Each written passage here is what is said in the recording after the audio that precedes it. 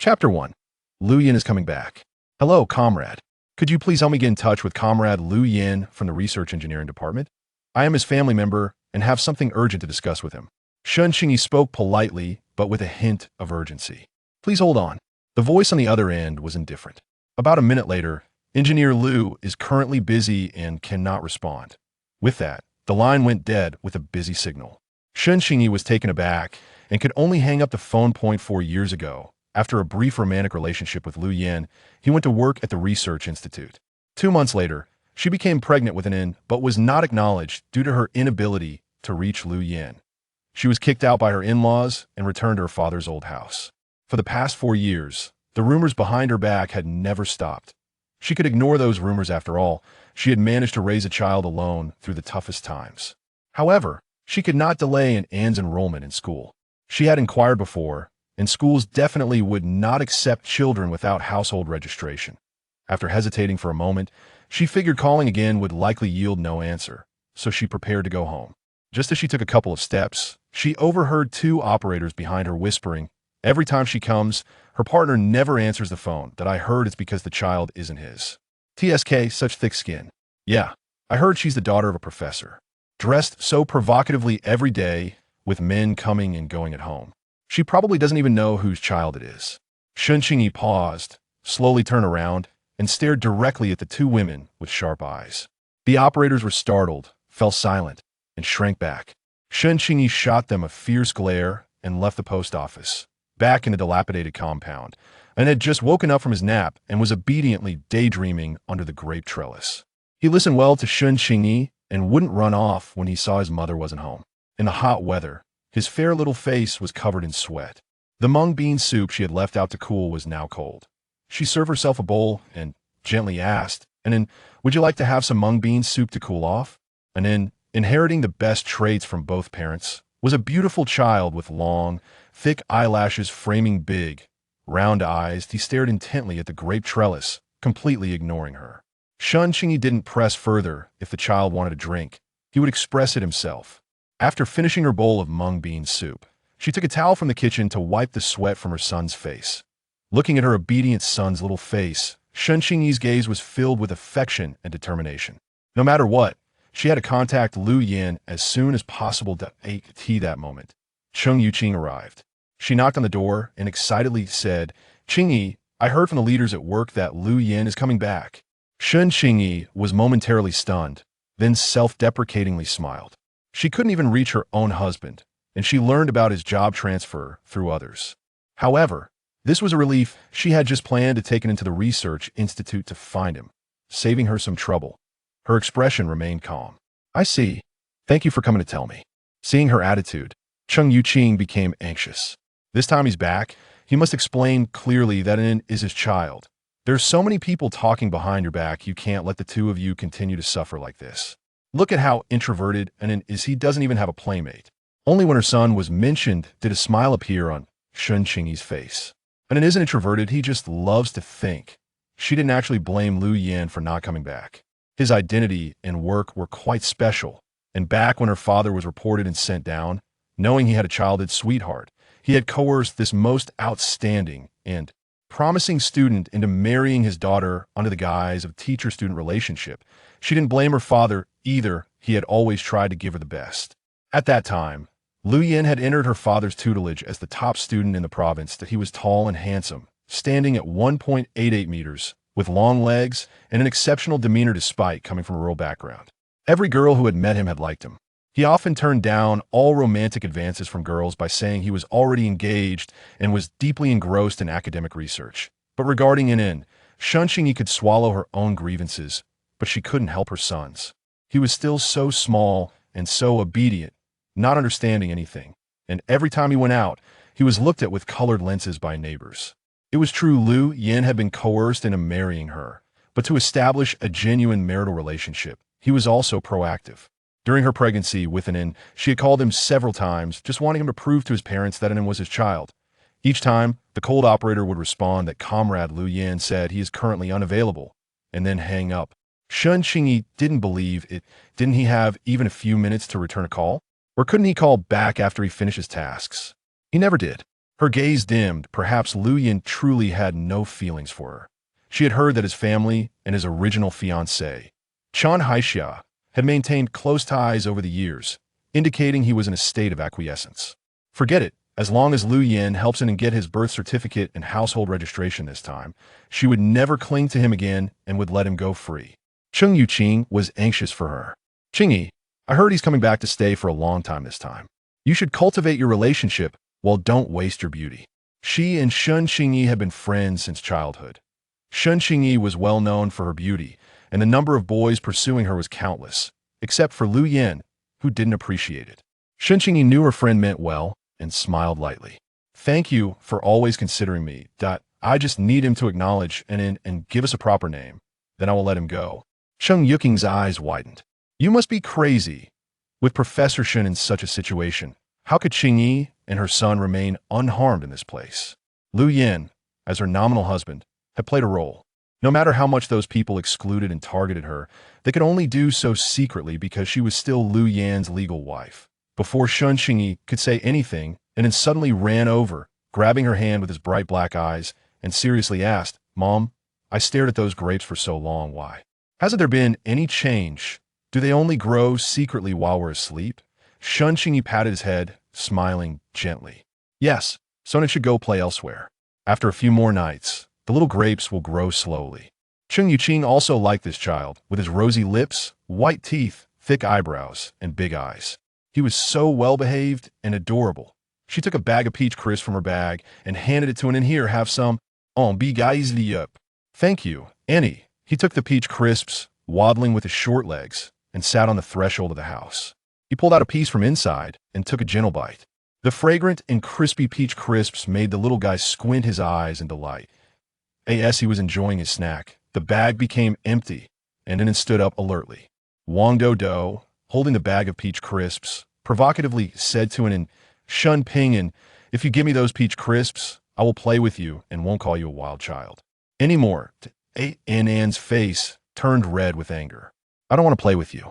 Give me back my peach crisps. That he rushed over to grab the peach crisps, but it was a year younger than You.Lu and was weaker. After a few exchanges, he was pushed to the ground. An's eyes turned red from the pain, but he still gritted his teeth and silently got up from the ground. He looked around and picked up a small stone from the ground, throwing it at You.Lu's hand that was holding the peach crisps. The peach crisps scattered on the ground, and You.Lu cried out loudly and ran over, stomped on the fallen peach crisps, and picked up the one still in the bag, quickly running back home. Shen Qingyi saw his red eyes and dusty clothes and quickly squatted down to ask, what happened to Anin? And then lowered his head and said softly, You.Lu took my peach crisps and pushed me, so I threw a stone at him and made him cry. He knew that You.Lu's mother would definitely come to find trouble with his mother later. Did he strike first? Shen Qingyi asked gently, and nodded. I didn't go out to play. Shen Qingyi hugged her son tightly. Good job. Cheng Yuqing shook his head, not knowing what to say for a moment. I'm going back now. You think carefully about what I said today. If there's anything, come find me. After Cheng Yuqing left, Shen Qingyi didn't want to think about it anymore. She took him to the swing beside the grape trellis. You play by yourself for a while. Mommy will go make you some food. We have braised fish today. After saying that, she turned around and took away the peach crisp from An's hand, taking out a piece from inside. Don't eat too much. This piece is for you. And then took it and sat on the swing to eat. In the dormitory of the Linsheng research base, Lu Yin was packing his bags. That a colleague who was also returning looked at his eager demeanor and joked, What's wrong? Missing your wife? Lu Yin pressed his lips together, giving a faint He wondered how she had been over the past 4 years. He hadn't received a response to his letters. And thinking of his teacher's last wishes, a heavy guilt rose in Lu Yan's heart. Hurry up, the special car is waiting. His colleague patted Lu Yan's shoulder again. After a 10-hour drive, Lu Yin arrived at the military family compound of the research institute at 9 in the evening. Most people had already turned in for the night, and there were hardly any people on the road. He felt a bit anxious, wondering if she was already asleep. His steps quickened, and when he reached his home, he adjusted his blue uniform and knocked on the door. Who's there at this late hour? A man's voice came from inside the house. Lu Yan's hand froze mid-knock. After a moment, he felt the voice was somewhat familiar and knocked again. The lights in the house instantly turned on, and Lu Yin heard someone coming to open the door. Chapter 2. Returning to prepare for divorce. With a creak, the door was pulled open from the inside. The man who opened the door saw Lu Yin and cheerfully shouted into the house, "Dad, Mom, it's my second brother back. Lu Yin is back. At this hour, we thought you wouldn't arrive until tomorrow." Lu Yin's parents, Lu Fu and Lu Mu, came out of the room in their clothes. Lu Yin felt a bit dazed but was pulled inside by Lu Mu, who exclaimed, "What are you standing there for?" She then turned to the slow-moving third daughter. "Your second brother is back. Hurry and make him a bowl of brown sugar egg custard." Half awake, the third sister, the Lu family, yawned and went into the kitchen. Lu Yin placed the bag from his shoulder on the table, found a chair to sit down, and asked, "When did you all come? Where's Qingyi?" Before he left, his parents had been living in the countryside, while Qingyi was living here. Qian Ho-hat, upon seeing her son return, immediately asked about the woman, and then expressed her dissatisfaction. "Why are you still calling her so affectionately? That woman moved away 4 years ago." "4 years ago? Why didn't anyone tell me?" Lu Yin knew she didn't have much feeling for him, but he had promised his teacher to take care of her for a lifetime. Qian Ho-hat replied unhappily, "Don't you know what that woman has done? Your job is so important. Who would dare tell you the truth? What if it affects your mood?" Lu Yin recalled Qingyi's appearance. She had been taught well by the professor, knowledgeable and polite. Although she was a city girl, she had no hint of being spoiled. What would she have done? Qian Ho-hat thought her son had been studying too long and had become foolish. With her seductive looks, only you would believe she could be faithful. If it weren't for your mother thinking of you and coming to see her, how would we have known that woman was already 2 months pregnant? You brought her home for the wedding, and within half a month after the wedding, she went to the base. How could she be 2 months pregnant? She insisted it was your child. Isn't that bullying us country folks?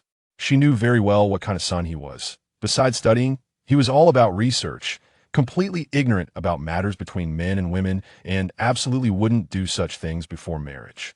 Lu Yin felt as if he'd been struck by lightning, his tone anxious. "So, you didn't even ask me and just drove her away?" They had obtained their marriage certificate in Kyoto more than a month before returning to the countryside for the wedding.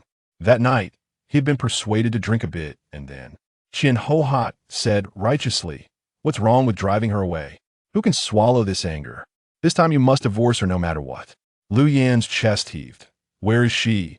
He couldn't imagine being driven away while pregnant, leaving with such a reputation, and with the professor's matter, she couldn't possibly stay in the circle of acquaintances. "Why are you worried about her?" When she left, a man came to pick her up in a car. "Maybe he's her lover," Qian Ho-hat said through gritted teeth. Ate tea this moment. The egg custard was ready and placed beside Lu Yin at the table. Thinking of how her son only asked about this woman upon returning, Qian Ho-hat pulled a long face and said unhappily, "Eat, wash up, and sleep. If you don't believe me, just wait until tomorrow to find out." Lu Yin then remembered that he hadn't eaten anything all day on the bus. "All of you just disperse." Qian Ho-hat was used to giving orders at home, then instructed her younger son, "There are no extra rooms at home, so you and your second brother will sleep together." Lu Fan nodded in agreement, and after saying that, turned and went back to his room. Lu Yin absent-mindedly drank the egg custard, his peripheral vision taking in the home around him. The house, once warm and comfortable under her care, was now cluttered with all sorts of things. The once white lime walls already mottled. The old black wooden table exuded a smell of rotting grease. His mother remained as domineering as ever, while the others either echoed her or obeyed. He glanced at his watch. It was 4 in the morning. Although he was anxious, he knew there was no way to find anyone at this hour. He went to Lu Fan's room, where Lu Fan was already lying in bed, snoring loudly, with smelly socks and shoes strewn about. He had been on the bus all day and was extremely tired, but he couldn't sleep at all, his mind full of thoughts about Qingyi. The next morning, as soon as Lu Yin stepped out, he was recognized by the early rising neighbors, who greeted him warmly. "Engineer Lu is back. It's been a few years, hasn't it? You haven't changed at all, still so handsome." He's in a technical job. His work relies on his brain, so he doesn't have to do much manual labor. How could he change? Is he staying this time? Lu Yin politely responded, "Not leaving for now." He replied where he could and smiled where he couldn't. After Lu Yin left, the people began to gossip behind his back. "It's such a pity for Lu Yin. His conditions are simply 1 in a million. What a pity. I heard he's preparing for a divorce this time. That's still a pity. A second marriage can't compare to a first. His teacher isn't being kind. Who is he to insist on being grateful and harming others? Well, you don't understand. With Lu Yan's conditions, once he divorces, everyone in this family compound will be scrambling for him. Not to mention he looks one in a million. He earns a national first-class salary. Exactly. He was the top scholar of the province back then. Just imagine how smart his children would be. So that child from the Shen family definitely isn't Lu Yan's. I heard she often looks dazed and doesn't communicate much.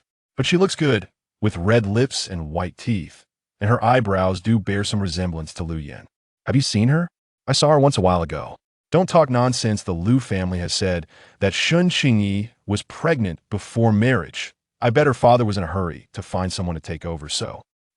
Damn it. How can Lu Yan still feel grateful to such a person? Lu Yan had spent the whole night thinking about where Qingyi might be, and he decided to first visit the professor's old apartment. After 5 bus stops, he arrived at the housing compound where Professor Shen used to live. Although it had been over 4 years since he last came, he was familiar with everything here. Before getting closer, he saw a black Jeep parked at the entrance from a distance, and his heart sank instantly. He walked past the Jeep and saw a tall man holding a child, surrounded by a group of people. The child was lying on the man's shoulder, unable to hold back tears, but still stubbornly refusing to cry out loud. When he looked up, he saw Lu Yan. Their eyes met, and Lu Yan's mind suddenly felt like it had exploded. The child's nose and eyes were exactly the same as his when he was young. Just one glance, perhaps it was a telepathic connection. Lu Yan was 100% sure that this child was his. He pushed through the crowd and saw Qingyi. Her long black hair and cobalt blue scarf braided into a long ponytail hanging down her back. The snow-white round-collared shirt paired with a cobalt blue kneeling skirt was simple yet elegant, and her beige high heels accentuated her slender and graceful figure. She was as beautiful as before, even more charming than before. Just as Lu Yan was about to call out to her, a sharp and angry roar rang out from the crowd. Shen Pingyan, come down and apologize to Do. Chapter 3. Inen, is your child Shen Pingyan? Lu Yan was taken aback. Qingyi spoke without a hint of fear. Shouldn't your family apologize, Wang Do? He snatched Inen's peach crisp first. Wang Do cried and denied it. No, I just wanted to be friends with him and asked him to share a piece of peach crisp with me. But he refused and even threw the peach crisp on the ground and stomped on it. Children usually don't lie. After crying and going back, Wang Do explained the situation to her grandmother, who felt that her family was at fault. However, by evening, when the child's mother heard about it, she was furious. In her opinion, Qingyi and her son should keep their heads down and please their neighbors. How dare they lay a hand on her son over a few pieces of peach crisp? So she taught her son to lie overnight. After all, many were indignant over what the Shen family did. As long as her Do had a bit of reason on his side, this mother and son could be drowned in spit. But Inen heard this and immediately turned his little head, loudly retorting, "You're lying." "I'm not lying. There's still the peach crisp you stomped on the ground," he said, pointing down. Everyone looked in the direction Do pointed and indeed saw the broken peach crisp scattered on the ground. Discussion started immediately, criticizing the child for being so spoiled. At such a young age, he was so arrogant, preferring to stomp on it rather than share it with others. Inen's little face turned red with anger. He wanted to refute, but didn't know what to counter with since there were too many people. He hugged the man holding him, feeling his small body tremble, and the man soothed him by gently patting his head. Qingyi stood calmly in place and said, "The peach crisp belongs to my son. It's his right whether he throws it or shares it. Why don't you ask why my son would rather throw the peach crisp away than give it to Do? Why? Wang Do not only snatched the thing from my son's hands, but also called him a wild child." At this point, Qingyi felt a pang in her heart and continued, "So who exactly is poorly raised?" Dodo's mother didn't expect Qingyi to be so tough and sarcastically said, "The Lu family doesn't even acknowledge it. So isn't he a wild child? They haven't even divorced yet, and they're already bringing a wild man home. How can they talk about upbringing with us? My Dodo comes from proper family, with a mother and father to teach him about what to do and what not to do." She originally wanted to criticize the man holding Inen, but seeing his extraordinary demeanor, fine clothes, and watch, and the luxury car behind him, she directed her attack at Qingyi, implying that her son had a mother but no father to teach him. It was quite malicious. Xiaxie furrowed her brows, tightening her grip on Inen, and said to Dodo's mother, "Sister, it's fine to eat messily, but you can't talk recklessly. Do you have proof that he's a wild man? Is every man you deal with, apart from your husband, a wild man? If you keep slandering, I might just go to your workplace and ask your boss for an explanation. Dodo's mother gasped in anger. This wild man was quite assertive. She scolded. If it wasn't a wild child, would the Lu family have chased him out? Everyone in the courtyard knows. If there's any misunderstanding, his father would have explained it long ago. Does it need you, a wild man, to back him up? Who says it is a wild child? He is my child. A voice, deep and cold, suddenly stirred up the crowd.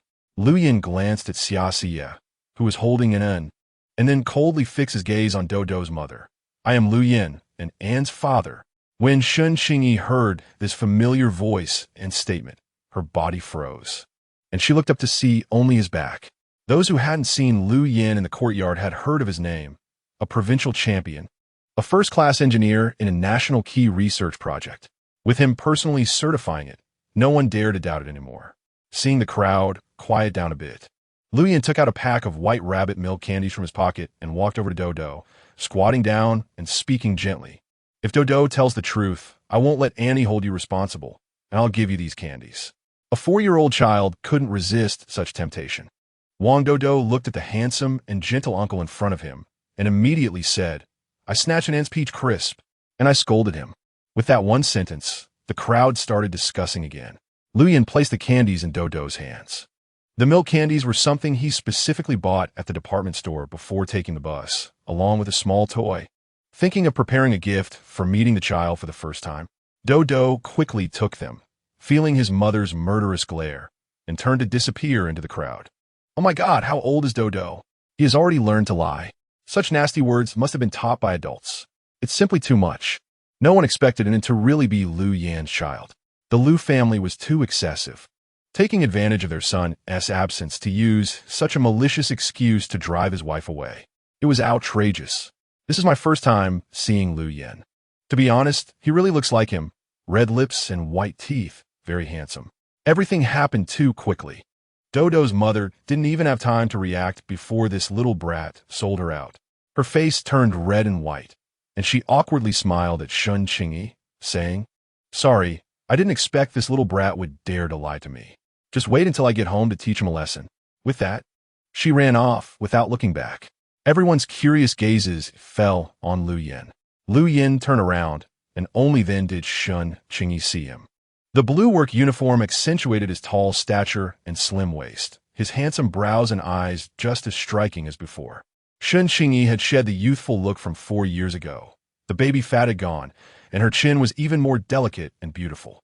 Upon seeing Lu Yin, her almond-shaped black eyes widened for a moment before quickly regaining her calm. The wind blew her loose hair, and a strand brushed against her full red lips. Qingyi gently raised her jade hand to tuck the stray hair behind her ear and said softly to Lu Yin, Let's talk inside. The man holding it looked surprised for a moment, then sitting down and said to Qingyi, You two talk first. I'll leave. He then said to an Uncle Xiao will come to see you again next time. Qingyi nodded and then obediently waved goodbye to the man, and then glanced at Lu Yin again. This uncle felt very familiar and smart. He made Wang Dodo admit his mistake right away, but his mother seemed a bit unhappy to see him. She only smiled at him secretly before running to Qingyi's side and holding her hand. Once inside, Qingyi gestured for Lu Yin to sit down and turned to go to the backyard. Lu Yin sat somewhat awkwardly on a clean wooden chair painted white. He looked up and noticed that the living room was different from when the professor was there before. The originally simple and quiet living room had become warm and elegant. On a light green TV cabinet sat a 14-inch black and white television. The coffee table was covered with a blue and white checkered tablecloth, and a transparent glass vase was placed on top, containing a cluster of light blue hydrangeas. The white dining table was spotless, and sunlight streamed through the window, giving off a tranquil and comfortable feeling. Seeing this, he felt a bit relieved. Thankfully, her life had been decent these past few years.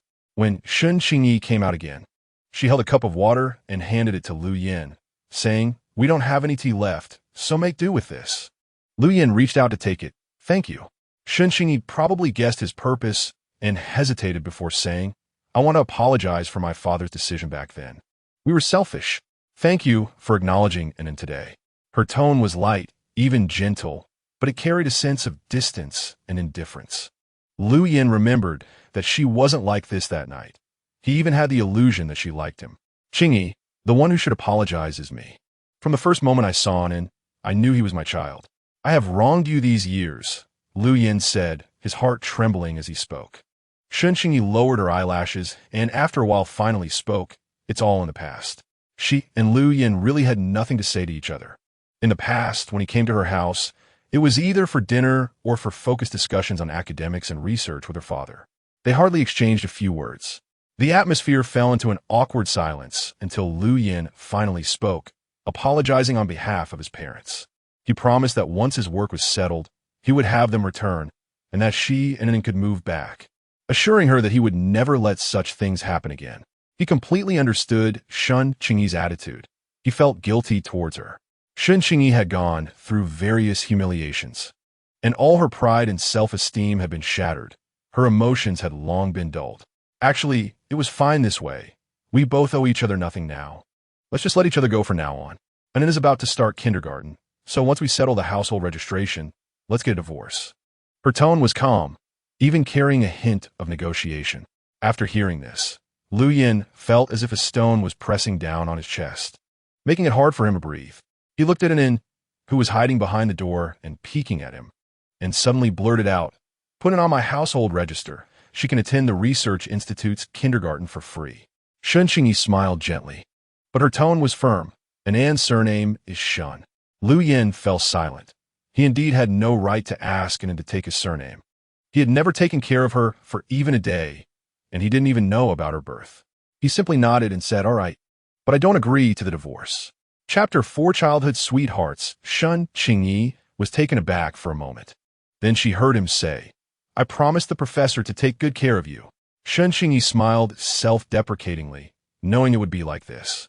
She had just held a glimmer of hope, but now she lowered her eyes and said calmly, "I can take care of myself, and Inen.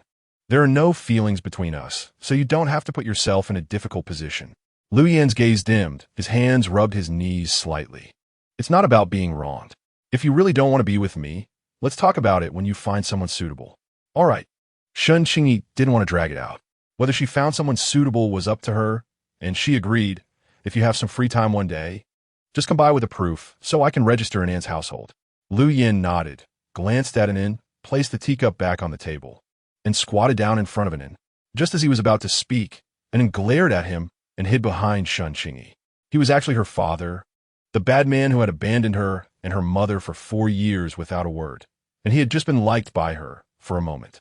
Lu Yin was stunned for a moment, then stood up and said to Inen, "Daddy will come see you next time." Inen hesitated for a moment, glanced at Qingyi, and did not respond. Lu Yin sighed softly, finally explaining to Qingyi, "I will start work tomorrow and will only have time to come in the afternoon." Lu Yin took out a small robot from his pocket, walked in front of Inen, and said, "Daddy prepared a toy for you. Do you want to come and take a look?"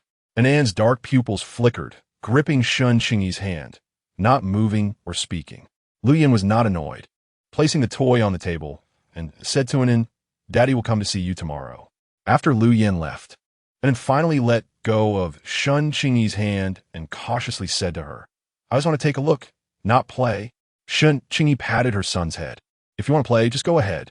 Lu Yin returned to the family compound, feeling dejected. As soon as he reached the door, he heard laughter coming from inside the house. As soon as Lu Yin entered, all eyes were on him. He saw Chen Haixia surrounded by family members in the middle and nodded slightly at her as a greeting. Qian Hohat saw Lu Yin standing there like a fool without any reaction and pulled him to sit down beside her. "Where have you been running around so early?" "Haixia has been waiting for a long time. Come and sit." Chen Haixia smiled and said, "Auntie, I came specifically to see you all." "Who said I was waiting for him?" Qian Hohat frowned. "I'm already this old. What's there to see?" "But you and Lu Yin came from the same village. Although you didn't go to the same university, you ended up in the same unit, and now you're both transferred back together. Isn't that a destined good fate?" Although Lu Yin was not very sensitive to matters of men and women, and even a bit dull, he knew Qian Hohat's words were a bit excessive. He said seriously, "Mom, you can't say such things randomly. It will be bad if it damaged Haixia's reputation." Chen Haixia quickly smoothed things over. Lu Yin? Andy Qian is just joking, I don't mind. Lu Yin fell silent. Just as he was about to enter the room, he was pulled back by Qian Ho-Hot. You finally came back. Can't you sit and chat with Mom for a bit? It's really inconsiderate. Lu Yin casually found a chair to sit down. His face serious. What do you want to talk about? He was not in a good mood. You ran out early this morning. Did you find that girl? As soon as this was said, Chen Haixia straightened up, listening intently. Lu Yin replied lightly. Found her. Qian Ho-Hot asked again. How did your conversation go? An is my child. Once I finish the necessary paperwork for an Anne's household registration, I will bring them over. This statement was like a thunderclap in everyone's ears, especially Chen Haixia, who couldn't believe the outcome after saying she would seek a divorce. She looked incredulously at Qian Ho-Hot. Qian Ho-Hot panicked too. Lu Yin, have you gone silly from studying? I know Professor Shen has done you a favor, but you have already repaid that. It's not worth it to put yourself in again. No wonder people often criticize those who study a lot as bookworms. They really are naive. What have I repaid? Lu Yin suddenly questioned in a deep voice. The thought of his mother sending his wife away while he was not there made him want to demand they pack up and leave immediately if it weren't for the presence of others. Qian Ho-Hot was stunned for a moment before saying, if she weren't relying on your reputation, would she still be living so comfortably? Seeing his mother show no signs of regret towards Shun Qingyi, disappointment flashed across Lu Yan's face, and then he solemnly entered the room, leaving Chen Haixia standing there awkwardly, unable to regain her composure. Would Lu Yan's attitude affect Shun Qingyi? But soon she denied it in her heart. Having grown up with him, attending school together, she knew exactly what kind of person he was. He was the type who only knew how to study and was completely oblivious to matters of love. She remembered in high school how girls would constantly fawn over him, which annoyed him to no end. She suggested to Lu Yin to tell them he had a girlfriend, and that it was a childhood sweetheart, offering to be his shield. Lu Yin actually did it. Seeing it worked well, he even came back to thank her. Chen Haixia would not be foolish enough to think Lu Yin had developed feelings for her, because if she dared to bother him, he would be just as annoyed. No different from anyone else. She had initially worried that once they got to university, he might have some thoughts, but she soon discovered he was still using the same excuse. Until one day, she couldn't help but hint to Lu Yin, what kind of person do you think you'll marry in the future? Lu Yan's answer she would always remember. Just someone normal in every aspect is fine. Have you thought about when to get married? At that time, Lu Yin had just joined the party and thought for a moment. It depends on the organization's requirements. With such a Lu Yin, she felt determined to win him over. After all, he had spoken to her more than any other girl he had interacted with. No one expected that shortly after graduation, Shun Qingyi would intercept him. Although it made her sad, the only thing she felt relieved about was that Lu Yin married her not out of love. But today, seeing Lu Yin show concern for a woman for the first time, she felt a pang in her heart. Thinking of this, she felt a bit embarrassed and hurriedly stood up. Auntie, I remember I have something to take care of at home, so I'll leave first. All right, take care. Come again next time. Once Chen Haixia left, Qian Ho-Hot began to check the items she had just brought over, a can of malted milk, a bag of red dates. Seeing these things, the slight discomfort stirred up by Lu Yin was instantly wiped away. After Chen Haixia exited, her expression immediately dropped, and feeling frustrated, she decided to visit the department store to relieve her mood. Recently, she had been fond of several new styles in the clothing section on the second floor and planned to try them on first, intending to buy them once she got her paycheck. As soon as she arrived at the second floor of the department store, she saw a familiar figure. Comrade Shun, your taste is excellent. The 3 outfits you just tried on have been tried on by quite a few people and are this year's most popular styles. The sales clerk warmly introduced. Looking at what she was wearing, any discerning eye could tell she was a regular here. Chapter 5 people are quite moral. Shun Qingyi looked at herself in the mirror and nodded in satisfaction. The salesperson's eyes lit up, knowing she had made a sale, and eagerly asked, Miss Shun, is this outfit you're trying on the one you want? Shun Qingyi did not make an immediate decision, but asked, what are the prices for these 3 outfits? The one you're trying on is a bit more expensive, 75 yuan. The other 2 are 72 and 68. The salesperson enthusiastically introduced. Each outfit was not cheap, and Chen Haixia stepped closer, curious about which one she would choose. To her surprise, Qingyi smiled and said, "Wrap them all up for me." The salesperson didn't seem very surprised and quickly turned to find a bag to pack them up. Chen Haixia's steps instantly froze. A surge of unnamed anger suddenly welled up inside her. It was known that Lu Yin, normally reluctant to change even a faded piece of clothing, was now with a woman who bought such expensive clothes without batting an eye, purchasing them all at once. Lu Yin earned a basic salary of 450 yuan a month, leaving 20 for himself, while the rest was sent back home without fail. Qingyi paid for the clothes, took them from the salesperson, and smiled at an inn who was sitting obediently nearby enjoying a lollipop, saying, "All right, now it's time to buy something for an inn." Upon hearing his mother's voice, an inn finally relaxed, and with a swift motion, slipped off the chair and ran over to hold Qingyi's hand. As the mother and son were about to leave, they were blocked.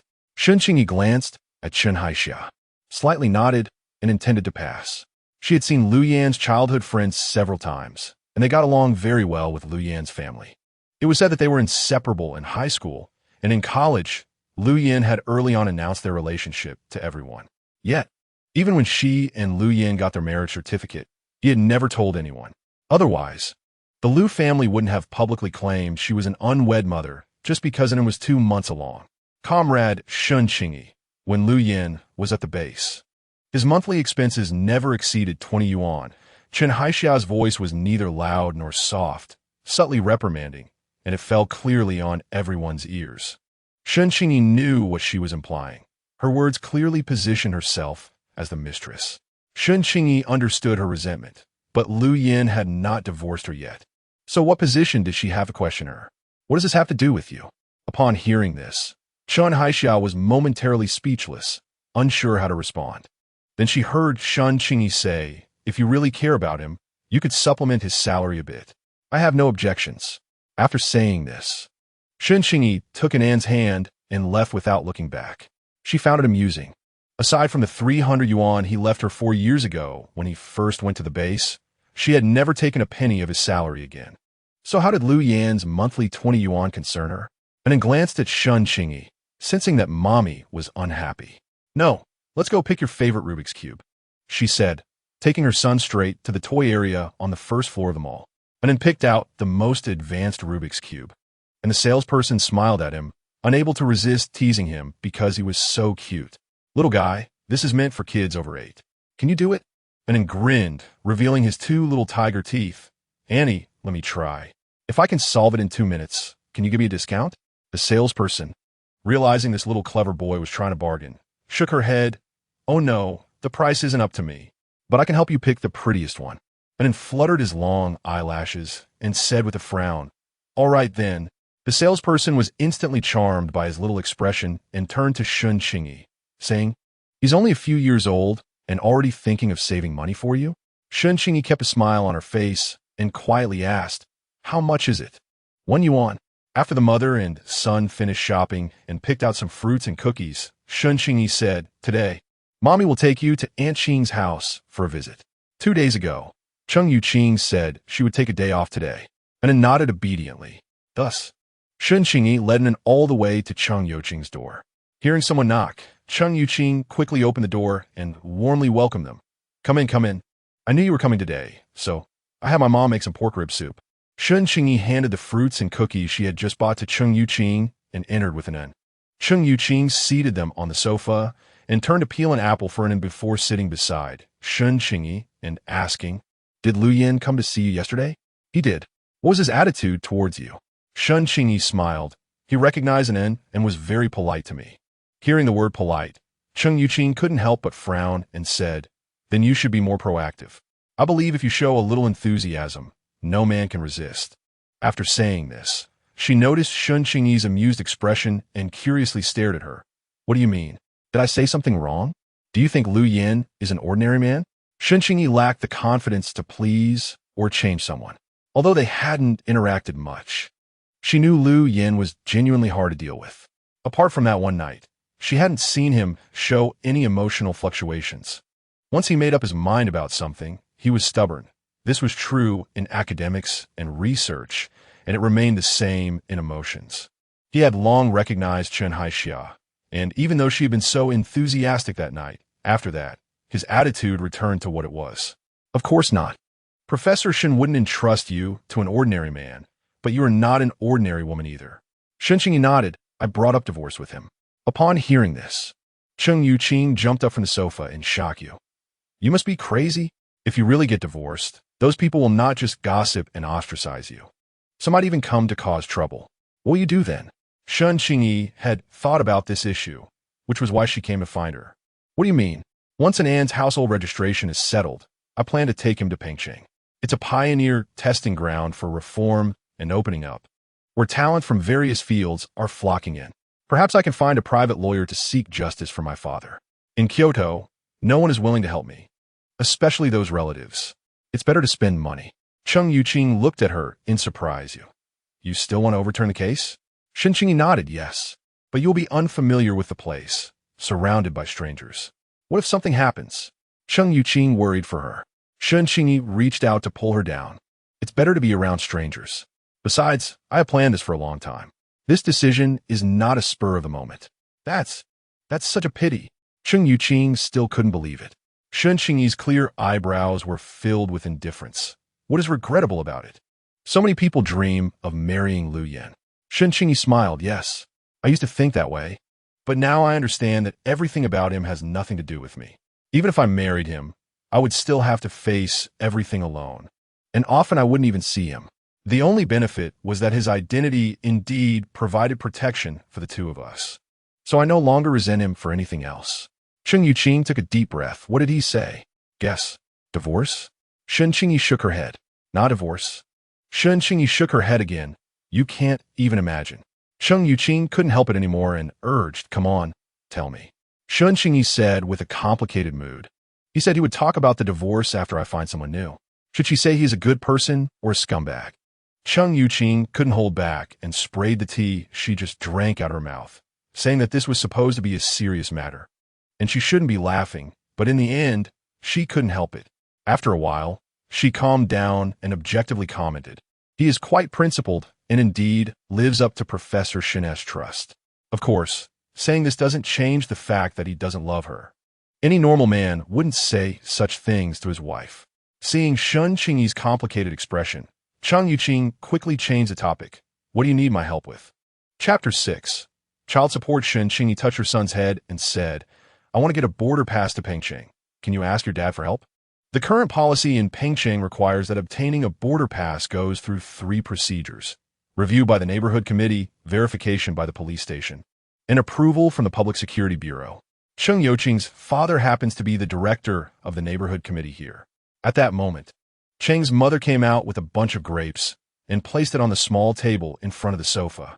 She happened to overhear Qingyi's words and immediately objected. Lu Yan just got back. With his status, he's quite sought after at work.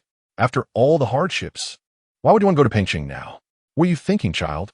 Cheng's mother had always treated Qingyi like her own daughter, especially after such an incident. Her heart ached for her even more. After saying this, she noticed Qingyi looked a bit dejected. Cheng's mother continued, stop thinking about those messy things. Things will get better.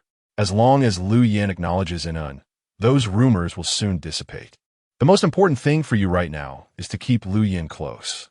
Qingyi replied, I can't let my dad suffer injustice for his whole life. Moreover, she had little confidence in keeping Lu Yan close. He had feelings for his childhood sweetheart. However, in Cheng's mother's generation, it didn't matter who Lu Yan had feelings for. What mattered was who he was married to and whether he could bring benefits to the family, which was the most critical point.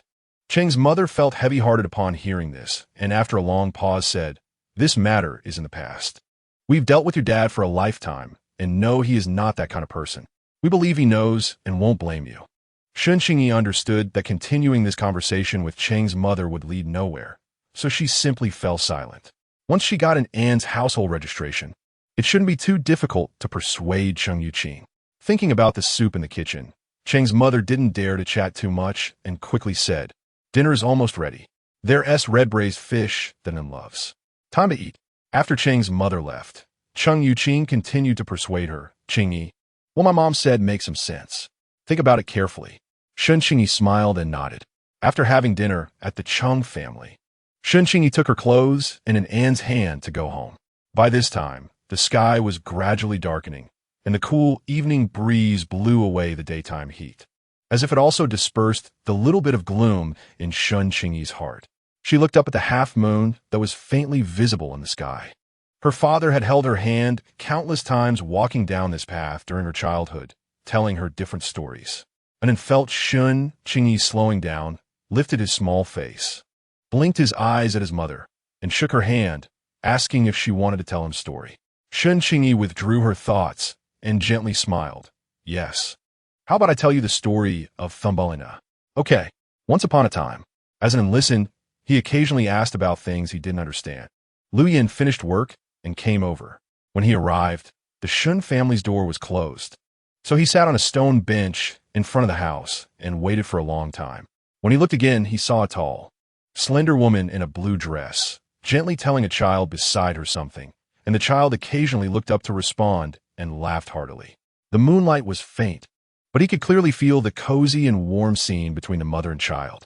It seemed that they were living happily without him. Lu Yin couldn't tell if he felt disappointed or relieved. As the sound drew closer, he stood up a bit anxiously, and then spotted Lu Yin at a glance. Stopped while holding his mother's hand, and said in a small, serious voice, "Yes, here."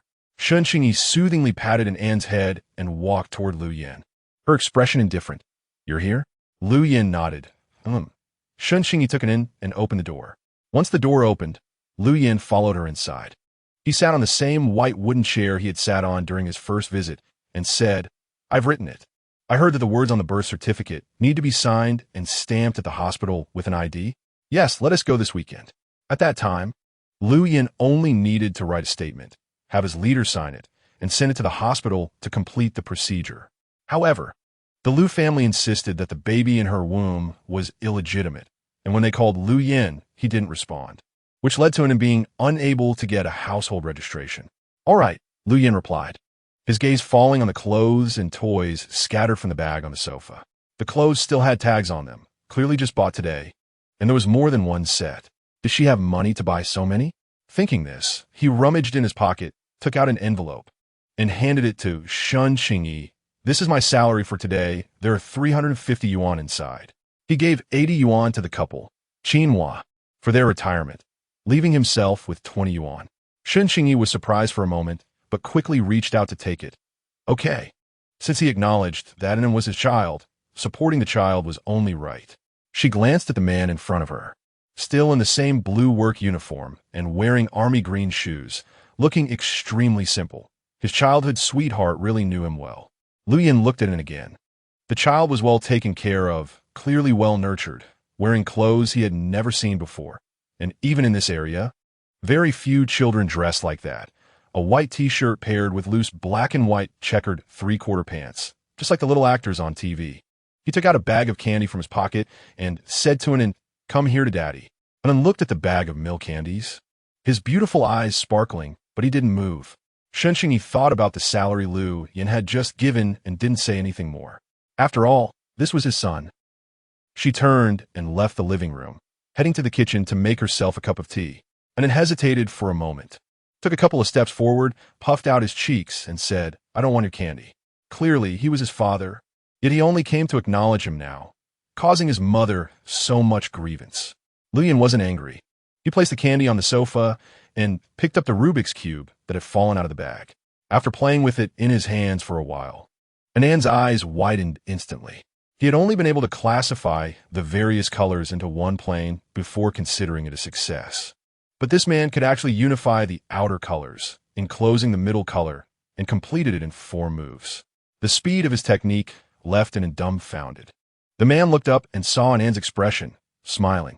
"Do you want Daddy to teach you?" Anand quickly nodded, but after realizing, he shook his head. "No. Mommy said I'm the smartest." Lu Yin nodded, placing the Rubik's Cube in Anand's hands. "Then you try today, and Daddy will come back tomorrow." Saying this, he stood up and went to the backyard, and saw Qingyi sitting on a lounge chair beside the grape trellis, drinking a cup of tea. When Qingyi saw the man approach, she quickly stood up and asked, "Is there something you need?" Chapter 7 Fighting Lu Yin pressed his lips together. "I'm going back now. Just want to say hi." "Okay. Be careful on the way." Qingyi replied politely. Hearing her concern, Lu Yan's heart stirred. Is she really worried about him? After a moment of silence, he said, I'll come back to see Yin tomorrow. All right. Don't buy too many candies for him. They're bad for his teeth. After saying that, she added, you can buy some fruit. He likes bananas. Lu Yan nodded, thinking about whether she really hoped and would accept him sooner. He felt grateful that Qingyi didn't take out her anger from her parents kicking her out on him, using the child to get back at him. When Lu Yan left, he saw his son sitting on the sofa, focused on playing with a Rubik's Cube. He paused for a moment, but ultimately didn't disturb him. He felt good as he walked out. Arriving at the bus stop and getting on the bus, he suddenly felt a bit reluctant to go home when he thought about the situation at home. After getting off the bus, he headed straight to Su Yang's house. Su Yang was Lu Yan's colleague. They had clicked well even before Lu Yan moved to Lincheng, and this time back, Su Yang was especially enthusiastic in inviting him over. At Su Yang's door, Lu Yan knocked, and when the door opened, Su Yang was very happy to see him. He quickly welcomed him inside and then apologized, saying sorry. My place is a bit of a mess right now. He found a chair for Lu Yan to sit down. Once seated, Lu Yan took a look around the room. A long rope had been hung up with the child's diapers drying. Su Yang's place was smaller than Lu Yan's, only a little over 50 square meters. The living room was already small, and now it felt even more cramped. No witties. Did your wife give birth? Lu Yan asked. Su Yang gestured. My wife and the baby just fell asleep. Then, with a happy face, he continued, if you had come back half a month earlier, you could have had a taste of our full-month celebration. Saying this, he got up to pour Lu Yan a cup of water. Lu Yan apologized. I'll make up for the red envelope next time. Su Yang smiled. Just having the great engineer Lu come to see my daughter is good enough. You can skip the red envelope. Come to see the baby? Lu Yan looked at his empty hands, feeling a bit embarrassed. He took a sip of tea and asked, is there anyone else at your home besides you two and the baby? Su Yang shook his head vigorously. Look into my eyes. I was just scolded by the boss yesterday. If there were others to help watch the baby, I wouldn't be this tired. Is taking care of a baby that exhausting? Su Yang nodded, absolutely. Since she was born, my wife and I haven't had a good night's sleep. Just now, they finally fell asleep. Lu Yan took another sip of water and stood up. Then you should rest early. I'll take my leave. Su Yang grabbed him. You definitely have something going on. I actually wanted to stay at your place for a night, but it seems inconvenient, Lu Yan stated directly. Su Yang laughed. Haha, I knew you had something. We still have a spare room. If you don't mind the noise, you can stay for the night. Saying this, he led Lu Yan to another room. The room was small but clean and tidy. Thinking of his own room, which was filled with a terrible smell due to Lu Fan, Lu Yan sat down and gratefully said to Su Yang, thanks for the trouble. Su Yang frowned. After working for so long, you still talk and act so rigidly. If it weren't for your looks and job, how would any girl like you? Lu Yan was puzzled. Why would I want a girl to like me? Su Yang was taken aback. You're divorced. You're not planning to stay single, are you? Who said I was getting divorced? Your mom said so. Everyone in the family compound knows. Upon hearing Lu Yan say he wasn't getting divorced, Su Yang perked up. I saw that baby your wife was holding once. Honestly, if I didn't know she was pregnant before marriage, I would really think that was your child. Lu Yan took a deep breath. That is my child. A few months before the wedding in the countryside, I reported my marriage to the organization, got the marriage certificate, and invited a couple of tables of people under the professor's witness. The wedding in the countryside was held later. Su Yang's eyes widened. Did your parents not know? I never thought she would get pregnant so soon. So, Lu Yan raked his hand through his hair in frustration. Su Yang, hearing this, was momentarily speechless, finally exclaiming, you really are a mess, saying you didn't expect her to suffer so much. To be honest, although Professor Shen is unfair to you, Qingyi is indeed innocent. Lu Yan explained, I haven't blamed Professor Shen. It was my negligence and carelessness that caused Qingyi to suffer. Su Yang patted his shoulder, treat her well. Just then, the baby suddenly cried, and Su Yang quickly said, all right, I need to go feed the baby. Lu Yan sat there dazed, listening to the baby's cries. Su Yang's soothing voice, and his wife complaining while changing diapers. After a while, it stopped, but half an hour later, it started again. Lu Yan's mood could no longer be calm. Wasn't like this when she was born? Was there anyone by her side to take care of her? She was only 20 at that time, completely inexperienced. She must have been in a panic, right? Lu Yan's heart tightened. He had let down the professor's trust and made her suffer so much. The next morning, Su-Yang got up for work, and Lu Yin also got up. Even without taking care of the baby, he felt a bit dazed from the noise. Su-Yang casually boiled a few eggs and shared two with Lu Yin for breakfast before they both went to work. In the afternoon, when Lu Yin got off work and returned home, he planned to look for his ID card, just in time to be spotted by Lu Fan. Second brother, why didn't you come back to sleep last night? Did that woman keep you? Hearing this, Qian Hohat immediately came out from the main room. Lu Yin, don't be foolish. This woman is ungrateful. You've been back for so many days. Has she come back to see us even once? This marriage must be ended. Exactly. Second brother, don't be fooled by her looks. She has no shame. If I hadn't beaten her up last time, she would still be staying in this house without intending to move. Lu Fan said this without noticing Lu Yan's change. When he looked up, he met Lu Yan's murderous gaze. Before he could react, Lu Yan grabbed him by the chest and slammed him against the wall. Second brother. Before he could finish his sentence, a heavy punch landed on his head, followed by another punch. Qian Hohat was terrified. Lu Yan, stop. Lu Yan didn't hear Qian Hohat's voice anymore. He kneed Lu Fan in the abdomen, causing him to bleed from his nose. Lu Yin was tall and strong. Although he usually only used a pen, he had been tough in fights since childhood. No one in the village dared to provoke him, and Lu Fan was completely defenseless against the beating. Qian Hohat was shocked and called for Lu Old Man and Lu Kaiqing. The three of them worked together to pull Lu Yin away. Panting, Lu Yin looked at everything in front of him, his anger still simmering. Lu Fan lay on the ground, curled up, while Qian Hohat and Lu Old Man helped him up. Lu Yin, are you crazy? What kind of poison did that family feed you? You beat your brother like this and don't even care about your mother's words. I'm going to find your leaders to complain. Lu Old Man warned Lu Yin very seriously. Chapter 8, at most. I'll look for his leader. Lu Yin finally calmed down, wiped his forehead, and said nothing more as he entered the room where Lu Fan usually slept, slamming the door shut. When he opened his bag to find his ID, he noticed that the contents had been rummaged through. The remaining change had been completely taken. But fortunately, the letter and withdrawal slip were still there. Lu Yin sat weakly on the bed, reminiscing about the past, and his mood plummeted to an all-time low. As a child, he had performed just as well as his brother, even better in some aspects, but because he was not good at speaking or socializing, he was not favored at home, and thus had endless farm work to do every time he came back from school.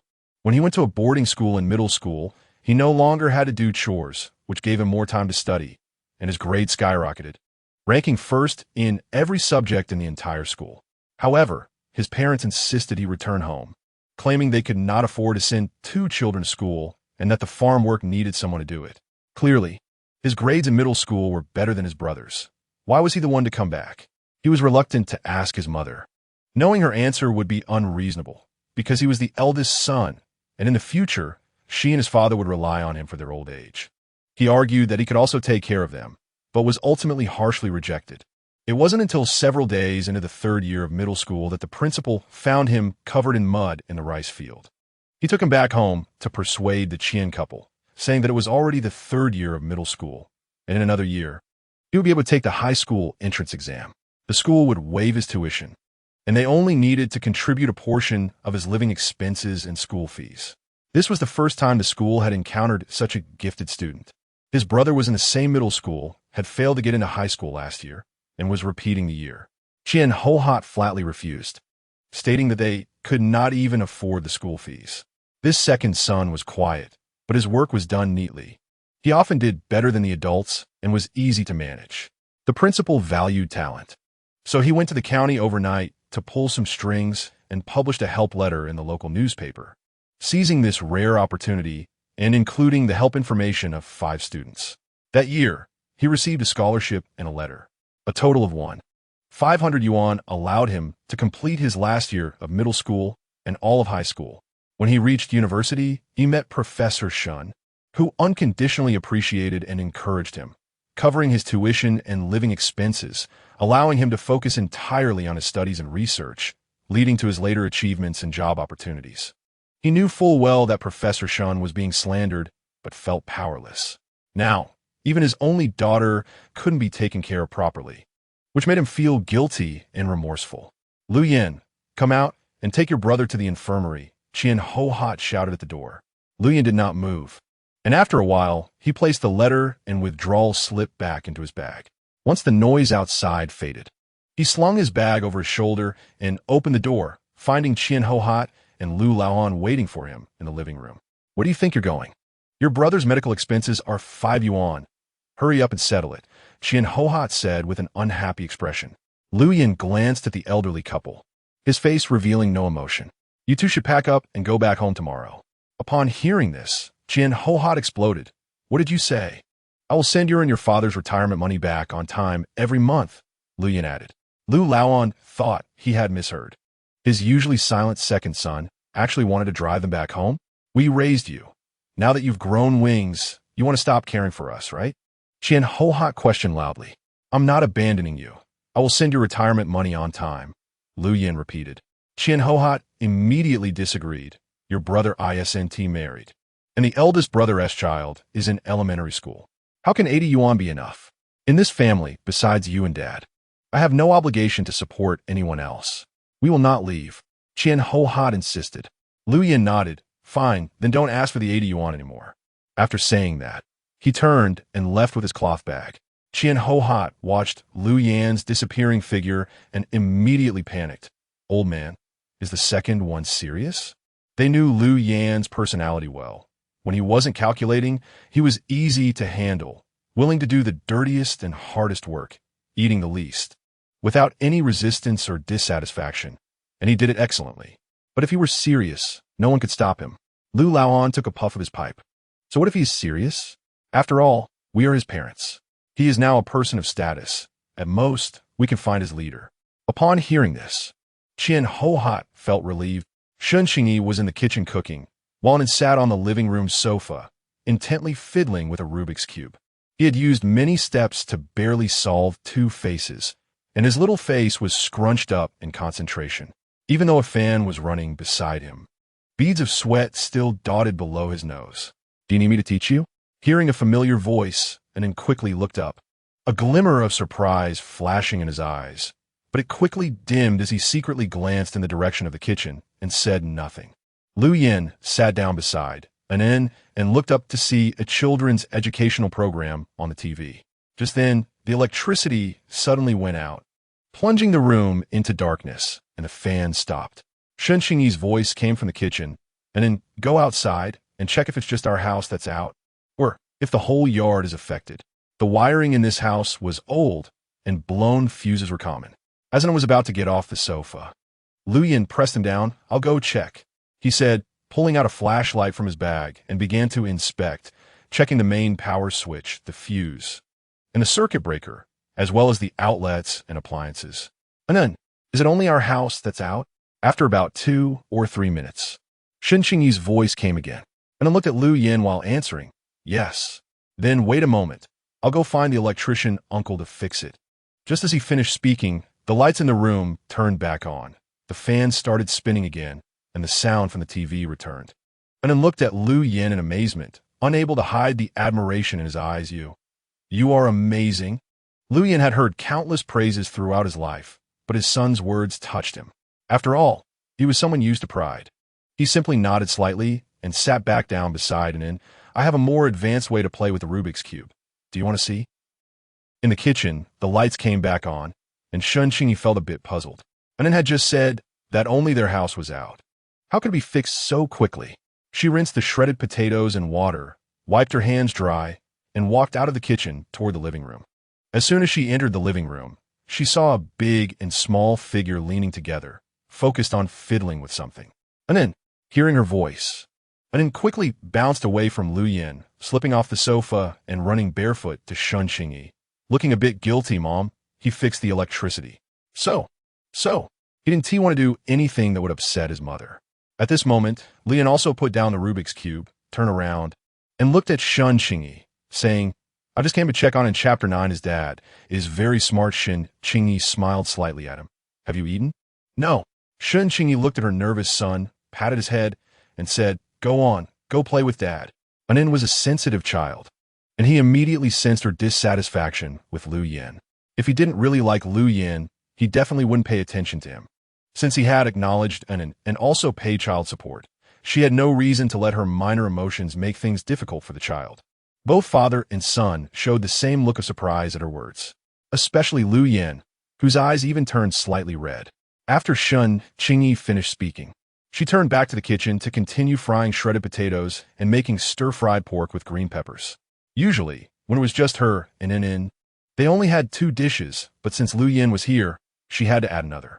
She remembered that every time Lu Yin came to eat with his dad, he had a big appetite, so she also made a dish of minced eggplant. About half an hour later, the meals were ready. When she brought the dishes to the living room, she heard Nin exclaiming, "Wow, it could be like this, amazing." She had never heard her son speak in such a tone of admiration before. Most of the time, he would say, "So dumb. I don't want to play with him." Moreover, the father and son were very focused, and they didn't even notice her presence as she arranged the dishes and rice. And then it's time to eat. Qingyi gently called out. Only then did Lu Yin put down the Rubik's Cube, and Nin obediently came over. The white table was wiped clean, with 3 plates of dishes, 3 bowls of rice, and 3 pairs of chopsticks on it. The square table had 1 person sitting on each side. Qingyi picked up her chopsticks and said, "Let us eat." Nin then took his chopsticks and picked up a bunch of shredded potatoes. This was Lu Yin's first time eating food made by Qingyi. The rice was fragrant, soft, and plump. The shredded potatoes were slightly sour and crisp. The eggplant was soft and sticky. The minced meat was fresh and fragrant. And the stir-fried pork with green peppers had just the right amount of spiciness. Each dish hit his taste buds perfectly. Qingyi and Nin had small appetites. After eating a small bowl each, they both put down their bowls. Qingyi looked at the man in front of her, who was eating slowly yet very elegantly, just like when he used to eat at home. And then also looked at him with wide, curious eyes, wondering if Mom's cooking was really this delicious. Feeling the gaze of the mother and son, Lu Yin paused for a moment. He had intended to take another bowl, but his hand involuntarily lowered. He had already eaten 2 bowls. "There's still rice," Qingyi added. "I'm full," Lu Yin politely said, getting up to collect the bowls. And then added, "If these dishes aren't finished, they'll be thrown away. Mom says eating leftover food is bad for your health." Qingyi was a bit surprised to hear this. Her gaze flickered, and she looked at her son again. Was he trying to keep Lu Yin to eat? What a waste to throw it away. Lu Yin didn't have a habit of wasting food. He sat back down and served himself another bowl from the pot nearby, worried that he might feel uncomfortable. Qingyi got up and said, "I'll go check how the water is boiling." The water on the coal stove was already boiling. She sealed the stove, poured herself a glass of water, and sat on a rattan chair by the grape rack, drinking water while thinking. Just after she finished her tea, she saw Lu Yin come out with the bowls and plates, naturally walking into the kitchen and rolling up his sleeves to start washing the dishes. Qingyi returned to the living room and saw Nin playing with the Rubik's Cube. He had even made several shapes she had never seen before, and they looked very organized. Qingyi sat down beside him. "Do you really like him?" And Nin, with his fair little fingers fiddling with the Rubik's Cube, blinked his big eyes at Qingyi and quietly said, "I don't necessarily need to have Dad." Qingyi chuckled. "All right, if you like him, then like him. You can interact with him however you want. If he treats Mom poorly, then I won't want him. That's between Mom and him. You don't have to think too much about it. Besides, I've accepted his child support, so you'll rely on him in the future." Qingyi wanted Nin to live simply and happily. After all, he was just a little over 3 years old. Nin's big eyes curved into a smile. Okay. No wonder Mom's attitude was much better this time. It turned out it was because Dad had given child support. The mother and son chatted for a while. After Lu Yin finished washing the dishes, he came out of the kitchen and casually swept the courtyard again. When he reached the hall, his gaze landed on Qingyi, who was sitting with one knee hugged and her chin resting on her hand, seriously watching Nin as he flipped and turned the Rubik's Cube. Wow, Nin is really amazing. She looked serene and gentle, showing no sign of the grievances she had endured. He pulled a chair and sat down next to Qingyi, his attitude sincere. "Qingyi, I will take good care of you and Nin in the future." He had much remorse and guilt towards her, but the words were stuck in his throat, and he didn't know where to start. He wanted to ask her why she didn't return his calls back then and tell him that Nin was born. But with such a situation, he couldn't bring himself to ask any accusatory questions. Back then, she probably felt hopeless about herself, too. Qingyi looked up at him, somewhat surprised, but quickly understood, just treated and well. Lu Yin fell silent. She hadn't accepted him. Indeed, with such things happening, who could accept it all at once? He didn't blame her. Lu Yin picked up a bag on the sofa and said to Qingyi, "I'll come to see In again tomorrow." Okay. After Lu Yin left, Qingyi sat on the sofa in a daze. Did he just say he would take good care of them in the future? For years of neglect, and he didn't even know an existed. Now, he suddenly changed his attitude. Was it because of An? That's fine. If he really can take good care of An, then she could leave An with him when she goes to Pampering in the future. The next morning, Qingyi took An to buy groceries. At the market, she bought 2 zucchinis, half a duck, a stalk of celery, and remembering that Lu Yin was coming, she also bought 10 eggs and 2 bunches of greens. Back home, she put the duck and eggs in the fridge. The other vegetables went into the basket, and she said to An, "Mama's been at work for a while now. You can play by yourself in the living room." Okay. An blinked his big eyes and replied obediently. Qingyi entered the room and closed the door. An sat on the sofa in the hall, flipping through the little books Uncle Xiao brought him, with the robot his dad sent next to him. An looked up and saw much.To at the door, holding a few candies that his dad had given him that day. An lazily ignored him and lowered his head to continue reading. much.To walked in silly. "I called you to come out and play. What are you dazed about again?" An frowned, afraid of disturbing his mom's work, and quietly said, "I'm not playing. You go out." much.To looked at the robot beside him and wanted to reach out to grab it, but An pushed him away. "What are you doing?" "I just want to take a look. How about I trade you my big white rabbit?" An put down the book and held the robot tightly. "No. I want to wait for Dad to come back tonight to play with him. He was not a wild seed. He had a dad. And his dad was very smart and could do everything." Chapter 10. Does your dad like you? An didn't know why, but she felt an urgent impulse to show off her dad in front of Dodo. Dodo thought of that tall and handsome uncle, rolled her eyes, and asked her, "Does your dad like you?" And then raised her chin and confidently replied in a baby voice, "Of course." Dodo thought and was bragging. If your dad liked you, he would have come back to acknowledge you long ago. Upon hearing this, Anne's little face instantly turned unhappy, but she still argued. "That's not true. It's because he's busy with work. He came to spend time with me yesterday, and he'll come again tonight, and he'll come every day after that." Dodo pouted, "I don't believe you." And I decided not to pay attention to Dodo anymore. "If you don't believe me, fine. I'm going to read. You can go back." Dodo made a funny face at An. What good is having a dad if you still don't have friends? An didn't care. "I don't need friends." After the last lesson, Dodo didn't dare to snatch Anne's things anymore. She glanced at the robot and was holding and reluctantly left. It wasn't until Dodo left the room that An let out a sigh of relief. After Qingyi finished working, she walked out of the room and saw An excitedly playing with the robot in her hands. To her surprise, the robot could talk and walk. Qingyi was curious and moved closer to take a look, and immediately held the robot up to show off. "Mom, look. This robot can even take batteries." Qingyi asked curiously, "Did you put them in?" And then blinked her big eyes and nodded. "Didn't he teach you yesterday?" Qingyi noted that her son's tones sounded as if he had just discovered something. "Who? Your dad." Perhaps it was because she wasn't used to saying these 3 words. Qingyi still felt a bit uncomfortable, and then laughed. "He didn't talk to us when he put the robot on the table." Qingyi had a bad premonition. "Then where did your batteries come from?" And then pointed at the small radio on the table. "I took them out from the little radio that Uncle Xia gave us." After saying that, she quickly explained, "It's not broken. I've put it back together. After we play with it, I'll put it back." Qingyi knew her son liked to take things apart and put them back together, so she nodded. "You can put back later." "Mom wants to listen to the radio." And then pouted, bargaining, "Can we do it tomorrow?" "Why?" Qingyi raised her eyebrows, and then whispered, "When Dad comes tonight, I want to ask him if there are any other ways to play with this robot." Qingyi smiled. All right.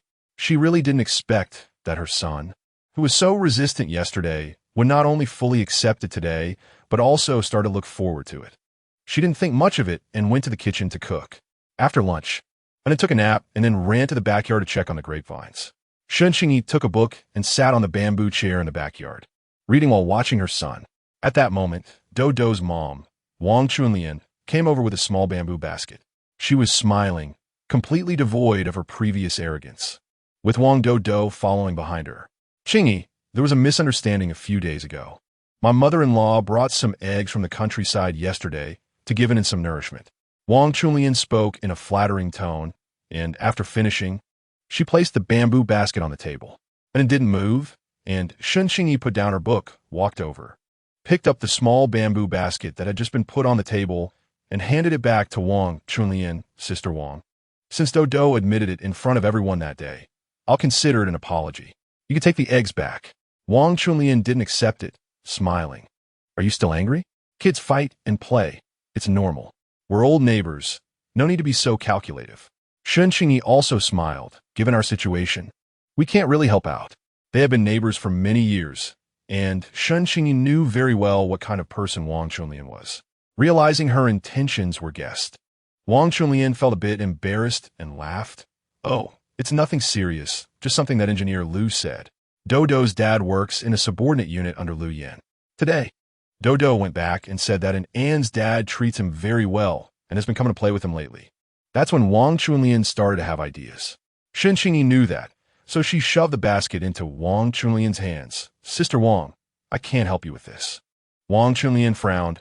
Qingyi, about what happened a few days ago, don't take it to heart. What do you want Sister Wang to do to apologize to you? Qingyi kept a gentle smile on her face, but her eyes revealed no emotion. No need, just like before is fine. Wang Chunlian didn't respond, stepping back a couple of paces and looking around. I have to say, life here is quite good. Which family has a kitchen with a refrigerator? A pressure cooker? She smiled again. Dodo is just following those kids and talking nonsense. If Lu Yan really didn't acknowledge An, he wouldn't have sent his salary all these years for you both to live on. Qingyi noticed that Wang Chunlian's eyes were darting around, probably guessing her thoughts. She didn't deny or confirm it. I need to make dinner now. If you don't want to send the eggs back, you can take them yourself. Wang Chunlian's expression turned a bit ugly then. I'll take Dodo back first. If you need any help, just call me next door. With that, she left. Qingyi called out to An, Mom is cooking. Do you want to come help or keep watching the grapes? An ignored her, and Qingyi knew her son wanted to continue watching the grapes. She turned back to the kitchen to cook. After steaming the rice and washing and cutting the vegetables, she looked at her watch. It was almost 7 o'clock, and he should be arriving soon. Meanwhile, An was already sitting on the sofa in the living room waiting. Qingyi finished preparing the dishes and set the table. She saw An hugging the robot, occasionally running to the door to peek. Qingyi called out, An, come eat. An turned around with a hint of disappointment, placed the robot on the sofa, and sat down at the dining table, looking a bit listless. All right, An, maybe he has something to do. Let's eat. Qingyi didn't feel too disappointed, but seeing her son's expression, she couldn't help but feel a bit resentful. An picked up his chopsticks, said nothing, and slowly chewed. Qingyi picked up a piece of duck meat and gently encouraged him. Eat up. It will help you grow taller. An looked at Qingyi and asked, Mom, why aren't you sad? Qingyi smiled. Only if An is unhappy will Mom be sad. An seemed to understand a little. He didn't want his mom to be sad. So he quickly dug into his food. After dinner, An obediently returned to the sofa, no longer picking up the robot, but focused on watching TV while Qingyi cleaned the dishes and went to the kitchen to wash them. Just then, Dodo walked past An's house, looked left and right, and then called out loudly, An, has your dad come? Chapter 11, what about my wife and child? An frowned, feeling annoyed, and ignored him. Not hearing a response, Wang Dodo simply walked in. When he saw An sitting alone on the sofa watching TV, his gaze shifted and landed on the robot that An had tossed aside. His eyes instantly lit up, and he said, An, your dad isn't playing with you. So let me play with you. An, seeing him approach the robot, quickly snatched it up and glared at him with fierce little eyes. No. Wang Dodo pouted. Why are you being so stingy? Your dad isn't here. What's wrong with me playing with it for a bit? Mentioning that her dad wasn't there, and Anne's expression dimmed, and she didn't say anything. Just then, a loud voice called out, Dodo. Dodo. Dodo responded loudly. I'm here in Anne's house. Soon, a sturdy middle-aged man rushed in. He greeted An, and she also said hello to him. Wang Qingshan glanced at Dodo and gently said, Dad has been calling you for ages. Why didn't you respond? Dodo didn't even look at Wang Qingshan and said, Didn't I just respond? I've been looking for you for a long time. Didn't we agree to go swimming together? So, do you still want to go with Dad? Wang Qingshan smiled. Hear about swimming. Do jumped up excitedly, yay. Dad really keeps his word and is willing to take me swimming. After saying that, he turned to Anin and asked, Anin, do you want to go? Anin shook her head. I don't like swimming. Dodo took Wang Qingshan's hand and went out. It was only when they reached the door that Anin secretly glanced at the backs of the father and son. After walking a bit, Wang Qingshan asked, Isn't Anan's dad here today? Dodo nodded, but I didn't fight with Anin today. You say I did the right thing, right? Wang Qingshan patted his son's head. Yes, very good. It would be even better if you could become friends. Dodo pouted. He's not fun at all. I don't want to play with him. Wang Qingshan chuckled. Then we won't play with him. Let's go swimming. Lu Yin found the attitude of this mother and son quite intriguing, but after a day or two, he couldn't figure out much, he thought. 2 hours earlier, Lu Yin was called to the office by his leader Wang Zhifeng. Lu Yin, how can you still lay hands on your family? Have you thought clearly about your current identity? Lu Yin looked at his watch. Are you done? Wang Zhifeng said earnestly, You're a model figure in our unit. You can't have any slip-ups in your conduct and morals. I've recommended you for this month's advanced model. What do you want me to do? Lu Yin asked anxiously. Wang Zhifeng advised, Apologize to your parents and brother, and let this matter go. Lu Yin thought for a moment. Then you can recommend someone else. Wang Zhifeng was so angry that he stood up from his chair. Lu Yin also stood up. My son is still waiting for me. Let's talk about this tomorrow. Wang Zhifeng pinched the bridge of his nose. No one else in the research institute would dare speak to him like that. He wanted to assert his authority, but he knew very well what kind of person Lu Yin was. He couldn't find anyone else to replace him for a reprimand. As much as he made work easy for him, he caused so much headache in life. He pulled Lu Yin back down. We both can't leave until we solve this problem. He could only play the stubborn card. Lu Yin sighed. Is there any other way besides apologizing? He wasn't unwilling to solve the problem, but he felt he was not at fault in this matter, and he disagreed with that solution. Wang Zhifeng said, Can you not be so eager to send your parents back? If this escalates, it won't end well. Everyone's watching, and the organization values you. What about my wife and child? Lu Yin felt that his parents were in the wrong, so they should go back. Hearing this, Wang Zhifeng breathed a sigh of relief. Having a problem meant there was room for negotiation. He smiled kindly. Aren't your wife and child doing well now? If they stay at her family's house, why should I marry her? Wang Zhifeng was exasperated. It's a new society now. There are no such formalities.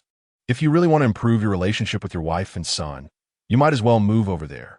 Lu Yin frowned slightly, thinking about how his son already had the surname Shen. It wouldn't be impossible for him to move there. I can move there, but my parents still have to go back. Fine. We'll talk about this later. Before we find a proper solution, don't let things escalate.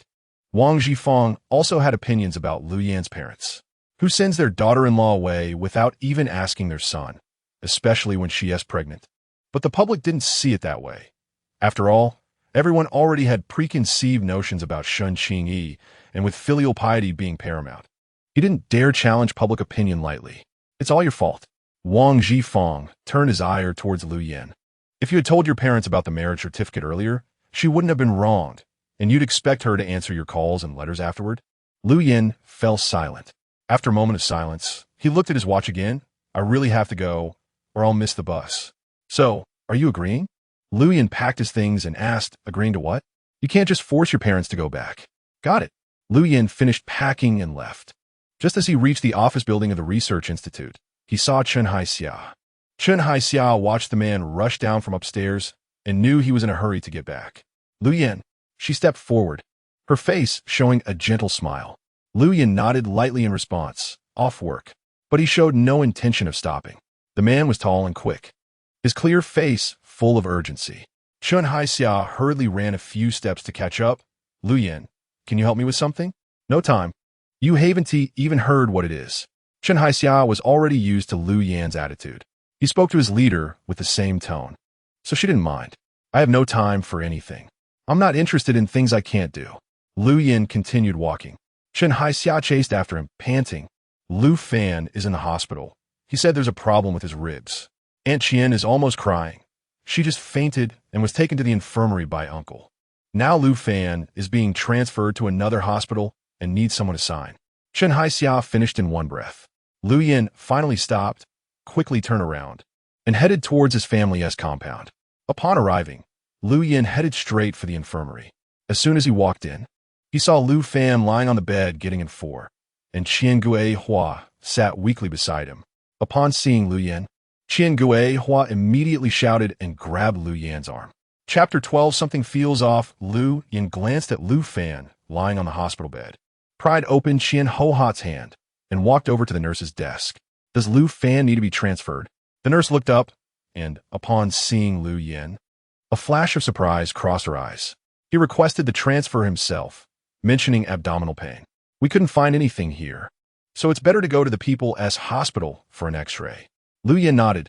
Thank you. But what's wrong with my mother? The nurse was about to speak when she noticed Qian Ho-Hat behind Lu Yin, who was hinting wildly. A look of difficulty appeared on her face. It's just, she's a bit uncomfortable. They're all from the same family ward, and usually Aunt Qian is very warm towards her. So she couldn't ignore her plea and ended up telling this lie. Lu Yin understood the situation and turned to Lu Fan. I heard your rib is broken.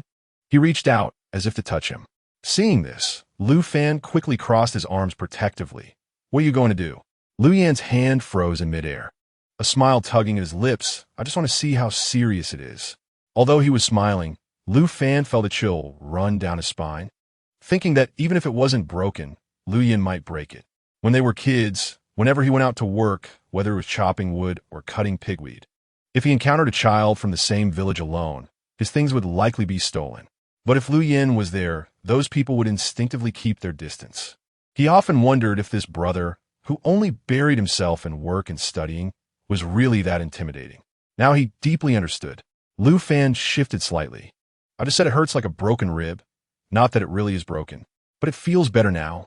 Lu Yan's thin lips curved slightly, his long eyelashes lowering as he asked with a half smile, how much better? To anyone watching, Lu Yin looked like a caring older brother. But Chen Haixia knew he was getting angry. Lu Fan, if there's nothing wrong, stop messing around here. Let's settle the bill and go home so your brother doesn't worry. Chen Haixia kindly reminded. Lu Yin turned around and walked back to the nurse. Since my mom is uncomfortable, let her get in for. The nurse smiled. It's not that serious. She fainted. How could it not be serious? Or are you saying nothing can be found again? Lu Yin lightly tapped the desk, deep in thought. The nurse was momentarily at a loss for words, and Qian Ho-Hat spoke up. Lu Yin, it's an old issue with Mom. Don't make a fuss. She'll be fine if she just endures it. Let's go home. Lu Yin was too clever to let them fool him. He went ahead and settled Lu Fan's medical expenses and said, that won't do. Since I'm here, we should go to the People's Hospital. He stepped forward to support Qian Ho-Hat and looked at Lu Fan. Are you going? Lu Fan quickly shook his head. Why go and stir things up if I'm not sick?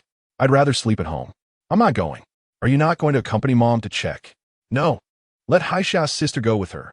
Lu Fan quickly replied. Lu Yin nodded, then said to Chen Haixia, then it's up to you. After all, the two of them got along so well and liked to stay together, so he would facilitate that. Chen Haixia thought about Lu Yin going, although it would be tiring. She was willing. Qian Ho-Hat felt a bit caught in a dilemma. She just wanted Lu Yin to spend a bit more money. She had just received a paycheck of 450 yuan and only brought back 80. She didn't know if the rest was with her or if it went to that woman. After today's lawsuit, if she didn't show some weakness, how would he take out the money? Her eldest son was still waiting for this money to transfer the grandson to another school. After walking a few steps, Lu Yin saw Qian Ho-Hat frozen in place and turned back. Let us go, or there won't be any buses left. Chen Haixia urged Qian Ho-Hat, pushing her forward, and they followed Lu Yin to the bus stop. When they arrived at the People's Hospital, Qian Ho-Hat realized how big the hospital was and suddenly felt a bit scared. She secretly asked Chen Haixia, what if the doctor finds out I'm not really sick? Then Lu Yin would definitely not fall for her act anymore. Chen Haixia leaned closer and whispered, it's fine, just insist that you're not feeling well. If they say you're fine, just say they can't find anything. Qian Ho-Hat took a few steps and suddenly remembered that her initial intention to feign illness wasn't this. Why was Chen Haixia cooperating so actively? When she looked up again, she saw Chen Haixia gazing dreamily at Lu Yin's back, a smile on her lips. Qian Ho-Hat suddenly felt uncomfortable. It seemed like she was being used to let Chen Haixia spend time alone with Lu Yin. All three sons had inherited their father's good looks, especially the second one. His demeanor and appearance were outstanding, in scholarly terms. He was what they would call a blue that surpasses the blue. But his temperament was hard to fathom, unlike the eldest who was considerate and gentle. And not like the youngest who was obsequious and trying to please. He was stubborn and hard to discipline. Just as she was lost in thought, Lu Yin led Qian Ho-Hat to the internal medicine office. The doctor examined her and said straightforwardly that there were no issues. Lu Yin then suggested, "How about a blood test?" Upon hearing about the blood test, Qian Ho-Hat turned pale. The doctor said blood tests require fasting, so don't eat anything and come back tomorrow morning. Lu Yin appeared quite concerned. "Can we get a hospital room for her to stay and be observed?" "What? Hospitalization?" Chen Haixia turned completely pale. She still had to go to work tomorrow. Qian Ho-Hat was also uncertain since it was her first time at such a large hospital. Unable to help herself, she pulled Lu Yin and asked, "What about you?" Lu Yin laughed. "I just remembered I probably don't have enough money on me. I need to go back and get some." Chen Haixia watched Lu Yin's departing figure, completely frozen. Qian Ho-Hat's expression was also grim. While the doctor kindly asked Qian Ho-Hat, "Is this your son?" Qian Ho-Hat numbly nodded. "He looks really good and is very filial. I've seen many patients, and usually, if it's not a serious illness, who would want to keep someone hospitalized?" Despite the doctor's words, Qian Ho-Hat still felt that something was off. The doctor wrote a hospitalization order and asked the nurse to take her to a ward. Lu Yin exited the hospital, checked his watch, and saw it was already 10:30. He had missed the last bus. He hailed a taxi and went directly to Qingyi's campus. At this time, aside from a moonlight above, the surroundings were completely dark. Lu Yin didn't know why he had to come at this hour. His feet unconsciously led him to the Shen family's door, where he discovered that Qingyi's room was actually lit. A slender shadow was cast on the window, sometimes pausing to think with a pen in hand, sometimes bending over the desk to write or draw. Was she not sleeping so late? Lu Yin stared fixedly at that shadow, wondering what she was doing. He remembered the professor saying that Qingyi always felt regretful, lamenting why she didn't inherit his academic talent. Always restless, not doing well in school, and failing to get into college, instead following friends to learn impractical arts. He didn't quite agree with that. Everyone has their own strengths, and he remembered her paintings being quite spirited. He thought he could never paint with such imaginative flair in his life. Just as he was lost in thought, he suddenly heard a fit of coughing from inside the room. Chapter 13, The Feasibility of What He Said. Lu Yin's heart trembled uncontrollably, and she was just about to step forward to knock on the door and ask for clarification when the lights in the room suddenly went out. Was she going to rest? Lu Yin stood there for a while. Without a bus, it took her nearly 40 minutes to walk to Su Yang's door. Fortunately, Su Yang's daughter was not sleeping, so Lu Yin's arrival wouldn't disturb the couple's rest. Su Yang, holding his crying daughter, led Lu Yin into the house. The little one was crying fiercely, and there was hot water on the coal stove, so you could go wash up yourself. Lu Yin nodded. "Thank you." The next morning, Lu Yin went home and woke up Lu Fan. "I need to go to work. Mom is in the hospital, and we don't have enough money. Can you take some to her?" Saying this, she turned her pockets inside out, taking out 10 yuan and placing it on the table. What if it's still not enough? Lu Fan knew that Qian Ho-Hat wanted to squeeze more money out of Lu Yin. How much could 10 yuan cover for medical expenses? Lu Yin hesitated. "I only have this much. Mom usually doesn't have any serious illnesses, so it shouldn't cost too much." After mentioning the ward number, she turned and left. Lu Fan was stunned for a moment. So his good older brother kicked the ball back after only giving 10 yuan? But he was instructed, if he didn't go, Qian Ho-Hat would come back and take his life. Holding the 10 yuan, Lu Fan went to the hospital and found out that this 10 yuan not only didn't last, but he had to pay an additional 15 yuan. The medical appointment was with a specialist, and they had booked the best single room. Moreover, the doctor had prescribed a pack of supplements. Qian Ho-Hat's hands were trembling as she counted the money. No wonder this specialist said her son was filial. Chen Haixia looked at Qian Ho-Hat's face and didn't dare stay longer. "Auntie, I need to go back to work. Let Lu Fan stay with you while waiting for the test results, and I'll come and see you next time." Lu Fan politely said to Chen Haixia, "Thank you for your hard work. We're all from the same village. No need to be polite." Though Chen Haixia was seething with anger, she still smiled brightly. Lu Fan was lost in thought until Chen Haixia walked away. only to find that Qian Hohat's expression was not good. "Mom, why are you staring at me like that?" Qian Hohat wanted to explode, but it was her own bad idea, so she could only scold Lu Fan. "He asked you to come, and you came? You got beaten up, didn't you feel pain? So stupid. But he has to go to work. If he doesn't work, where will the money come from for us? Besides, he can run away, but the temple can't run away, so what's the rush?" Qian Hohat's chest heaved, her brows tightly knitted. This was a case of losing a chicken and not gaining a rice. Forget about the test results. Let's go. But the money has already been spent, and it was expedited. Hearing Lu Fan say this, Qian Hohat was so angry she could almost get sick. "And then, didn't you say your dad would come and play with you and the robot? Why didn't he come today? Did he forget about you?" And then stared at the TV, her little face flushed and silent. Wang.To said again, "Why don't you take out the robot for me to play with? I'll have my dad teach you how to swim. How about that? I don't like swimming. How can a boy not like swimming? You shouldn't always follow your mom. Boys have fun with boys." Wang.To really wanted to play with his robot. What fun! And it was indeed a little curious. "Who can pee further?" Wang.To said proudly. Just then, Qingyi came out with the dishes and heard this sentence. Just as she was about to call in and over for dinner, she looked up and saw Lu Yin standing at the door. Remembering that he had made Unen wait all night yesterday, she gave him a faint glance without greeting him. Lu Yin walked in, placed his backpack on the sofa, and called out, "Unen." Wang.To heard the voice, looked up, and quickly ran back. Unen also saw Lu Yin and immediately pouted, ignoring him. She turned her body, slipped off the sofa, and ran to sit at the dining table. Qingyi served a bowl of rice for Unen and then served herself a bowl, and neither mother nor son spoke. Lu Yin pulled a chair out and sat down at the dining table, explaining, "I made a small mistake yesterday and was kept back by my supervisor for a talk, so I couldn't make it in time. Sorry." Qingyi was momentarily taken aback, looking up at Lu Yin, whose eyes showed faint bruises, indicating he hadn't slept well.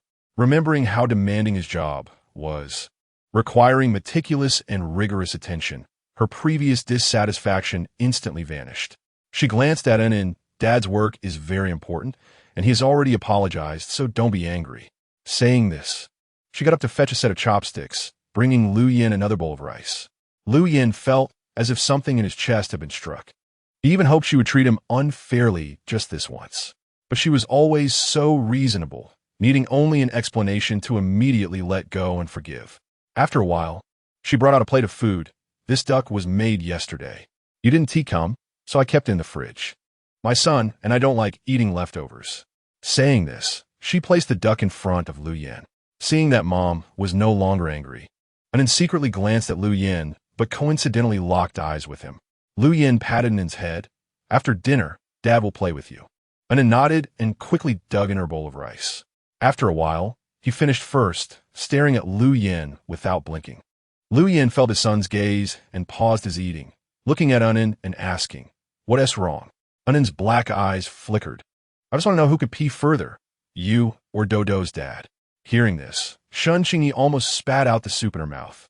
And when she looked at Lu Yin, he remained composed and seriously responded to their son, "Of course, it's Dad." "Qingyi." Unen's eyes curved into crescents. "I knew it." Qingyi had a small appetite and had finished eating by now. The conversation about this topic felt somewhat awkward, so she got up and walked to the backyard, pouring a glass of water and slowly sipping it while sitting in a rattan chair. Lu Yin really dared to say anything in front of his son, but thinking back to that night, this guy actually had the confidence to say so.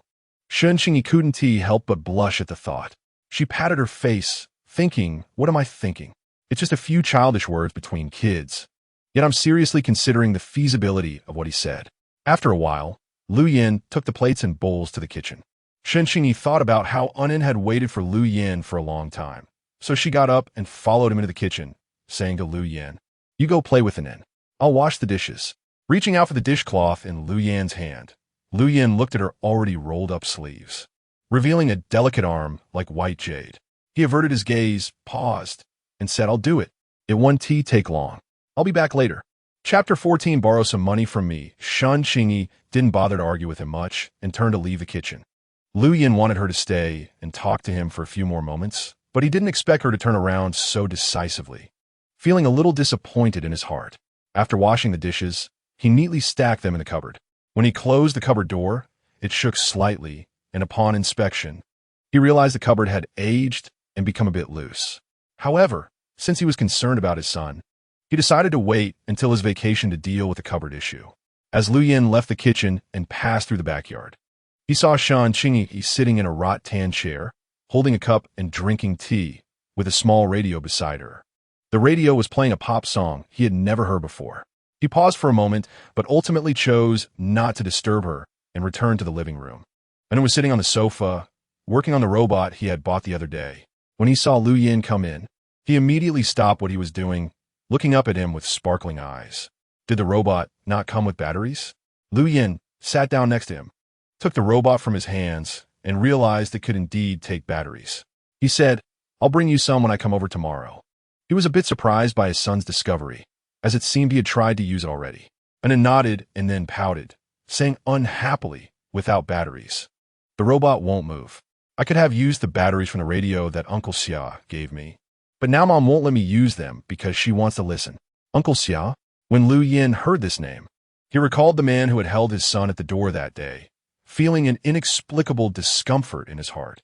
Unable to resist his curiosity, he asked, "Does Uncle Xia come over often?" And then tilted his head and thought for a long time before answering. "He comes over once in a while." Lu Yin didn't want to press further but smiled and said to his son, "Actually, you don't necessarily need batteries to play with it. How about we try a different way?" Hearing there was a new way to play, and Anne's eyes immediately lit up, and he excitedly asked, "Great. How do we play?" Lu Yin had only seen his son disassemble and reassemble the robot once, but he knew how much and loved doing such things. He took out a small screwdriver from his backpack and smiled. "You can take this robot apart and see if Daddy can put it back together. The more pieces, the better." The small screwdriver was something he often used for model experiments, so he carried it with him all the time. Sure enough, upon hearing the word disassemble, and Anne's eyes were filled with excitement. He was really good at taking things apart. Qingyi had finished listening to the radio and planned to give him the batteries inside. There was a program on the radio that played the same few songs at fixed times each day, and she really liked it. As she got up from the rattan chair and walked to the living room, she heard her son's continuous praises and felt a bit dazed. "Wow, that's amazing. You've taken it apart into such small pieces, and you can put it back together. I'll try in a bit." Lu Yin had put the robot back together without missing a single piece, a faint smile curving his lips as he handed it to Anne, saying, "You try it." "Yay." Qingyi looked at the man, who was as graceful as jade, relaxed and with a gentle expression, completely different from how he used to look when he was serious and focused with his father.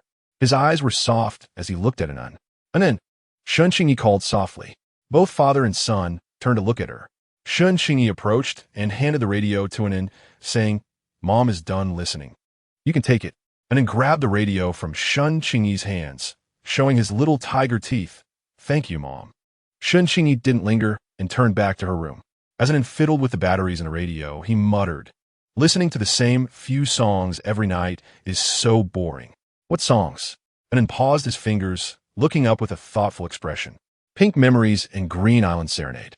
I've memorized the lyrics, but Mom hasn't learned them yet." "What are the lyrics like?" He realized he had never truly understood what Qingyi liked. "Summer, summer, quietly passing by, leaving little secrets," and then recited the lyrics perfectly. If someone else had heard it, they would have praised him for being clever. But for Lu Yin, it was quite normal. After all, having an excellent memory was also his skill. However, he found the lyrics rather meaningless. Although they were meaningless, he had memorized every word. While the father and son were talking, and had already put the batteries into the robot. Before they knew it, it was nearly 9 o'clock, and Qingyi came out to call Anne to wash up and go to bed. Lu Yin also stood up, picked up the bag from the sofa, and said goodbye to Anne. After finishing his lunch break, Lu Yin went to the cafeteria to eat, followed by Su Yang and another colleague. "Thanks to you for the recent research data. Otherwise, I wouldn't have been able to come down to eat right now." Su Yang expressed his gratitude. "Lu Yin, we are about to have a discussion with a group of experts from the Shanghai market. I heard it's about the feasibility of building a fiber optic spectroscopy astronomical telescope experimental base. We currently have no concept of this project here. What should we do?" Another colleague spoke worriedly. Su Yang, upon hearing this, became nervous as well. "Yeah, I heard there are a few experts among them who have returned from studying abroad. Lu Yin stood in line at the serving window, his expression as usual. So what is their specific purpose for coming here to discuss? At that moment, Lu Yin's supervisor, Wang Zhifeng, happened to come and stood behind him. Isn't it because you did an outstanding job on the last project? After saying that, he patted Lu Yin on the shoulder. I know you can do it, so I put your name forward. Don't embarrass our research institute.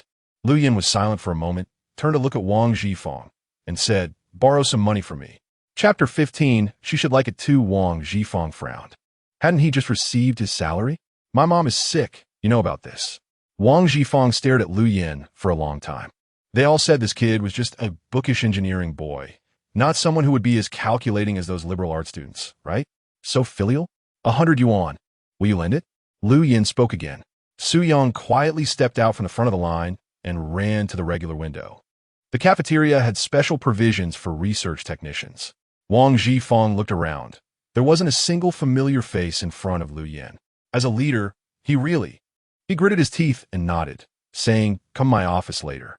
He shouldn't have to deal with such personal matters. Lu Yin happily turned back to the line, got his meal, and returned to Su Yang's table. Su Yang was focused on eating and didn't look at him. Lu Yin found it a bit amusing. Don't worry. I know you're tight on cash. Sorry, buddy. My wife has no milk. My daughter is drinking formula. My wife needs nourishment. And you know my salary is only 150 yuan a month.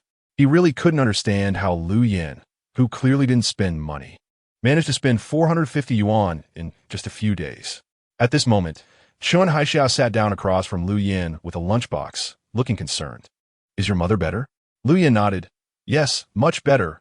Thank you. What are you being polite for? Chun Haixia pretended to be casual, but couldn't help glancing at Lu Yin. His features were refined and elegant. Even just sitting there eating, he appeared upright and poised, making it hard not to look at him. But this was one of the qualities he cared the least about. She couldn't help but push a box of braised pork she had secretly brought over to Lu Yin. Try it. Lu Yin didn't lift his head. You eat it. I don't like greasy food. Chun Haixia chuckled awkwardly. Are you still bothered by what your mother said that day? What did she say? Lu Yin couldn't remember for a moment. Su Yang's eyes lit up at the sight of the braised pork. Wow, Lu Yin, you're quite picky. Let me try. Braised pork is a good thing, and we don't have it every day at our window. He reached out with his chopsticks to take 2 pieces. Chun Haixia subtly frowned, momentarily at a loss for words. As Lu Yin's lunchbox was nearly empty, he stood up to get soup. Su Yang then laughed. This kid has always been so unapproachable. Don't take it to heart. Su Yang had only gotten to know Chun Haixia and Lu Yin after starting work here. Besides knowing they were from the same hometown, he had no idea about their childhood connection. Chun Haixia had joined the Research Institute's mailroom a few months after Su Yang. Chun Haixia watched Lu Yin from a distance. Seeing him finish a bowl of soup and leave without a word, a wave of grievance surged in her heart. Su Yang noticed her unusual expression and asked, what's wrong? Chun Haixia took a deep breath, her tone filled with grievance. Lu Yin and I are from the same village.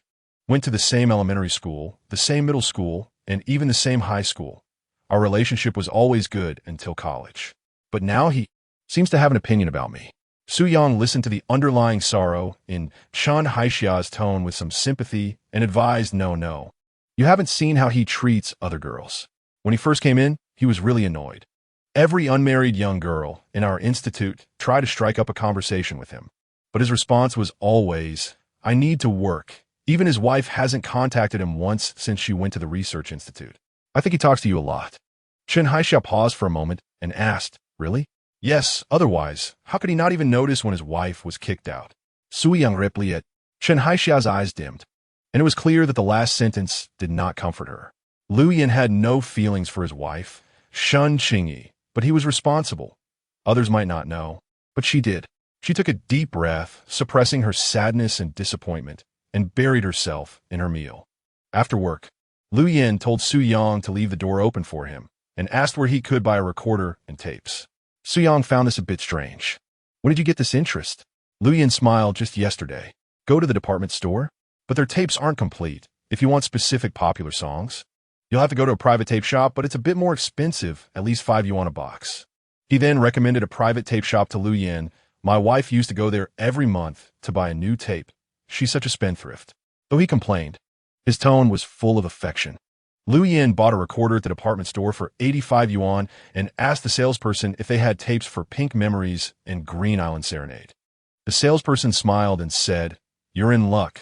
They just arrived today. They weren't here yesterday." She took out a box of tapes and handed it to Lu Yin. 5 yuan a box. After saying that, she secretly glanced at Lu Yin, thinking he was really good-looking and couldn't help but start introducing other tapes, saying these songs were also very popular recently. Lu Yin didn't understand. He looked at the tapes in his hand, hesitated, and asked, "What kind of people like these songs?" The salesperson laughed. "All the girls here love them. There's a tape recorder over there for testing. Do you want to listen?" Before Lu Yin could agree, she went over and pressed the play button. "Sweet, you smile sweetly, just like flowers blooming in the spring breeze." Lu Yin felt nothing, but thought the tune was somewhat similar to one of the songs and hummed yesterday, so she should like it too. He nodded, "Okay, I'll take these 2 boxes." With 100 yuan left with 5 yuan remaining, this was all the money he had on him, just enough for 10 yuan. He usually didn't spend money on the bus either. Holding the items, he reached the door and saw Anan peeking in. "Anan," he called out. But Anan didn't move. She just leaned against the door frame, staring at him with big eyes and a smile. As he approached, she curiously examined what he was holding. "What did you buy?" "A recorder," Lu Yin said as he placed the items on the table and took out the 2 boxes of tapes from his bag. Anan exclaimed, "Wow, that's awesome. How did you know Mom's radio was broken?" Lu Yin's gaze flickered. "The radio is broken?" Qingyi came out with dishes and happened to hear this. "I'll take it to get fixed tomorrow," Anan loudly said. "He bought you a recorder and tapes." Although Anan still hadn't called him Dad, Lu Yin knew she was very happy now. He pointed to the tapes on the table. "I heard Anan say you like these 2 songs, so I bought these 2 boxes of tapes." Chapter 16. Lu Yin's gift. Qingyi was slightly surprised. This was the first time she had received a gift from Lu Yin. She placed the dishes she was holding on the table, walked to the sofa, glanced at the tape recorder on the table, picked up the cassette, and found that it indeed contained a few songs she liked. Her mood was somewhat complicated as she looked at the tape recorder again. Lu Yin watched her fare, long fingers pressing the buttons on the tape recorder back and forth, her long eyelashes slightly fluttering, and the corners of her lips forming a tiny arc, which made him feel happy as well. "You need to plug in a play." Lu Yin said this and then felt quite foolish. Did she really need reminding of such a thing? Qingyi seemed unfazed and said while picking up the tape recorder, "Thank you. Go wash your hands and get ready for dinner." She then took the tape recorder and cassette to her room. Tonight's dinner was still sumptuous. The braised pork was soft and delicious. A few pieces of the side fish were fried golden on both sides. The water spinach was stir-fried to a bright green and crisp, and there was also a bowl of green beans that was very refreshing. Of course, most of these dishes ended up in Lu Yin's stomach, and only ate a small piece of side fish, while Qingyi had half a bowl of water spinach. And didn't think her mother's cooking was particularly good, but seeing Lu Yin eat so heartily, she couldn't help but ask with her eyes sparkling, "Are these dishes really that delicious?" Lu Yin paused his chopsticks and replied seriously, "Delicious. I didn't expect your mother's cooking to be this good." Anan thought she had misheard, but the fact was right in front of her. It was indeed her dad who said this. Curious, she asked, "Did you have a hard life before?" Qingyi had never mentioned anything about Lu Yin to her son, so she wondered why this little guy suddenly asked this question. Lu Yin thought for a moment and said, "When Dad was a child in the countryside, life was indeed not easy, but it got better after going to university." Anan looked as if she understood something. No wonder. Seeing Ann's relieved expression, Lu Yin was curious. "Why did you ask Dad this question?" Anan glanced at Qingyi, hesitated for a moment, and said, "Before, Aunt Cheng and Uncle Xian never ate at our house, but now they don't either." When Qingyi heard this, she finally understood. This little rascal was saying her cooking was bad. She couldn't help but control her temper. Reaching out to pinch Ann's ear, "What do you mean, you little brat? Mom has worked hard to practice her cooking, and you dare to complain?" And then, being pinched by the ear, didn't he dare to struggle, begging for mercy? "I'm sorry, Mom. Your cooking has improved now. Just look at how happy Dad is eating." Hearing Dad, Lu Yin was momentarily stunned, feeling somewhat dazed. His gaze fell back on his son's face, wrinkled in pain, and perhaps some long-awaited emotion was finally being reciprocated, bringing him an indescribable sense of relief. A smile flickered in Lu Yin's dark eyes, and he nodded at Qingyi. "Yeah, it's delicious." After a pause, he added, "Really?" Qingyi released an Anne's ear and said, "Did you hear that? Your dad said it's delicious." Upon hearing this, the arc of Lu Yan's lips widened, and he quickly finished all the braised pork and the remaining fish in front of him. This time, Qingyi did not leave early. She sat at the table with an in, waiting for Lu Yan to finish his meal. It wasn't until Lu Yan cleared his plate that Qingyi spoke up. "Is an Anne's proof ready? I plan to help him register this weekend." Lu Yan got up to collect the bowls. "It's in my bag. I'll wash the dishes and then get it for you." Lu Yan went to the kitchen to wash the dishes and then ran to the sofa to watch TV. In Qingyi entered her room. When Lu Yan finished washing the dishes and came out, he went to his bag to get the proof and asked Anin, "Where's your mom?" "In the room," Anin replied, holding his little face, his eyes glued to the TV. Lu Yan walked to the door of Qingyi's room and knocked. A gentle voice came from inside. "Come in. The door's not locked." The door was gently pushed open. This was his first time entering Qingyi's room. The room was cozy and tidy, spotless. The radio he had just bought was placed on her desk, next to a vase that still held light blue hydrangeas. He approached and handed the proof to Qingyi, lowering his gaze to see a few sketches on the table. They were drawn remarkably well. Just a few simple strokes captured the essence perfectly. Qingyi closed the sketchbook, received the proof, and said, "Thank you. We don't need to be so polite between us. Besides, this is what I should do," he replied. Qingyi didn't know what else to say besides thanking him. So she simply responded softly, "Okay." She got up and placed the proof into a bag in the wardrobe. At this moment, Lu Yan noticed that under the glass on her desk were a few photos. Anand's full moon celebration photo, his first birthday photo, and pictures of her and her family from childhood, including one of him and Professor Shen. Seeing Lu Yan staring intently at the photos under the glass, Qingyi guessed he was looking at Anan and smiled, and was very cute when he was little. Lu Yan came back to his senses and said, "You've worked hard." Qingyi was not a pretentious person, not hard. Since I chose to give birth to him, I should learn to bear it. But the more she understood, the more uncomfortable Lu Yan felt. Before marrying him, she had been a girl who didn't lift a finger. But he didn't know what to say in response. "I'll go keep it in company." As Qingyi watched Lu Yan's back as he left, she had a fleeting illusion that Anan had surpassed him in her heart. That evening, after Lu Yan returned home, she gave him a bath and felt that he had become much more talkative. "Mom, Dad is really amazing." "How is he amazing?" "I just realized that the characters in a children's book can have more than one ending. Dad told me so many possibilities. That way, one children's book can become many books, and they can be developed freely. Unlike Mom, a story always has only one ending, one beginning, with no surprises."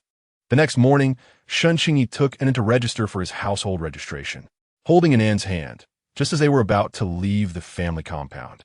She saw Wang Chunlian walking towards her in a red floral dress. Qingyi initially planned to turn away and pretend not to see her. Her relationship with Wang Chunlian had always been lukewarm, and after the incident with Do, she had formed a negative impression of her. Although Wang Chunlian had tried to ingratiate herself several times, it was always with ulterior motives. However, Wang Chunlian did not intend to let Qingyi off easily and called out to her with a smile, "Qingyi, has Lu Yan been over these past few days?" Qingyi responded lightly, "Yes." "Oh, that's good.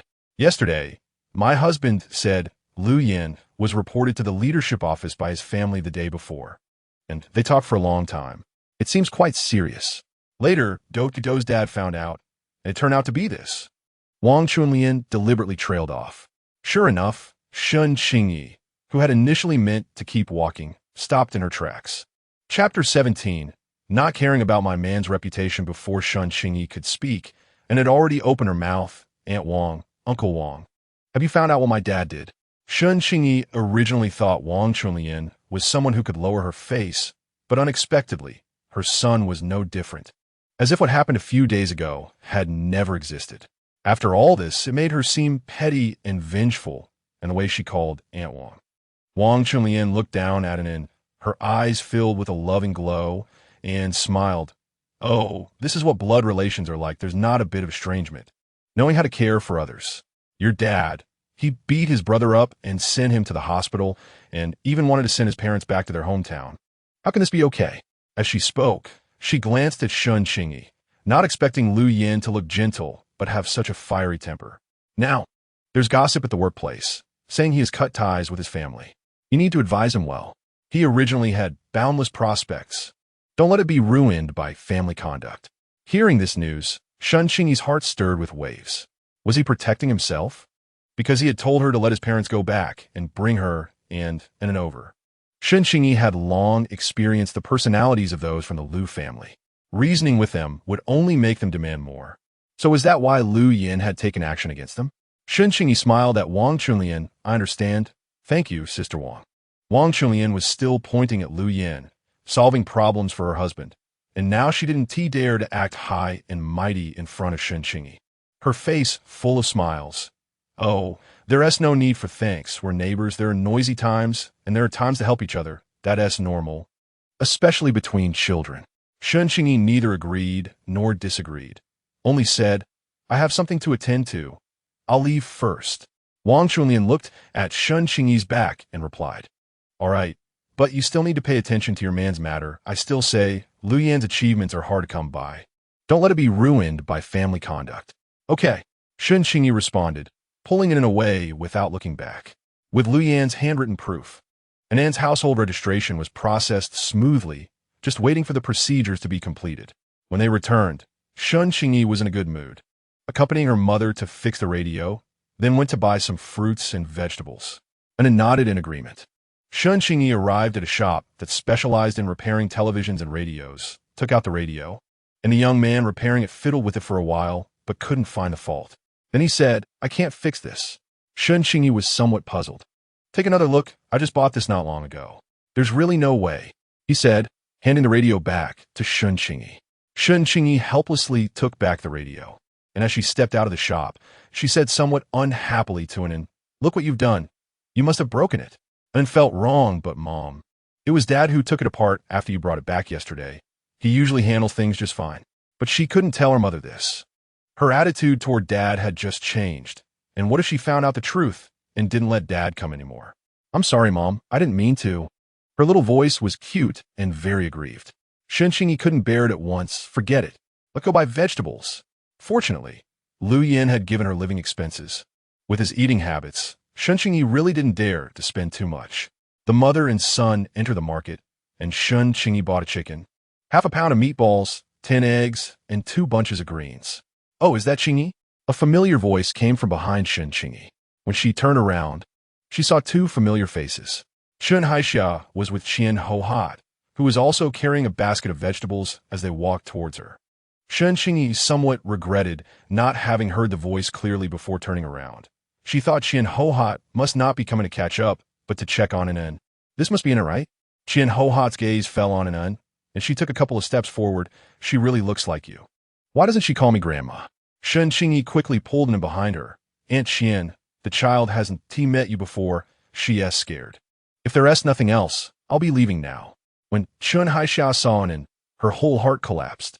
No wonder he would protect her to this extent, even if he had no feelings for Qingyi. If she had known back then, she should have used some tricks to win him over. It was all her fault for being too confident, thinking he would confess first. Qian Hohat completely ignored Chen Haixia's expression, her gaze sweeping over Qingyi's basket. Are you living your life like this? Although Lu Yin has acknowledged you both, you can't spend so recklessly. Lu Fan isn't married yet, and both your father and I are still sick. The money Lu Yin spent on hospital visits the other day, he didn't even spare a dime. He really doesn't think about the family at all. Chen Haixia quickly added. Lu Yin just borrowed 100 from his leader yesterday. Qingyi found it amusing, and Anan and I haven't eaten a single grain of rice from your family. Nor have we lived under your roof, so what you said has nothing to do with me. I've always lived this way, and have been doing just fine, so I don't need you to teach me how to live. Qian Hohat never expected that the girl who used to be at her mercy would now speak in a way that made her so furious, momentarily speechless, her eyes nearly popping out. Seeing this, Chen Haixia chimed in, Comrade Qingyi, you're now Lu Yin's wife, so you should consider his reputation in what you say and do. If you keep confronting your mother-in-law like this, others might think it was you who caused the rift between Lu Yin and his family a few days ago. We are all family. Don't always remember past grievances and nitpick against your mother-in-law. This will only make Lu Yin caught in the middle and embarrassed. Confronting my mother-in-law?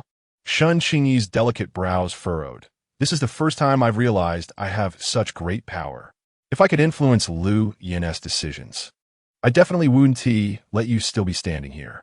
Seeing people gathering around, Qian Hohat immediately started crying out, "Oh, I really have sinned, letting my son marry such a daughter-in-law. Not only is she wasteful and unfilial, but she also incites my son to send us two old folks back to the countryside. God knows how much effort we put into raising him, and in the end, he marries a wife and forgets his mother."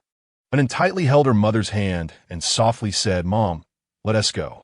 You said arguing with such people is just a waste of energy." Her voice wasn't loud, but Qian Hohat heard it. Look, even this little one has been taught not to recognize her grandma. At this moment, whispers began in the crowd, looking at the beautiful young woman, questioning how she could be so arrogant and lacking in manners. Really, one shouldn't judge by appearances. It should be said that gold and jade may be beautiful on the outside, but rotten within. So when marrying a wife, one should not only look for beauty, but also for someone who understands. Hearing this, Qian Hohat instantly wailed even louder. Qingyi was neither anxious nor angry. Smiling at Chen Haixia, "If you really don't care about my man's reputation, then let your Aunt Qian cry even louder and draw everyone here. I'm not afraid." Chapter 18. Lu Yin is truly an unfortunate person. This statement is double-edged and profound, causing some people to involuntarily turn their gaze toward Chen Haixia. Remembering that Chen Haixia had just called Qian Hohat aunt, someone curiously asked Qian Hohat, "Aunt, is the woman next to you a relative of yours?" Qian Hohat, still fuming, answered without thinking no. Only after saying it did she realize that Qingyi was trying to set them up. "I watch her grow up. I treat her like my own daughter. No wonder. No wonder what?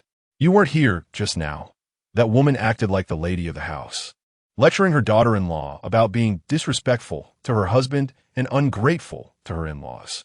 That's why the daughter-in-law said she cared about her man. No wonder her attitude. Upon hearing this, Chen Haixia finally understood what Qingyi's earlier comment meant. Her thoughts were exposed, and her face turned red and pale.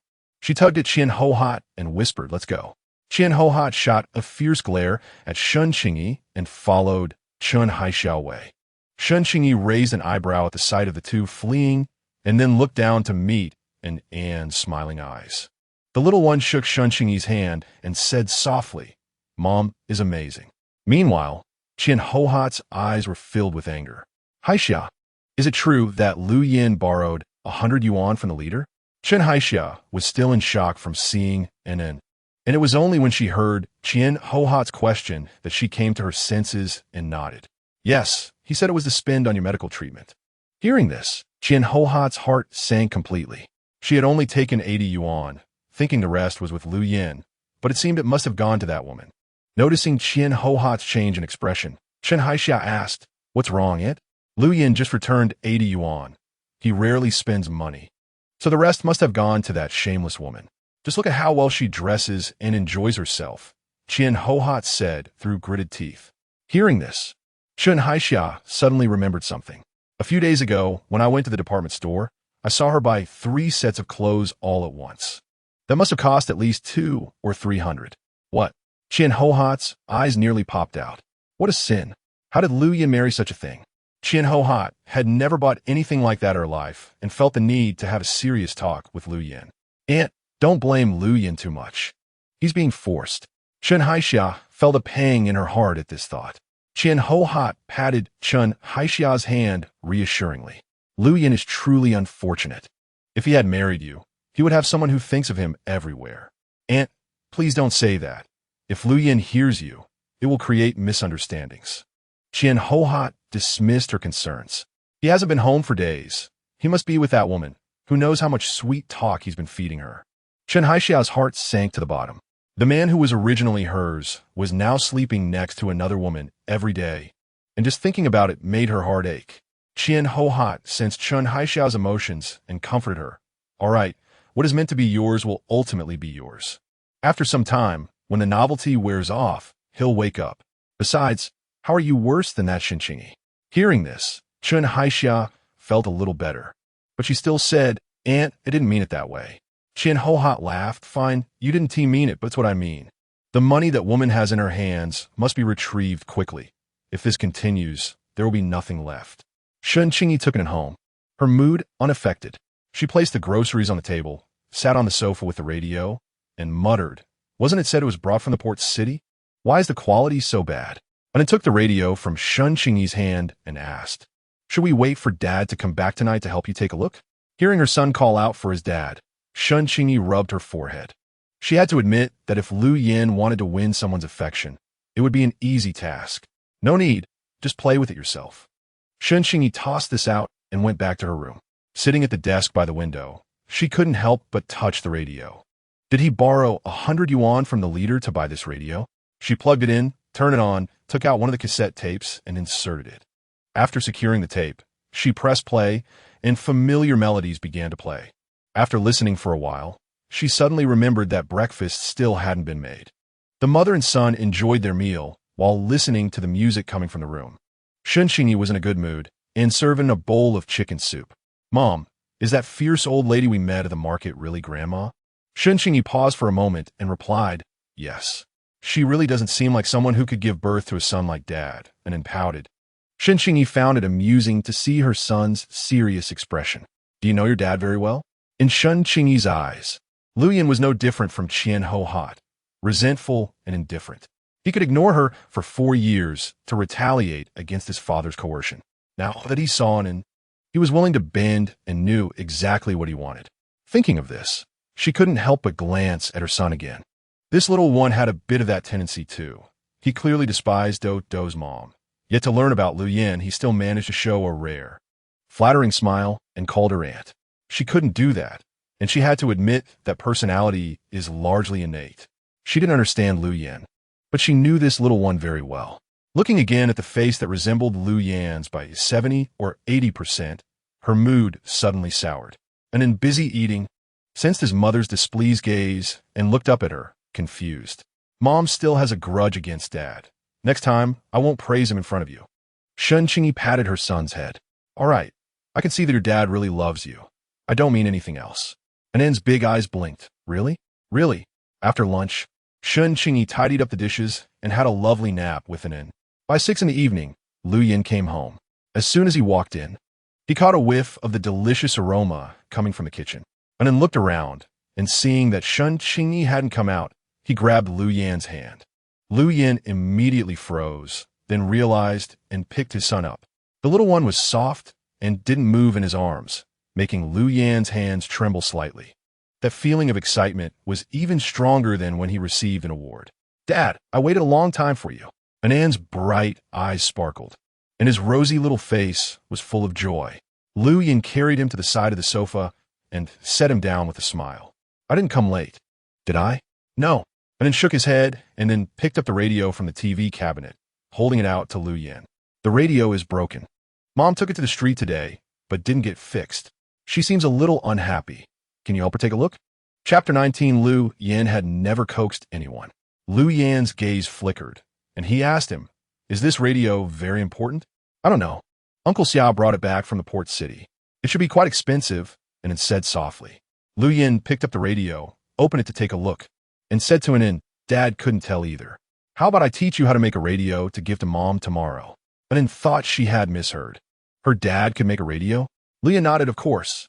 Tomorrow, Dad is on holiday and can teach you. But we have to keep it a secret until it's done, so we can surprise Mom." Anand's eyes sparkled with admiration. "Okay, Dad is really amazing. Being able to make a radio is much cooler than Dodo's dad." When Qingyi came out of the kitchen, she saw the father and son sitting together, whispering as if they were sharing a secret. A slight emotion rose in her heart. How close they seemed. And then, "Go wash your hands and get ready for dinner," she called. The father and son replied in unison, "Okay." Once the dishes were served and everyone was seated at the table, Qingyi poured a bowl of chicken soup for Lu Yin.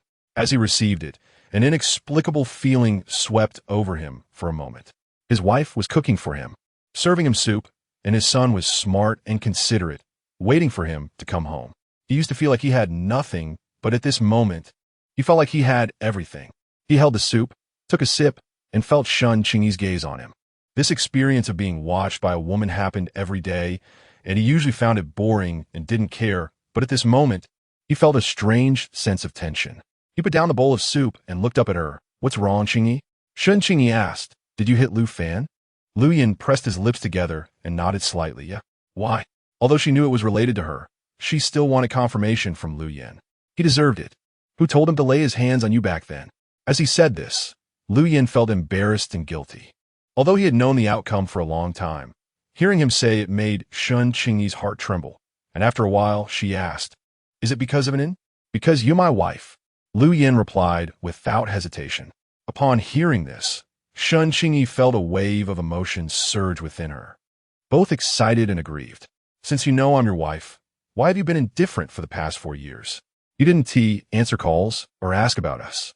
Do you know that if you had just said one word back then, she and wouldn't have faced so many years of pointing and whispering?" But Qingyi couldn't continue. "You called me?" Lu Yin took a long time to react. "No one informed me, but I wrote over 10 letters. Didn't you receive any?" After saying this, he fell silent again, realizing that at that time, while waiting for him to settle down in Lin City and having time to write letters, Qingyi had already been kicked out of her home. He put down his bowl and chopsticks and said again, "I'm sorry. I didn't know you had left. So those letters were probably collected by my family. I'll go find them." Qingyi looked up at him and saw his eyes turning red, realizing she had misunderstood him. She said, "Don't go, just eat." Lu Yin paused for a moment and slowly sat down again. Yeah, going now would just lead to an argument. After his anger subsided, he felt a strange joy. She had tried to contact him. "Qingyi, a group of experts has come to Shanghai for a seminar. After this period, I'll let them go back." Lu Yin spoke again. Qingyi recalled what Wang Chunlian had said, "And and I are fine living here. You don't need to rush. Work is important." Lu Yin didn't blame her for his father's issues, and the burden that had been pressing on Qingyi's heart finally lifted. Besides, she wouldn't be staying long. In another month, she would be going to Peng City. Lu Yin paused. "Okay, and eat more chicken soup, perhaps in a good mood." Qingyi added another sentence. "Okay," Lu Yin replied. After dinner, Qingyi went back to her room to listen to music, while Lu Yin took the bowl to the kitchen. As he washed the dishes, he thought about another matter. The person responsible for communicating with their group and their families was Sister Wang. He had hardly spoken to her, so why was she targeting him like this? If it weren't for this misunderstanding, how could Nin and Qingyi have endured so many grievances over the years? He had to get to the bottom of this. After washing the dishes, he wiped the kitchen inside and out. When he came out, and was already waiting for him eagerly. The next day, Lu Yin went to the Research Institute for work. After finishing the tasks at hand, he headed straight to Wang Zhifang's office. "Is something wrong?" Wang Zhifang looked a bit nervous. This kid never came to him without a reason. Lu Yin nodded and politely pulled a chair to sit in front of Wang Zhifang. "Now that the research base in Lin City has been closed, do you know where Comrade Wang Shui may have been transferred? Why are you suddenly asking about her?" Wang Zhifang relaxed when he realized it wasn't about his parents or borrowing money. "Qingyi tried to call me several times, but she refused to take the calls." Lu Yin said seriously. Wang Zhifang was a bit surprised. "Really? Every time I called you, she was respectful and polite, never missed one. She shouldn't be targeting you. Could it be that your wife dialed the wrong number?" "Absolutely not," Lu Yin firmly denied. "Did your wife tell you to check?" Wang Zhifang asked again. Lu Yin nodded. "Yeah. Did your wife ask you to investigate?" "No." Wang Zhifang chuckled. "As long as you clarify, it's fine. Your wife didn't insist on an explanation, so just let it go. The current tasks are pressing. Focus on work." Lu Yin raised his head, his attitude resolute. "This matter cannot just be let go. Please help me find out where Wang Xuanmei is now." Wang Zhifang was at a loss. "All right." Lu Yin stood up, looked around, and spoke again. "Lend me another 100. Wang Zhifang's eyes widened in shock. "Is your mom sick again?" Lu Yin acted as if he didn't see his expression, turned his face away. "No. I'm renting a place. I can't stay at Su Yang's house anymore." Wang Zhifang really didn't expect this. "No way. Lu Yin, which research institute in Kyoto, doesn't give you?" "Engineer Lu, face? How is your family situation so dire? Did your mom kick you out?" "No. I share a room with Lu Fan. He snores at night, and I can't sleep. Plus, the whole room is so messy there's no place to stand." Wang Zhifang's eyes widened. Then he dug in his ears. I didn't hear wrong. Did I? In this situation, why don't you go back and cuddle with your wife instead of making trouble elsewhere? With how concerned you were about her just now. She should have forgiven you long ago. Take my advice. Go back and coax your wife. Move back to her side. Coax. Lu Yin had never coaxed anyone. Chapter 20. A subtle shift in thought, however. He has always been good at learning. Although he has never coaxed anyone, he can still learn. Wang Zhifang noticed he was silent and felt a bit anxious. I only earn 320 yuan a month, which is even less than yours. I have to hand over 220 yuan, and the 100 yuan I borrowed from you is saved up for my usual expenses. I really don't have any money to lend you. Lu Yin nodded and smiled. Then, can you give me some of the extra minerals in the lab? Sure. And what about that old set of capacitors and the metal detector? Can you also give those to me?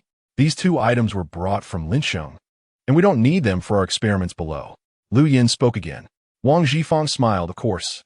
He liked Lu Yan's inquisitive spirit, thinking it would be useful for his own research. All right, just bring a list over later for me to sign. Great. Thank you. Lu Yin replied. Wang Zhifang asked, have you thought of any new ideas? Lu Yin smiled. No, I just want to make a radio for my wife and teach my son at the same time. Wang Zhifang laughed. That's good. Family harmony is important. Move over there soon. Don't think about renting a place outside anymore. Lu Yin didn't respond and turned to leave. In the afternoon, after work, Lu Yin took the items and didn't go to Qingyi's side because he had made plans with An for the next day. He returned to the family compound. Qian Hohat saw Lu Yin come back, and her expression wasn't good. The medical expenses from your last visit weren't enough, and you didn't even come back to ask about it. Do you still have me as your old mother in your heart?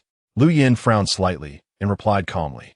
Didn't I leave money for Lu Fan? 10 yuan isn't enough. I've supplemented the living expenses, she retorted. Lu Yin smiled faintly and didn't continue the topic. Instead, he asked, have you received the letters I wrote to Qingyi in recent years? Qian Hohat didn't expect him to suddenly ask this question.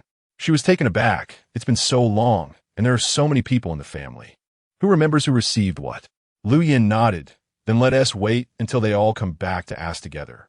A hint of panic flashed in Qian Hohat's eyes, but she quickly calmed down. It must have been lost in the mail. If someone really received it, I would have some impression. At that moment, Lu Fan and Lu Kaiqing returned. Qian Hohat immediately stepped forward, blocking Lu Yin, and asked the siblings, have you received any letters from your second brother?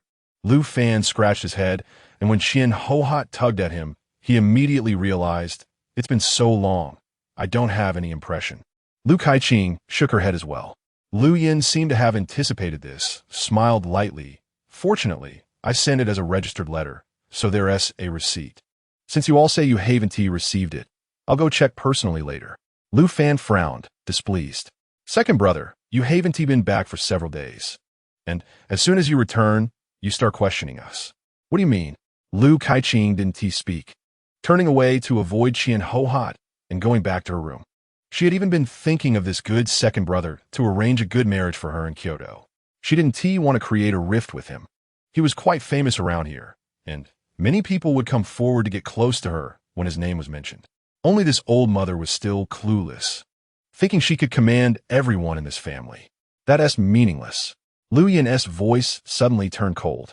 If I find out someone received it and deliberately didn't bring it out, don't blame me for being ruthless. Upon hearing this, Qian Hohat immediately burst into tears. You unfilial son, why do you have to stir up trouble in the family for that woman? Look at how she lives, and then look at how our family lives. The clothes in the big mall, buying several sets without blinking, eating lavish meals every day, richer than during the New Year. Well, has she ever thought about you or your parents? I heard you borrowed 100 yuan from your leader. Did you give all your money to that woman? Lu Yin looked at his unreasonable mother, already numb to her words, which stirred no waves in his heart. Clearly, I give you and Dad living expenses, and you could have lavish meals every day and occasionally buy a few clothes. It's you and Dad who favor the elder brother and Lu Fan. What does that have to do with my wife? Besides, whatever he owes Qingyi, he will give as long as he has it. Lu Fan gritted his teeth, wanting to curse Qingyi again, but he had just been beaten and held back. Second brother, in our countryside, who doesn't rise with success? Why do you have to favor Qingyi at every turn? Do you know what people outside say about her and that guy named Xia? Shut up. Lu Yin interrupted Lu Fan coldly. I came back today to tell you that if you took those letters, hurry up and find them, or the family will end up quarreling again. After saying that, he shouldered his bag and left. Qin Hohat watched his back, stomping her feet in anger. Lu Taisheng, come out. What are you hiding in the room for? Look at the good son you raised. After a long time without any response, Qin Hohat scolded again. If you don't come out, I'll throw away all your cigarettes. With a creak, the door opened, and Lu Laohan, with a wrinkled old face, said unhappily, why do you have to go against him? You know this second son of yours has never been obedient to you. After all these years, haven't you learned? What do you mean? Am I wrong? Qin Hohat stepped forward. Lu Laohan said, he is someone who only responds to softness, and now he is even more assertive. Why do you want to confront him? Qin Hohat was anxious. He took the money to give to that woman with the surname Shen. Lu Laohan knocked on his pipe and said, all right, calm down. Let us wait a while and invite and Qingyi over for a meal. What? That little vixen. Shut up. Wasn't he what I just said pointless? When the second son is serious, can you match him? Lu Laohan glared at Qin Hohat. Qin Hohat fell silent. Remembering Qingyi's demeanor at the market that day, she didn't want to back down. Meanwhile, Qingyi had just woken up and was taking him to buy groceries. And then, still groggy, said, I'm not going today. I want to wait for Daddy at home. All right, but you still need to get up and wash your face and brush your teeth, right? Qingyi had no way to deal with him. Only then did Nin slowly get up and follow Qingyi to the backyard to wash up. After the mother and son had breakfast, and was reading a comic book in the hall while Qingyi went to change clothes in her room. Lu Yin was coming over to bring their son today, and she planned to visit Cheng Yuqing again to arrange a trip out and discreetly inquire about the border pass issue. After she finished fixing her hair and looked in the mirror, she was very satisfied and planned to go out.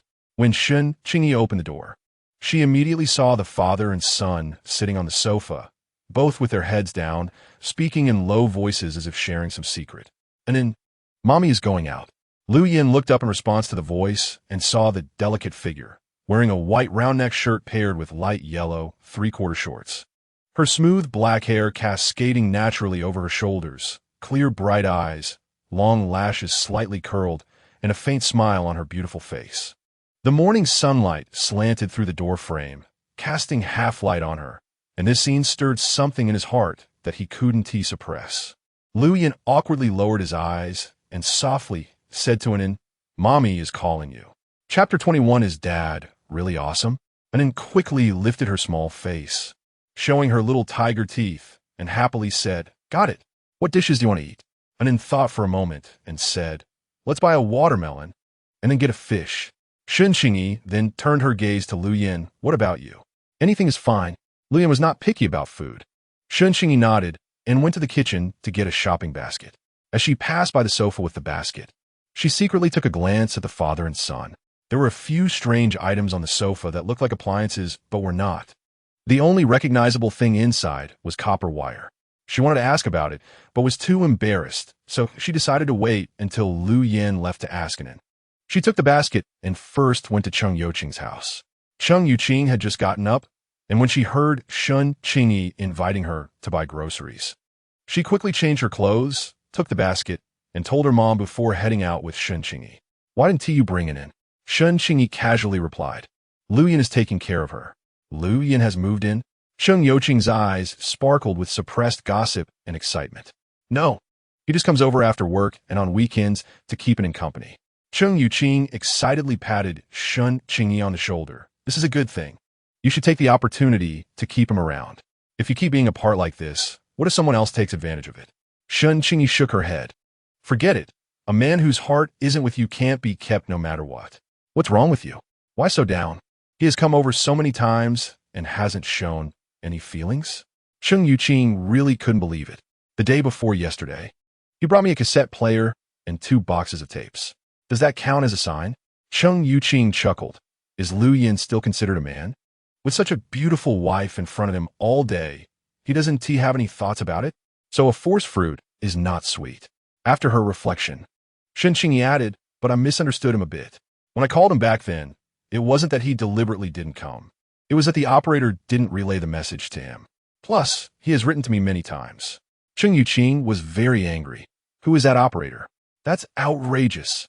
You and Anin have suffered so much because of her. You must complain about her. Seeing Qingyi silent, Qingyi spoke again. Could it be that Lu Yan regretted seeing Anin and said that on purpose?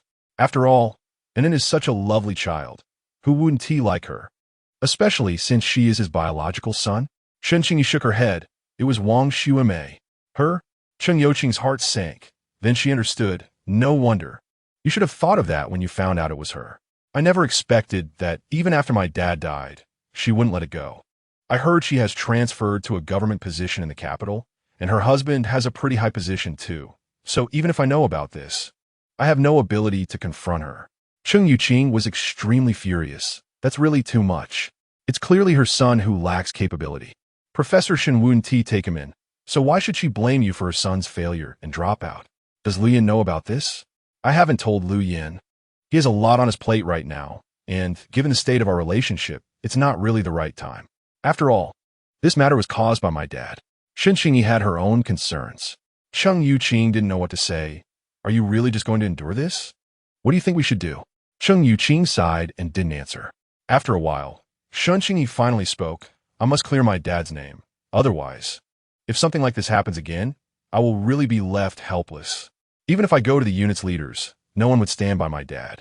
I'll keep Wang Xuemei's matter in mind. Qingyi paused for a moment. After all this, are you still planning to go to Pampering? Qingyi smiled. You really can't hide anything from you. Qingyi felt a bit worried. Are you really able to handle things in Pampering? Qingyi nodded. Everything is arranged with Xia. All right, then I'll go plead with my dad. After getting his agreement, Qingyi finally felt relieved. The two bought groceries and went back separately, and Qingyi bought a watermelon on the way. She brought the watermelon back and placed it on the table, but neither father nor son looked at it. Perhaps they were too focused to notice. Qingyi didn't disturb them. After all, Anin often did this, and she was used to it. It wasn't until she went to the kitchen to prepare the meal and returned to the table that she called out to Anin a couple of times before they snapped back to reality. Hearing her voice, Anin hurriedly hid the things away and turned to ask Mom, when did you come back? Dinner is ready. What do you think? You should hurry and wash your hands. Anin winked at Lu Yan. I'll wash my hands first. You can wash after I'm done. Lu Yan understood, nodded, go ahead. Qingyi watched the father and son acting mysteriously, but since Lu Yan was sitting there, she didn't dare to approach. When it was Lu Yan's turn to wash his hands, Qingyi couldn't help but walk over to take a look, but was stopped by Anin. Not now. You can look after dinner. Qingyi then stood up straight. All right. After Lu Yan washed his hands and sat at the table, Qingyi and Anin joined him. After the three finished eating, Anin said to Qingyi, today, Mom should wash the dishes. Dad and I have a little something to do. Qingyi obediently went to wash the dishes. When she finished and came out, the father and son were already standing by the sofa, as if waiting for her. Anin walked over, took Qingyi's hand, and said, Mom, Dad, I made a gift for you. A gift? Qingyi was very curious. Lu Yan uncovered the red cloth on the table, and Qingyi saw a metal lump wrapped with copper wire, framed in a small iron box, quite delicate. Anin handed the headphones in her hand to Qingyi. Mom, listen. Qingyi obediently put on the headphones, and soon a broadcast voice came through. Qingyi was extremely surprised. Is this a radio? Anin nodded. Yeah, it doesn't need to be plugged in or use batteries. Dad said, this is a mineral radio. Do you like it? Qingyi was stunned and looked at Lu Yan, who had an ordinary expression, without any hint of wanting to show off. No wonder Anin always praised him as awesome. Qingyi nodded. Yes, I like it. Anin was instantly delighted and said, Dad said he would teach me how to make a semiconductor radio next time, but it needs semiconductor chips, which are a bit expensive, so you'll have to wait. ISNT Dad, super awesome. Qingyi glanced at the man in front of her again. His delicate eyebrows were relaxed and clear. And as he listened to their son's praise, a faint smile appeared on his face. Qingyi nodded, yes. Then Mom won't be angry about the broken radio anymore. Right? Anin's eyes, dark like grapes, widened. Qingyi laughed. Mom hasn't been angry for a long time. Anin placed the item in her hands. Take it. Just as Qingyi put the item in the room, she heard Unin joyfully calling out from the hall. Uncle Xia is here. Chapter 22. What Uncle Xia usually does after Xia entered the room. He saw Lu Yin and was momentarily stunned, but quickly recalled that he had acknowledged him as an An's father in the crowd that day. Lu Yin also stood up and nodded at him. The two men discreetly sizing each other up before quickly averting their gazes. Xia was dressed in a white shirt and black trousers, wearing a very eye-catching watch. He was about the same height as Lu Yin, with handsome and noble features, clearly from a well-off family since childhood. He appeared to be considerably younger than Lu Yin, and the rumors flashed through Lu Yan's mind but were quickly dismissed. The professor had taught Qingyi very well, and she was certainly not that kind of person. Yet, he felt inexplicably uneasy and restless inside. Xia picked up and placed her on the sofa, taking out a small red square box from his bag, which had an English title printed on it, along with a few books, and placed them on the table. This is what Uncle Xia brought for you. Let's see if you like it. As soon as he finished speaking, Qingyi came out of the room and immediately noticed the items on the table, slightly frowning. Buying so many things again? Didn't I say it's unnecessary to keep buying things? Xia smiled and said, it's not worth much. Don't take it to heart, you have one too. He then pulled out a rectangular package from his bag. Qingyi did not accept it, saying it was too extravagant, and she couldn't afford it. Xia placed the item on the table as well. This isn't mine. It was brought by my sister from the port city. She said it's great for washing hair. Upon hearing this, Lu Yin involuntarily glanced at Qingyi, whose hair was long and beautiful, cascading naturally over her shoulders, glossy and dark. And then opened a red tin box and exclaimed, wow, it's cookies. Did you buy it from the overseas Chinese store? Xia nodded. Yes, do you like it? Saying this, he found another chair and sat down a distance away from Lu Yin. He secretly glanced at Lu Yin again. This man was outstanding in appearance, and his talents were even more impressive. He suddenly understood why Qingyi had waited for so many years with an N, insisting on his return. Fortunately, such a person was born proud and hadn't taken her heart, and then beamed, closing the cookie box. I like it. Lu Yin lowered his eyes, hiding the disappointment in his gaze, just then hearing and then loudly say to Xia, Uncle Xia, my dad can make radios. Isn't that amazing? Xia nodded, adding in yes, with Xia's affirmation, and was very happy, showing her little tiger teeth. Dad said next time he will teach me to make a semiconductor radio, but that chip is quite expensive, so I have to wait a while. When it's done, I'll give it to you, okay? Okay. Qingyi did not go to take the bottle of shampoo. She walked over to Xia and handed him a notebook. I've been a bit busy lately, so I've only completed these. Please talk to your sister about it. I'll catch up next month. Xia took the notebook. Why not explain it to my sister in person next time? She has always been diligent. It's probably because Lu Yin is back that she hasn't had the mood to draw. Qingyi smiled. So stingy? Really a capitalist child? Lu Yin had never heard such a teasing tone before. It was affectionate and gentle. Just listening to it made her feel lively. It was just a simple phrase, and yet he felt inexplicably uncomfortable. His fingers, which were resting on his knee, curled slightly, and just as he was about to stand up, he saw Wang Chunlian leading her son, Wang.To, over. Wang Chunlian greeted Qingyi warmly. Qingyi, your man is here. Lu Yin, who originally had no good feelings toward Wang Chunlian, suddenly felt a sense of ownership upon hearing the words your man, especially when he heard Qingyi's affirmative reply. Yes, it's the weekend. He came to accompany, and then Wang.To's gaze fell on the red tin box on the table, wanting to rush over to take a look, but was firmly held back by Wang Chunlian. Seeing Wang.To's angry expression, Ann's big eyes blinked, and she boasted to Wang.To. My dad can teach me to make radios. After saying that, she walked over to To and whispered in his ear, my dad can pee farther than your dad. The little guy said this with a proud expression, and To, feeling unconvinced, was about to argue when Wang Chunlian noticed just in time and pulled him back. Behave. Mommy has something to discuss with Uncle Lu.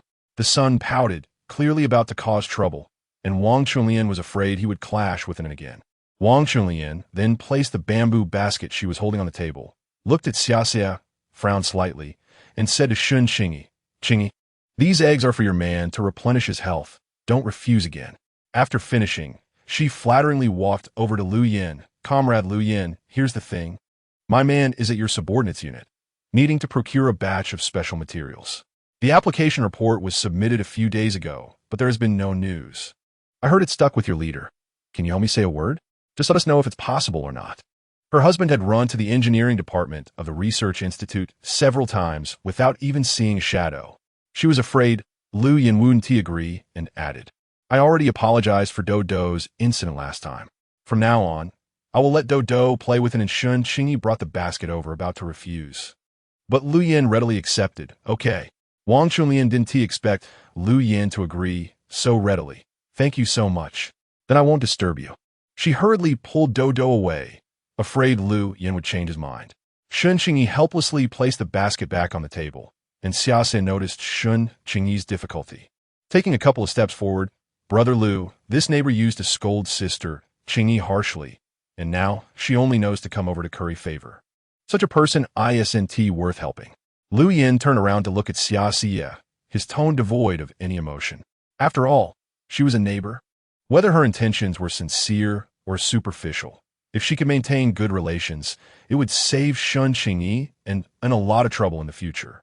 He was mainly delighted by Wang Chunlian referring to Qingyi as your man. Xiaoxia fell silent, checking his watch, and said to Qingyi, Sister Qingyi, I have some other matters to attend to, so I'll leave first. All right, thank you for making the trip, Qingyi said, waving to Anin. Come over and say goodbye to Uncle Xia. Anin quickly got up from beside Lu Yin and ran in front of Xiaoxia, showing her little tiger teeth and waving, Goodbye, Uncle Xia. Xiaoxia glanced back at Qingyi, then turned and took a few steps toward the car. The sound of the car starting echoed and then faded, but Lu Yan's mood remained unsettled. Qingyi then walked to the counter to take the bottle of shampoo and then went into the room. After the door closed, and placed the little book that Xiaoxia had just bought on Lu Yan's hand. Daddy, read it to me. Lu Yan opened the little book and found that it was actually the English version. He asked, Can you understand these? You speak English? And then tilted her head. And then nodded, Yes. Well, I just learned to talk. Uncle Xia often read these to me. Lu Yan paused for a moment before quietly asking, What does Uncle Xia usually do when he comes over? Chapter 23, extremely patient, and then tilted her head and thought for a moment, not doing much. Just taking away her mother's painting, paying some money, buying some things for me and my mom, and playing with me. Lu Yan asked again, Doesn't like him? And then nodded, saying, Mom says Uncle Xiao's family and Aunt Cheng's family are the best people in the world. Without them, my mom and I wouldn't be able to live here. But now I have a dad, and no one dares to point fingers at my mom and me anymore. Hearing this, Lu Yin felt as if his chest was suddenly blocked. What had she endured during these 4 years he had missed? What right did he have to question her relationship with Xiaoxia? Seeing Lu Yin suddenly silent, and quickly leaned her head and whispered, Dad, I now think you are also the best person in the world. You didn't answer Mom's call because someone was being bad, right? You didn't abandon us, did you? When Lu Yin heard this, he looked at his son in surprise, then picked him up and gently nodded without speaking, but his nose felt a bit sour. Qingyi had taught their son well. After a while, he said, Let me read to you. When Qingyi came out, she heard Lu Yin fluently reading English to their son, a bit surprised, as he had never been abroad, yet his spoken English was not inferior to Xiaoxia's. But thinking that Xiaoxia was the top student in the province, she felt relieved. She carried the watermelon she bought to the kitchen, cut it, and brought it to the living room, calling, and then, Come eat watermelon. After calling, she took a piece for herself and went into the room, and then listened to Lu Yin reading without moving, but it was Lu Yin who stopped. Let's go eat watermelon. Lu Yin got up, walked to the table, and took 2 pieces of watermelon, one for each of them. Clearly, one piece was not enough, so the father and son sat at the table, finishing one piece after another. Soon, Lu Yin heard the song coming from the room, Sweet, sweet, you smile sweetly, just like flowers blooming in the spring breeze. And then used her delicate little hands to pick out the black seeds from the watermelon, then took a big bite, the sweet juice bursting in her mouth. And she squinted her eyes in enjoyment. The watermelon Mom picked is really delicious. Lu Yin also felt that at this moment, it was noon, originally very hot. But a few pieces of sweet watermelon paired with this sweet and soft song made one feel as if the cool breeze coming from outside carried sweetness. After finishing the watermelon, Lu Yin couldn't continue reading to Anin because of the music. and he remembered the kitchen cabinet door. He brought tools and said to Anin, "Dad is going to fix the kitchen cabinet. Do you want to come learn?" Anin nodded, wanting to go. Thus, Lu Yin took it into the kitchen to fix the cabinet. When Qingyi entered the kitchen for dinner, she found the kitchen cabinet cleaned thoroughly, and the originally shaky corners had been nailed firmly. Qingyi peeked in and saw Lu Yin sitting in the wicker chair under the grape trellis, explaining the growth cycle of grapes to Anin, who was listening very attentively, occasionally turning back to ask questions, and Lu Yin answered fluently. The previously puzzled big eyes of Anin were now full of excitement and smiles. The man was knowledgeable and extremely patient, with a high-nosed bridge and a slightly upturned corner of his mouth that held a faint smile. His long legs crossed, hands resting behind the wicker chair. He relaxedly responded to Anne's various questions, as if all questions were clear to him. Unlike her, who every time faced Anne's questions, either mumbled and perfunctorily responded or impatiently refused. Qingyi watched his profile from a distance, lost in thought. After a while, Qingyi came back to her senses. She didn't disturb the father and son, finished cooking, and brought a small square table from the kitchen next to the grape trellis.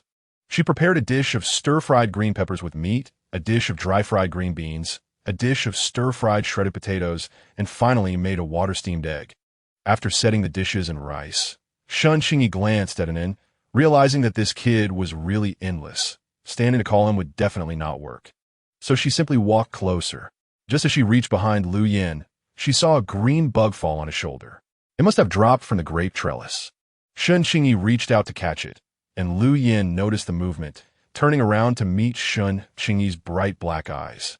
Qingyi pinched the bug between her fingers and held it out in front of Lu Yin. It fell on your shoulder. Lu Yin looked at his wife, who seemed busy explaining as if she had done something wrong, and said softly, "It's okay, thank you." Qingyi threw away the bug and said, "Come eat with Anin. It's a bit hot in the hall. I've set it up in the yard." Lu Yin got up but didn't immediately call Anin. Instead, he squatted down in front of him, held his hand, and said, "It's time to eat." Anin immediately moved. Qingyi was slightly surprised, her mouth slightly open. In the past, whenever Anin was dazed, she had to call many times, but unexpectedly, Lu Yin called Anin with just one sentence. Anin saw the food set up in the yard and happily exclaimed, "Wow, I like eating in the yard, it's cool." The father and son sat on a small wooden bench, and Qingyi placed the dishes in front of them.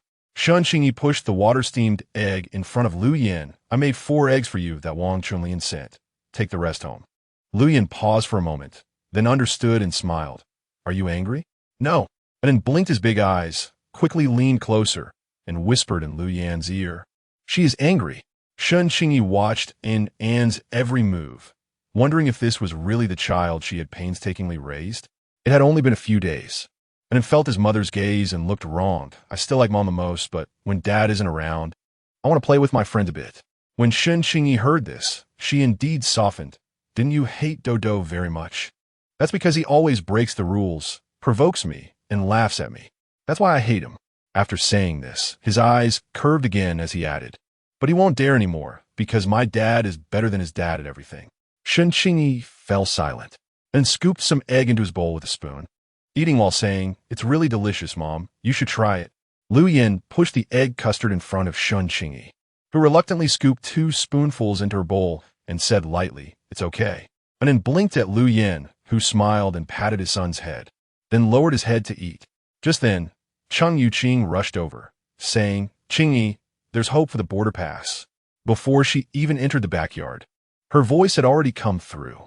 When she saw Qingyi was not in the yard, Cheng Yuqing quickened her pace, and upon reaching the yard, she saw Lu Yin sitting next to him eating. Qingyi quickly stood up. "Have you eaten?" "Yes."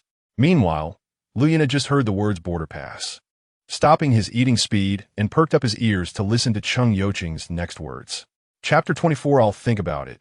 Just as Cheng Yuqing was about to speak, she was pulled aside by Qingyi. "Let's talk after we get back to the room," Qingyi whispered. Cheng Yuqing understood and replied, "Okay, I'll wait for you in your room." As they exited the backyard, she stole another glance at Lu Yin. Lu Yin was tall, and when sitting on a low stool, his knees nearly touched his chin, but he was completely oblivious, happily eating his meal and looking in a great mood. Turning back, Cheng Yuqing couldn't help but sigh internally. Shen Qingyi returned to the table, and the three of them finished their meal quietly. As usual, it was Lu Yin who collected the bowls. Shen Qingyi let him play in the yard and went to her room. Qingyi, I think Lu Yin is quite good. You could have a good life together. Have you considered it? Cheng Yuqing sincerely advised. Shen Qingyi looked at the tape recorder and cassette on the table, thinking of how it was with him, feeling a bit unsteady. But then she remembered her father. I still want to go to Pampering. My dad has been wronged. Cheng Yuqing was silent for a moment. My dad wants to ask you personally about your plans over there. He's home every afternoon after work. You could go find him when you have time. All right. After saying that, Cheng Yuqing's gaze fell on the tape recorder. Is this the one Lu Yin bought for you? Shen Qingyi nodded. Yes. And he even made a radio with it, and Cheng Yuqing laughed. See? It's just Lu Yin. Generally, what man would make a radio? Seriously, think about it. Look, I've been dating Wang Yin for several years, and he has never bought me a single gift. Every time I have to knit him a sweater or bring him food. Shen Qingyi laughed. He only has that little salary and came from the countryside. Aren't you just after his good looks? Cheng Yuqing smiled awkwardly. Speaking of looks, who can compare to Lu Yin? If I were you, I would stay and live a good life with him. You've already said it was a misunderstanding before, and he even beat up Lu Fan for you. Shen Uncle's case has been going on for so long. There's no need to rush. Life is long, and if you miss it, you won't find it again. Besides, don't tell me you don't like him. Shen Qingyi didn't deny it. I'll think about it. Cheng Yuqing took her hand and patted it in her palm. Exactly, don't be so stubborn. Don't always think Lu Yin has someone else in his heart. So what if he does? Well, my mom says as long as the salary is handed over and the rules are followed at home, it's fine. If Lu Yin really had something going on with that Chun Haixia, his status wouldn't allow it. He isn't stupid. If there are family issues, not just you, my dad could take legal action against him. Shen Qingyi looked up at Cheng Yuqing, feeling moved, but then wondered if that would be too selfish. You also said life is long. Sometimes when I see how he treats an in, I feel like all the grievances dissolve. And I don't want to treat him this way. Cheng Yuqing felt a bit frustrated. All right, you handle it your way. I just don't believe that after experiencing Lu Yin, you can still have feelings for other men. Shen Qingyi fell silent again. After speaking, Cheng Yuqing took out a bag of peach crisp from her bag and placed it on the table. This is for an in. I have something to do, so I'll leave first. Only then did Shen Qingyi get up. Wait. Saying this, Shen Qingyi took a rectangular package box from a nearby cabinet. Sister Xian brought this back from Gangxing for me. This shampoo is really good. I still have some left from last time, enough for another 2 months. Cheng Yuqing took the shampoo and smiled. That summer Siye kid is back again. Yeah, he came this morning, took the stuff, and left, Shen Qingyi replied. This kid is really strong. Despite all the gossip, he hasn't been pushed back. He truly is Sister Xian's younger brother. They both are born merchants. Money is more important than face. Lu Yin dares to come to him. Cheng Yuqing teased. Shen Qingyi understood. This is called being upright and not afraid of shadows. He does care about Wang Chunlian calling him a wild man. Ha! Cheng Yuqing couldn't help but laugh. This kid is only 21, and he has already taken on the title of a wild man. Shen Qingyi couldn't laugh. Not long ago, Wang Chunlian scolded him as a wild man in front of a bunch of people.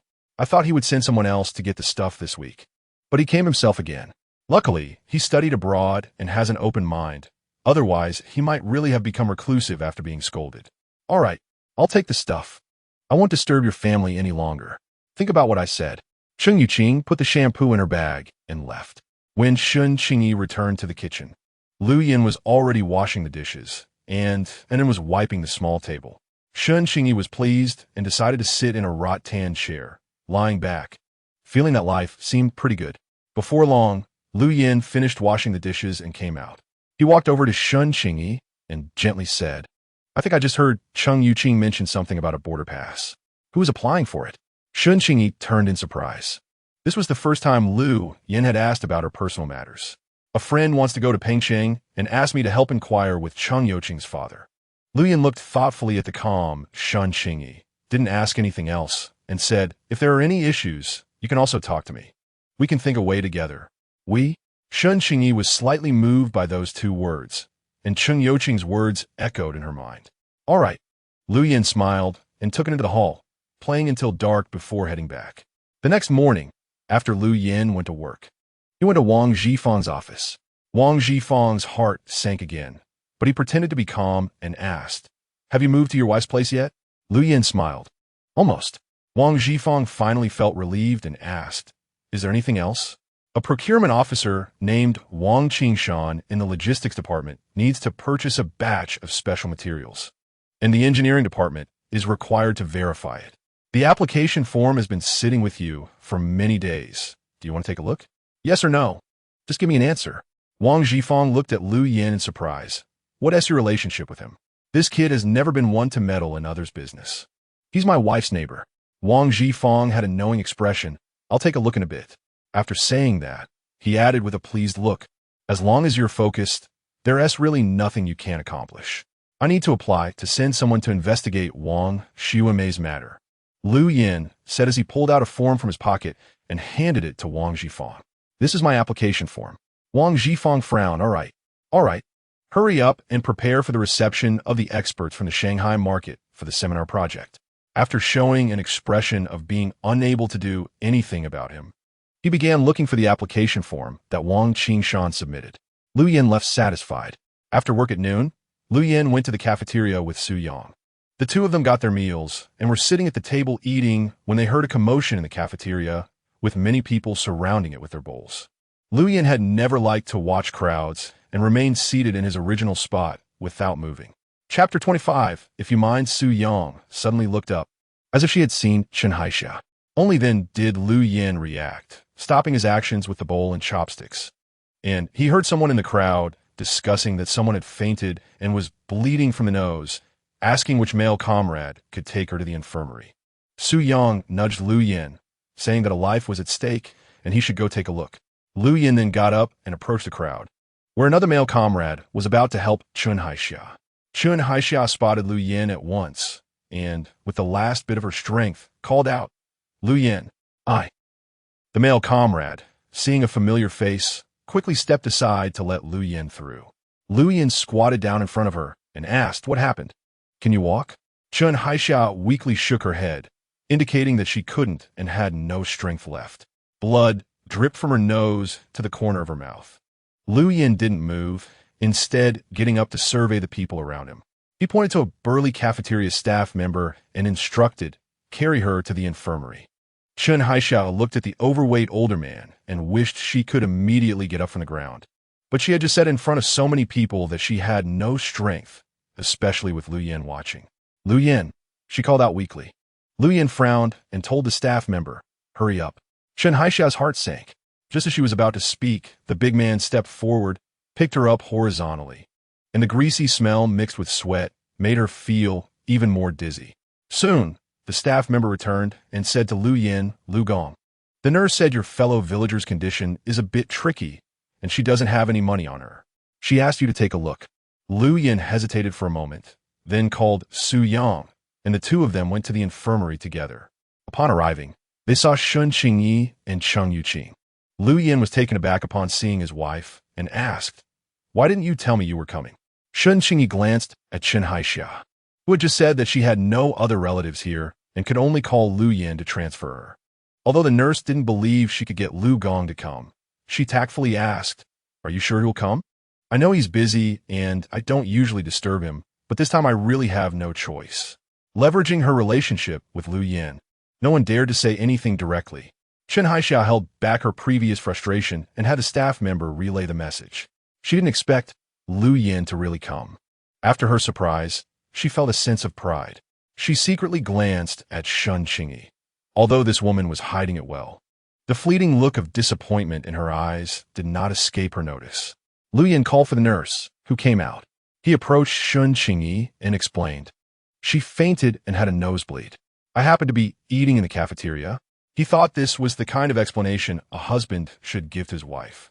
Shun Qingyi was about to speak when Cheng Yuqing interrupted forcefully. "What does her fainting have to do with you? Aren't you very busy? You actually have time to come see her?" She shot a glare at Su Yang, who was standing behind Lu Yin. Su Yang quickly explained, "They're fellow villagers, and the comrade who brought her here said it was serious, so we came to take a look together." Cheng Yuqing fell silent. Shun Qingyi really couldn't find fault. If it were an ordinary woman, she wouldn't have minded. But she was his childhood friend. When he entered, he had been so nervous that he hadn't noticed her in Anne's presence right away. Seeing and sitting silently beside Qingyi, Lu Yin crouched down in front of him and asked, "Do you want to go see Dad's office?" And then sensed that both Aunt Cheng and Mom were angry. And he was angry too. He didn't like the bad aunt who had troubled Mom with that mean grandma on the street last time. Turning his head away, he said, "No." He tightened his grip on Qingyi's hand. Lu Yin asked Qingyi, "Have you eaten?" "Yes." Qingyi replied blandly. Just then, a nurse's voice came from behind. "Lu Gong, Comrade Chen Haixia has a fever and is feeling dizzy. I can't diagnose it here. She might need to go to the People's Hospital." Lu Yin replied without turning his head. "Got it." Chen Haixia called out again. Lu Yin. Lu Yin stood in front of Qingyi and said, "If you mind, I can have Su Yang go." "Lu Yin, I'm feeling really dizzy," Chen Haixia weakly called out. The nurse urged, "Lu Gong, Comrade, Chen Haixia's condition can't be delayed. Don't drag it out." Lu Yin understood, turned to Su Yang, and said, "Please take Comrade Chen Haixia to the People's Hospital and report my name at the Research Institute to get a car." Su Yang hesitated. "I can't drive." Chen Haixia was extremely disappointed. Why did he care so much about this woman's opinion? Did the bond of being fellow villagers and years of classmates matter more than Qingyi's feelings? Thinking of this, Chen Haixia's tears fell down in big drops. Forget it. Let whatever happens to this broken body happen. The nurse noticed the situation and awkwardly said, "This is a matter of life and death. It should be okay for both male comrades to take her." Qingyi could tell that the nurse was familiar with Chen Haixia and said calmly, "Don't morally kidnap me. How Lu Yin handles it is his business. You don't need to ask for my opinion." Hearing this, Lu Yin suddenly felt a bit disappointed. He turned to Su Yang and said, "I'll go drive. You bring her over." He only needed her to say she minded, and he would take her along. Once at the hospital, he would find someone to take care of her. After getting the car, Su Yang carried Chen Haixia to the back seat, and Lu Yin started the car and drove to the People's Hospital. After registering her and taking her to the ward, he said to Su Yang, "Please help keep an eye on her." Chen Haixia saw the busy figure of the man and couldn't help but call out, "Lu Yin, Lu Yin." Lu Yin walked over and asked, "What is wrong? Where else do you feel uncomfortable?" Chen Haixia turned her face away and glanced at Su Yang. "Su Yang, I have a few words I want to say to Lu Yin. Is that okay?" Su Yang understood and stepped out, closing the door. "Lu Yin, do you like Qingyi?" Chen Haixia's heart was in her throat when she asked this question. After a long silence, Lu Yin didn't know if that feeling was really like. He wanted to gain her approval. He desperately wanted to make amends because her every glance and movement could cause him joy or sadness. Sitting next to her at dinner made him feel happy. "She is my wife. Shouldn't I like her?" Lu Yin said lightly. He brought her here because her nonchalant tone and demeanor had hurt him. When Chen Haixia looked at him, her eyes misted over again, "But she doesn't like you." Lu Yin had intended to say that he didn't care at all because he had caused her so much grievance. He had no right to demand that she like him. But his heart couldn't help but feel a bit rebellious towards her. He didn't want to say anything more, but he couldn't help but ask, "How do you know? If she cared about you, she would have come to the hospital with you. After all, everyone knew you were with me in college. Any woman would mind." Hearing this, Lu Yin's gaze dimmed. So, that was the meaning behind it. No wonder he felt so uncomfortable and disappointed when he heard Qingyi's response. So, he cared that she didn't like him? Realizing this, Lu Yin suddenly felt a bit flustered, but quickly composed himself and said to Chen Haixia, "Because the experts from the Shanghai market are coming over to conduct research soon, I don't have time to stay here to take care of you. I'll have Lu Fan come." Chen Haixia couldn't find a flaw in his words. Everyone in the office knew about this matter now. "No need. Just help me find a caregiver." Chapter 26, A National Treasure Level Mind. Lu Yin nodded good. Upon hearing this response, Chen Haixia felt a tightness in her heart and began to cry, hugging her knees. Lu Yin did not notice Chen Haixia's emotions and walked straight out, saying to Su Yang, who was sitting in the corridor, "I'm going downstairs to find a caregiver." "Okay." Su Yang replied, then went to the ward and saw Chen Haixia with her head buried in her knees, shaking as she cried. "What's wrong?" Su Yang asked with concern. Chen Haixia sniffed, slowly raised her head, and with a pout, asked with a look of grievance. Is Lu Yin really that busy? Su Yang's heart sank upon hearing this. Could this girl also be thinking about Lu Yin? With a sigh, he replied, he is quite busy, besides preparing materials and experiments. He also has to accept interviews from the TV station later. After a pause, he added, don't think too much. Lu Yin, you see, looks good, but he is actually hard to deal with. I don't know how many girls have had their hearts broken in front of him. Chen Haixia quickly explained, you misunderstand. He is already married. I don't have any other thoughts. It's just that sometimes he is really too unfeeling. Last time, when his mother was sick, I stayed in the hospital all night. But in her heart, she thought, how could she be the same as other women? Even compared to Qingyi, she was different. Su Yang thought it made sense. In terms of human feelings, it's give and take. If he considered Qingyi's feelings, he should at least have a family member come and take care of her. So why did he directly hire a caregiver? Thinking this way, he still protected Lu Yin and smiled, saying, he is indeed busy.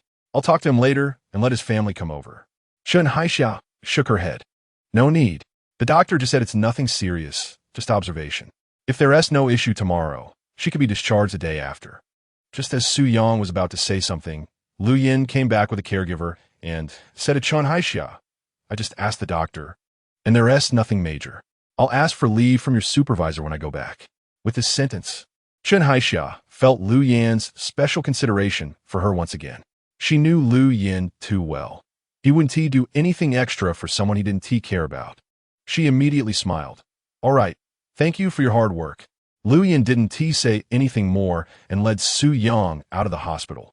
Once downstairs, Lu Yin stepped forward, opened the car door, and sat in the driver's seat, waiting for Su Yang to get in. After Su Yang sat down, Lu Yin started the car and drove out of the hospital. Su Yang then spoke. Chen Haixia is quite understanding. Lu Yin remained silent. Su Yang continued. You've hurt how many girls' hearts over the years? How can you be so at ease? I really hope one day you can experience this feeling. Lu Yin firmly gripped the steering wheel, casually asking, besides Qingyi, who else have I hurt? Seeing his oblivious expression, Su Yang immediately reminded him. The cashier in our office, Yin Mei, was so upset she couldn't eat for days. Lu Yin had completely forgotten. What did I do? Su Yang was somewhat speechless. She gave you a scarf, and you immediately returned it, saying her dad and brother needed it more than you. Lu Yin finally remembered and laughed. Isn't she doing well now? She married a nice husband. If I had comforted her softly back then, she might have spent more time and energy on me. Which wouldn't have been fair to her or to me? In Lu Yin's mind, besides Qingyi and Professor Shen, he didn't owe anyone anything. Su Yang Juklet, Alrig, you have your reasons. Lu Yin drove back to the office, instructed Su Yang to ask for a leave for Chen Haixia, and went to the health clinic. Cheng Yuqing was still lying on the bed, getting in 4, while Qingyi was peeling an orange beside her, and was quietly flipping through a comic book. Lu Yin walked up to Qingyi, raised his hand to check his watch. Dinner is about to be served. I'll go to the cafeteria and bring you something later. Seeing him return so quickly, Qingyi thought he might have sensed her unhappiness.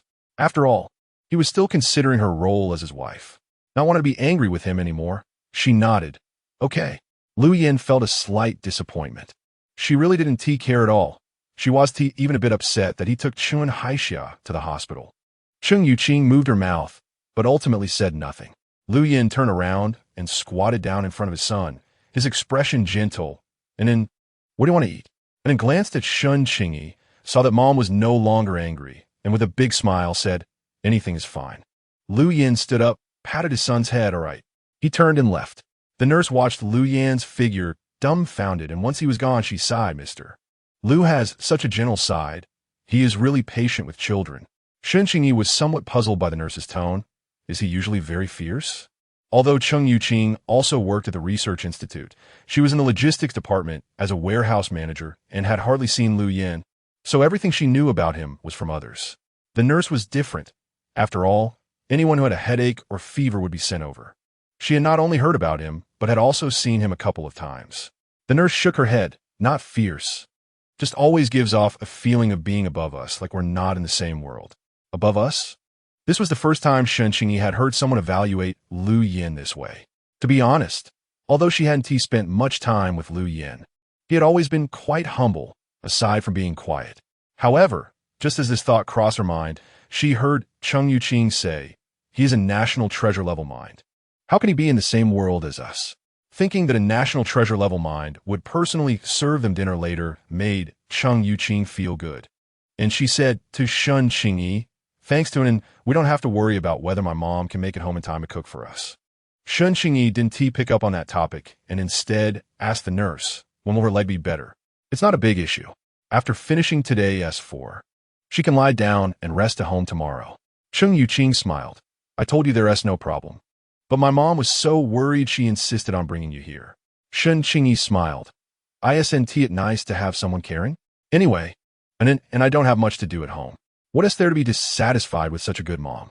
Qingyi thought of Qingyi's mother and awkwardly scratched her head, then said, "The food at the cafeteria is quite good, better than what you cook." Qingyi. At this moment, and then chimed in, "Aunt Cheng, Mom's cooking has really improved a lot. Dad really likes it." Qingyi patted her son's head and smiled at Qingyi. "Did you hear that?" Qingyi was a bit surprised and quickly gave Qingyi a thumbs up. "Not bad."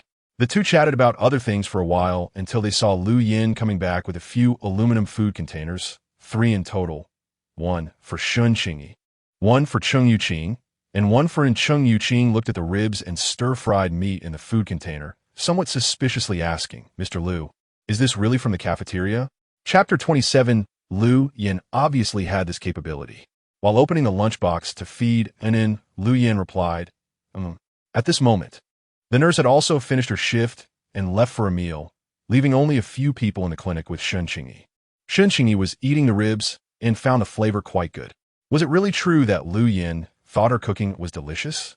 She had some doubts, and then took a bite of the ribs, which were tender and salty, his eyes curving with joy. "Dad, the auntie in your cafeteria cooks so well." Lu Yin noticed his son's delight and asked, "Do you like it?" Whenever you want to eat it, you can ask Mom to bring you over." Lu Yin patiently fed another piece to and had a small appetite and couldn't finish half of it. Lu Yin stood up, found a chair, and sat down next to her, starting to eat the remaining food. Qingyi was dumbfounded, while Qingyi was not surprised. After all, at home, he would take care of all the leftovers that she and couldn't finish. After Lu Yin finished eating, he waited for Qingyi and Qingyi to finish before getting up to take the empty lunchbox. Qingyi said awkwardly, "Let Qingyi wash it before taking it away." After saying this, he felt it was inappropriate. Qingyi was his daughter-in-law, and Lu Yin shouldn't have to defer to her here.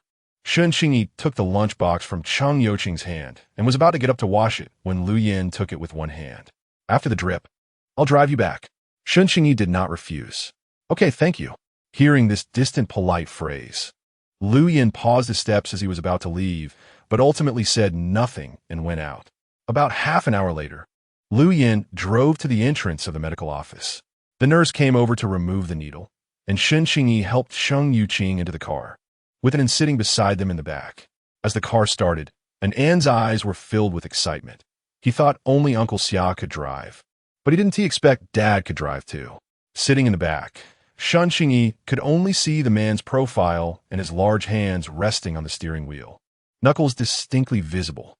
Having researched indoors for years, his skin was glowing white, and she could even see the clear blue veins on the back of his hands. When they reached a turn, he placed his other hand on top, gently turning the wheel, and the car adjusted smoothly and precisely without a hint of a bump. Just like his usual style of doing things, he could easily accomplish a task without expending much effort, just as he effortlessly won over his son's heart. The car stopped at Qingyi's home. Qingyi helped Qingyi out of the car, and then followed suit. Lu Yin got out and held his son's hand, saying, "Go call Grandpa Cheng to help Aunt Cheng." Qingyi wanted to say it wasn't necessary, as she would help Qingyi inside. But her son had already dashed into the house, shouting, "Grandpa Cheng, Aunt Cheng is back." At this moment, Cheng's mother hurried out. "Oh, I just said I would pick you up when dinner was ready." Looking up, she saw a tall young man standing by the car. Cheng's mother excitedly called out twice, Lu Yin, and then shouted into the house, "Old man, hurry out, it's Lu Yin."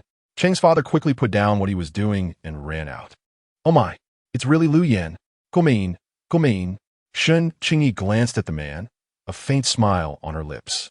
Holding An's hand and nodding slightly to Cheng's father and mother before following them inside. What's with all the fuss? Cheng's mother looked at Cheng Yuqing, who was standing there in a daze, and said, "What are you still doing there? Hurry up and come in."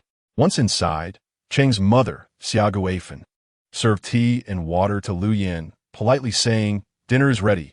Stay and eat with us." Cheng Yuqing smiled and said, "Mom, we've already eaten." Lu Yin brought food from their cafeteria. There were ribs and stir-fried meat, and were quite full. Cheng's father, Cheng Yong, quickly pulled out a pack of cigarettes from his pocket. "Oh, Lu Yin, you really trouble us." Lu Yin politely declined the cigarettes from Cheng Yong's hand, smiling as he said, "It's no trouble. Thanks to you both for taking care of Qingyi and over the years." "Oh, you don't need to say such polite things. My lifelong friendship with Old Shun is just that. I heard you and Qingyi were also tripped up by someone, resulting in a misunderstanding. Now that the misunderstanding is resolved, it's best for us to happily live our lives together as a family." Cheng Yong waved his hand, looking gratified. Lu Yin understood. Qingyi's relationship with the Cheng family was indeed deep. This matter would soon be known to others. It seemed she and An truly recognized that the Cheng family were the best people in the world from the bottom of their hearts. He hadn't intended to bring the Cheng family into his circle so quickly, but since the opportunity had arisen, he couldn't refuse. He immediately smiled faintly and said, "Uncle Cheng is right." Hearing Lu Yan's agreement, Cheng's father and mother were overjoyed. "Oh, this is great, this is great." Cheng's father asked a few questions about his work, and Lu Yin answered them one by one. Finally, Lu Yin glanced at his watch, pretending to just notice, "It's getting late. I need to hurry back." Xia Guifan exclaimed, "What? Where are you rushing off to?" Lu Yin awkwardly smiled, "To the family area of the Research Institute. You've been back for a while now, right? Since you've decided to live well as a family, you should move over and live with Qingyi," Xia Guifan said earnestly. Lu Yin looked at Shun Qingyi, smiling gently. Qingyi has been a bit busy lately and hasn't had time to tidy up an extra room. Xia Guifan glanced at Shun Qingyi, who sat silently beside her. "Qingyi, this is your mistake. Hurry up," Shun Qingyi exclaimed. "Why do we suddenly switch to this topic?" It caught her off guard. Cheng Yuqing nudged her with his elbow, and then chimed in, "You can't keep sleeping with him," and then raised his hand. "So boys grow up and should sleep with boys. I want to sleep with Dad from now on." Shun Qingyi was still in shock and saw Lu Yin politely saying goodbye to Cheng's father and mother. When Lu Yan's car drove away, Xia Guifan sat down next to Shun Qingyi. "Oh, Qingyi, it's not that I'm criticizing you, but you know what kind of people the Qian family is. How can you trust Lu Yin to go back to live there?" Shun Qingyi was somewhat confused. He never said he wanted to go back to live there. Xia Guifan smiled and said, "I heard it today. You're too straightforward. With someone like Lu Yin, if you don't put in the effort, he will." Saying this, she stuffed a handful of sunflower seeds into An's pocket. "Go back and rest early. Tomorrow, tidy up her room, no matter what your feelings for him are. At least let him come home." "Annie," Shun Qingyi felt it was too sudden. "All right, listen to Annie. Lu Yin really can, and he can give his salary to you, right?" Shun Qingyi nodded. "He treats him well, right?" Shun Qingyi could not deny it. "Then it's settled. We women want to live well. Who cares who he has feelings for, right?" Xia Guifan's generation never thought feelings were something important. Being able to live a good life was the most practical thing. Lu Yin obviously had this capability. Chapter 28. Is the wife allowed? Shun Qingyi understood this principle. But when she saw him go to the infirmary to find Chun Haixia today, she couldn't help but feel upset. After a moment of silence, she said, "Let's wait and see." Xia Guifan wanted to persuade her again, but seeing Shun Qingyi's expression, she held back. Cheng Yuqing took Shun Qingyi's hand and said, "If you really can't get over it, don't force yourself. Just observe his future behavior. At least I think he performed well today." Shun Qingyi nodded and said, "Okay, I'll take him back first." On the way home, An hung his head and held Shun Qingyi's hand, silently following behind and not saying a word. Shun Qingyi shook the hand that her son was holding and smiled. "What's wrong? Isn't it unhappy?" An gently shook his head and said, "No, if mommy is unhappy, then An will be unhappy." Shun Qingyi stopped and squatted in front of her son. "How did you see that mommy is unhappy?" An replied, "You weren't happy when that injured lady appeared in the infirmary. This little guy is quite sensitive. which made her feel a bit comforted. She patted her son's head and said, "No. Then why don't you want Daddy to live with us? I still want Daddy to take me swimming and compete with Dodo's dad to see who can pee further," and then raise his little head. "Usually, Daddy comes to keep you company," and then smiled and said, "I also want Daddy to be nice to you, to talk and chat with you." Qingyi couldn't help but laugh. "Mommy has you. That's enough." And then stopped talking. After mother and son returned home, they washed up and went to bed. Early the next morning, Lu Yin was sitting at his desk calculating various test principles when Wang Zhifeng came over. He looked at the tall stack of calculation drafts on Lu Yin's desk, and noticing Lu Yin was so focused that he didn't realize his arrival. He directly pulled out a chair and sat down behind him. About an hour later, Lu Yin finally stopped, stood up with a cup to get some water, and saw Wang Zhifeng sitting beside him. "What's up?" Lu Yin asked as he put the cup back on the desk. Wang Zhifeng pointed to the tall stack of calculation drafts and said, "Didn't you bring in a new computer from your country? Why aren't you using it?" Several experts from the Shanghai market are back from studying abroad. If they find out you're still using such outdated methods for calculations, they might think our talent can't keep up with the times. Lu Yin smiled and said, "You said it yourself. I can't embarrass you, so I have to prepare in two ways." Wang Zhifeng approached and casually flipped through his draft materials. "Why did you include the HB space telescope from country? Isn't that just boosting others' confidence while undermining your own?" Lu Yin didn't think so. If you don't mention others, they won't ask. Besides, it hasn't officially launched yet. The planned launch time is still 5 years away, and its effects are unknown. How can that be boosting others' confidence while undermining my own? However, their design scheme is indeed the most advanced and feasible at present. It is not affected by Earth's atmospheric turbulence and can reach the diffraction limit physically, achieving the best spatial resolution. Since it's on television, why can't we let the Chinese people who care about this know the truth, so they can think about change and catching up? If they don't even have a concept, how can they find a direction for breakthroughs? Covering your ears is truly boosting others' confidence while undermining your own. Lu Yin sometimes really disliked some of Wang Zhifeng's narrow-minded ideas. Everything was about face. But what mattered more than face was the future direction of science development in Huagua. Seeing that Lu Yin looked a bit angry, Wang Zhifeng awkwardly said, all right, just write it." He flipped through 2 more pages, and there's also the SL Digital Sky Survey. Lu Yin's expression turned cold. "Is there a problem?" No. Wang Zhifeng smiled. "I know your plan will be better than the SL Digital Sky Survey. Your work is quite thorough." Lu Yin poured himself a glass of water and saw that Wang Zhifeng was still sitting there. "Is there anything else?" Wang Zhifeng said, "That Wang Xuemei has been found. She's working at the City Tax Bureau as a receptionist. I had someone gather evidence, and once this batch of receptions is over, I'll go find her leader." Wang Zhifeng mainly came to talk about this matter. Lu Yin nodded and took out an envelope from his drawer. "I've already checked with the operator about the phone number my wife usually uses and pulled the call records to Lingxing." Wang Zhifeng took the envelope and opened it, stunned. Isn't the phone operator only able to check for half a year? But thinking it was Lu Yin, he felt relieved immediately. Looking at the number of calls, his expression changed. "She actually called you 52 times before and after Anna was born?"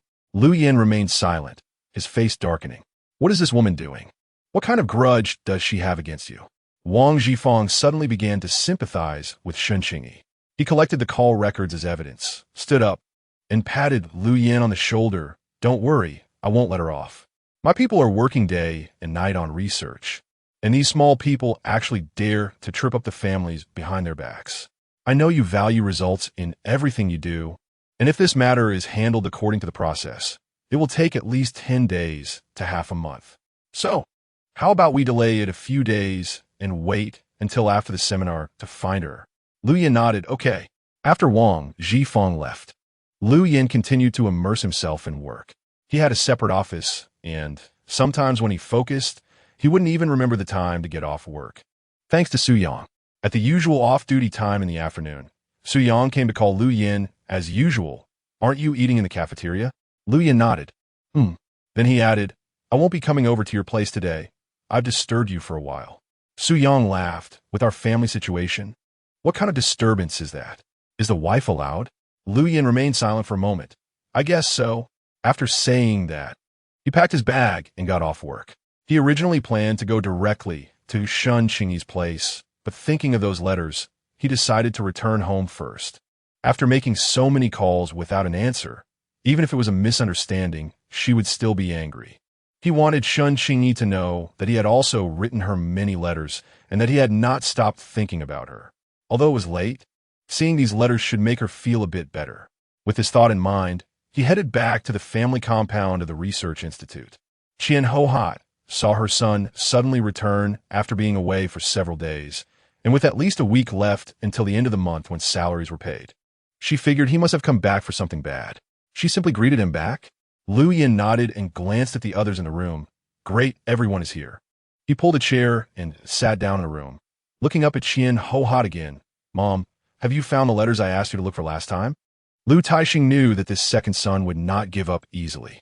He had already filtered through all the letters in advance, and fortunately had the foresight to keep this batch. He had taken out all the letters that mentioned sending money. When he saw the letters, he realized that his son had actually sent this woman 350 yuan a month, while the two of them only got 80 yuan a month. The whole family was furious. Fortunately, he got the letters first.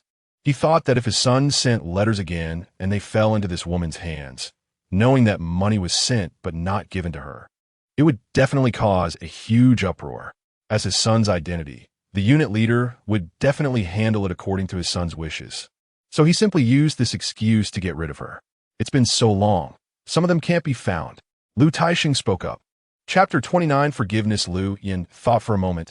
It made sense and nodded. Then just give me what you have. As long as there were some. At least it would let her know that he had really written her letters. Lu Taixing tilted his head towards Lu Fan. Go ahead. Take out the remaining letters and give them to your second brother. Lu Fan turned and went to Lu Taixing's room, took out a stack of letters from the drawer, and handed them to Lu Yin. Lu Yin counted them. There were 9, not bad, leaving more than half. I'll take my leave. After taking the letters, Lu Yin walked out. He took the bus straight to Qingyi's place. As soon as he arrived home, and then ran up to him, pointing at a program on the TV, and asked, Dad, this channel just had a preview saying that on Thursday night, they will invite experts for an astronomy seminar. I heard one of the experts has the same name as you. Is it you? Lu Yin patted his son's head, yes. He looked up and saw the scientific channel being broadcast on the TV, smiling as he asked, Do you like watching these? Yeah, and then nodded vigorously. Lu Yin put his backpack down and sat on the sofa with his son, and then curiously asked, Dad, the TV said that the Andromeda Galaxy will meet our Milky Way for the first time in several billion years, and they will merge into one. Is that true? Lu Yin nodded. Yes, but this is just a hypothesis made by scientists based on their trajectories. What trajectory? Anand's eyes widened with curiosity. It's the pattern of their movements. Why will they collide because of this trajectory? Anand's questions came one after another. Lu Yin patiently answered. Because the Andromeda Galaxy is the closest galaxy to our Milky Way, and due to the gravitational forces in the galaxy cluster, they are all moving in the same direction. Qingyi brought the dishes to the table, and, hearing the man patiently explaining terms like gravity, light years, and spiral to their son, she walked over with curiosity and asked, Do you think he understands all this? It was the first time Lu Yin noticed her curiosity about his explanations to Anan, and he suddenly felt a little nervous. It doesn't matter if he doesn't understand. I can plant a seed in his mind. As long as he remains interested in it, he will understand eventually. Anan's dark eyes sparkled. Mom, Dad is amazing. The expert they're inviting on TV is Dad.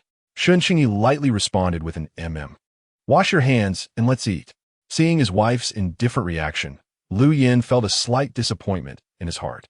However, thinking that Professor Shen had given several lectures and that this was just a seminar, it shouldn't be considered anything too special in Qingyi's mind. He took him to the backyard to wash their hands, then sat at the table and began to eat. After dinner, as per routine, Lu Yin went to wash the dishes. Qingyi looked at the bag Lu Yin had left on the sofa, which was noticeably fuller than usual. Are you planning to move in? After washing the dishes, Lu Yin returned to the living room, walked over to the bag on the sofa, took out a few letters, and handed them to Qingyi. These are the letters I wrote to you before, which my family kept. There were a total of 16, but now I can only find 9. Qingyi looked up and saw the man's sincere gaze.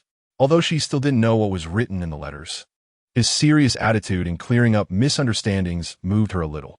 She reached out to take the letters and glanced at the bag he was holding. Have you packed your things? Yes, Lu Yin nodded. Qingyi looked at Lu Yan's meager belongings. Her gaze fell back on him.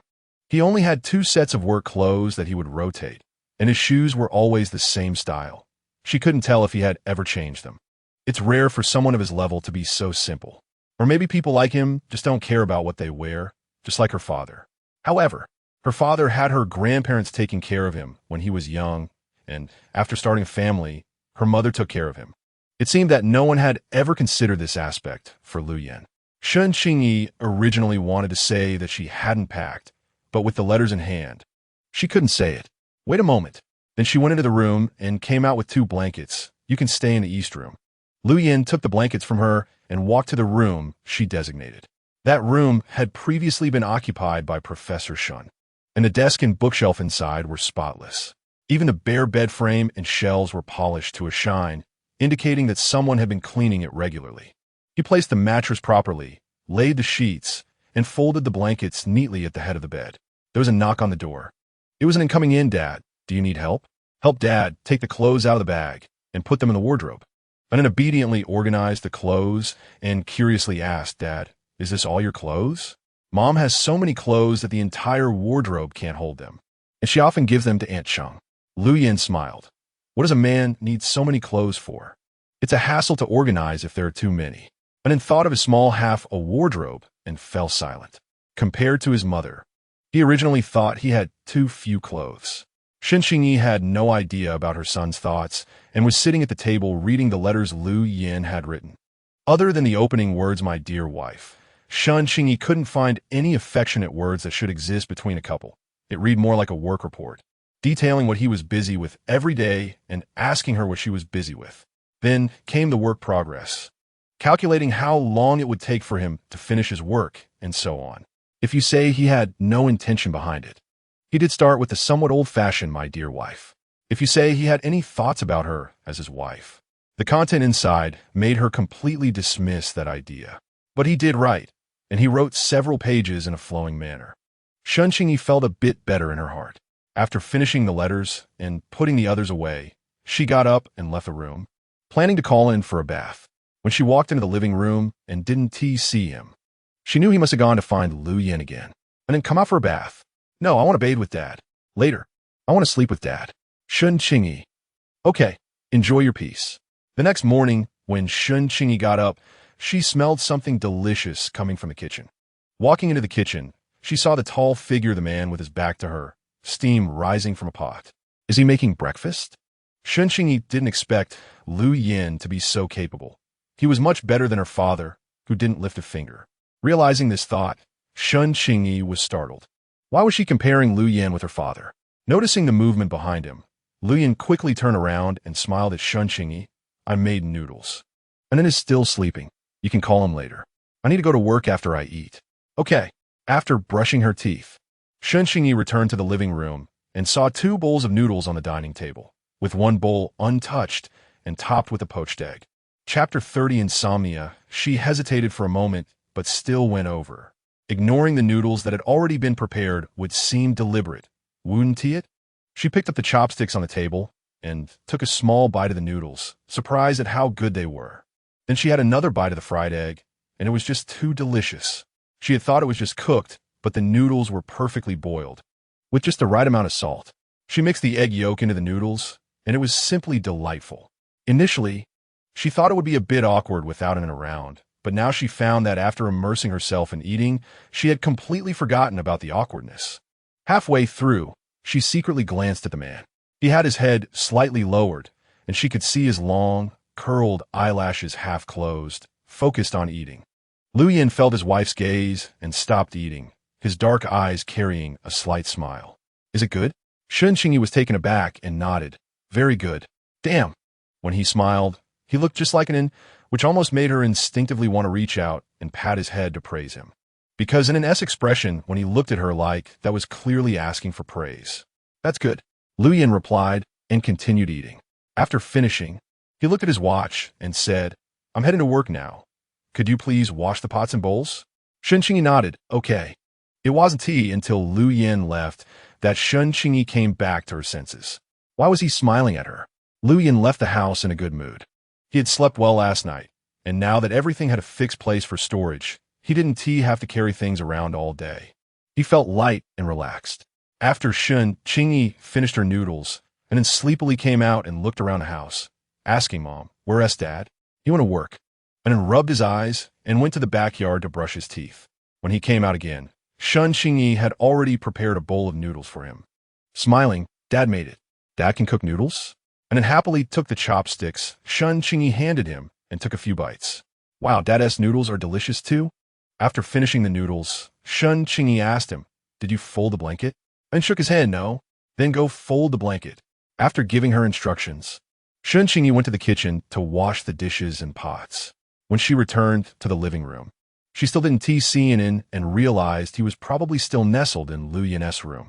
Upon entering Lu Yin's room, she discovered that the little guy hadn't folded the blanket at all. Instead, he was sitting at the desk, staring blankly at a stack of paper. She walked closer and saw that the top page was filled with various symbols and English letters. Fortunately, she had seen her father's manuscripts and knew that this was not English, but a series of advanced mathematical formulas. "And then, what are you looking at?" And then didn't he move? Qingyi reached out to touch his head. "Did Dad write all this?" Only then didn't he come back to his senses and nod heavily. "Yes, Dad said he would come to tell me a story after finishing writing. But I fell asleep. Now I just want to see what Dad wrote." All of this from yesterday? Qingyi flipped through the pages, and there were at least 7 or 8 pages. This made Qingyi sigh. She had to admit that Lu Yin really worked hard. She turned to the bed to fold the blanket and noticed a faint musty smell. Realizing that the bedding hadn't been aired out because it hadn't been used for a long time. Although she had many complaints about him, his work was indeed heavy and demanding, leaving him no energy to pay attention to other matters. So, she took off the duvet cover, carried the comforter and pillow out to the sun to dry, and took the sheets and duvet cover to wash in the backyard. Fortunately, it was summer, so she didn't need to cover up with the duvet. Otherwise, he probably wouldn't have slept well last night. After washing, she called out to an "Let's go buy groceries." And then came out, "Mom, let us buy a cooling mat for Dad's bed. I was so hot yesterday. Are you going to sleep with him again today? I'm grown up now, and I want to sleep with Dad from now on." Qingyi found it a bit funny.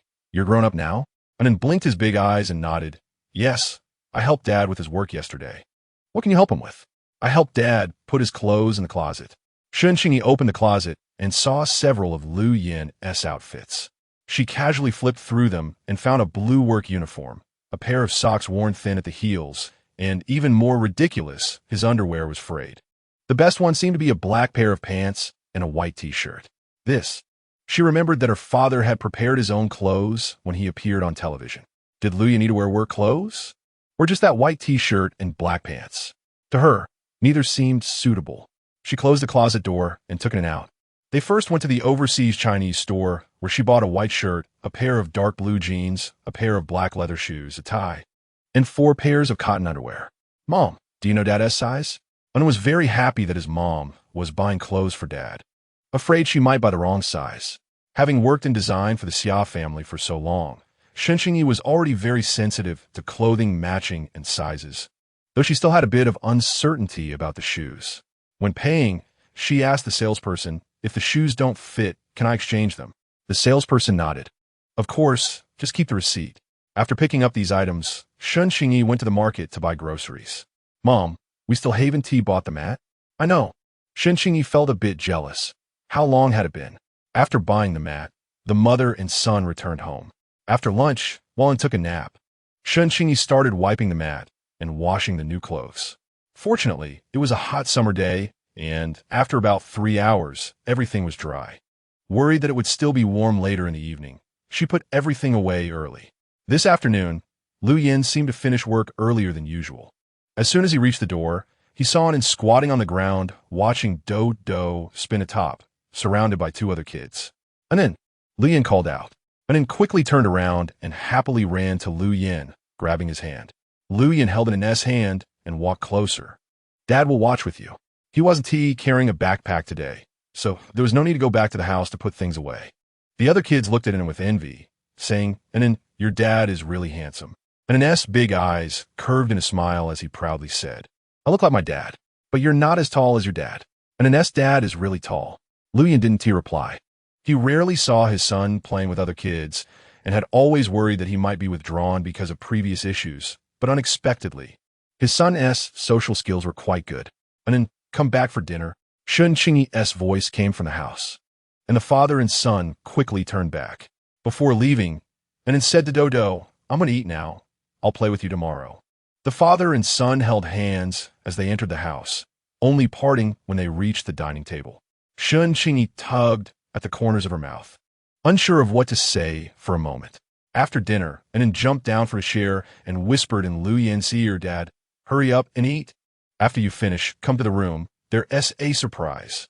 Chapter 31 Show off. Lu Yin smiled as he patted An's head. After dinner, Dad still has to wash the dishes, so you should keep the secret for a little longer. An agreed with her eyes, squinted in a smile, and immediately turned around to sit on the sofa and turn on the TV. While Lu Yin was eating, he heard an excitedly shout, Dad, there really is a preview photo of you. Mom, come and take a look. And then called towards Qingyi's room. Lu Yin smiled at his son and looked toward the door as well. Unfortunately, there was music playing in the room, completely drowning out An's excited calls. Lu Yin withdrew his gaze, lowered his eyes, and focused on eating. She really didn't care about him at all. After finishing his meal, he quietly got up to clear the dishes. After washing them, he cleaned up the kitchen inside and out. When he returned to the living room, he walked in front of his son and took his little hand, asking, what secret do you want to tell Dad? And then came back to her senses and, holding Lu Yin's hand, walked towards his room. Lu Yin opened the door and was taken aback. The desk that had been in disarray yesterday was now neatly organized, with the manuscripts clipped together and placed aside. A once bare little vase now had a few blue hydrangeas in it. Seeing that, Lu Yin was silent, and then shook his hand, saying, not here. She then pointed to the bed. I asked Mom to buy a cooling mat, so we won't be hot when we sleep at night. Lu Yin turned around and indeed saw the brand new cooling mat. He walked to the bed, sat down, and smelled the scent of sunlight and laundry detergent. Did your mom wash all of this? Yes. And An's shiny little short hair bobbed up and down as she nodded, looking incredibly cute. Lu Yin felt as if his heart was instantly filled. He picked up his son and didn't know what to say for a moment, and then pointed to the wardrobe. Mom also bought you new clothes. Lu Yin was somewhat surprised. He put him down, took a couple of steps forward, and opened the wardrobe. He immediately saw a new white shirt and a pair of dark blue pants hanging there, with a tie attached to the shirt and a pair of leather shoes under the shoe cabinet.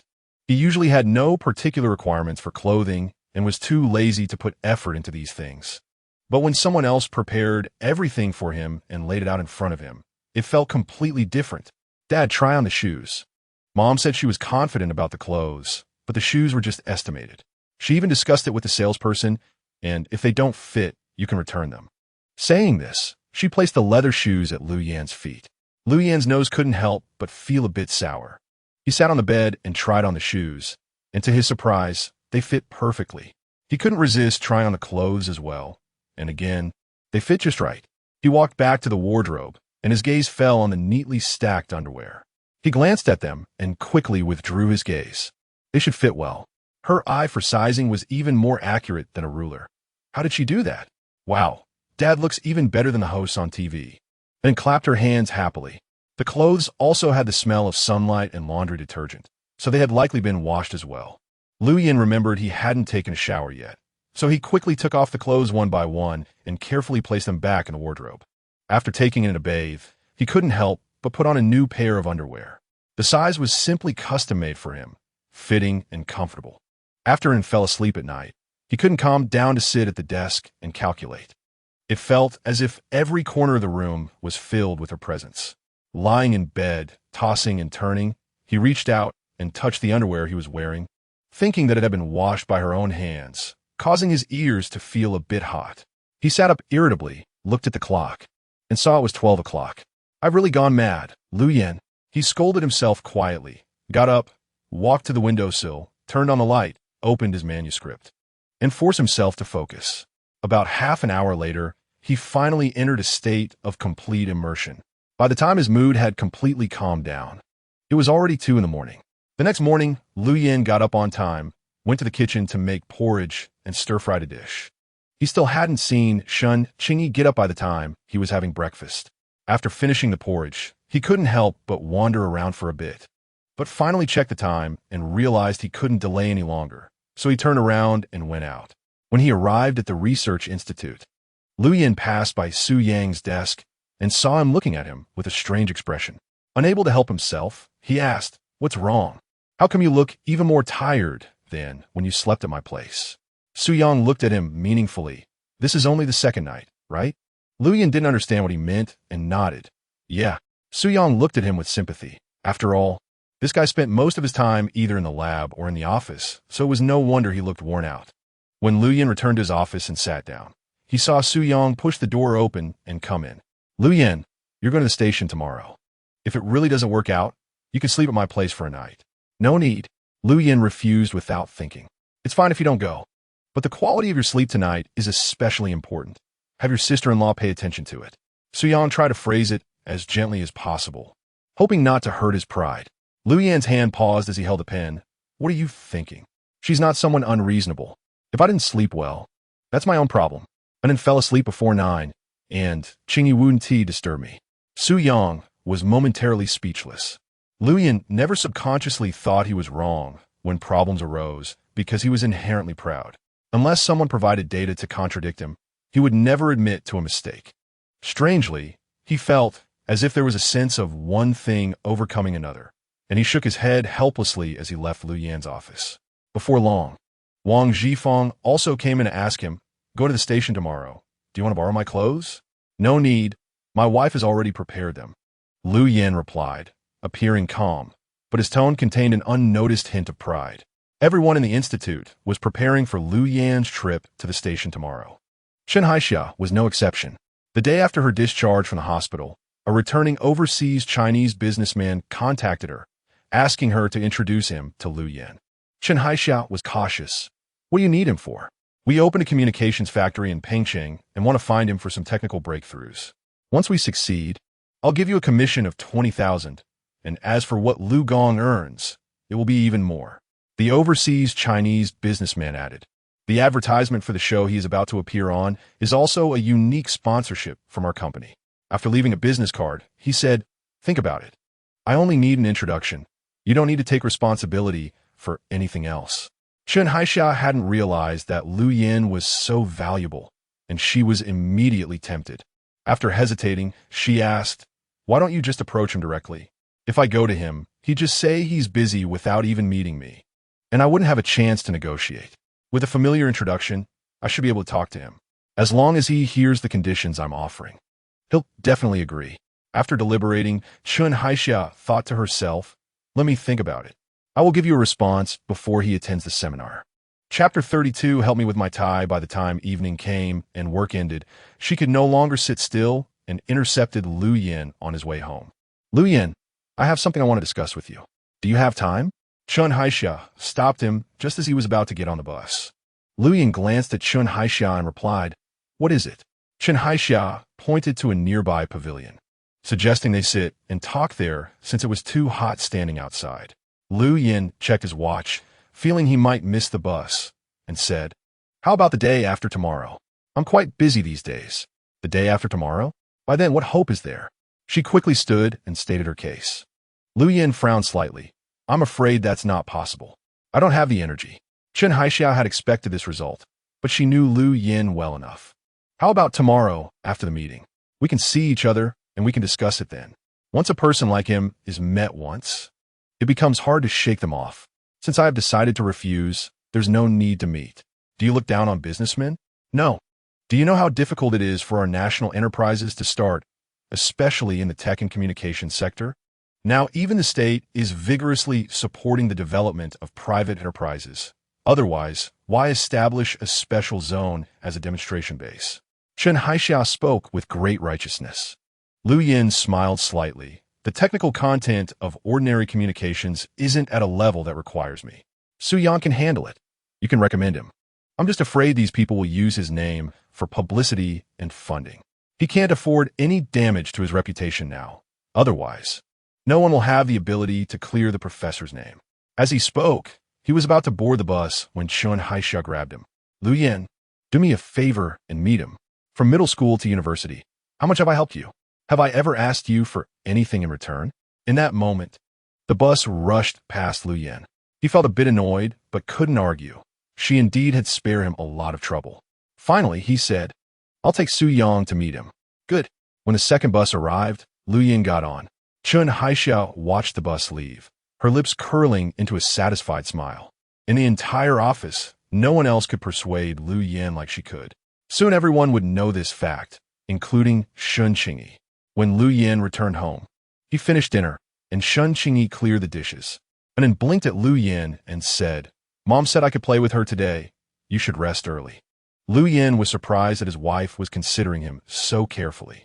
He got up and followed her, not even caring about an inn, and said in the kitchen, It's just a few bowls. It's no trouble. Shun Qingyi didn't agree this time. Go take a shower and rest early, and then we'll sleep with me tonight. In the future, I won't stop you from doing anything. Because he had missed a bus, he was already late, and now it was 8 o'clock. Shun Qingyi pointed to the hot water on the stove. If you really want to help, why not help him take a bath? This guy was starting to be a bit aware of himself and was curious about his body, often tugging at himself during baths. Shun Qingyi found it painful to watch and gently said he didn't listen, so she couldn't scold him. All right, after the father and son took a bath, and then returned to Shun Qingyi's room, while Lu Yin went back to his own room. That night, he slept quite well. The next morning, as Shun Qingyi finished breakfast and came out, she saw Lu Yin wearing the new clothes she had just bought, which momentarily stunned her. The white shirt on him seemed to add an infinite quality to his entire being. His features were elegant, and his demeanor was clean, so paired with a light-colored top. He appeared extremely distinguished and refined. The ends of the shirt were tucked into his pants, accentuating his waist perfectly in front of Shun Qingyi. What's wrong? Lu Yin noticed his wife's gaze. Shun Qingyi awkwardly said, Your tie isn't tied well. This was Lu Yin's first time tying a tie, and he had done it purely by intuition. Looking down, he noticed it was indeed a bit crooked. He stepped closer, stopping in front of Shun Qingyi. I can't do it. Can you fix it for me? In an instant, Shun Qingyi was enveloped by the aura of the man. He didn't smoke or drink, and even his sweat was minimal. He hardly had any odor, yet Shun Qingyi could smell it. This scent was as faint as he was elusive and difficult to grasp. Lu Yin watched as his wife's nimble hands gently twisted around his collar, and the tie became straight and secure, as if her hands had magic, even through the fabric. It made him feel unsettled. She lowered her head, her hair brushing against his chin, causing his Adam's apple to move slightly. Done. Go eat. Shun Qingyi stepped back, urging him to eat.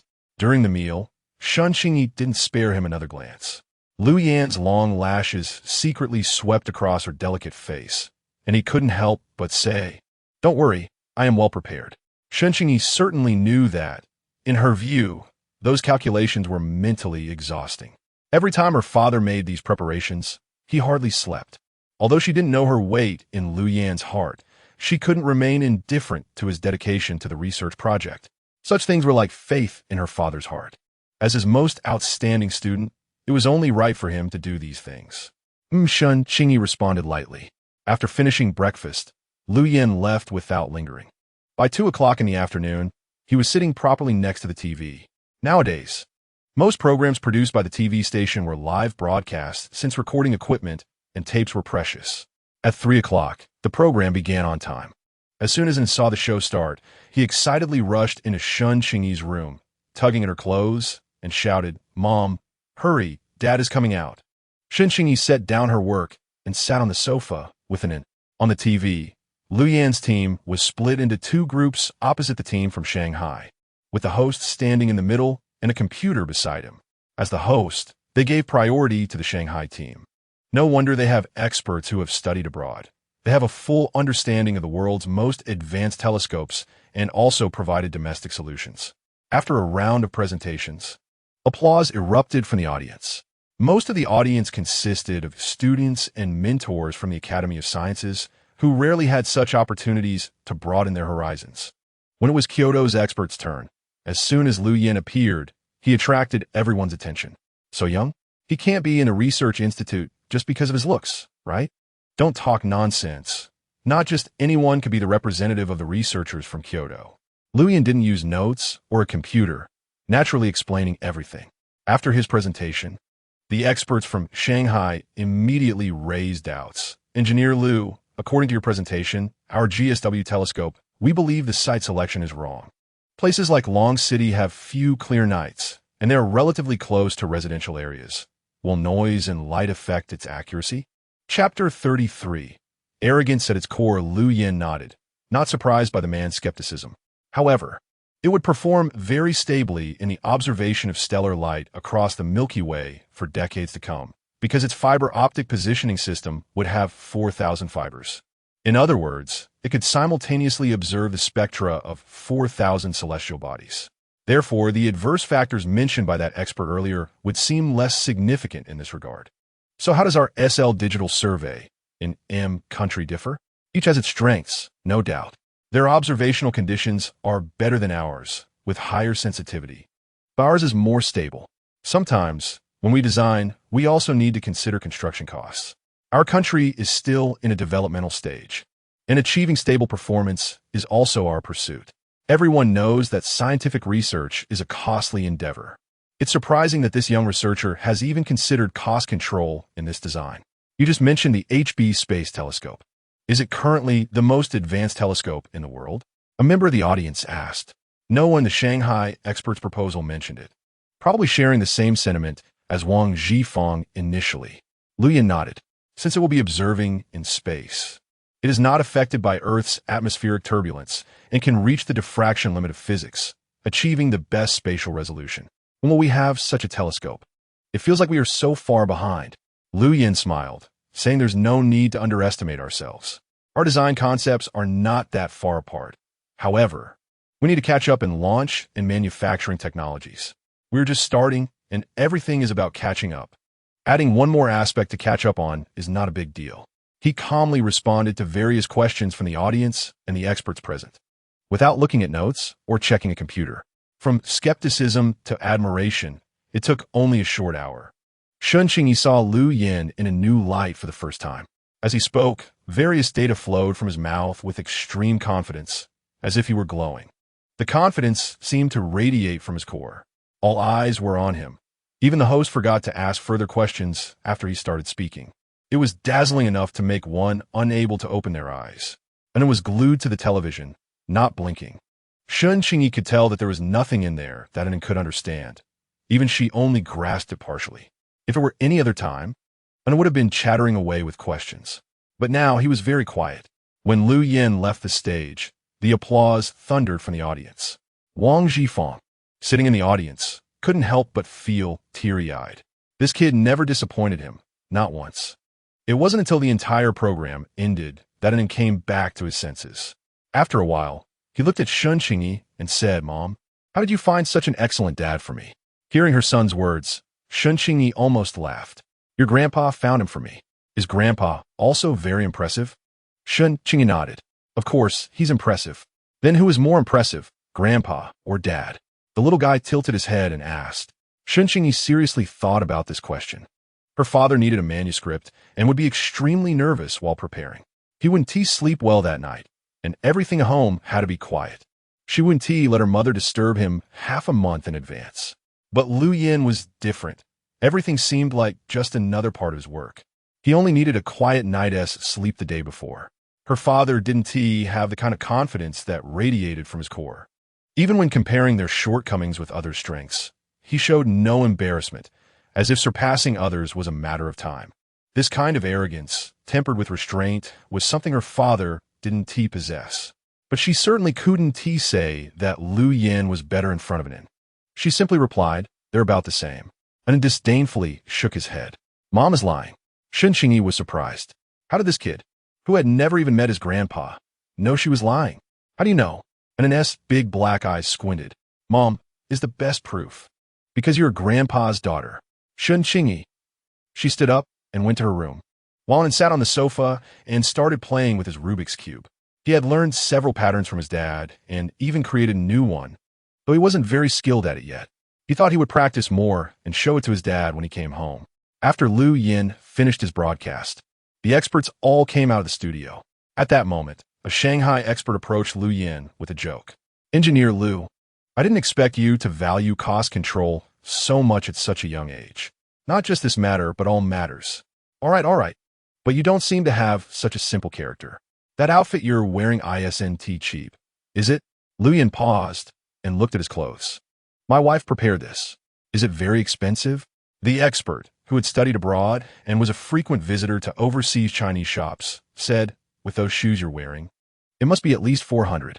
Lu Yin was momentarily stunned, and it took him a while to come back to his senses, nodding slightly to that expert. With your level of expertise and being so young, if you had gone abroad back then, you might have already settled in HF. The research atmosphere there is top-notch in the world, and their treatment of talent is not something a small Kyoto research institute can compare to. He said this without knowing who was following Lu Yin. Wang Zhifeng angrily pushed him away from Lu Yin. What do you mean? What is wrong with our research institute? He is treated like a national treasure in our unit. The researcher, unaware that Wang Zhifeng was Lu Yin's leader, argued back. Do you have a villa? Do you have a bonus of 200,000 a year? If I could stay, I would definitely stay. Taking advantage of the gap during their argument, Lu Yin glanced at his watch and stepped back, pulling Su Yang along. Help me deal with someone. Su Yang Lao Git. I knew you were looking for me for something bad. What is it? Lu Yin briefly explained to Su Yang what Chun Haixia had mentioned. Su Yang readily agreed. Okay. I didn't expect you to take Chun Haixia's words to heart and be able to handle this. I owe her a favor. After leaving the TV station, it was nearly off-duty time. When a Shanghai expert learned that Wang Zhifeng was Lu Yin's leader, he immediately lost the argument. Wang Zhifeng then walked over to Lu Yin. I just argued with someone. Why didn't you help me say something? You wouldn't lose. Lu Yin replied, then added, I have something to do with Su Yang, so I want to go back to the institute yet. You can take the car. All right. After parting ways, Lu Yin and Su Yang went to the tea house that Chun Haixia had mentioned. As soon as Wang Wei saw Lu Yin, he stood up to compliment him. His eyes narrowed into a slit. Ah, Engineer Lu, we finally waited for you. Chapter 34, Too Much. Lu Yin nodded lightly, shook hands with Wang Wei, and sat down at the tea table. Next to him sat Chun Haixia, who had dressed up specially for the occasion, wearing a white suit, with her hair neatly styled and light makeup. The moment she saw Lu Yin, she was completely mesmerized, looking even more radiant than on television. Fortunately, after seeing the broadcast, she hurried back to change into this white dress. After Wang Wei and Su Yang shook hands, they returned to the tea table. On the table was premium Westlake Longjing tea. Wang Wei poured a cup for Lu Yin and pushed it in front of him, saying, Mr. Lu, I heard from Miss Chun that you don't like drinking, so I brought you here for some tea. Business people in the special zone have learned fashionable titles from foreign investors. Lu Yin nodded. Thank you. After that, he got straight to the point and replied, I brought another technical consultant for the communications field. He is my colleague Su Yang. Although he doesn't have much name recognition yet, his capabilities are impressive and more than sufficient to solve your current issues. I'm usually very busy and don't have any extra time, and my boss wouldn't approve. Chun Haixia had already mentioned this problem to Wang Wei, who didn't seem too disappointed but smiled and said, I understand, but don't rush to refuse. You can first listen to the conditions I'm offering. An annual salary of 100,000, and this amount won't put you at any risk. Once the product is launched, there will also be a 10 profit sharing. What do you think? This offer was certainly tempting. However, Lu Yin was not someone who had never seen the world. In the past, there was a foreign company that offered a 150,000 annual salary to poach a professor. At that time, domestic private enterprises had not yet risen, and the level of development was not as it is now. 150,000 sounded incredible to him, but the professor had refused without a second thought. As the salary was only 280 yuan at that time, he resolutely decided to stay and teach his students what he had learned throughout his life. He rarely lectured them on grand theories and never made any demands. His only request was to tell him before he died, marry Qingyi and treat her well. I only trust you. He had clearly promised, but he didn't do well. In the meantime, Wang Wei elaborated on the benefits. But Lu Yin couldn't take it anymore and raised his hand to interrupt him, saying, if you just want to solve the technical issues, Yang has a few days each month he can travel for work. I don't have the time. Seeing that the conversation had indeed lost its appeal, Wang Wei shifted the topic back to Yang, but the conditions had completely changed. 2,000 a month. 2,000 a month was also a high salary for Yang, but he couldn't resign. He would sign under the name of the Research Institute. According to the Institute's regulations, he could get a quarter of the commission, meaning he could earn an extra 500 a month, which was significantly more than his salary. He was excited and eagerly showcased his talents to Wang Wei. Lu Yin frequently checked his watch, but Yang didn't notice. It wasn't until the hour hand pointed to 8 that Lu Yin finally couldn't hold back, saying, "I need to head home." Just as he stood up, a young man approached with a microphone, followed by 2 others, one carrying a camera and the other a briefcase. "It's really Mr. Lu.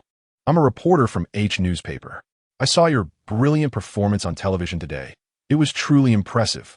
Our public surely wants to see you in tomorrow's newspaper. May I take your photo and ask you some questions?" he said, handing over his press badge.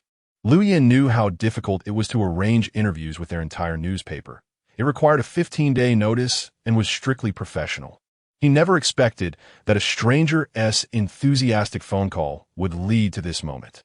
Lu Yin took the press badge from him, recalling that he had been interviewed by their newspaper before, and they were quite professional. He nodded. "You can take photos, but I can't accept your interview today. My colleague is behind me, and interviewing him will be just as good." Yang readily agreed. During the photo session, Lu Yin stood in the middle with Yang and Chen Haixia on either side. After the photos were taken, Chen Haixia revealed a barely noticeable smile. When Lu Yin left, Chen Haixia didn't try to keep him.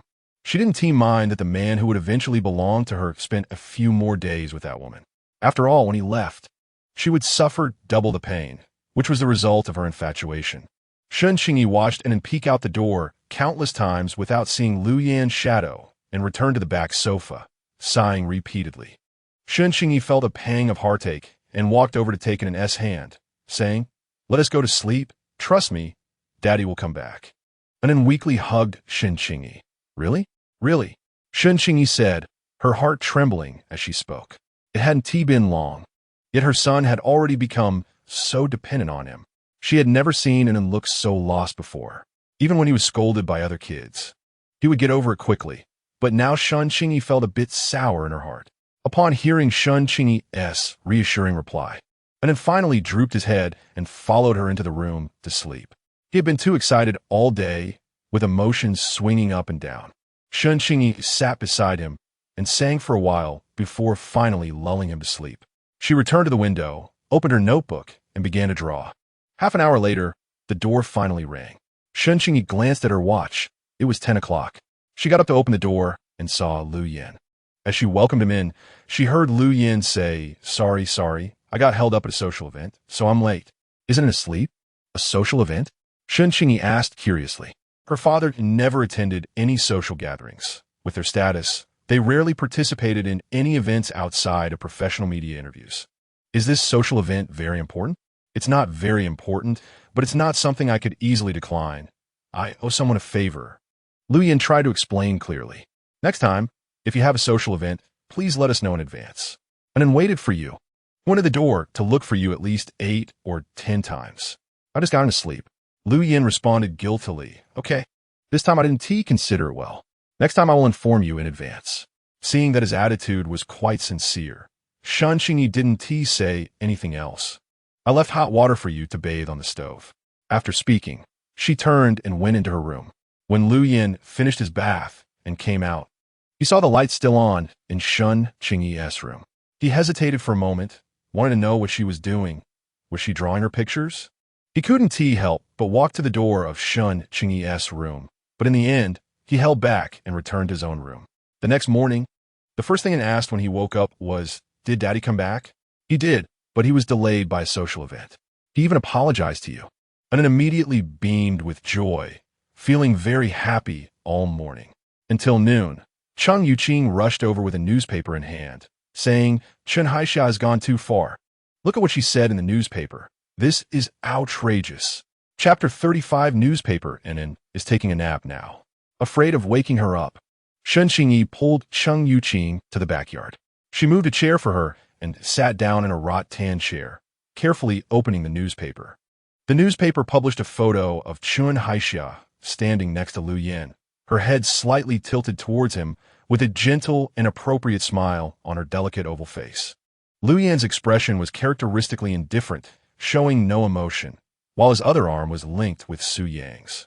However, there was no interview about Lu Yin, and Su Yang's part only took up a small section, focusing on the technical explanation of this project. But Chun Haixia's feature was quite extensive. She spoke with a grand and weighty tone, saying that this meeting with Lu Yin was to introduce him to a private entrepreneur who is keen on developing Huawei's technology products. Then she started chatting about Lu Yin's childhood and their funny stories from high school, as if she knew everything about him. Qingyi closed the newspaper, took a deep breath to calm a certain emotion in her heart, and slowly said, "I assent to everything she said the truth. After all, who doesn't he know that he and Chun Haixia were childhood sweethearts, coming from the same village, attending the same elementary school, middle school, and high school? Now they are still colleagues. One cannot help but say it's a good fate." Chung Yuqing was speechless. What does the truth matter? But Lu Yin is your man now. You don't know how those women in the office who saw this report are secretly discussing it. They all feel sorry for her. In any case, we cannot swallow this anger. We must regain a little. You should take it into Lu Yin's place for dinner. Didn't Tihi say so? Qingyi had her own pride. She didn't want to compete for a man. Lu Yin's attitude was very clear. Yesterday's social gathering was for Chun Haixia to meet this entrepreneur, right? He could attend such gatherings for Chun Haixia, something that his father would never have done before. He could let it in wait until after 9 o'clock in the evening. Chung Yuqing frowned. How can this be called competing? Lu Yin originally belongs to you. Look at how gentle he was with Inen that day. Before yesterday, I thought like you, that Inen was the most important person in his heart. But do you know that he could make Inen wait until 9 o'clock for Chun Haixia, without explaining anything to us mother and son beforehand, and only returned after 10? I don't want to push Inen into this competition, nor do I want to disappoint her. You don't know how much Inen likes him now. When Qingyi said this, her voice was slightly choked. A man who can't be grasped shouldn't be expected too much. Chung Yuqing fell silent. Then after a while, she took the newspaper from her hands, hugged her, and said, "I rushed back during lunchtime. I have to leave now. If you're not feeling well, take him to my house. My mom is there." After saying that, she took the newspaper and left. In the afternoon, after work, Lu Yin returned, this time more punctual than ever. Inen jumped up happily when she saw Lu Yin, who lifted her high into the air. "Daddy is so great. Those things you said, even though some I didn't understand, felt really interesting." Inen's little tiger teeth showed, and her big eyes almost turned into a slit. Lu Yin was instantly warmed by his son's excitement and proactively apologized. "Dad had something to do yesterday and was delayed in coming back to accompany Inen. Sorry. To express my apology, you can make any request to Dad, and as long as I can agree, I will accompany you to do it." Inen's chubby little hands wrapped around Lu Yin's neck. "Mom already explained to me before I went to sleep last night that you must have been delayed by something important and that you would definitely come back. Mom rarely lies to me. She said you came back last night, right?" Lu Yin nodded. "Yes." Qingyi came out with the dishes just in time to see such a warm scene. The joy on her son's lively face was uncontrollable, and Lu Yin's face was filled with affectionate tenderness. Only when the father and son stopped did she speak. "Dinner is ready." "Okay." Lu Yin gently responded as he put Inen down. He appreciated his wife's meticulous care for their son, both in daily life and emotionally. She was a 100 good mother. He seemed to have found childhood joy and happiness in his son. Lu Yin took Inen into the backyard to wash their hands before coming out to eat. At the dinner table, only Inen's and Lu Yin's voices were heard. Qingyi lowered her head to eat, not saying a word. Usually, even though she didn't talk much, she would still smile at her son from time to time. Lu Yin felt a bit uneasy and proactively spoke to Qingyi. "Qingyi, Inen said she wants me to take her and Do to swim in the river tomorrow. Do you think that is okay?" As soon as he finished speaking, Inen looked at Qingyi with expectant eyes. Qingyi nodded. "That is fine, but be careful." Upon hearing this, Inen was so happy that she almost jumped from the dining table. "Yay! I'll have Dad compete with Do's dad to see who can pee further." Dad agreed. Qingyi finally couldn't help but smile as she patted Annen's head. Is this really that important? Why must it be a competition like this? Annen's little face turned serious as he said earnestly, very important. All right. Although Qingyi couldn't understand, she still agreed, as it had already become an obsession in the little guy's mind. Lu Yin saw his wife smile and finally breathed a sigh of relief. Qingyi had a small appetite, and after finishing dinner, she went to the kitchen as usual. Everything else was the same. However, today, Lu Yin didn't stay with Annen the whole time. After answering Annen's questions, he said, Dad has a question to ask Mom. Can Annen play by herself for a while? Annen was naturally happy. He hoped that Dad could love Mom as much as he loved him. Lu Yin knocked on Qingyi's door. Come in. When the door opened, he saw Qingyi focused on drawing in her notebook, still sketching those quick character sketches, wearing various styles of clothing. She had turned her face to the side, her expression concentrated, with the light shining on her. Even her hair seemed to glow. Qingyi, what is wrong with you today? Are you angry with me? Lu Yin asked. Qingyi put down her pen, glanced outside the door to see Annen quietly sitting on the sofa playing with toys, got up to close the door, then stood in front of Lu Yin without avoiding him. Yes. Why? Are you very close with Qingyi? Qingyi stared at him without blinking. Not really. Why do you suddenly ask this? His wife had never asked about this before. That day, when he carried Qingyi into the infirmary, she didn't even get angry. But this time? Not really? Qingyi laughed in anger. If it weren't for reading today's newspaper, I would have thought it was some important social engagement. You can let Annen wait until after 9 o'clock without explaining anything to him, and feel at ease while he worries for you. Chapter 36. Money. Lu Yin was seeing his wife this angry for the first time, and it was all because of their son. I brought Su Yang over to let him take on this task, but this kid got so caught up in conversation that he lost track of time. I planned to leave at 8, but who knew I ran into a reporter? At that time, I only allowed one photo to be taken and didn't accept any interviews. The bus had just left, and the next one wouldn't arrive for another 40 minutes. And who knows if it would be on time. So, I calculated the waiting time and walking time, and ultimately chose to walk back. Hearing him say he walked back, Qingyi's tone softened. Then why didn't you take a taxi? From the TV station to the residential area. It indeed takes over an hour. Lu Yin didn't want to explain, but fearing his wife might misunderstand again, he had to tell the truth. I only had 3 yuan left in my pocket. Taking the bus would just barely last until payday. Qingyi fell silent. After a while, Lu Yin asked her, You're not angry, are you? Qingyi nodded. I'm not angry anymore. She realized she had overthought things. He was still very good to Annen, and as long as he was sincere with Annen, she wouldn't indulge in unrealistic hopes. She would just let things flow naturally. Then I'll go keep Annen company, Lu Yin said. Go ahead. After Lu Yin left, Qingyi sat at the table, feeling much better. She resumed sketching. About half an hour later, she felt a bit tired and stood up to stretch. By 9:30, Annen had finished his bath and entered the room. Mom, can I sleep with Dad tonight? Qingyi bent down to pat her son's head. Sure. Wait a moment. After saying that, she turned around and took out 10 yuan from her bag hanging in the cabinet. Take this to your dad. Annen took the 10 yuan, making an exaggerated expression.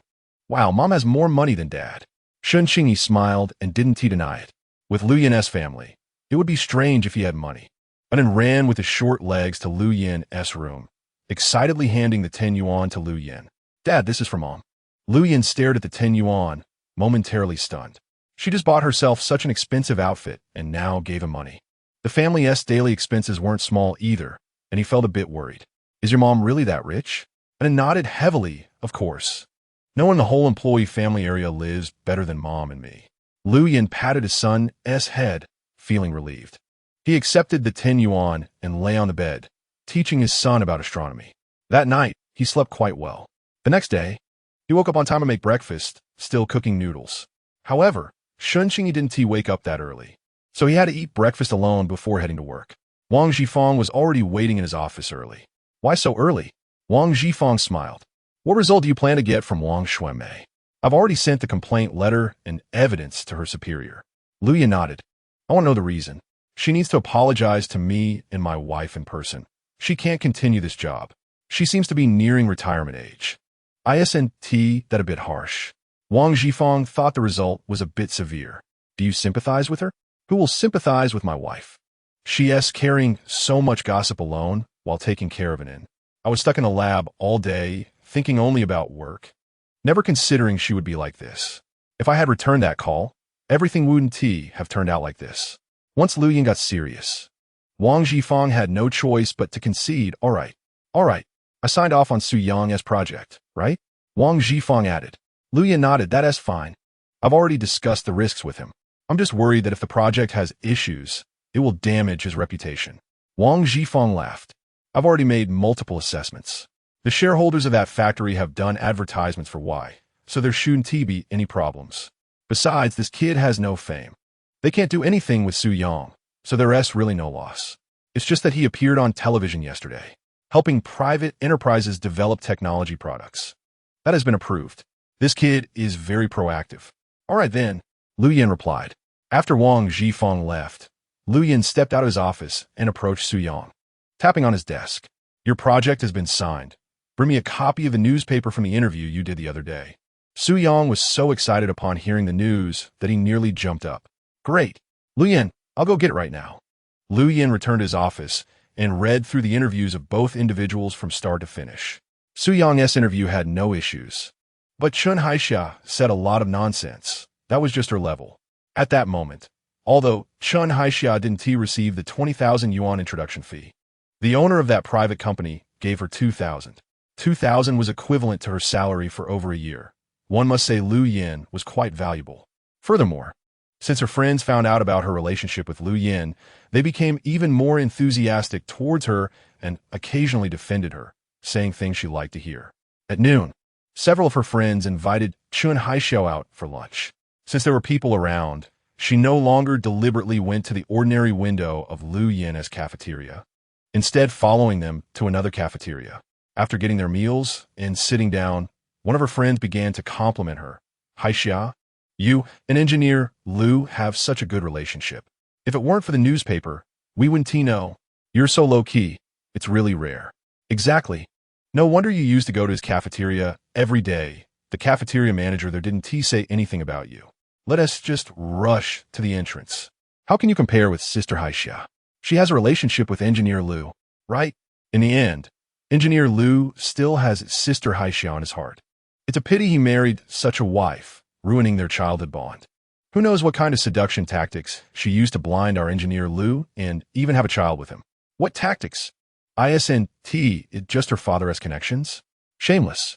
Chen Haixia smiled with her eyes squinting, not responding. At that moment, a loud voice suddenly emerged from the table. Eating is eating. What are you blabbering about here?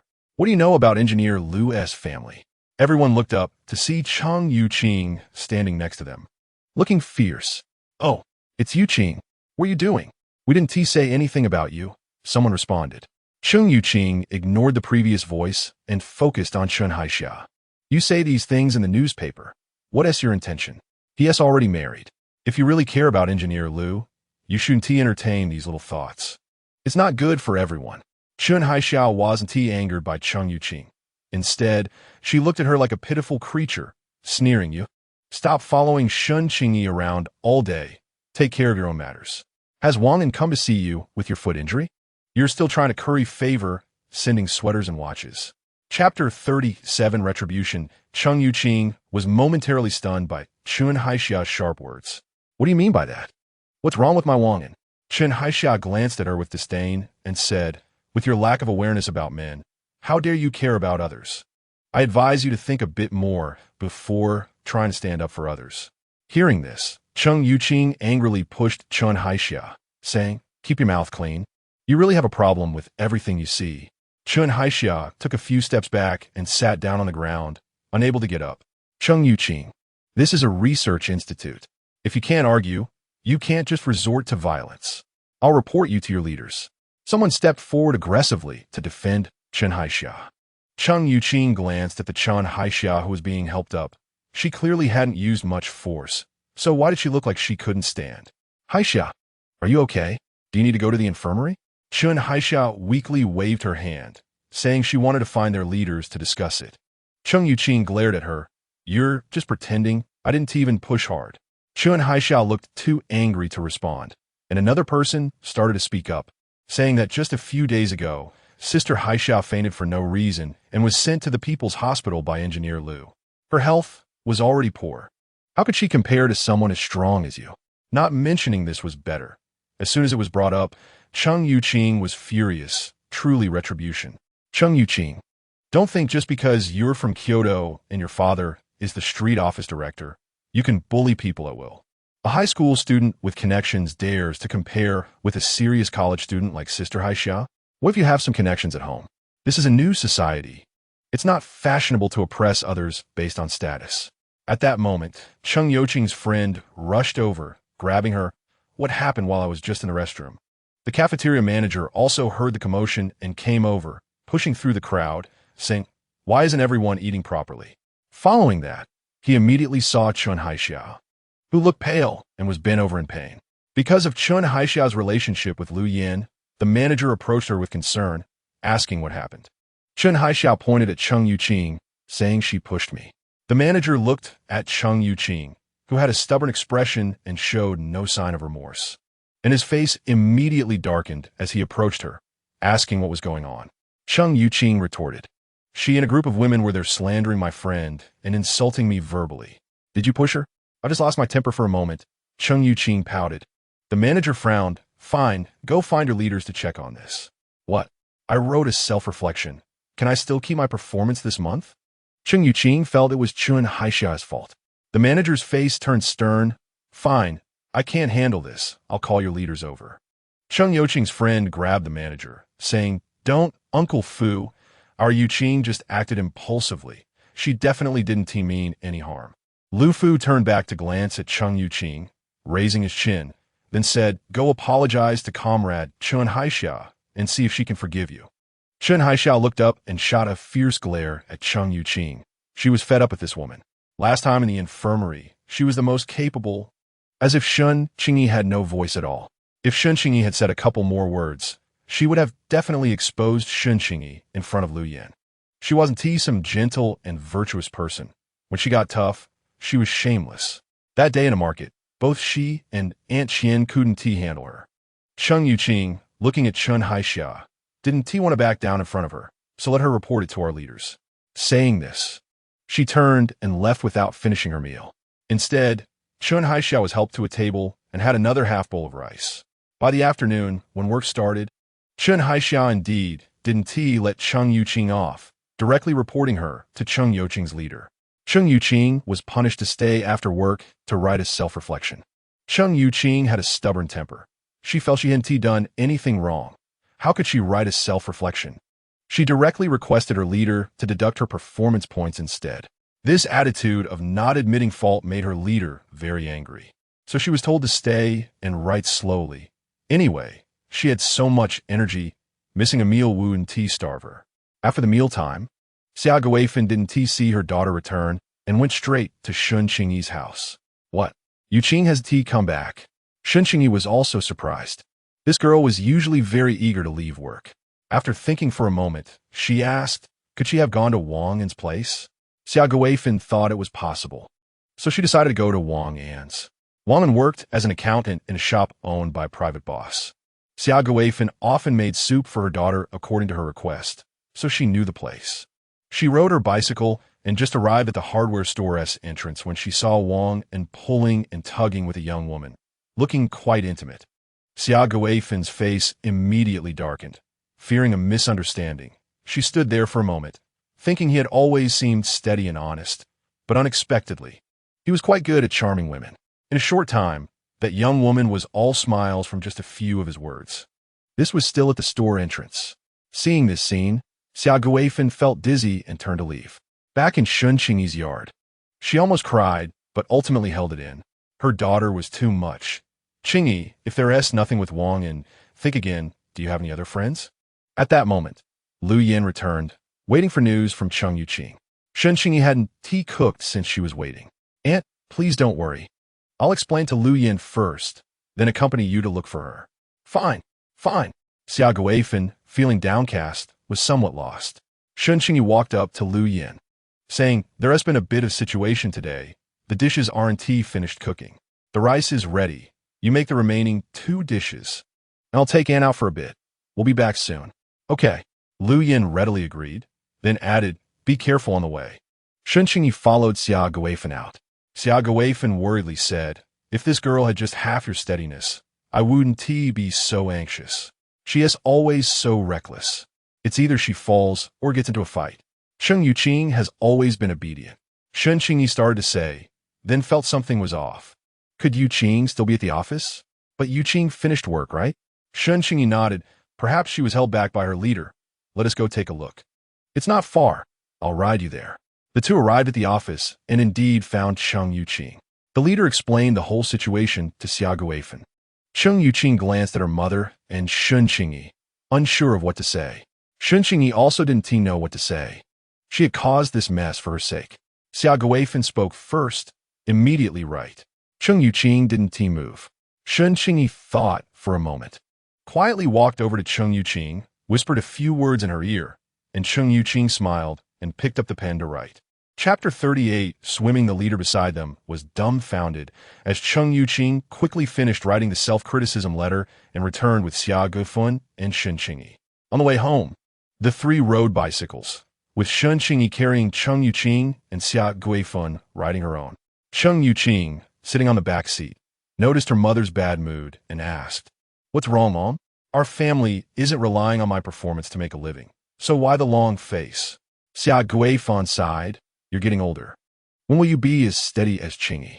Qingyi had been used by Xia Guifan as a positive example in front of Cheng Yuqing since they were young. If it weren't for Cheng Yuqing's carefree nature, they would have probably broken up long ago. Qingyi smiled.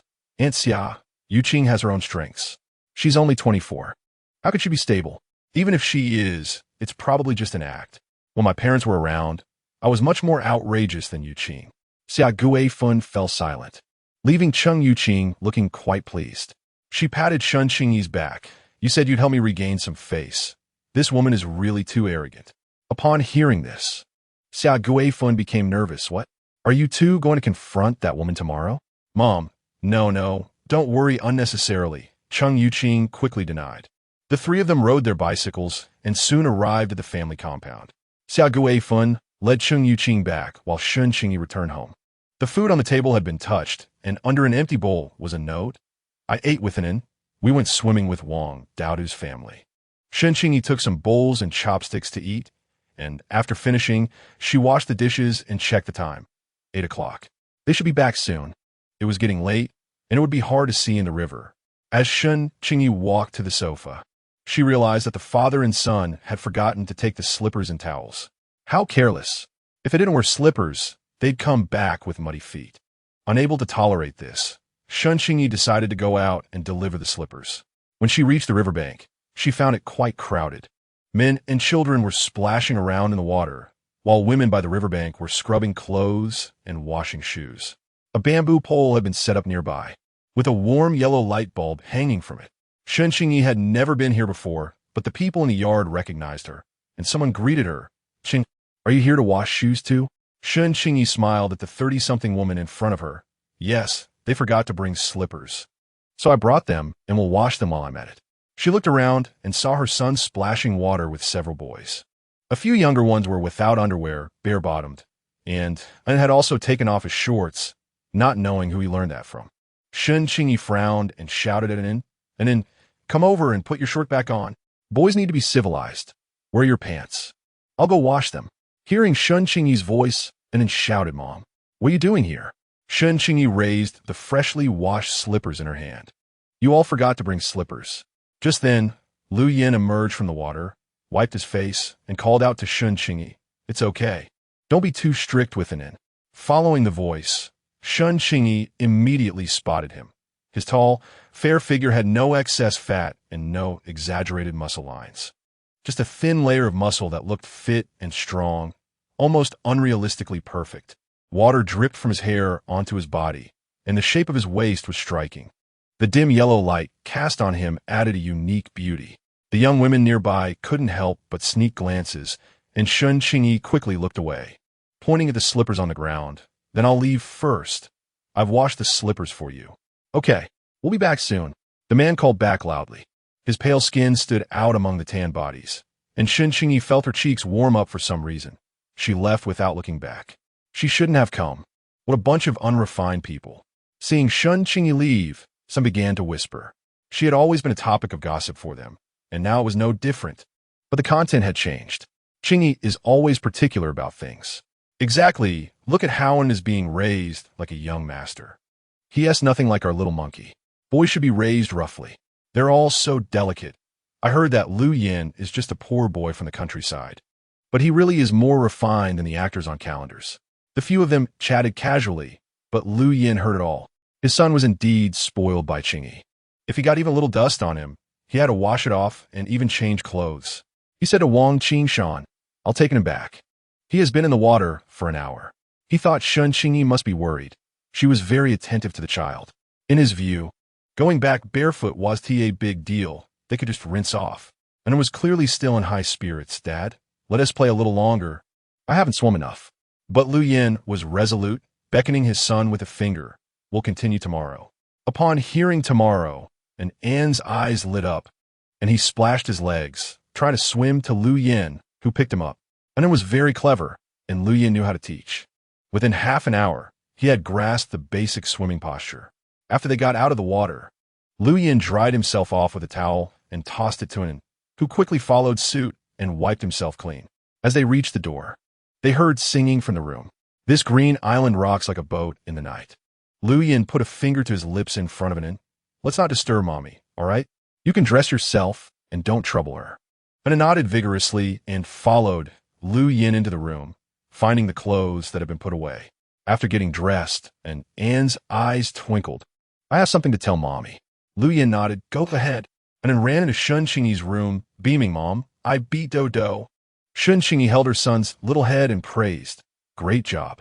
And then beamed even more. Do's dad is useless. He couldn't even compare to my dad, and just admitted defeat. Qingyi playfully pinched her son's nose. "Are you satisfied now?" "Very satisfied." Qingyi glanced behind her son. "What's your dad doing?" "In the room." "How about tomorrow? I take you to Dad's canteen for a meal." And excitedly nodded, "Yay. I'll go tell Dad now." Upon hearing this news, Lu Yan's lips curved into a smile, and he kissed An's forehead. "Dad'll be waiting for you. Don't be late, or all the good food will be snatched away." Chapter 39, Relationships. Early the next morning, Lu Yin got up early to cook. He made porridge, stir-fried pickled vegetables, and boiled 4 eggs. Fortunately, Qingyi came out relatively early today. Lu Yin glanced at his watch and said to her, "The food over there starts being served at noon. You can use my card to get 3 to 4 portions. It's a special privilege for us technical staff." Saying this, he took out a wallet from his pocket and pulled out a meal card from it. "They don't provide meal boxes over there, so remember to bring 2 extra boxes." Lu Yin placed the meal card in Qingyi's hand. Qingyi took it and replied, "Okay, I understand." After Lu Yin left, she took out the meal card to examine it closely. It had a blue hard shell featuring a 1-inch photo of Lu Yin on it, where he looked bright and clear alongside his name and title. Lu Yin, National Key First Class Engineer. Around 11 o'clock, Qingyi changed her clothes, put on a large sun hat, and took 2 meal boxes in one hand while holding An's hand with the other as they headed out. Since An was still small, Qingyi didn't feel comfortable letting him sit alone at the back of the bicycle, so the mother and son took the bus instead.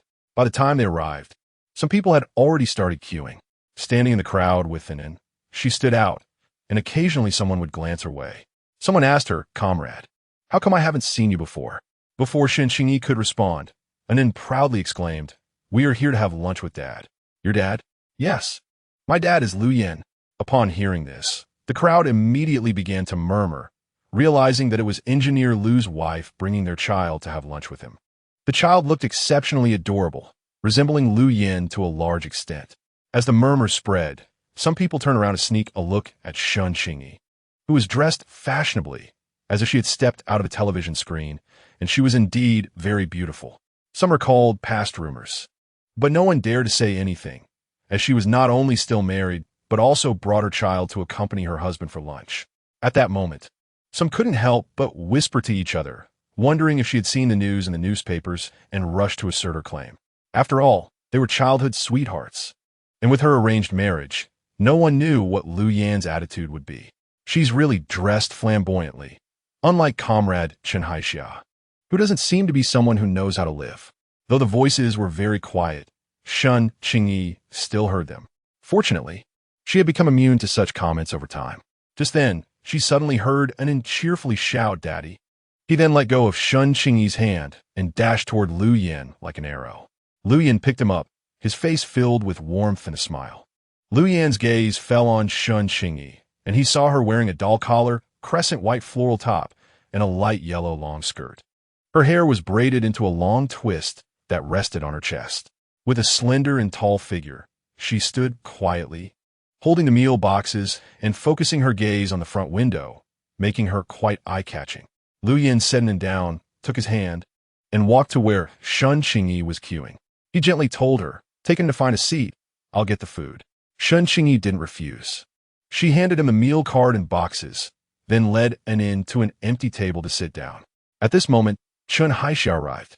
When she saw Shun Qingyi, her face showed an expression of disbelief, but she quickly regained her composure. Acting as if nothing had happened, she went to the ordinary window to get her food. Su Yang also arrived, but he came a bit later, so there were several people between him and Lu Yin. After Lu Yin finished serving the food, he walked straight to Shun Qingyi's side, opened one of the meal boxes, and pushed it in front of her with a smile, saying, "Eat." It was just a simple gesture, but to Chen Haixia, it felt like a needle prick. Lu Yin then opened another meal box and pushed it in front of Anin, and only then did he serve himself. At that moment, Su Yang rushed over with his bowl and sat down.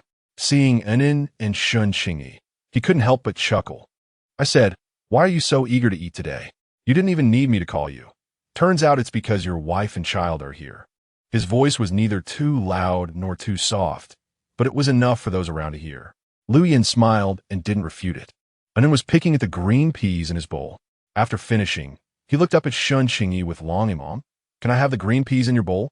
Shun Qingyi hesitated, pushed the meal box toward Anin, but it was blocked by Lu Yin. "I have some here." "I can't eat so much," Shun Qingyi explained. "Then just eat what's in front of you," Lu Yin said as he picked out the green peas from his bowl and placed them into Anin's bowl. Shun Qingyi indeed couldn't finish her meal. Seeing her stop, Lu Yin asked, "Not eating anymore?" Shun Qingyi nodded. So Lu Yin poured the remaining food from her box into his own. Shun Qingyi was left dumbfounded. This man really didn't care about such things.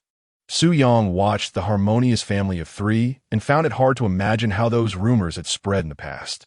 It was evident that Lu Yin was extremely fond of this mother and son.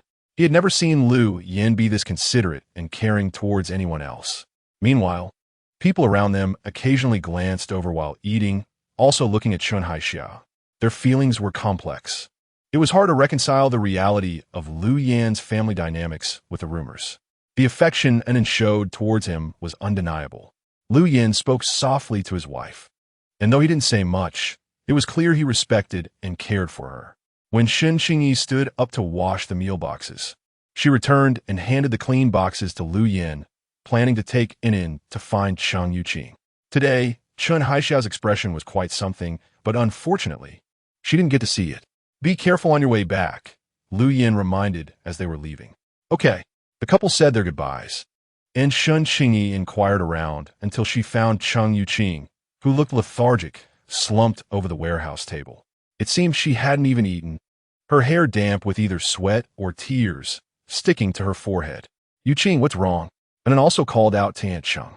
Upon seeing Shun Qingyi, Cheng Yuqing's mouth drooped, and she couldn't hold back her tears any longer. But she quickly wiped her tears and smiled. "It's nothing." Shun Qingyi knew her well. The girl clearly had something written all over her face. How could it be nothing? Did someone from Chen Haixia's side bully you? It's not her fault. Cheng Yuqing glanced at her watch. "I need to get to work soon. You take it home first, and I'll come find you tonight to discuss." Shun Qingyi looked at her worriedly, a sense of foreboding rising in her heart. Was it Wang Yin? Chapter 40 Breakup. Cheng Yuqing nodded, unwilling to say more. "You and then should go back first. I'll find you later after work." "Okay." Shun Qingyi took Anin home, constantly worrying about Cheng Yuqing. She had only seen Wang a few times. He was indeed handsome, but his personality gave her an indescribable feeling. On the way back, she bought a watermelon. Soaking it in water when she got home, waiting for Cheng Yuqing and Lu Yin to come back for dinner. In the evening, Cheng Yuqing indeed arrived, and she came earlier than Lu Yin. However, her complexion was much better than when Shun Qingyi saw her at noon. As soon as she entered the backyard, she happily shared with Shun Qingyi, "Hey, Qingyi, the whole office was talking about you and Unin this afternoon. How was it?" Seeing Cheng Yuqing's expression, Shun Qingyi knew the outcome must be pretty good. They said Lu Gong is really gentle and considerate towards you and Unin. They said he even ate your leftovers. Is that true? Cheng Yuqing only saw him eat Unin's leftovers and was surprised that he even ate Shun Qingyi's. Shun Qingyi nodded yes. That's great. Cheng Yuqing patted Shun Qingyi on the shoulder. Now, no one is talking about Lu Gong and Chun Haixiao anymore. I heard she was in a bad mood all day today. If anyone asked her even a word, she would snap back, haha. They even blame others for taking things out of context, thinking too much. Clearly, they were discussing it so passionately the day before, and she didn't say anything. With a smile on her lips, Shun Qingyi noticed that once Lu Yin entered the cafeteria, all the attention was on Inen, and no one even noticed where Chun Haixiao was sitting. Thinking of this made her inexplicably happy. She nodded and stood up, saying, "I'll go cut the watermelon for you." She carried the watermelon soaked in water to the kitchen. When she came out with a plate of watermelon, she called Inen. Hearing about the watermelon, Inen quickly ran from the living room to the backyard and grabbed 2 slices before running off. Once Inen left, Shun Qingyi asked what happened at noon today. When it came to this matter, Cheng Yuqing's expression changed again. "My mom asked me to consider the marriage with Wang Yin, saying that we aren't suitable. It's been 2 years. What is there to consider? After dating so many guys, finally finding one I like, if this doesn't work out, I won't get married at all." Shun Qingyi thought about Xia Guifen's character. After such a long time, she wouldn't say such things for no reason. "Has your mom ever said this before?" Cheng Yuqing thought for a moment and shook her head. "No, she's been hoping I would get married sooner. It's just that Wang Yin keeps saying he hasn't settled down yet, so he wants to wait a bit longer." Exactly, getting married is a very important thing. It's right to consider it carefully. Besides, Aunt Xia didn't say anything else. There's no need to feel wronged like this, don't you think? Shun Qingyi advised gently. Cheng Yuqing lowered her head, picking at the seeds on the watermelon. She said she went to see Wang Yin yesterday and saw him being intimate with another female colleague in public. Upon hearing this, Shun Qingyi felt her blood pressure rise, and her tone became a bit harsher. "Why are you still keeping this kind of man around for New Year? Break up with him." "No, it's not Qingyi. It was just once, and besides, I didn't see it with my own eyes." Cheng Yuqing said this with no confidence at all. Shun Qingyi shook her head. "So you think Aunt Xia is lying to you? Even if this didn't happen, you should have noticed it long ago. It's been 2 years, and I haven't heard you say he ever took the initiative to give you a candy or a fruit. Not to mention, he hasn't even visited your parents on their birthdays and can still accept the soup your mother sent over without any guilt. Qingyi, he is just insecure." Shun Qingyi couldn't listen anymore. Insecure and still accepting things from your family without any psychological burden? I don't even need to ask around. I know he's talking nonsense. While you're not married yet, break up with him quickly. Break up again? The girls in the yard will laugh me to death." Cheng Yuqing said gloomily. "Are you afraid they'll laugh, or are you reluctant?" Shun Qingyi asked again. Cheng Yuqing thought about it and replied, "A bit of both. Even a dog raised for a long time will develop feelings, let alone people." Hearing this, Shun Qingyi couldn't help but laugh. It seemed to haven't taken it too seriously, which is good. Cheng Yuqing's dark brows furrowed. "I'm also not willing." "Not willing? What are you unwilling about? I've invested so much in him, but I haven't received any returns." Shun Qingyi understood this feeling. She walked over and tidied her hair, patiently advising, "Learning to cut your losses in time is also a gain. Besides, if you're afraid of being laughed at, Xia Xie is coming over the day after tomorrow. There are many good-looking and excellent boys on her side. How about letting her introduce one to you? Find someone better than Wang Yin and see who dares to laugh at you." Upon hearing this, Cheng Yuqing immediately changed her expression and stopped feeling sad. "Really? Really?" Shun Qingyi nodded seriously. "That's great. It's all thanks to you. Yesterday, my mom kept scolding me for being stupid. I felt terrible. All right, I don't want this Wang Yin anymore. You give me." Cheng Yuqing happily said halfway. Then her voice dropped, changing the topic. "Oh, I won't delay your dinner any longer. I'll head back first." Shun Qingyi felt a bit puzzled, letting go of her hand.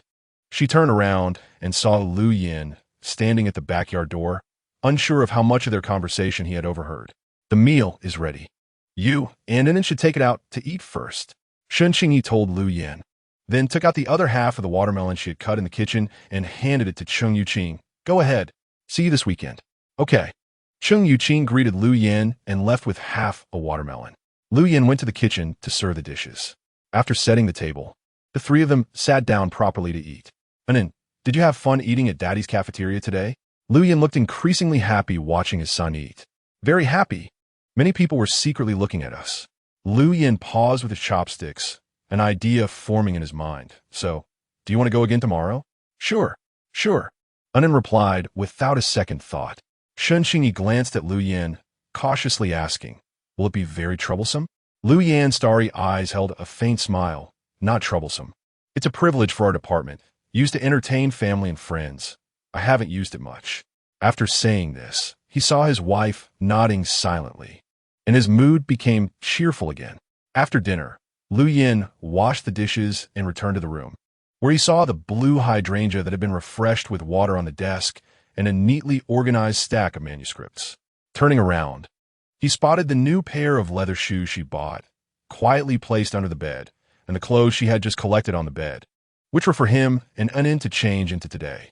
A sudden feeling of happiness circled in his mind, but the name Xia suddenly appeared. Why did he always feel that this man's name made him seem omnipotent when he heard it from his wife's lips? And that excitement from Cheng Yuqing. Chapter 41, Admiration with a creak. The door was pushed open, interrupting Lu Yin's thoughts. He looked up and saw Inen holding a small round basket filled with cut watermelon.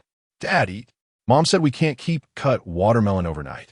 Lu Yin patted his son's head, took the watermelon from his hands, placed it on the table, and set a trash bin under the table. The father and son sat at the table, each enjoying a slice. The old fan nearby creaked away, but it did not dampen their enthusiasm for eating watermelon at all. After finishing one slice, Lu Yin quietly asked his son, why didn't Mom listen to music today? He felt that the watermelon lacked a bit of flavor today. Every time after dinner, they would play music for a few minutes, the loud sounds of soft and gentle singing filling the entire room. Inen paused his eating, furrowed his brow like a little adult. Aunt Cheng is having trouble. What trouble? Lu Yin only had a vague understanding when he returned. Mom won't let me listen. Inen shook his head, then blinked his small eyes. I guess it's because Aunt Cheng's boyfriend made her angry? Hearing this, Lu Yin stopped eating. His son was only a few years old, yet he seemed to understand more than him. How do you know? This question is simple. What troubles could Aunt Cheng have? If it's not about Mom, it's about her boyfriend. But Mom has been doing well lately, so it must be about her boyfriend. After saying this, he continued to eat. Lu Yin finally understood the meaning of that sentence. No wonder they said they wanted to introduce Cheng Yuqing to a boyfriend from Xia. However, in Lu Yin's view, the chances of success in such matters seemed a bit low. After finishing the watermelon, he helped his son wash his hands. After their bath, they returned to the room and got into bed. Before sleeping, Lu Yin reminded his son, remember to come find Dad for dinner tomorrow. Dad will be waiting. Okay. The next noon, Lu Yin, as usual, did not need Su Yang to call him and clocked out exactly on time. Passing by other offices, some colleagues inevitably asked Lu, your wife brought the child to find you for lunch again? Yeah, I said it was a rare sight. Su Yang followed closely behind and saw Lu Yin lining up at the food counter. Meanwhile, Qingyi was quietly sitting at another table with their son waiting. Chen Haixia did not come today, and Qingyi found it boring, but fortunately, the father and son were enjoying their meal, and there were noticeably more colleagues around Lu Yin than yesterday. A few tech-savvy guys sat nearby, curious but inexperienced in gossiping, unsure of how to strike up a conversation with Qingyi. As Qingyi's bowl of rice was nearly finished, someone finally asked the first question, sister-in-law. I heard that the clothes Lu wore on TV that day were bought by you? Qingyi looked up at the man opposite her, smiled politely. Yes. How come it fits so well, like it was custom-made for him? Or do you usually understand him well? Qingyi had no doubts about herself in this area. She continued to accept their compliments with a smile. I'm in the clothing design industry, so I'm sensitive to height, size, and color matching. Just by looking at you, I can guess your height, weight, and what kind of clothes suit you. Really? Lu Yin couldn't help but look up at her. Qingyi looked at the man in front of her, a smile on her lips. You're about 178 to 179 centimeters tall and around 75 kilograms. When those words were spoken, the man was so surprised that he nearly dropped his chopsticks, taking a long time to regain his composure. That's amazing. I'm 178 and 75 kilograms. Oh, really? Let me have a look at me. You're 180 and 80 kilograms. Qingyi glanced at another colleague who was making a fuss, not bothering to be precise this time. Next, 3 or 4 more guesses and not one was wrong. The group was once again astonished, and someone turned to Lu Yin and said, "This is even more accurate than our experiments." Lu Yin looked at Qingyi, who appeared calm, but her eyes couldn't hide a hint of pride. This was the first time he'd seen her like this, very cute and lively. "Sister-in-law, teach us how to develop this skill. If you could determine results just by looking at the subjects, how convenient would that be?" Before Qingyi could speak, and then leaned in with a smile. "You can't learn it, because Mom said this is a woman's intuition. It's innate." This left everyone both regretful and admiring. After finishing her meal, Qingyi reached out to take away the lunchboxes in front of and Lu Yin and went to the sink. At this moment, everyone gathered around Lu Yin. "Lu, your wife is really impressive." Lu Yin's lips curled up slightly, not speaking or denying it. His wife was indeed impressive, a natural talent, and he was surprised to learn that she was a clothing designer. When Qingyi came out, she waved in, "Let us go back," and then, "Let Dad go to work," and then quickly got up from Lu Yin's arms, fluttering like a little bird to Qingyi's side, taking her hand. She didn't look back at him, but shook her son's hand and said goodbye to Dad. Anand's eyes were crescent-shaped. "Dad, goodbye." Once they walked far away, Su Yang patted Lu Yin on the shoulder, still reluctant to leave. Lu Yin came back to his senses, stood up, and said, "Not at all." "Yeah, right?" Su Yang suddenly understood why Lu Yin had only returned home for a few days and was already so protective of her. As soon as Lu Yin returned to the office, he saw 2 people sitting inside. One of them he recognized, Wang Zhifeng, while the other woman, in her 40s and dressed appropriately, he had never seen before. He stepped forward, opened the office door, and sat down. Wang Zhifeng stood up. "Lu Yin, Comrade Wang Xiumei is here to personally apologize to you." Lu Yin coldly glanced at Wang Xiumei. "Go ahead." "Lu, the Shen family doesn't deserve you treating them this way. They are very bad." Hearing this, Wang Zhifeng turned pale.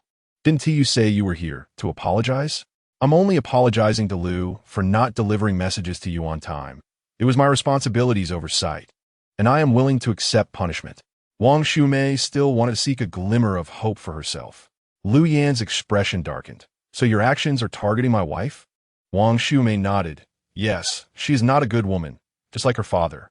Upon hearing this, Lu Yin could no longer stay seated. He stood up and walked closer to her.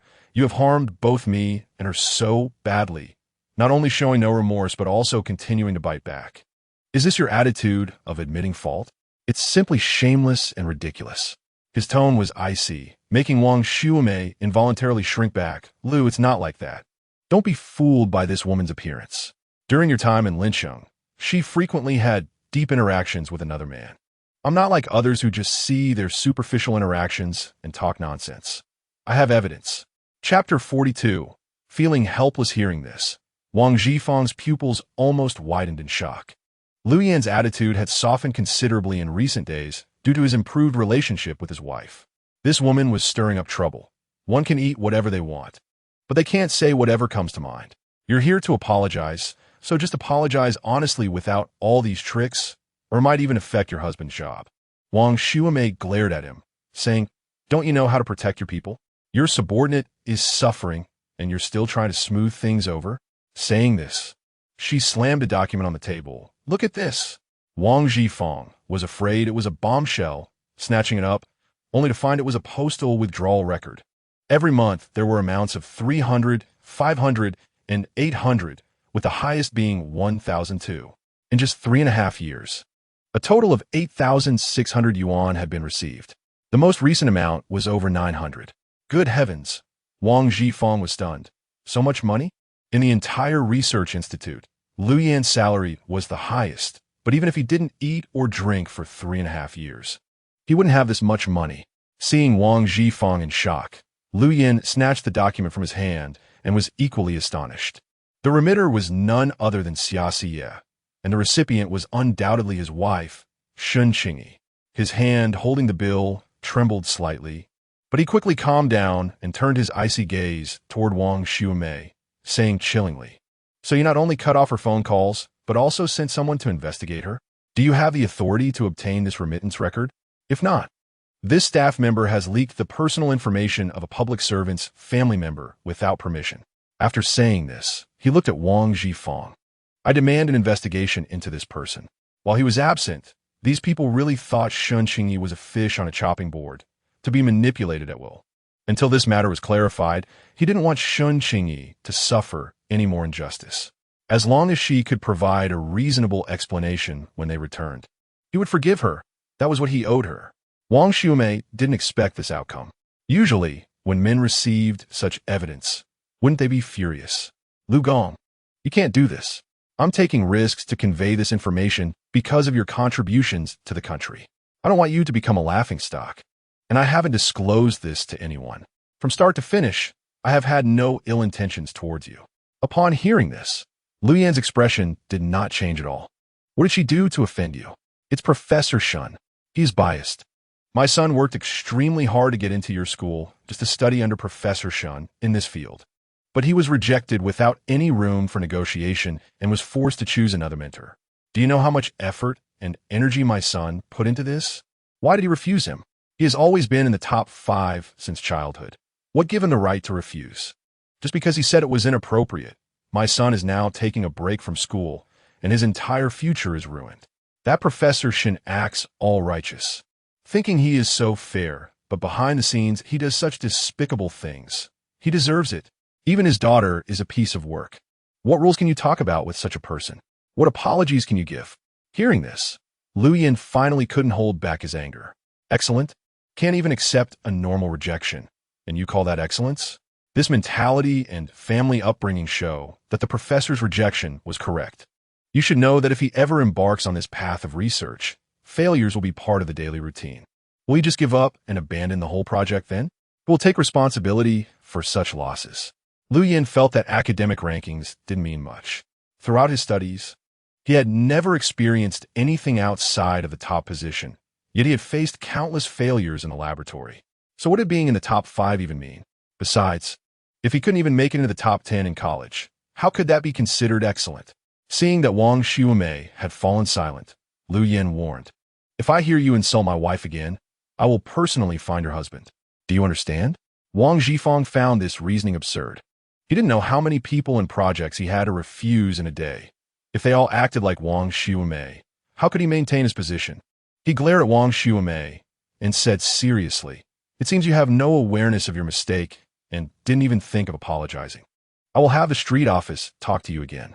Without a job, the street office will still oversee you. Don't think that just because you no longer have a job, no one can manage you." Wang Xiumei panicked upon hearing this. If it went to the street office, it would cause a stir among neighbors. Her son was a person who valued his image. He would be even less likely to go out now. She had only this one precious son, who had been pampered in her hands since childhood. She quickly softened her tone. "Lu Gong, I'm sorry. Can we not investigate this postal remittance record? I willingly accept any punishment from the unit. I will write 2 letters of apology and personally visit to apologize to Comrade Qingyi." Lu Yan did not relent. One thing has to be accounted for. This is negligence. Saying this, he turned and sat down at his own desk, telling Wang Zhifeng, "Let her go." Wang Zhifeng saw that Lu Yan was in a bad mood and coldly told Wang Xiumei, "Go back." Wang Xiumei had been proud all her life. Her daughter taught at a school. Her son-in-law was the director of the school. Her son was a well-known child prodigy. And her husband held a stable position at the tax bureau. Even if her position was not high, everyone respected her. Only Lu Yan was so arrogant and ungrateful. Young people need to stumble a few times. They really think too highly of themselves. She returned home, angrily throwing her bag onto the sofa.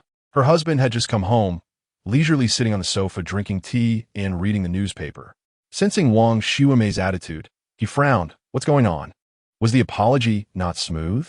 The application from the research institute came through, and they were quite cooperative. That Lu Yin really doesn't know how to appreciate kindness. Her husband, Hu Wei, said, people like them tend to have a bit of a temper. Just bear with it. Once it's settled, it's fine. Knowing Lu Yan's attitude. Don't do these little tricks with Qingyi in the future. Go cook. I lost my job. Why should I bear it? Why are you so afraid of them? This is pathetic. Wang Shuimei suddenly exploded. You won't starve at home. They are a key research institution, even if you don't have a position. They are under special care and protection. What does that have to do with being pathetic? Use your brain, Hu Tian was said sternly as he put down the newspaper. Wang Shuimei fell silent, and after a while, she finally spoke. Huasong might be laid off. What? Hu Tianghua could hardly believe his ears, his voice suddenly rising. How did this involve Huasong again? Huasong was Hu Tinghua's nephew, born in the countryside, who had worked hard to get to Kyoto and entered this post office. Now, he was being told he might be laid off. Wang Shuimei was frightened by her husband's reaction and momentarily lost her voice. Seeing her expression, Hu Tianghua knew it was likely true and felt dizzy. You really are more of a hindrance than a help. Tell me, what exactly did you do? Chapter 43 Maintenance. Wang Shuimei was scolded repeatedly, feeling very unhappy. With her husband questioning her like this, she could no longer hold back. What have I done? Have you ever cared? You only come to question me when something goes wrong. Since our son got into trouble, have you ever shown any concern? You see how your daughter-in-law has suffered a little grievance, and you know to defend her. Look at yourself. They made me unemployed, and you didn't dare to say a word, yet now you come to scold me. Hu Tianhua's forehead was creased with anger. He had allowed their son to take a break from school when he wanted to, and he didn't stop her from venting her frustrations a few times at the faculty staff housing. What do you want me to do? Am I the only one in all of Kyoto who has a problem with Shen Huaishan? There are many who have their eyes on his daughter. Are they all less capable than me? As long as Lu Yin isn't divorced, no one dares to truly do anything to them. And you can't even get your attitude right before blocking someone's phone call. He frowned, feeling a headache coming on. Wang Shuimei was unconvinced. So you're saying your position is just for show? Hu Tianghua sneered. Do you believe that if I were to be laid off today, someone else would take my place tomorrow? You let Lu Yin try being laid off. Their entire team would follow suit, and when they could be reassembled, no one would know. Moreover, if she really were laid off, she could leave the country for a high-paying job in no time. Well, I would just have to stay at home. Let us not even talk about those lofty reasons. Right now, I'm just a performance of their leadership. That's the difference. Understand? Pig brain. He pointed his finger at Wang Shuimei's forehead, causing her veins to bulge with anger. Go buy something. Go to the Shen family, and no matter what attitude you have, tell that woman not to hold Huasong responsible. Then why don't you ask Lu Yin? His words carry more weight, and you have more face. Wang Shuimei retorted. Asking her to plead with that woman is worse than death. Hu Tianghua closed his eyes and took a deep breath. I've dealt with their leadership a few times, and I know the kind of person doesn't care about personal relationships. Wang Shuimei felt a surge of anger. You care more about Huasong than about your own son. Why is that? A useless nephew who doesn't know how much money he sent back to repeat a year. If it weren't for their family, could Huasong even come to Kyoto? Hu Tianghua had no patience to argue with her. I told you to go. Just go without all this nonsense. He, of course, hoped that the more people from the old Hu family who succeeded, the better. This son was truly hopeless, completely spoiled by Wang Shuimei. With red eyes, Wang Shuimei went to cook. The next day, Saturday, after thinking for a long time, she decided to bring her eldest daughter, planning to visit the faculty staff housing. The two women went to the department store early, buying a can of malt milk, brown sugar, biscuits, and 2 bags of red dates. By the time they arrived at the Shen family, Lu Yin had just taken and out to play. His comrade, Shen Qingyi, Hu Yin spoke first, fearing her mother's tone wouldn't be right. The door opened, and Shen Qingyi walked out from the room. Yes. After she stood in the living room, she saw the two women, one of whom was Wang Shuimei, who had caused trouble a few times before, so she recognized her. Beside Wang Shuimei was a much younger woman, smiling broadly, carrying items, looking like she wasn't there to cause trouble. Shen Qingyi breathed a sigh of relief. But when she thought of what Wang Shuimei had done in Lincheng, her expression turned cold. She stood inside looking at the mother and daughter, not inviting them in, only asking indifferently, "What is the matter?" Yin spoke first. We came to apologize on behalf of my mother. Although Shen Qing didn't know why Wang Shui Mei suddenly came to apologize, she indeed needed an apology. Coldly, she said, "Come in." With permission granted, Yin led Wang Shui Mei into the room, placing the items on the table. Being a teacher, she maintained a proper demeanor. "Comrade, Shen Qingyi, my mother has learned a profound lesson regarding her public revenge for personal grievances over the phone. She has come here today to sincerely apologize to you." Shen Qingyi nodded, her gaze falling on Wang Shui Mei, expecting her to apologize in person. Yin felt a bit awkward. After all, she was an elder. Shen Qingyi found it amusing. Indeed, when harming others, there's no distinction between elder and younger. Yet when it comes to bearing responsibility, they suddenly differentiate. Yin looked surprised at the soft-looking Shen Qingyi, momentarily speechless. She nudged Wang Shui Mei with her elbow. "Mom, apologize to Comrade Shen Qingyi." Wang Shui Mei thought of the purpose of her visit today, suppressing her anger. "I'm sorry, Comrade Shen Qingyi. I was confused. I shouldn't have done such a thing, causing misunderstandings between you and Comrade Lu Yin, and even damaging your reputation." Upon mentioning Lu Yin, Shen Qingyi understood. It seemed he not only found out, but also personally sought out Wang Shui Mei, which she had anticipated. Shen Qingyi coldly glanced at her. "Want to say that the grievances of these past few years couldn't be resolved with a mere 'I'm sorry' or 'I was confused'. What she wanted was for her to pay the price for this matter. But she didn't have the ability to say that now." After thinking for a moment, she spoke. "I'll warn you once. Your son's matter has nothing to do with my father, so don't keep clinging to it." Wang Shui Mei was so angry her hands formed fists, but remembering the old man's instructions at home, she could only endure. "Engineer Lu has already taught me a lesson. I know I was wrong and will go back later to write 2 deep reflections." This Lu Yin said that too? The anger that had been building up in Shen Qingyi dissipated halfway, and she even felt a bit touched. In that case, Shen Qingyi didn't want to say much more. She glanced at the items on the table. "All right, I accept your apology, but I don't want the things. Take them back." Yin was overjoyed. Dad was right. Women's hearts are still softer. She quickly asked, "Then have you forgiven my mother?" "I only forgive her for her attitude of apologizing regarding this matter. I do not forgive her for the harm she has done to me and my father," Shen Qingyi stated frankly. "But my mother has already paid the price. She has been laid off," Yin said, not expecting this outcome, anxious. On this point, Shen Qingyi was quite surprised. She paused, feeling an inexplicable lump in her throat. For the first time among those who had bullied her and her son over the years, someone had truly been punished. And it was the powerful Wang Shui Mei's family. "So, do you want me to plead with Lu Yin?" Shen Qingyi felt it was impossible. Since Lu Yin had decided to take the lead for her, he must have done all the necessary preparations in advance. Applying for an investigation didn't require time and effort. More importantly, she needed Wang Shui Mei to pay this price. It was too satisfying. No, we wouldn't dare." Yin repeatedly denied it, leaving Shen Qingyi a bit shocked. "Then what is it?" Yin had no choice but to stammer out that Wang Shui Mei had gone to the post office to investigate her withdrawal of money. At first, when discussing the first half of the matter, Shen Qingyi was extremely angry. Why did these people treat her this way? But when she heard Lu Yin defending her, she was momentarily at a loss for words. He unconditionally trusted her, sought justice for her, and didn't return with a single impulsive question. He just took in and out. Seeing that Shen Qingyi didn't speak after Yin finished, she got anxious. "Comrade Shen Qingyi, whose song is innocent. Can you say something? I believe as long as you speak, Comrade Lu Yin will definitely be lenient." This weekend, the investigation procedures hadn't been initiated yet. "As long as you say a word." Chapter 44 Sincerity. Yin's tone was filled with pleading.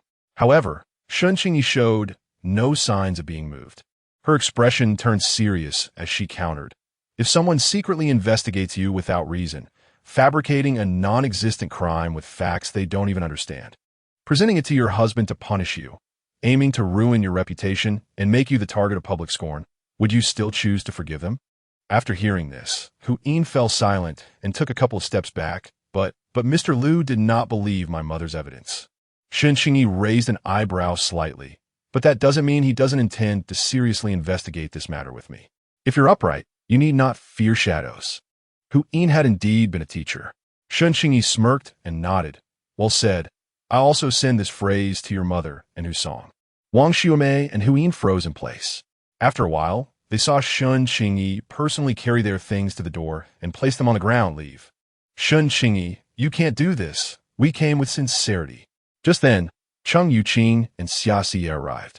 Seeing Wang Xiumei and Hu-yin standing in the hall, they looked puzzled. Cheng Yuqing asked first what's going on. Did someone come to cause trouble again? As she spoke, she rolled up her sleeves. Qingyi grabbed her and briefly explained the situation. Xia Xie's expression turned quite unpleasant. Cheng Yuqing's face flushed with anger, and she entered the room, saying impolitely, "Hurry up and leave.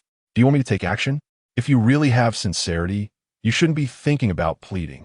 Hu-yin saw that Cheng Yuqing was fierce, and she and her mother prided themselves on being respectable people, especially since she was a teacher. Confronting them head-on would harm her image. So she immediately took Wang Xiumei's arm and left without looking back, feeling too embarrassed to pick up the things on the ground. Cheng Yuqing, however, brought them back in. "What are you doing? You suffered such great injustice. What's wrong with taking back these few things?" In fact, due to Lu Yan's attitude, Qingyi's mood wasn't that bad. She smiled and said, "I find it unlucky. If you don't mind, just take it back." Cheng Yuqing's face lit up with surprise. "Then I won't be polite. You and Xia Xie talk first. I'll take the things over and come back to avoid forgetting." Saying this, she ran off without looking back, showing no signs of heartbreak. Qingyi began to doubt whether this girl had reconciled with Wang and again. "Xingyi," Xia Xie tried to call out. "Gumin." Qingyi led her into the room, had her sit in the living room, and went to her room to get a notebook, handing it to her and adding what was missing from last time. Xia Xie smiled. "You don't have to be so earnest. Last time was just a joke." "It's always bad to owe," Qingyi insisted. "I already said your salary shouldn't go through the company's accounts. I'll bring it to you when I pick up the design draft. There's no need to make it so formal. Now look." Xia Xie felt that Qingyi was too clear-cut about everything, especially regarding personal favors and wages. Qingyi shook her head. "Things have happened. Besides, I don't regret it. Lu Yan hasn't said anything either. I'll find a chance to explain it clearly to him." Xia Xie didn't want to talk anymore. Did she do this because she had long anticipated this day, thinking about how she would have accounts to settle and explanations to give to Lu Yan? He had ignored them for so many years and had no right to question these matters. But these words shouldn't come from him. If they did, they wouldn't even be friends anymore. "All right."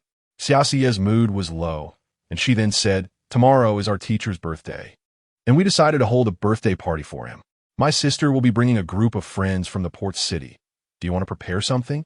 Qingyi rubbed her forehead, looking a bit flustered. "Why didn't I hear any news about this earlier? I have no preparations at all. What should I do?" Xia Xie looked at her with a pained expression and smiled.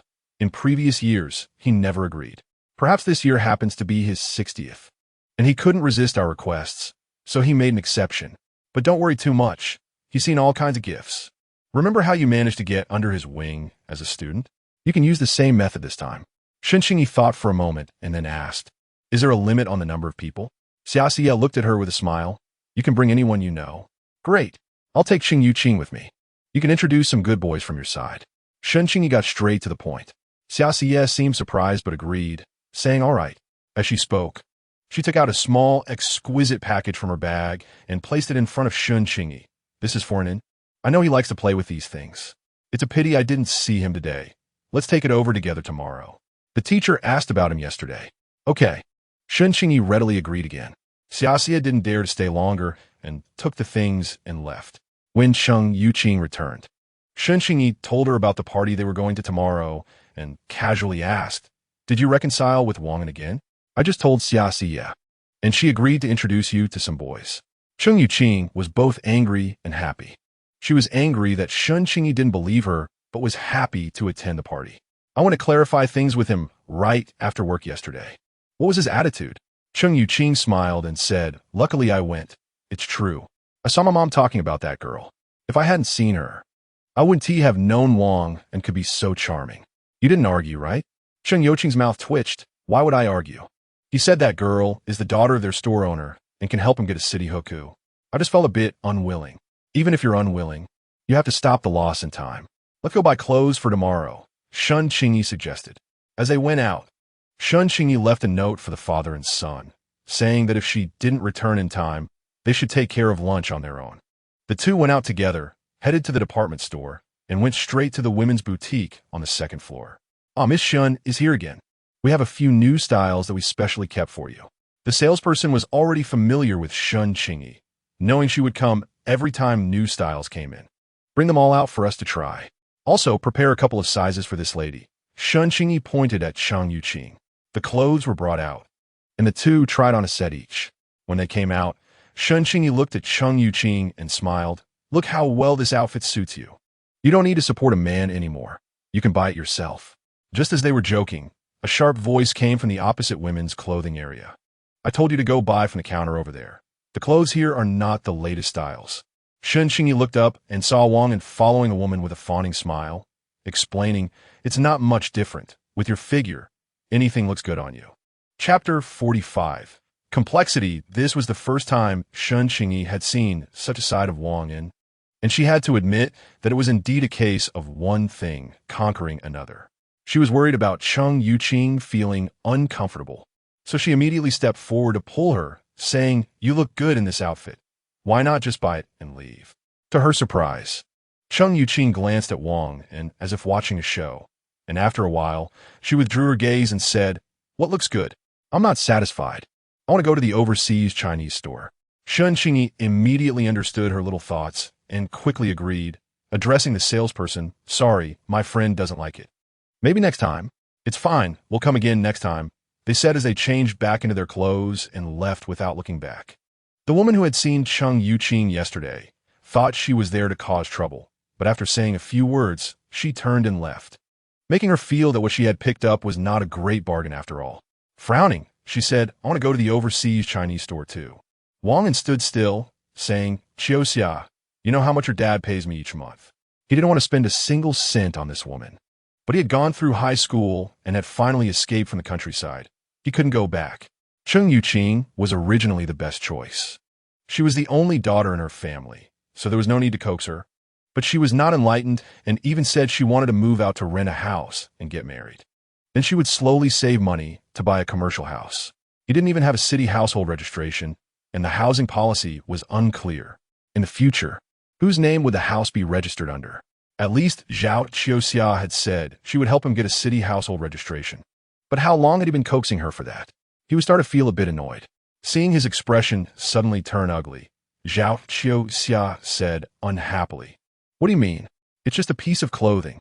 Wang smiled without saying anything. He didn't want to spend money on a piece of clothing. Saying this, he turned and went downstairs, leaving Zhao Qiuxia alone in the clothing area in a daze. After Cheng Youqing and Shun Qingyi finished shopping and came out, each carrying a handful of bags, they both looked in good spirits. You're willing to spend on Lu Yen, aren't you? Those running shoes just came out, and they're not common in the country. Suddenly your attitude has done a complete 180. What does that mean? Cheng Youqing felt that Shun Qingyi's attitude toward Lu Yen had completely changed. Shun Qingyi thought for a moment, I thank him for standing up for me this time. Cheng Youqing nodded in agreement. That's right, but speaking of which, is it a bit excessive to be so clear-cut between you and your husband? Shun Qingyi didn't know how to respond. She just wanted to thank Lu Yen, nothing more. All right, let us take him along tomorrow. Having one more person won't hurt. Cheng Youqing laughed. Okay. Shun Qingyi agreed immediately. She was also very confused. Was Lu Yen someone she could rely on? Would he help her clear her father's name? Would he allow her to work in Pengqing and find a lawyer to fight the lawsuit? As the two of them hurried toward the faculty compound, they encountered Wang again, but this time he was alone. He glanced at the bag Cheng Youqing was holding, and his expression returned to its usual aloofness as he questioned, Cheng Youqing, did you do this on purpose today? Cheng Youqing raised her chin and replied without any care or concealment, yes. What do you mean by doing this? Are you unwilling? Wang wanted to know what Cheng Youqing was really thinking. Cheng Youqing nodded. Yes, at first I was a bit unwilling, but now I'm feeling pretty good. Wang nodded good. If I told you that the reason I chose to treat Zhao Xia this way is just to get her to help me get a city household registration. And nothing else. Would you believe it? Qingyi looked at his handsome face and couldn't help but shake her head. Wang'an, do you believe that yourself? Comrade Qingyi, have you ever heard the saying, better to tear down a temple than to destroy a marriage? Yu-Qing can come to me so quickly. You put in quite a bit of effort, right? Qingyi didn't expect Wang'an to be so articulate, at least more than Lu Yan. She smiled and said, marriage? Since it's about dating, then there must be both mutual interests and separations. Otherwise, how could there be dating? It would be better to return to the old society and practice blind marriages and dumb marriages. If you want to continue your sincerity, that's not impossible. You can return everything you owe Yu-Qing over the years, and both sides stand on an equal basis. I can let her consider whether to give you a chance. Yu-Qing glared at Qingyi upon hearing this and whispered, what are you saying? Qingyi placed her hand on her ear to comfort her. What are you panicking about? I'm just helping him see his true self. Yu-Qing then relaxed, wanting to see Wang'an's reaction. Sure enough, after a brief silence of about a minute, Wang'an looked as if he had suffered a great grievance and no longer looked at Yu-Qing, turning and leaving. Yu-Qing watched his back, momentarily lost in thought, her face showing no joy or anger. Qingyi patted her shoulder. What's wrong? She sighed, feeling that her unwillingness had turned into sadness. I'm sad that I was so foolish, so weak, and so petty that I even shed tears for a man like him. You mustn't tell anyone about this in the future. Qingyi smiled. You're not foolish. Foolish people can't be awakened. You're just kind. Her words made Yu-Qing smile again. When they reached the family compound, Yu-Qing handed the extra package in her hand to Qingyi and went back by herself. When Qingyi returned home, she saw the father and son hunched over the table, happily eating noodles. There was also a freshly fried crucian carp on the table. And in hearing the footsteps, turned around alertly and immediately saw Qingyi, who was carrying a handful of things. He instantly dropped his chopsticks and rushed over. Mom, you're so bad. You went shopping alone without taking it in, and Dad. Lu Yan also put down his bowl and chopsticks, walked over, took the things from Qingyi's hands, placed them on the sofa, and asked, have you eaten? No. Lu Yan turned and went to the kitchen, bringing out a bowl of noodles and placing it on the table. After Qingyi washed her hands in the backyard and sat down at the dining table. She heard him excitedly introducing the fish in front of him. Mom, today Dad took me to play at an uncle's house. They live in the countryside, have a fish pond and chickens and ducks. It was so interesting. This fish was caught by Dad from their fish pond. It's delicious. Try it. Qingyi was warmed by her son's small gesture, patting his head and smiling. Okay, thank you both. Mom also bought new clothes and new shoes for you and Dad. Let's try them on after dinner. And then clapped his little hands in joy, yay. Originally, Dad only had one set and was reluctant to wear it. Now he has new clothes. However, Lu Yan's mood this time was somewhat complicated. He had to admit that being cared for by his wife felt really good and happy. No one had ever treated him this way from childhood to now. Chapter 46, Salary After Dinner. Lu Yan tidied up the dishes, and when he came out, familiar songs played again in the room, and was holding the new clothes that Qingyi had just bought and modeling them in front of herself. Her fair little face was filled with a happy smile. When she saw Lu Yan come out, she hurriedly handed him one of the bags. Daddy, Mommy said this is yours. Besides the clothes, there's also a pair of white shoes. The bag was almost as tall as in herself. Lu Yan took the large bag from his son and immediately spotted the stylish and eye-catching shoes inside. His wife treated him really well. He wanted to pretend he had never seen that bill, but he couldn't ask. Holding these things, he couldn't feel at ease. Lu Yan hesitated for a moment and finally said to Anan, Daddy has a few whispers to share with Mommy. Can you help watch outside? Anan's dark, grape-like eyes turned into crescent moons. Okay. With that, Lu Yan pushed open Qingyi's bedroom door. The singing from the recorder continued as usual, and Qingyi was quietly painting at her desk, with a steaming cup of flower tea beside her. Qingyi, Lu Yan spoke first. Qingyi put down her paintbrush and looked up at him. What's wrong? Are the clothes or shoes not fitting? Lu Yan shook his head. Her taste was so good. How could they not fit? But suddenly asking this question, she might get angry, right? After thinking for a moment, he asked, did those clothes and shoes cost a lot? I spent it all a long time ago. Qingyi nodded. So, did you spend our savings? Qingyi seemed to understand. He was still asking, but his cautious attitude didn't seem like he was questioning her, which made her not resistant. Qingyi closed her sketchbook, intending to have a good talk with Lu Yin about this. Today, Wang Xiumei and her daughter, Hu Yin, came to find me. Lu Yin nodded. They should personally come to apologize to you. On the surface, they came to apologize, but in reality, they were here to plead for someone, Qingyi said calmly. Hearing this, Lu Yan's face darkened. They had no right to plead. There was no room for negotiation in this matter. Those who schemed against others must pay the price. Qingyi looked at the man in surprise. It seemed he wasn't indecisive. After a moment of silence, she continued. They were pleading for her nephew, Hu's song from the post office. Saying this, she turned off the recorder. Lu Yin observed his wife's expression. You agreed? No. Qingyi shook her head, then turned around, opened the wardrobe, took out a key from a black bag, walked to a red wooden box, and unlocked it. She took out a red hardcover book from inside. This is my salary for 3.5 years. See if it matches the bill Wang Xiumei gave you. Every entry is from the public account of the Xia family at the factory in Pampering. Over the years, I've lived quite well on this income with an salary? Lu Yin was stunned. It seemed he had never really understood his wife. He remembered she said 2 days ago that she was a fashion designer. So, did you receive the 350 yuan I sent you every month all these years? Lu Yin asked this, feeling an ominous premonition in his heart. Qingyi flipped to the last page of the red hardcover book, and the last 2 entries were his, 300 yuan left for her when he left, and the first salary of 350 yuan given upon return. She hadn't received a single cent from him in between. Upon hearing this, Lu Yin felt as if struck by lightning. His legs went weak, and he could hardly stand, sitting down in a nearby chair, mumbling, You mean, you never received the money I sent back?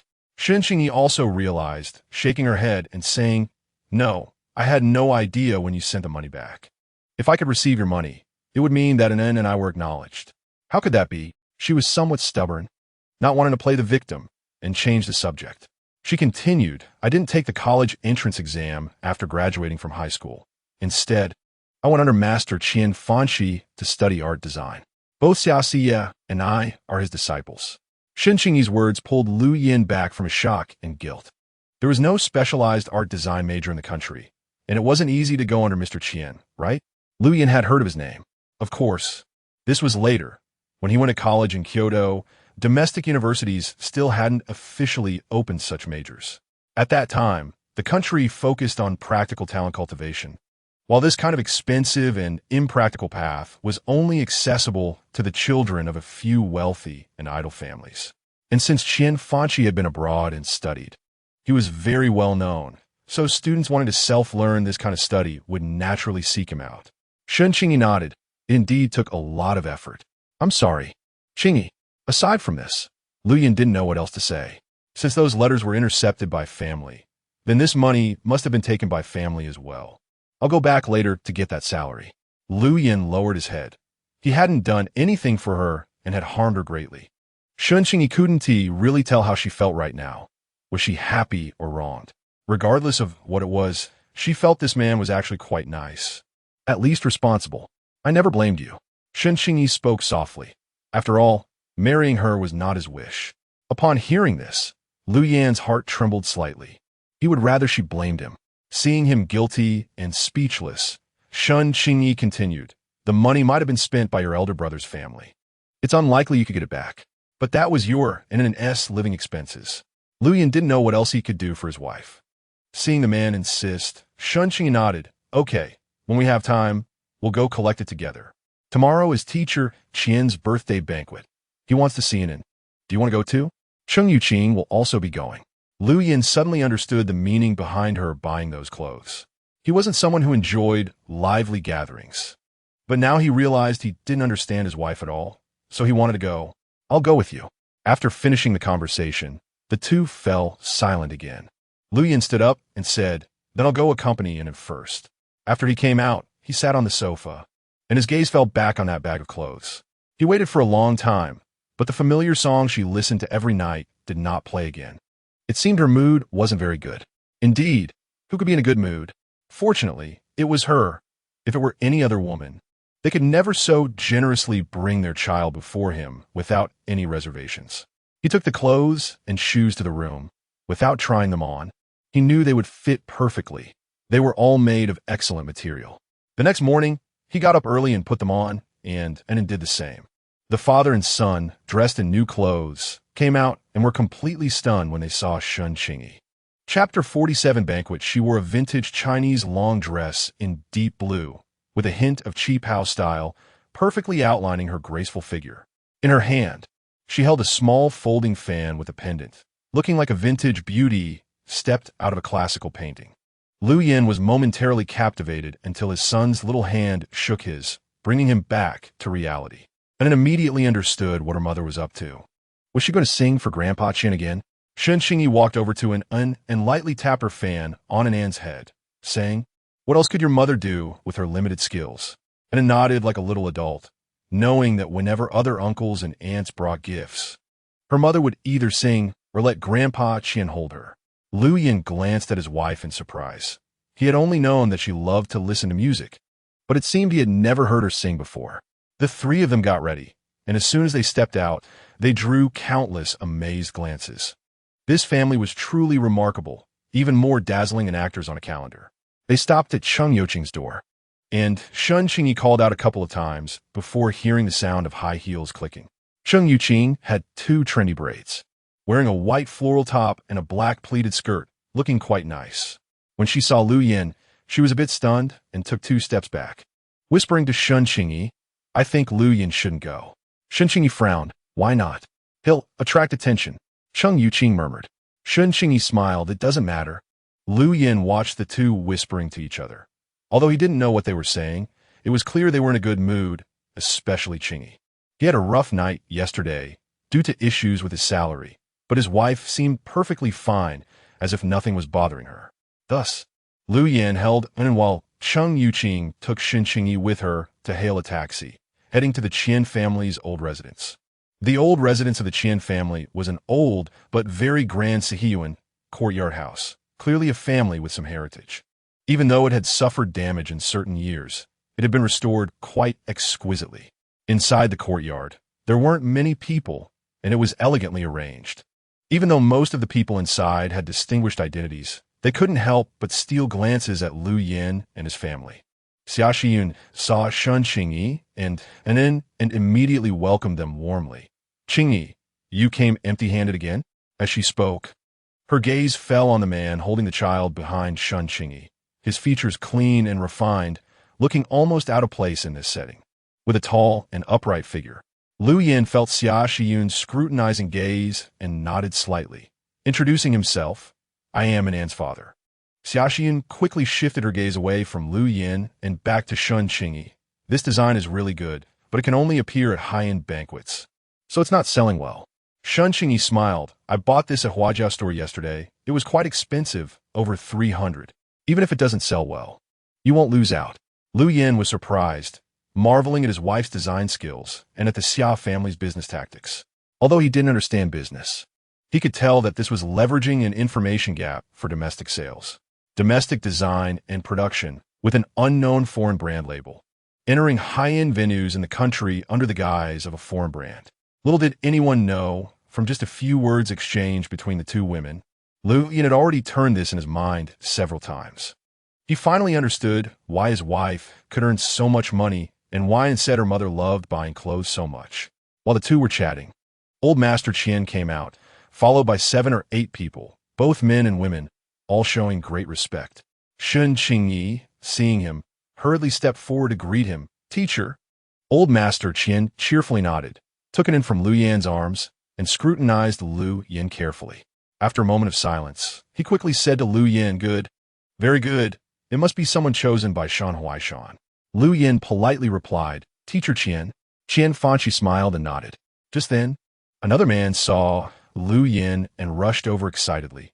"Lu Yin?" Lu Yin glanced at his old classmate and smiled, nodding. "You've really made a name for yourself. Your published paper was translated into several versions and featured in the HF Professional Physics Journal. That new formula you wrote is being used by many now.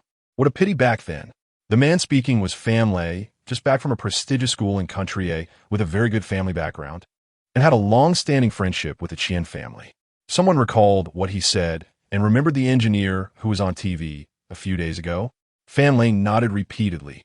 Yes, he is my schoolmate. Different mentors, but we often communicate. What a pity. Another what a pity. Left everyone confused. Fan Lei was a distinguished guest at the Qian family, and everyone turned their attention to Lu Yin. Qingyi felt it was becoming too much of a show and quickly said to Qian Fanshi, "Teacher, let us go over there and see what gifts the seniors prepared for you," and then winked at old Master Qian. "My mommy is going to sing a little tune for you again." Xia Xiyun joked, "You Grandpa Qian just loves to hear your mommy sing. If she hadn't come every day to sing, how could Grandpa Qian have accepted her? So, don't always laugh at your mommy for just being able to sing." Thus, Fan Lei invited Lu Yin to another side behind the screen, while Qingyi took Cheng Yuqing to the round table by the rockery. Due to Fan Lei's attitude, those who wanted to curiously ask Lu Yin a few questions could only sit far away. At a small table, the two sat at opposite ends. Fan Lei poured a cup of tea for Lu Yin and sighed. "What a pity." Lu Yin frowned. "What is so pity about it? If you had gone to HF in Country A, you wouldn't have this current achievement. Look, you even married." Fan Lei inherently looked down on the so-called artists here. The domestic market had only recently opened up, yet these people flaunted their capital. They had their own hierarchy of disdain, with the Xia family only at the mid-level and Lu Yan's wife, Qingyi, being at the very bottom of that hierarchy. If it weren't for her connection to old Master Qian, she wouldn't even have been allowed in. Lu Yin took a sip of tea. "There is nothing to regret. I think it's quite fine." Fan Lei looked at Qingyi from a distance with a meaningful glance. "Are you really this willing?" Lu Yin found it strange. Why wouldn't I be willing? He didn't like when someone spoke about his wife in such a tone, feeling a bit displeased. "Didn't you say back in middle school that a girl supported you and even wrote to you, asking me to inquire about her? I thought you just gave up because of Professor Shen's words?" Fan Lei thought it was quite unkind of Professor Shen to do that, and then entrust her daughter to Lu Yin. As he spoke, a woman behind the screen glanced over. She had noticed a man named Lu Yin since he entered. Lu Yin replied lightly, "Didn't you say you couldn't find her? Besides, this matter has nothing to do with the wife I'm married now." Chapter 48.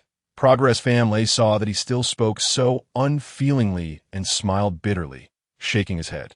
"After so many years, your temper and character really haven't changed at all.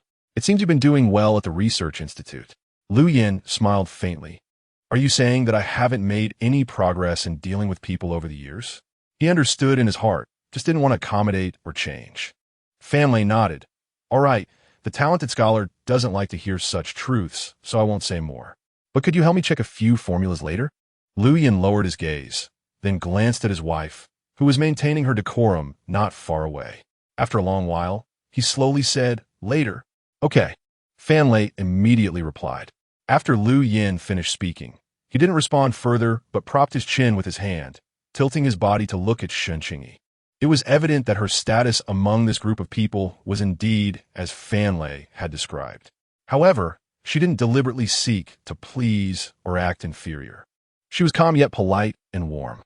Everyone took out their gifts and presented them to Qian Fanshi, but Qingyi stood quietly, smiling. When everyone was seated, someone called out her name, "Qingyi," the usual custom. Qingyi smiled and nodded. "I'll embarrass myself then. If I don't sing well, I hope for your understanding." As she began to sing, applause broke out. A piece of Baisho, sung in the style of Huangmei opera, was filled with strong breath support. Her voice like pearls falling onto a plate. Mr. Qian nodded repeatedly as he listened. She held a small folding fan, moving it in rhythm, opening and closing it gracefully. Not exaggerated at all. Her eyes seemed filled with stars, and her expressions were charming. Xia Xia listened intently. Lu Yan's lips curled slightly. It seemed his wife really managed to get close to Mr. Qian with this hard skill. Whether it was the melody or the tone, it was truly intoxicating. For the first time, he understood why those extravagant people in the old society liked this so much. After the song ended, applause erupted, and Qingyi bowed to Mr. Qian, hoping you liked it. Good. Nothing has changed. I really liked it. Xia Xia, still not satisfied, urged, sing another song. Anyway, it's still early before dinner. At this moment, Someone patted Xiaxia's shoulder and said, "You young man, how come you look like an old artist at such a young age, so obsessed with opera? Why not listen to our sweet song Queen Wang Cici's new song instead?" As he spoke, a pretty and sweet girl was pulled to the front by a man.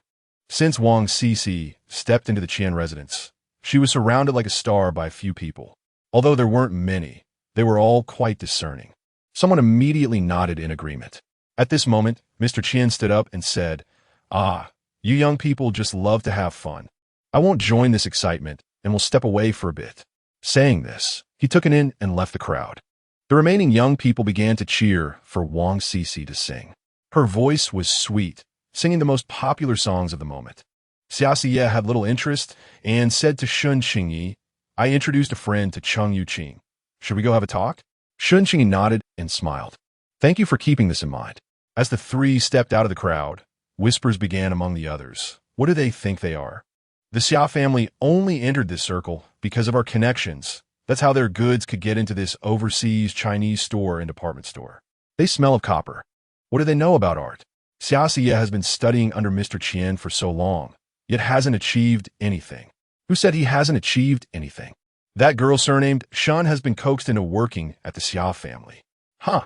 The Shen surname is nothing. She's just riding on the coattails of Mr. Qian's student. Begging for a meal at the Xia family. What is there to be arrogant about? Such talk was not loud, but Qingyi and the others had not gone far. Qingyi furrowed his brows in anger. These people looked respectable, but spoke so discouragingly. Qingyi smiled. The world of fame and fortune is like this. Just don't mind it. Xiaxiu epalizist, Qingyi, I'm sorry. In 3 years, I will make sure these people won't dare to gossip behind our backs anymore. Since we need something from them, you don't have to say much. Just comfort the teacher well. He's the one who is troubled. Qingyi was quite perceptive. Xiaxia frowned. Who says we need something from them? Which of these people hasn't benefited from our family's businesses? It's just mutual cooperation. Why do they always think of themselves as superior? Qingyi fell silent. In terms of business, Xiaxia was not just lacking in age compared to Xiaxia and Xiaxian. Nothing could be hidden.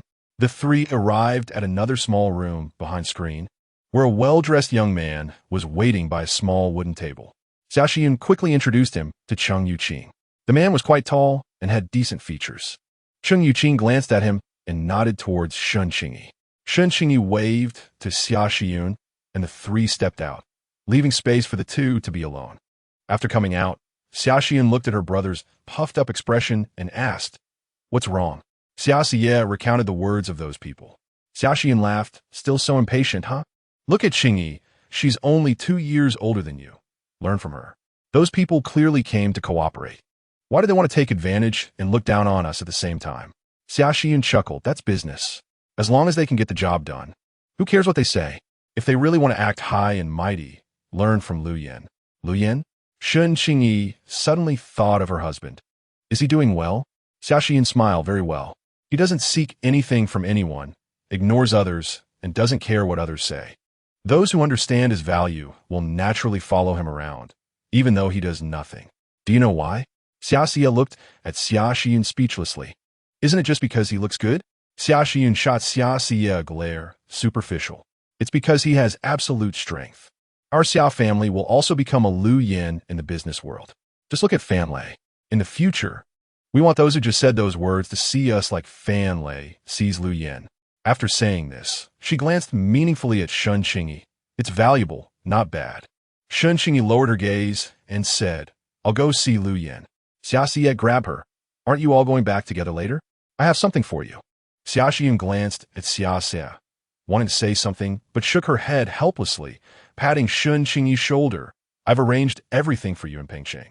Once Anan's household registration is settled, we will apply for the border pass. Qingyi hesitated.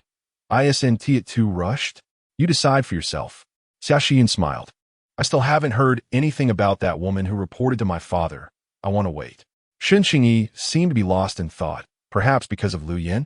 Chapter 49. Jealousy. Xiaxian pondered for a moment and said, Your mother's testimony is also very important.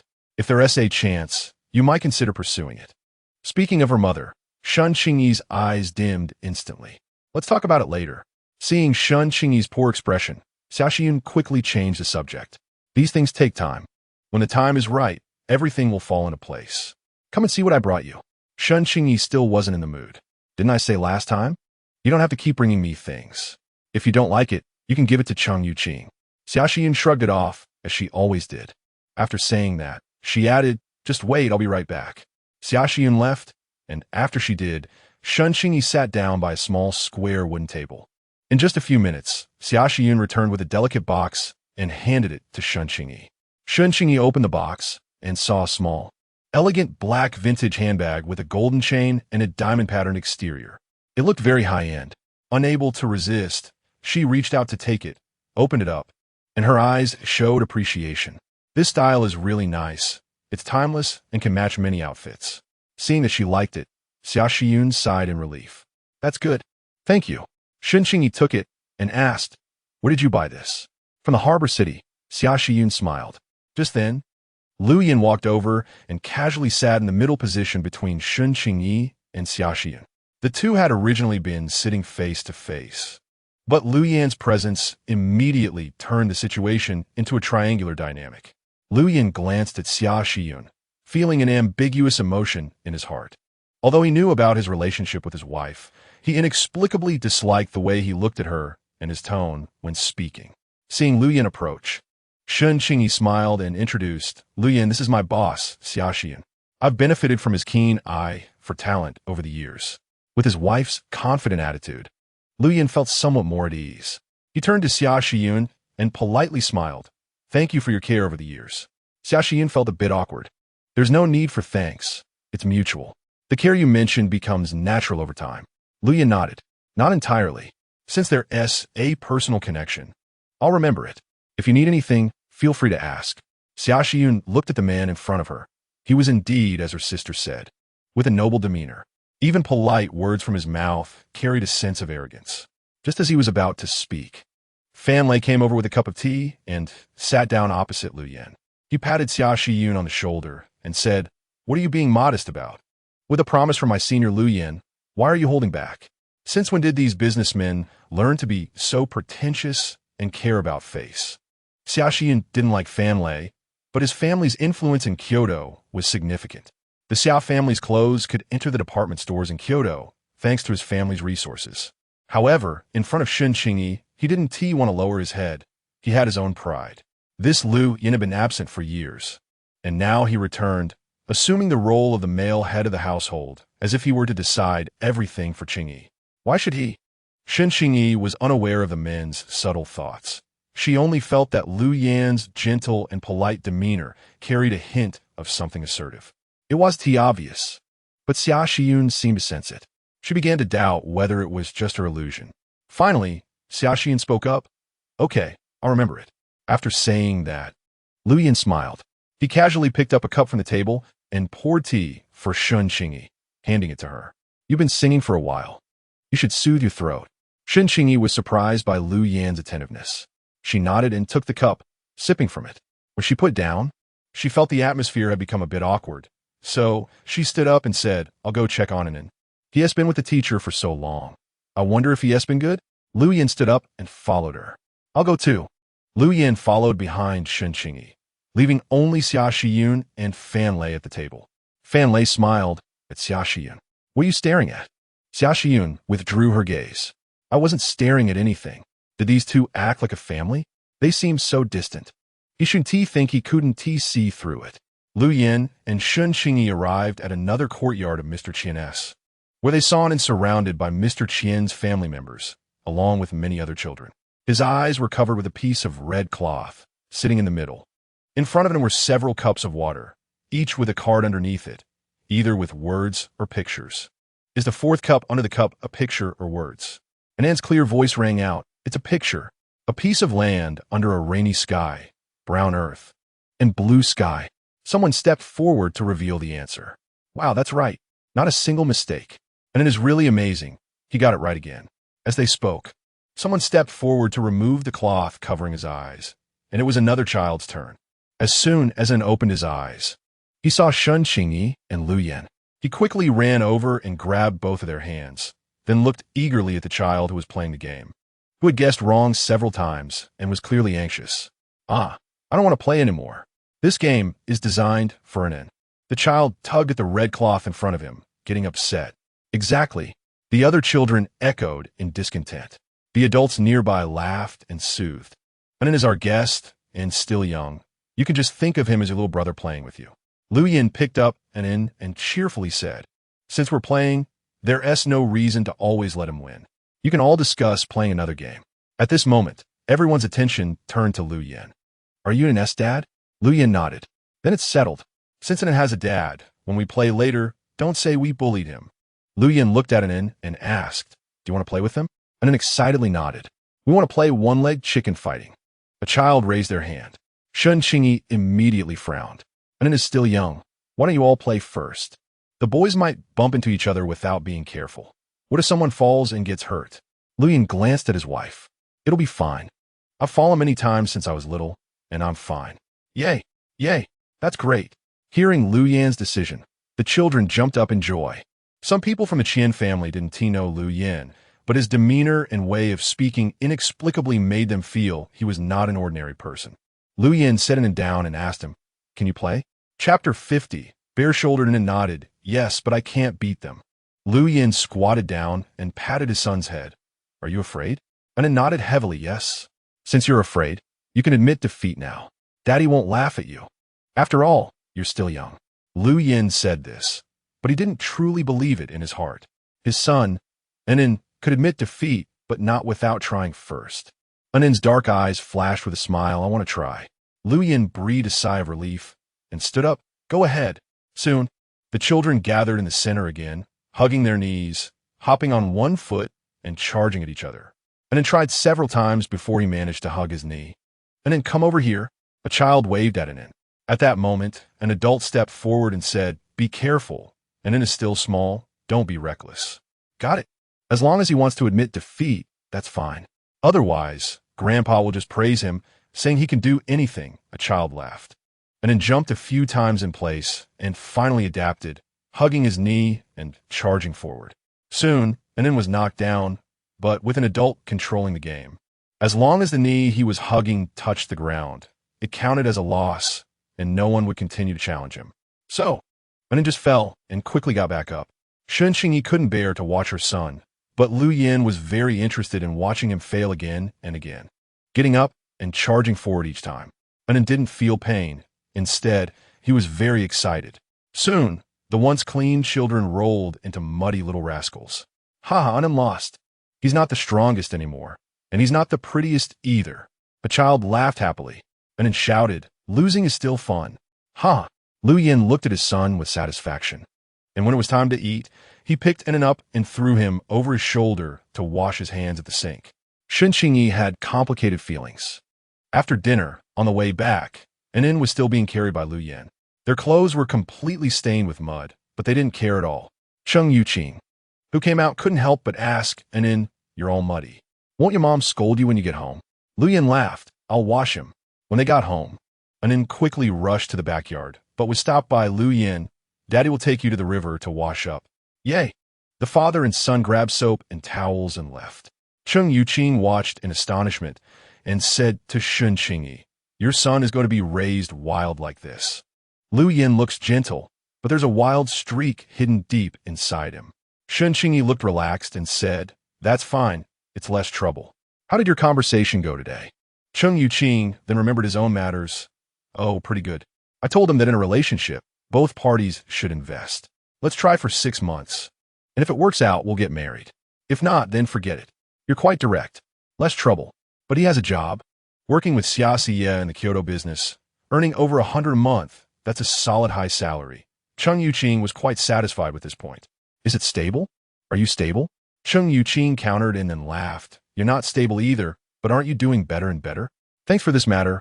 I plan to keep dating. I'll report back to my mom later. Good. Qingyi sighed again. Qingyi was somewhat surprised. What's wrong? What are you not satisfied with? I just found out today that mingling in their circle isn't easy. You have to read people's faces and deal with exclusion.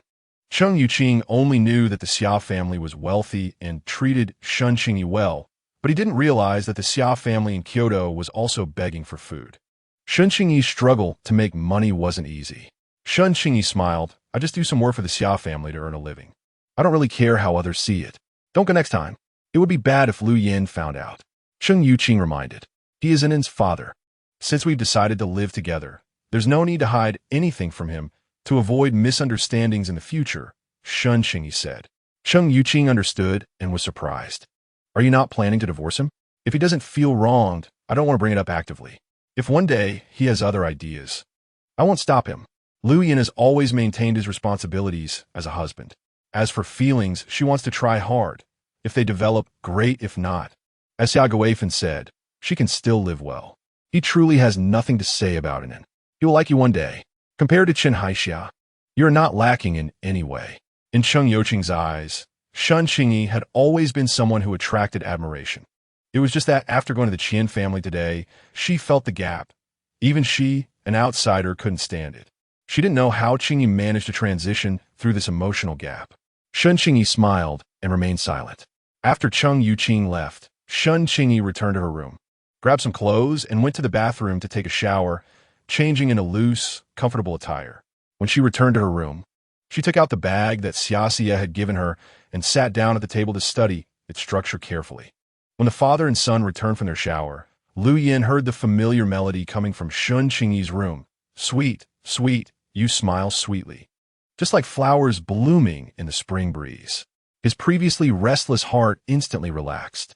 Shun Qingyi heard Anin's voice and came out of her room, only to see the father and son swaggering and bare-shouldered.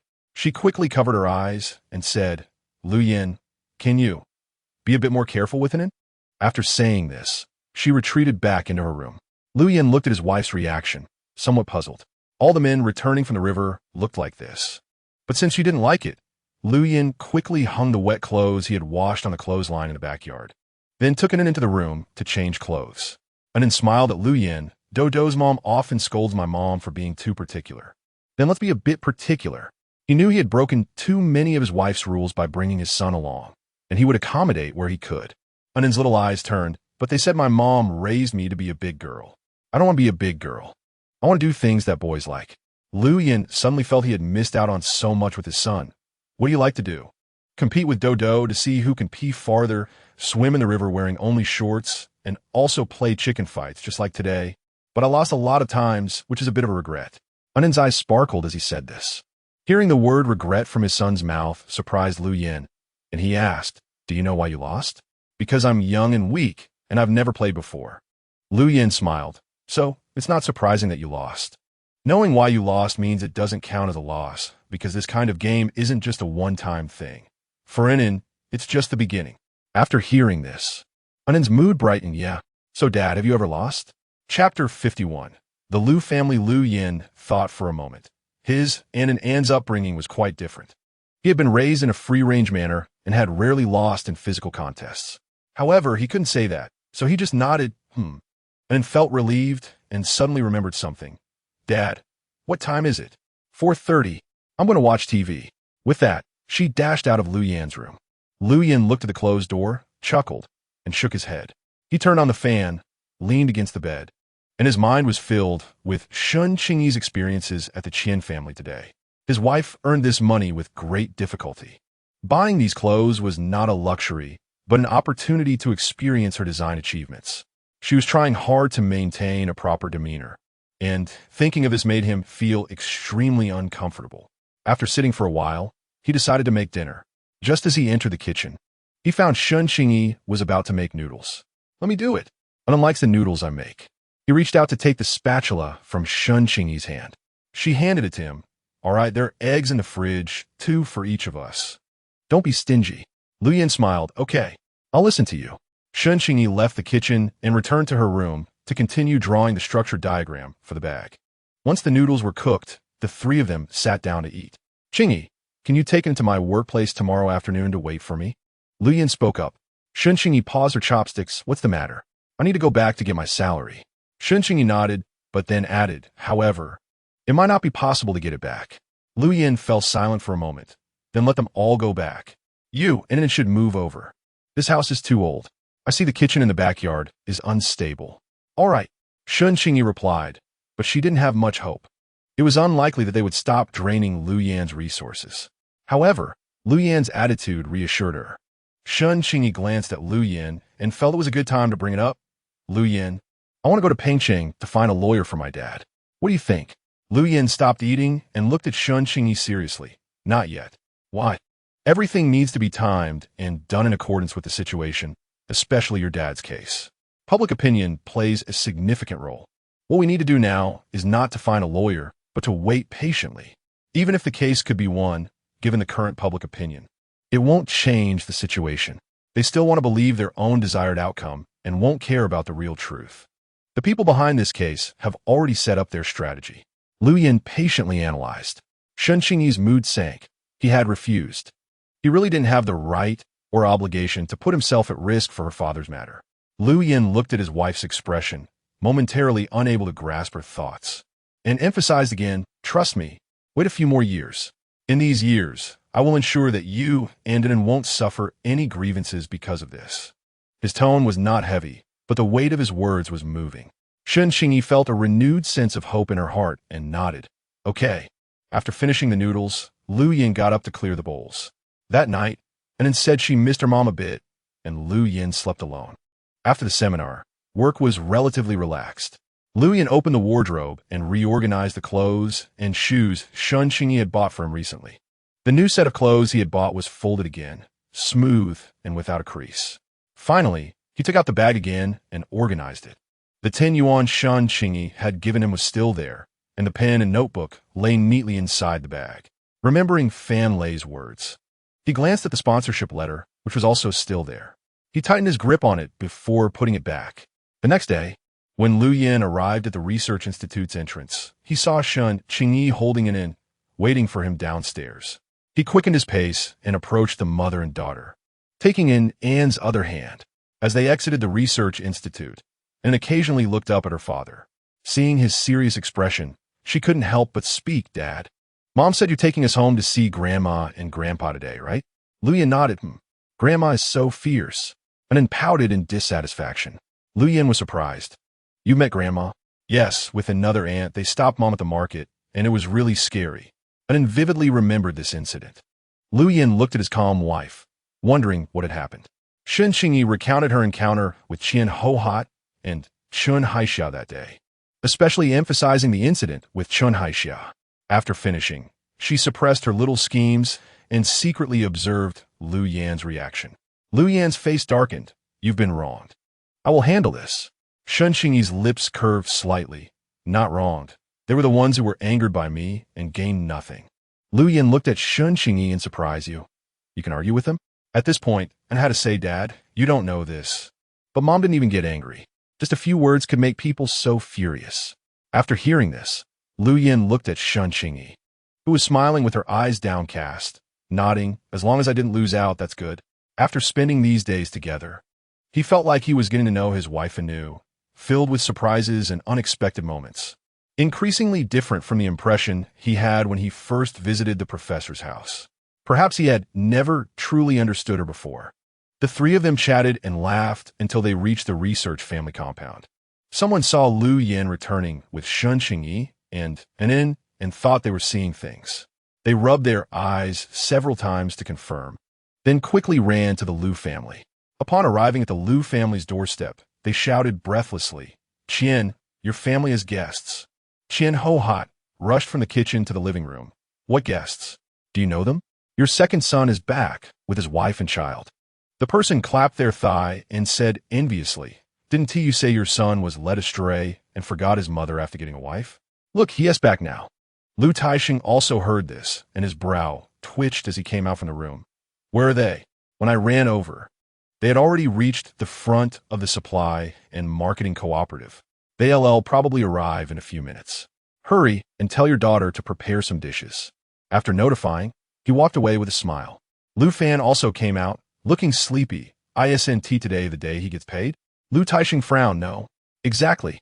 I've been calculating the days. It's the day after tomorrow. What's he doing here today? Lu Fan sounded a bit impatient. Qian Hohat shrugged. What else could it be? Maybe he wants us to publicly acknowledge that woman and the child. Lu Fan's eyes turned. That's not impossible. But she needs to return the dowry and your second brother's salary to Mom for safekeeping first. She's living so well. She must have quite a bit of money on hand. Chapter 52. Debt collection. However, Lu Taixing was not so optimistic. He called out his daughter's name, Qingyi.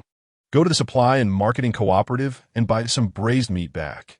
Your second brother and sister-in-law are back. Lu Qingyi hurried out of the room, reaching out to Qian Hohat for money. Qian Hohat fished around in her pocket for a long time and finally pulled out $2, saying just buy half a pound and also get half a pound of peanuts. Lu Qingyi took the money and dashed out the door, just as she saw Lu Yin coming home with an in and Shun Qingyi. She ran up and sweetly called out, second brother, second sister-in-law. Shun Qingyi had no particular impression of this little sister-in-law. Since she had not offended her before, she smiled back, not wanting to be overly harsh. Oh, and is really beautiful, just like second brother. You didn't even give a heads up before coming, so Mom could prepare a few more dishes. Now I have to go buy groceries, Lu Qingyi said with a smile before leaving. When they arrived at the Lu family home, Lu Taixing and Lu Fan were sitting in the living room, while Qian Hohat went to the kitchen. Dad, Lu Yin called out as he entered the house. Holding an An's hand, Lu Taixing nodded in acknowledgement, then turned his gaze to An, waving lovingly. Come here. Call Grandpa. An did not move. She tightened her grip on Shun Qingyi's hand and stepped back 2 paces behind Shun Qingyi. Seeing An's reaction, Lu Taixing felt a bit displeased but did not show it. He reached into his pocket and fished out a few soybeans, holding them out to An. Come here. Grandpa has something tasty. An still shook her head. Lu Fan was furious. Brother, look at how your wife has raised An. She can't even call anyone when she comes home. Lu Yin pulled out a chair to sit down, bringing An onto his lap and glaring at Lu Fan. Relationships matter between people. Not everything needs to be spoken out loud. Lu Fan was taken aback and didn't know how to respond. Lu Taixing intervened. All right. The child has come here with great difficulty. Be more tolerant. Your mom is cooking in the kitchen, and Qingyi has gone to buy groceries. After saying this, he glanced at the empty-handed Shun Qingyi, unable to help but frown. Go get a cup of malted milk drink that Haixia bought the other day for the child. Shun Qingyi smiled. If anyone in this family was truly capable, it was Lu Taixing, and his hint was quite obvious. And doesn't like these. You can keep it for yourself. Lu Fan couldn't stand Shun Qingyi's attitude, feeling like he was looking down from a high place, viewing their family with contempt. If she doesn't want to drink, then so be it. But I can tell you, if you want to truly gain Mom and Dad's recognition and get your names registered in the Lu family, it has to be done according to the rules. Lu Fan, Lu Taixing shouted angrily.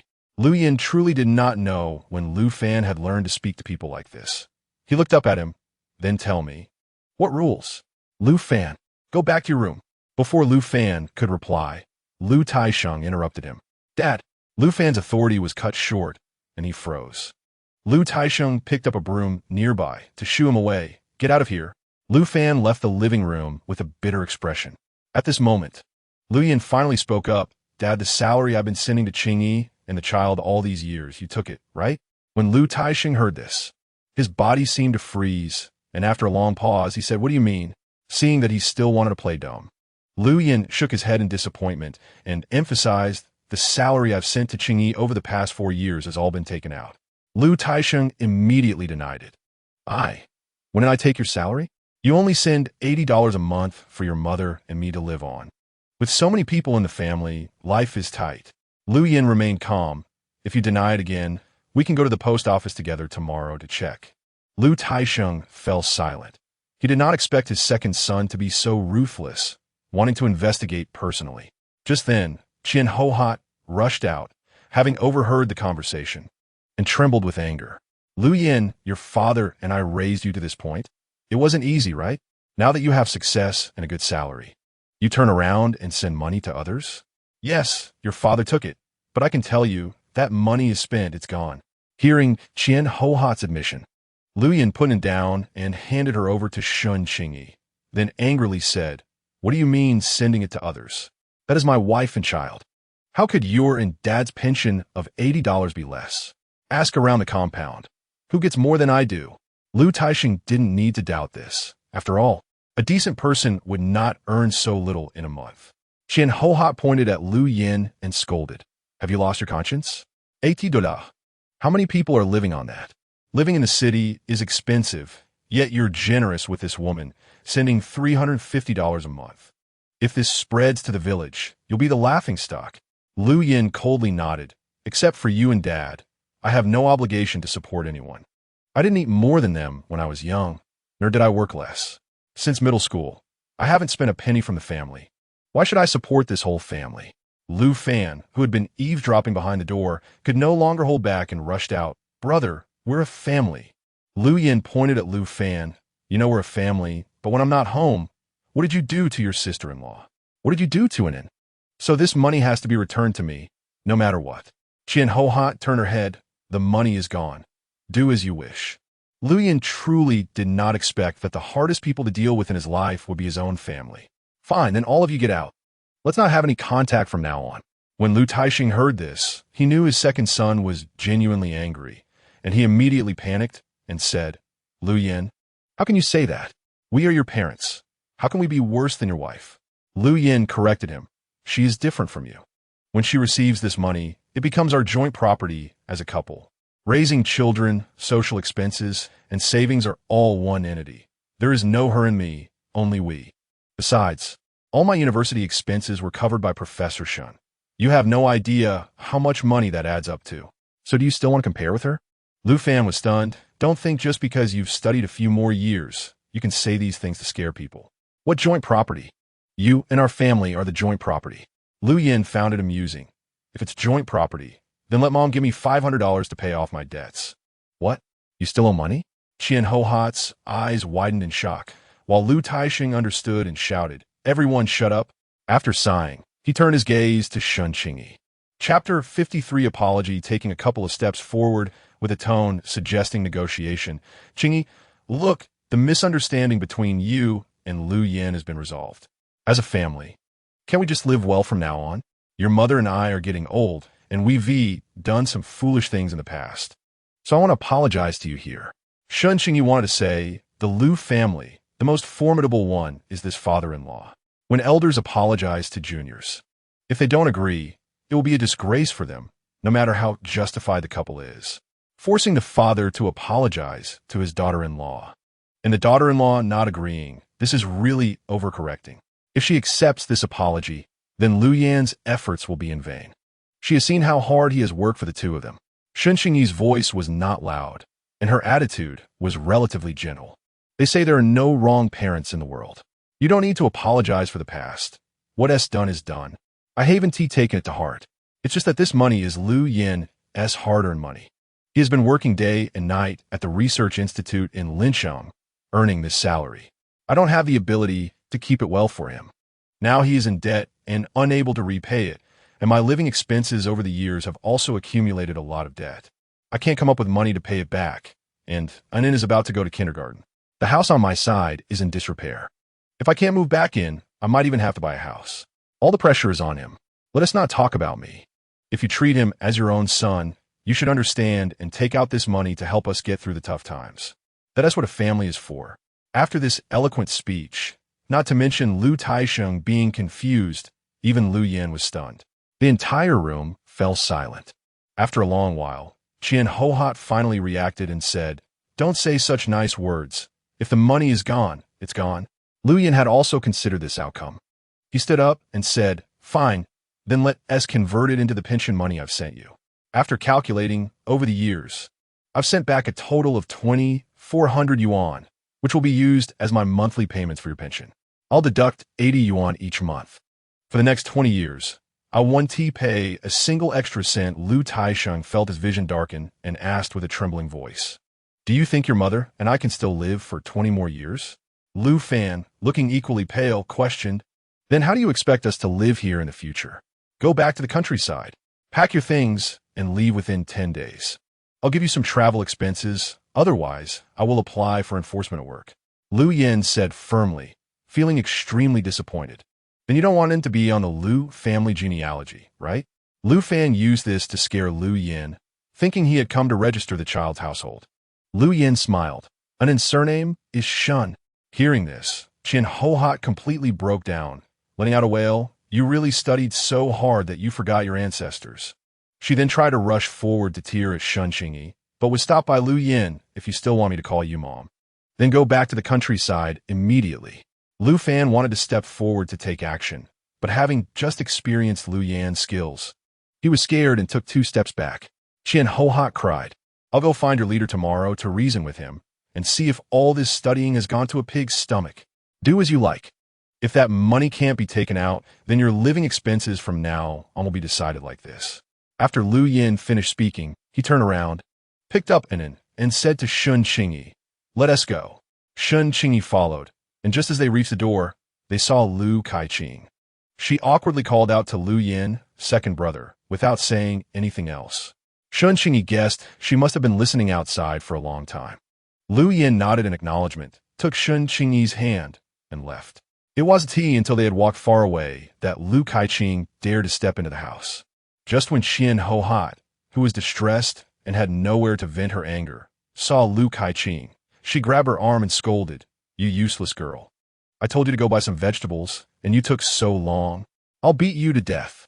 Lu Kaiqing placed the vegetables on the table and said aggrievedly, "Mom, what are you doing? This has nothing to do with me. We're all about to leave. We can't enjoy life in the city anymore." Qian Hohat cried. Lu Kaiqing frowned and said, "In my opinion, those funds from second brother should be brought back. Why does it all have to go to eldest brother? Now it's causing us to have no good days. What nonsense are you talking, you brat?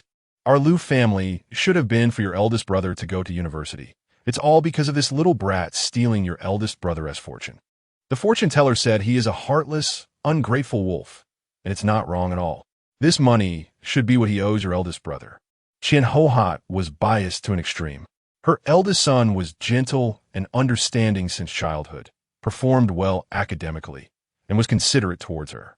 Lu Kaiqing was speechless. "We're in a new society now. Do you still believe in these things? You've only been in the city for a few days, and you dare to reason with your mother?" As Qian Hohat spoke, she was about to grab a broom to hit her. Lu Taisheng was getting a headache from the noise. "Enough, let us go eat." Qian Hohat cursed as she calmed down, still muttering curses about Lu Yin being an ungrateful wolf. Lu Yin walked down the road, holding in, without saying a word. Shun Qingyi felt uncomfortable as well and gently asked, "Did you expect this result all along? Did you already think about how to deal with it?" Lu Yin nodded and shook his head, feeling a bit confused. Clearly, they had behaved so excessively, yet there was not a trace of remorse, not even a little bit. He hadn't seen any. "Thank you, Lu Yin," Shun Qingyi said again. Lu Yin came back to his senses. "You've already done very well.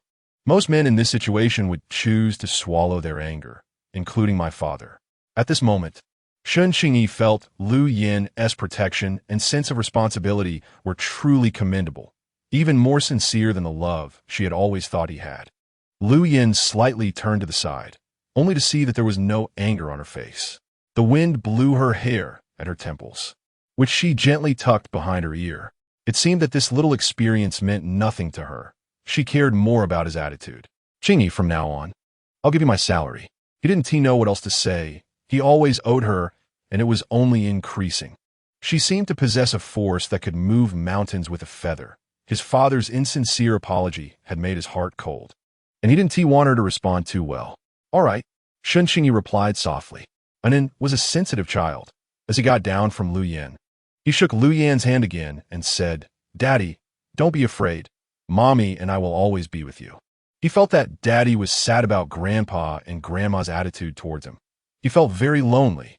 When Lu Yin heard this, for some reason, his eyes felt like they had sand in them as he hugged Anan tightly, looking at his son and thinking that his wife had indeed taught him very well.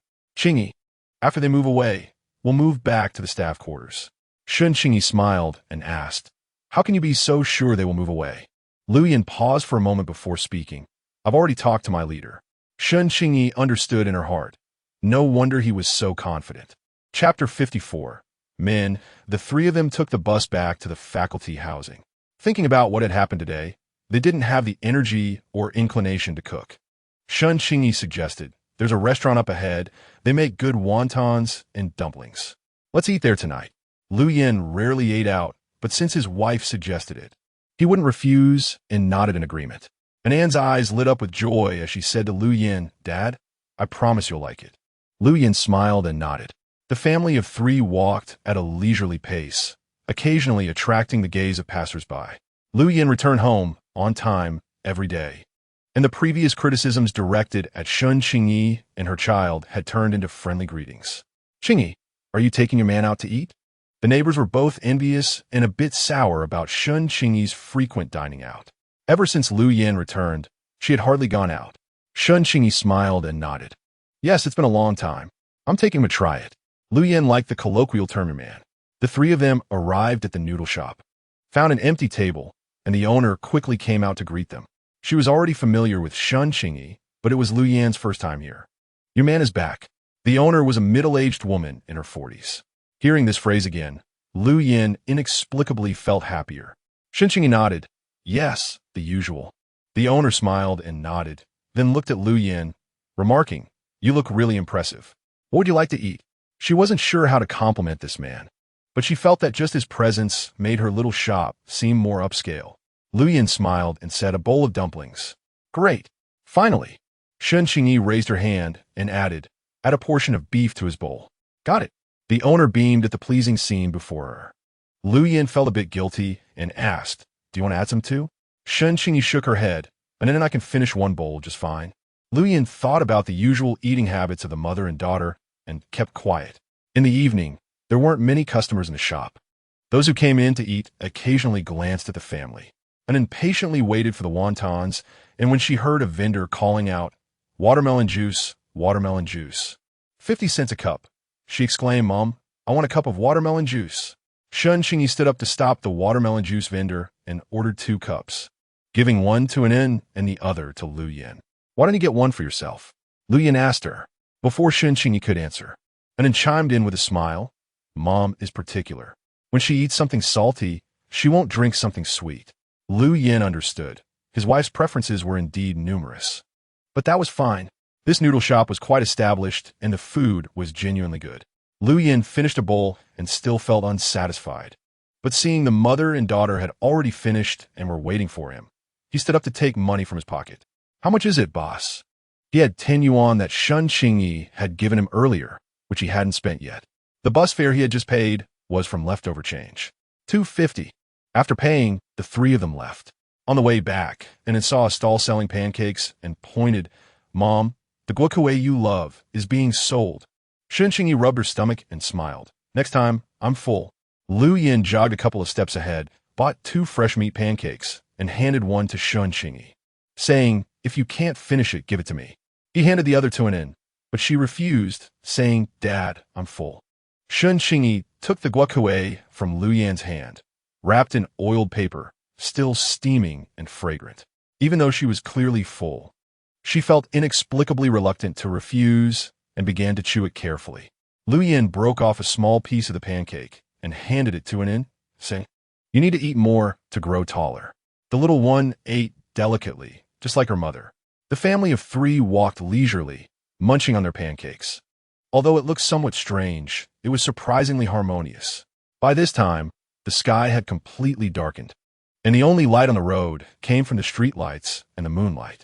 A gentle evening breeze blew by, and the heat from the pavement had dissipated. Lu Yin felt the restlessness in his heart had completely vanished. He glanced at his wife, and then at an in, feeling immensely fulfilled. Lu Yin quickly finished his pancake, and it had nearly finished hers, but Qingyi showed some reluctance. Lu Yin reached out, "Give it to me." Qingyi handed over the remaining pancake, her long, slender fingers looking elegant, yet her actions were casual. However, she didn't mind. Lu Yin finished the remaining pancake in a few bites and felt full. When they got home, he asked Anin, "Do you want to go swimming with Dad?" Anin jumped up happily and exclaimed, "Of course." This was her happiest thing every day. The father and son grabbed towels and soap, ready to head out, when Qingyi quickly reminded them, "Don't forget your slippers." "Got it." On their way back, the father and son were soaked, their clothes clinging to them. Qingyi frowned and said, "Forget it. Next time, don't wear them when you come back. It looks uncomfortable." The 2 exchanged smiles and nodded. When they returned to their room to change into dry clothes, they heard singing coming from Qingyi's room. "Dad, last time you said you would teach me how to make a semiconductor radio. When can we do that?" Lu Yin was drying it off while replying, "I'll teach you as soon as I have extra semiconductors. Okay? Yay." Qingyi, sitting in her room, heard her son's cheer even through the singing, and her lips unconsciously curved into a smile. She sat at her desk, looking at the nearly finished structure diagram of the bag, planning to find a time to send it to Xia. She couldn't keep taking advantage of him for free. Early the next morning, Lu Yin went to the research institute. His supervisor, Wang Zhifeng, had arrived at the office even earlier. He sat at Lu Yan's desk, his brow furrowed. Lu Yin walked over and sat down, asking what's wrong. Is it not going well with Wang Xuemei and Hu Song? Wang Zhifeng shook his head. Wang Xuemei has already completed her suspension procedures, and Hu Song should finish up in about 3 days. Then what does that expression mean? Lu Yin raised an eyebrow at him. Wang Zhifeng hesitated, finally unable to hold back as he stood up. The news about you causing a scene yesterday has spread throughout the research community. What's going on? Didn't I tell you before? You said to handle this after the seminar. Have you forgotten? Lu Yan's demeanor was relaxed, as if discussing a normal research progress case. No. You made such a big scene. I heard people discussing it as soon as I walked in today. This is going to be difficult, Wang Zhifeng said, stealing a glance at Lu Yan's expression. Chapter 55 Excessive. Lu Yin rubbed his temples irritably. Nearly 4 years' salary had been withdrawn by my dad. Not a single cent was given to my wife and child, and now I can't even produce a penny. What do you think I should do in this situation? Wang Zhifeng was also surprised to hear this news. They withdrew 430 yuan a month? Even in the city, that is a substantial amount of money. Lu Yin nodded with a grim face. Wang Zhifeng felt a bit of a headache. Such a large sum of money couldn't possibly have all been spent. I'll mediate and ask them to return the remaining money to you. Can we not make this so tense? He was genuinely afraid that Qian Hohat would come to complain again, her voice loud and imposing, filling the entire office when she spoke. Although he didn't like her, she was Lu Yin's mother, so he couldn't handle it too aggressively. Lu Yin smiled bitterly. My mom said that money is completely gone. What? How could you spend such a large sum of money? Lu Yin wanted to know too. He sat at his desk, dejectedly wiping his face, and said nothing more. Wang Zhifeng couldn't bear it. All right, focus on the project. Let me handle this. Is there a new project? Lu Yin organized the materials in his hands. Wang Zhifeng nodded. Your previous design proposal is being implemented, and the site selection was also your suggestion. You might be sent out for it. Lu Yin hesitated for a moment, then nodded faintly without saying anything else. When Wang Zhifeng returned to the office, he indeed saw Qian Hohat and Lu Taisheng sitting there waiting. Qian Hohat had a stern face, but when she saw Wang Zhifeng's expression soften a bit, she said, Comrade leader, I'm really sorry. If there was nothing wrong, we wouldn't want to disturb you. Lu Yin is really going too far. We worked hard to raise him until he graduated from college, but after withdrawing a few years of his salary, he turned against us. What kind of thing is this? Lu Taisheng was beside her, hunched over with a sorrowful expression, frequently nodding in agreement with Qian Hohat's accusations. If someone didn't know better, they would think this honest couple really had an unfilial son. Wang Zhifeng's face was serious. This is not a small amount of money. Lu Yin and his wife and child Haven T had it easy all these years. As parents, it's unreasonable not to consider their children at all. If you take out this money, there might still be room for negotiation. If not, you'll have to go back to the countryside. Upon hearing this, Lu Taisheng's heart sank. He knew what kind of leader Wang Zhifeng was after dealing with him a few times.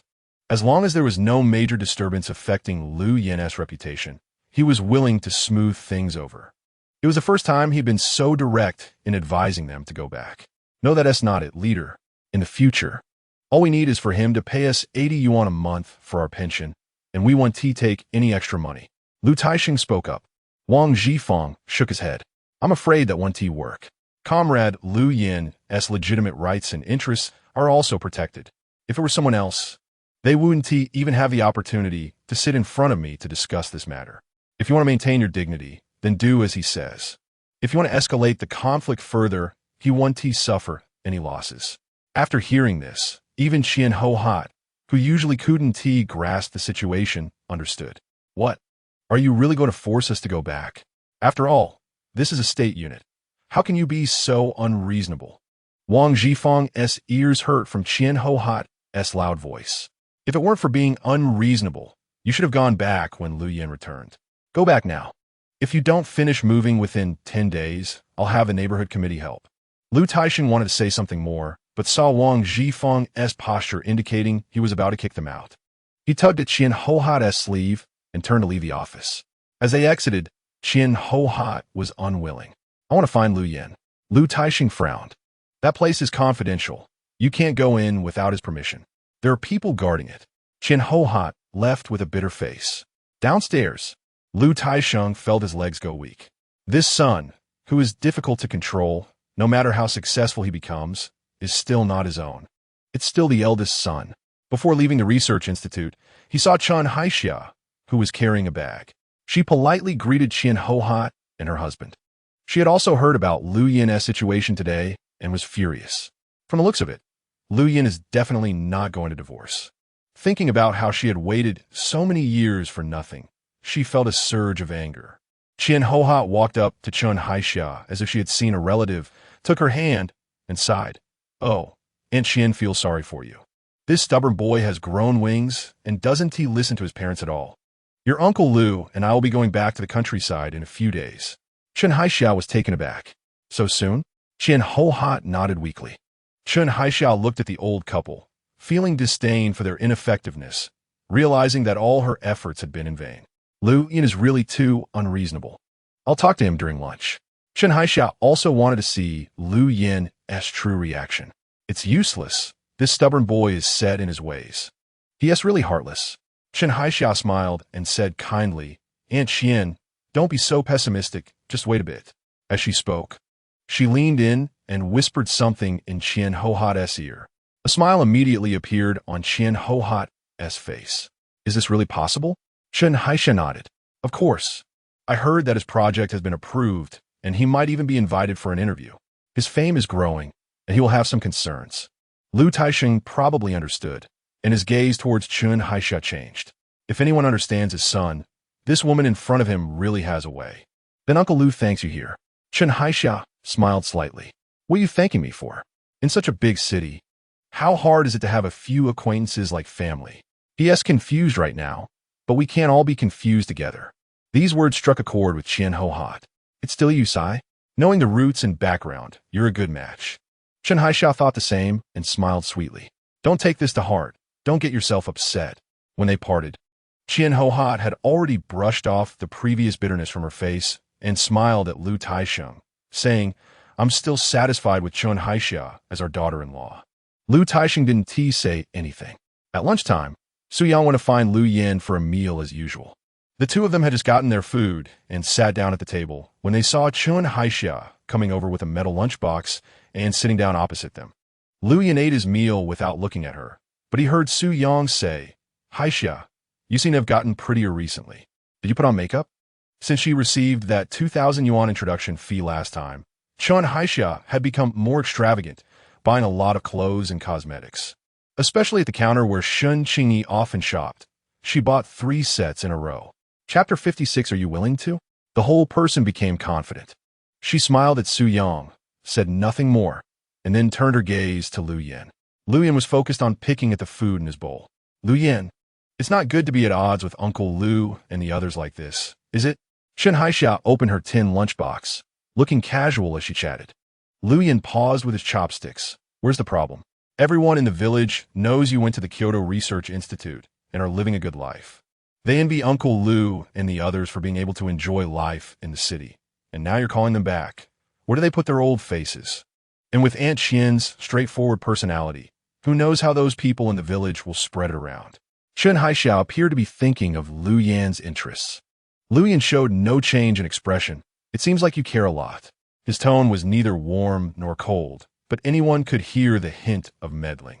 Chen Haixia's face turned pale, but fortunately, she knew what kind of person Lu Yan was and didn't mind. She smiled and said, It's nothing, just a kind reminder. Lu Yan nodded, showing an understanding expression. No need.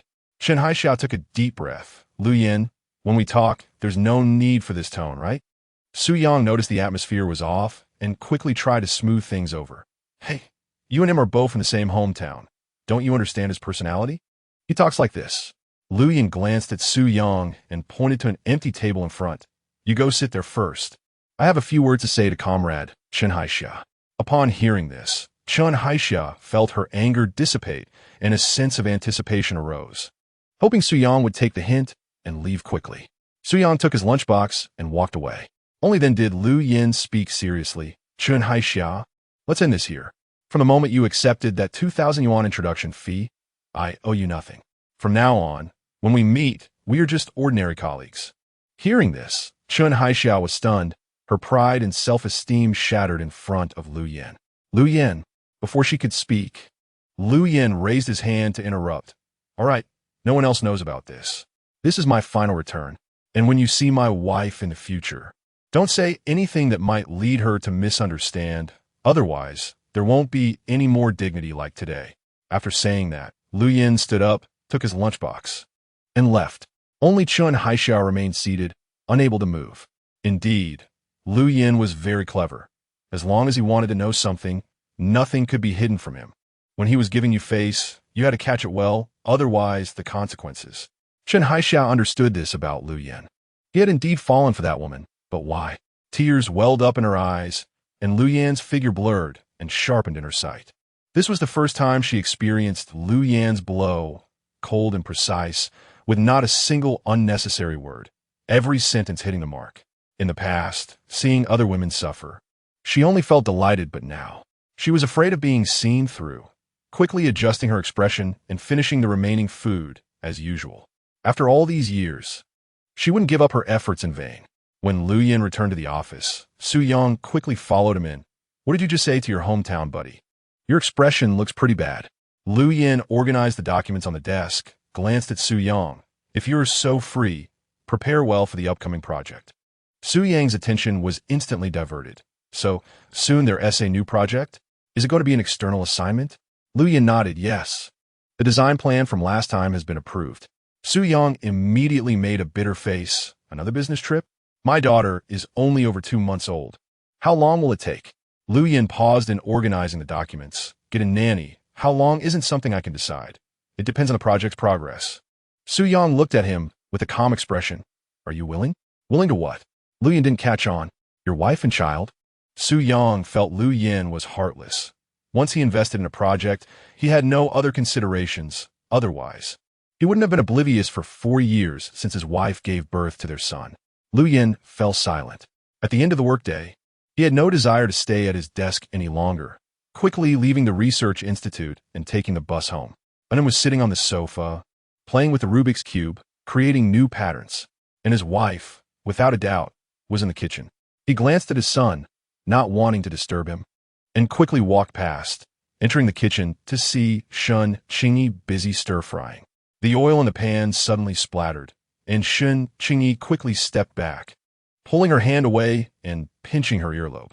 After the heat on her hand subsided, she intended to continue stirring when she felt a shadow behind her. The man's presence was faint, but she sensed it. He was standing right behind her. When she turned around, she indeed met his refined and elegant face. Let me do it, Lu Yin said, then turned to wash his hands. When he turned back, he had rolled up his sleeves, and the clear blue veins on his fair, long hands were evident as he took the spatula from Qingyi's hand. He stood behind her, almost wrapping her in his embrace, waiting for her to step aside. Though there was a distance between them, Qingyi inexplicably heard his breathing. The man was tall, and somehow she instinctively lowered her body to pass under the arm holding the spatula. Once she got out, she patted her face, feeling really foolish. She could have just sidestepped, but she panicked and chose the wrong way. Lu Yin's lips curled slightly, but he said nothing as he quickly stirred the food in the pan. Qingyi left the kitchen, finally letting out a sigh of relief. Why did this man come back so quickly today, and how did he appear behind her without her noticing? She leisurely walked over to the wrought-tan chair by the great trellis and sat down, leaning back and looking up at the pale moonlight in the sky. Lu Yin's shadow appeared in her heart. He was just as faint, tall, and distant, clearly close at hand, but always giving a sense of an unreachable distance. Mom, why do I feel like Dad is back? Qingyi's thoughts were interrupted by her son's voice. She stood up and waved to him. How can it be so early? It's just your imagination. And then obediently walked over, resting his head on Qingyi's hand and smoothing her hair, mumbling softly, I knew it wouldn't be so fast. Look at the watch. How much longer do we have to wait? Qingyi smiled without speaking, not moving, and then blinked his eyes, hearing the sound of cooking from the kitchen, and excitedly said, "Is it Dad?" Saying that, he dashed into the kitchen and saw Lu Yin, exclaiming, "Wow, it really is Dad. Mom just lied to me." Lu Yin served the cooked dishes. "What did she lie to you about?" "She lied that you weren't back." Lu Yin chuckled. "Dad didn't work overtime today. Go wash your hands. Dinner will be ready soon." Chapter 57. Entanglement. The meal was set, and the family sat down at the table. Lu Yin's cooking was truly impressive, and it praised him while eating, which made Qingyi feel a pang of envy in her heart. In the end, Anan raised her little face and asked Lu Yin, "Dad, do you have any shortcomings?" Her dad could do everything, and he looked good too. Lu Yin paused his chopsticks and thought seriously, then nodded, "Yes, I do. But Dad doesn't want to say." Of course, what man would like to reveal his shortcomings, especially in front of his son? Qingyi smiled and remained silent. And after a while, she remembered something. Anan's household registration had been processed. She would send him to kindergarten in a few days. Lu Yin nodded, "Okay." After answering, he added, "In about half a month, I might have to go on a business trip." The originally warm atmosphere fell silent upon hearing this. "Where to? How long?" Qingyi asked him. "Yinzhou, how long depends on the project's progress." Lu Yin lowered his head, not daring to look into his wife's eyes, as he thought about what she would say next. However, no matter what she said, it wouldn't change the outcome. Thinking of this, he felt a tangle in his heart. He had never felt this way before. Little did he know, Qingyi said, "It's okay, don't worry about home." Lu Yin fell silent again, and then was eating, thinking about Yinzhou, completely unaware of what her parents were thinking. Suddenly, her eyes brightened as she said, "Dad, the Yinzhou you're talking about, is it the place with the telescope mentioned on TV last time?" Lu Yin looked at his son in surprise. "You remember it so clearly?" And then nodded, her big eyes curving into crescents, "Of course. I heard in the introduction that it's quite far from Kyoto. Can Mom and I take the train to see you then?" And I had only seen trains on TV and was very curious. Lu Yin didn't answer immediately. The environment there was harsh, and his wife and child were used to living here. Would they be able to adapt there? Especially Qingyi, who was very particular. She would definitely be uncomfortable there. After thinking for a moment, he said, "No need, Dad will save up some vacation." And then looked disappointed. "Okay." Qingyi patted his head, "Dad will come back." But if Dad leaves, will we become like before?" And then was worried. Lu Yin paused with his bowl and chopsticks. "No, Dad has friends there. I will ask them to take care of you and Mom." "All right then." After finishing the meal, Lu Yin stood up to clear the dishes. When he returned to the living room, and didn't have the mood to watch TV anymore, and followed Lu Yin into the room. And then asked many questions as usual, and Lu Yin responded absent-mindedly because he hadn't heard the singing coming from his wife's room.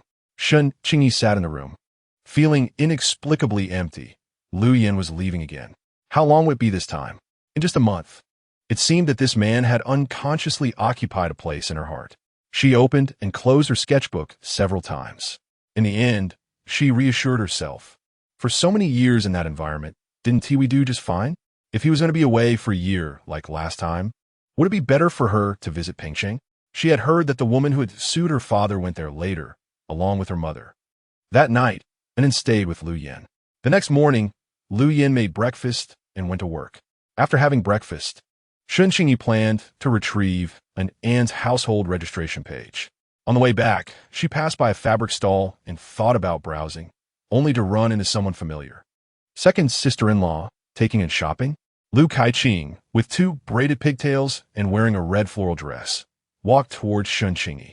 Qingyi smiled at her, "Yes, just handling some matters." After saying that, she intended to leave, but was warmly pulled by Lu Kaiqing. "What colors do you like? I'll help you pick." Qingyi looked at her in surprise. "Are you working here?" Lu Kaiqing smiled. "Yes, I'm watching this stall. If you find something you like, I'll give you a discount." Saying that, she picked up a piece of army green fabric. "Look at this material. It's perfect for making shirt for my second brother. And it's much cheaper than in the mall. It's imported from the south, and the quality is really good." Qingyi watched her talking, quite eloquently. "How long have you been working here?" Lu Kaiqing smiled wryly. "I just started looking for a job in the past few days. I don't want to go back to the countryside. Can you help me say some good words for me to my second brother?" As long as I can stay. I promise I won't cause you any trouble. Qingyi shook her head. That's not something I can decide, she said, putting down the fabric and preparing to leave. However, Lu Kaiqing pulled her again. Second sister-in-law, please help me. I can tell you where my second brother's money went. Upon hearing this, Qingyi paused. Is there more? There must be. Such a large sum of money? How could it be spent all? We came from the countryside, and we've been frugal since we were young. Lu Kaiqing looked at Qingyi with earnestness in her eyes. Qingyi hesitated for a moment. When your second brother comes back tonight, I will discuss it with him. Hearing this, Lu Kaiqing felt a glimmer of hope. Then please talk to my second brother well. When he dropped out of school, the principal was looking for him everywhere, and I was the one who led the principal to him in the field. Otherwise, the principal would never have found him. I have never harmed him. Qingyi couldn't maintain her calm facade anymore, and asked in surprise, wasn't your second brother good in his studies since he was young? Lu Kaiqing nodded yes. He was. Then why did your family let him drop out? Lu Kaiqing blinked and smiled. The eldest brother also had good grades. My parents said he was the one born to hold the pen. It was difficult for the family to support both of them. Plus, my second brother was a hard worker and could endure hardships. There was really no comparison with the eldest brother. It's obvious who to keep, isn't it? Qingyi was shocked by this reasoning. No wonder the couple, Qin Hohat and her husband, are like that. Is this fair to your second brother? Lu Kaiqing smiled. So when the principal came looking for him, I quickly brought him to my second brother because I knew that the eldest brother's grades were good. But he was not on the same level as the second brother. I certainly wasn't wrong. After hearing this news, Qingyi felt a tightness in her chest. No wonder Lu Yin could do everything. It turned out he had been working since he was young. If someone like him were born into another family, wouldn't he be treated like a star in the sky, cherished to the utmost? Sometimes, when her mom's cooking was a bit spicy, he would say, the flavor is too strong. It affects Lu Yan's mood, and then he can't make proper judgments. Seeing Qingyi lost in thought, Lu Kaiqing shoved that piece of army green fabric in her hand. This fabric sells for 5 yuan. Can I give it to you for 450? Qingyi didn't take it. Thank you, no need. I will discuss your matter with your brother. Lu Yan doesn't wear street stall goods. They don't suit him. Chapter 58 Familiar Memories. Qingyi returned home, and, as usual, took a nap with Inen before starting to work. In the afternoon, she began preparing dinner, waiting for Lu Yin to come back. Unconsciously, these routines seemed to have formed a habit. Lu Yin returned at the same time as yesterday. But Qingyi didn't let him cook today. Instead, she asked him to spend more time with Inen. During dinner, Qingyi brought up the matter of Lu Kaiqing. Lu Yin was silent for a while before asking, what do you think would be a better way to handle it? Hearing the man's deliberative tone, Qingyi thought seriously for a moment. If she could find a job here on her own, staying would be fine too. She recalled leading the principal to Lu Yan. All right, there are 3 rooms over there, so when I'm not around, you can look after each other. After Lu Yan agreed, he added, don't worry about Inen going to kindergarten just yet. Before I leave, I'll report to the family area over there. The kindergarten conditions at the Research Institute are much better. Qingyi remembered the attitude of the kindergarten last time and nodded in agreement. Okay. And about the money Lu Kaiqing mentioned, should we ask her again? Since there was still some, they needed to retrieve it. But what if they hand over the money and don't go back? Qingyi was also worried. Lu Yin looked at his wife's conflicted and anxious expression and found it somewhat amusing. Don't worry, the money won't be enough. Qingyi understood that if the money was insufficient, they would still have to go back. Finally, Lu Yin said, I might have to accept an interview the day after tomorrow. If I have something in the evening, I'll be back later. You and Inen don't have to wait for me. Qingyi nodded. You can tell me tomorrow. Lu Yin smiled. I'm afraid I'll forget. After dinner, Lu Yin went to clear the dishes. Unknowingly, it seemed he had a lot to talk about with his wife. He had never been the type to explain everything, but now he wanted to share everything with her. After washing the dishes and coming back, he heard familiar singing from Qingyi's room. Lu Yan's mood lifted, and he called out, Inen, do you want to go swimming? Inen put down the book in his hands, jumped up from the sofa, took off his shirt, and dashed out. Dodo was passing by with Wang Qingshan and saw Inen laughing. Inen, but getting as dark as I am. He stretched out his arm for comparison. And indeed, it was true. However, Inen didn't care, tilting his head. What does it matter? Anyway, I swim faster than you now. Lu Yin looked at his son's proud little face and felt quite pleased, while Wang Qingshan just chuckled beside them. If they were at the research institute, he usually wouldn't even see Lu Yin, but now as neighbors, he could take his son swimming every day. Occasionally, they could chat about the kids. Lu Gong, I've noticed that after Inen has been with you for a while, he has become much more cheerful, hasn't he? Lu Yin nodded, yes. I'll be on a business trip soon. If they're still living here, I do appreciate your help. Of course. I've been telling my wife to come and see Qingyi, he said, scratching his head. But Qingyi is a bit particular. My wife's loud voice can be quite overwhelming sometimes. I'm afraid Qingyi won't like it. Lu Yin smiled. Please be accommodating. Aside from Chung Yuqing, it seemed that his wife really didn't have many friends in this area. Wang Qingshan was speechless. Shouldn't a man encourage his wife to change this habit? Why ask others to accommodate? But then he thought this is Lu Yin and immediately smiled, of course. After finishing the last structural diagram of the bag, Qingyi glanced at the clock and realized it was quite late. She stretched, turned off the nearby tape recorder and fan, got up to take clothes from the cupboard, and headed to the bathroom for a shower. When Lu Yin and Inen returned, they bid farewell to Do and his son at the door. Inen's head was still dripping with water, but it couldn't hide his excitement. Jumping into the house, Lu Yin took his son to the room. Hurry up and dry off and get dressed. Otherwise, Mom will have something to say. She didn't like seeing them wandering around the house, shirtless. He quickly wrapped it in a towel and dried him off. Just then, a loud crash came from outside, and Lu Yin stopped his actions, handed the towel to Inen, and quickly got up. I'll go check. He pulled open the door of the room and ran towards the source of the sound. Upon reaching the backyard, he discovered that a corner of the bathroom next to the kitchen had collapsed. Lu Yin called out nervously, Qingyi, when he had just entered. There was no singing in the room, and now he felt an inexplicable unease. Tiles from the corner of the room had fallen into the bathtub. Qingyi was startled and came back to her senses upon hearing Lu Yin's voice. Just as she was about to respond, he rushed in. Qingyi hurriedly grabbed the towel beside her to wrap herself up. I'm fine. As soon as she finished speaking, there was another loud crash. Lu Yin didn't have time to think, and swiftly picked her up and rushed out of the bathroom. Through the towel, Qingyi could feel the rapid heartbeat and slightly trembling body of the man, unsure if it was from tension or something else. His erratic breath made her blush. His long arms held her tightly, and she was surprised to find that someone who usually seemed so gentle could possess such incredible strength. Qingyi found it hard to breathe and moved slightly, whispering, Lu Yin, I'm fine. Only then did Lu Yin come back to his senses.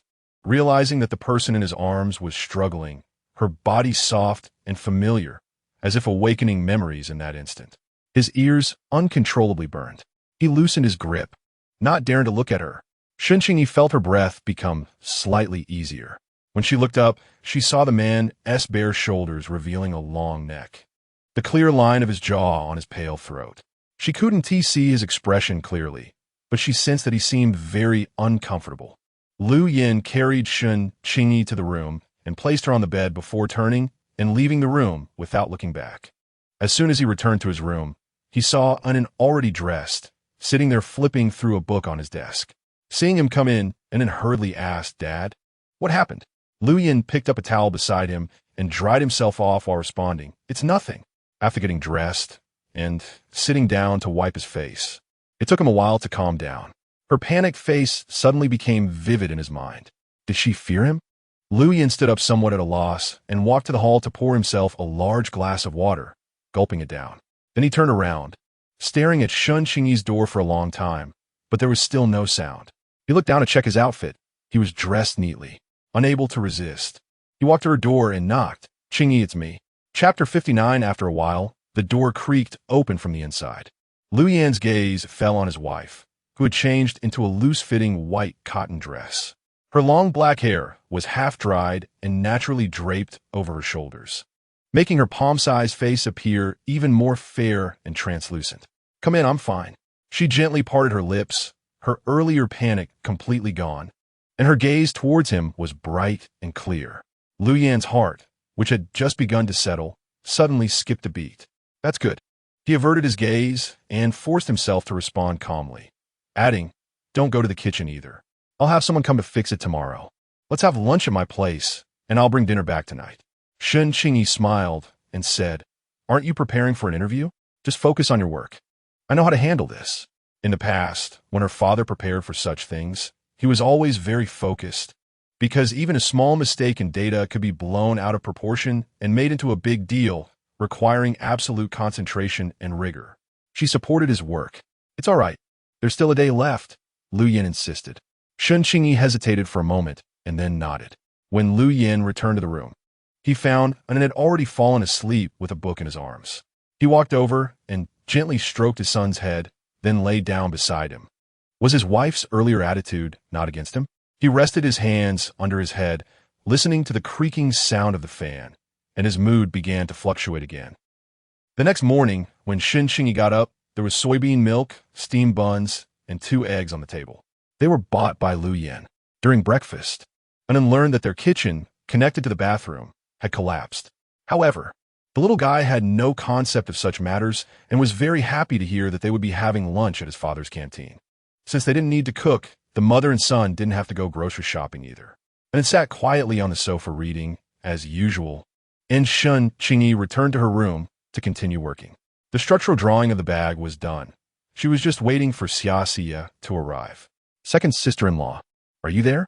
Qingyi heard a familiar voice, put down her work, and opened the door to see Lu Kaiqing. She looked the same as yesterday, with 2 braids and wearing a red floral outfit, carrying a small bamboo basket. Qingyi waved at her, come in. After Lu Kaiqing entered, she looked around the room, which was warm, tidy, and dust-free, filled with exquisite furniture and appliances, looking just like in a television show.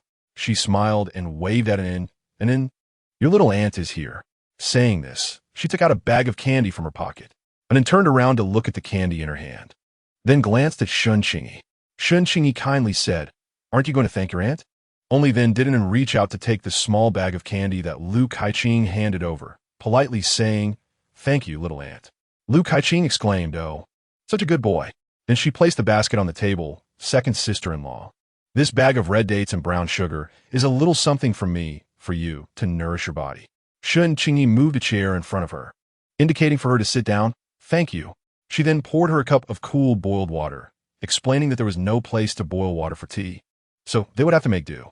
If this remark fell into Qian Hohat's ears, it would surely be a sarcastic remark. But Lu Kaiqing found it quite sincere and smiled. I'm not that particular. Thank you, second sister-in-law. Qingyi knew her purpose for coming and didn't beat around the bush. I discussed with your second brother yesterday. If you can find a job here that allows you to support yourself, then stay. Upon hearing this, Lu Kaiqing was so excited she was about to cry. Okay. The job I have right now at the stall only pays 25 yuan a month. Just enough for food. As long as she stayed in Kyoto, she would have a chance to find a better and more stable job. Besides, over the years, she had saved some money from her sporadic job hunts. If it weren't for Qian Hohat taking away more than half, she could have saved even more.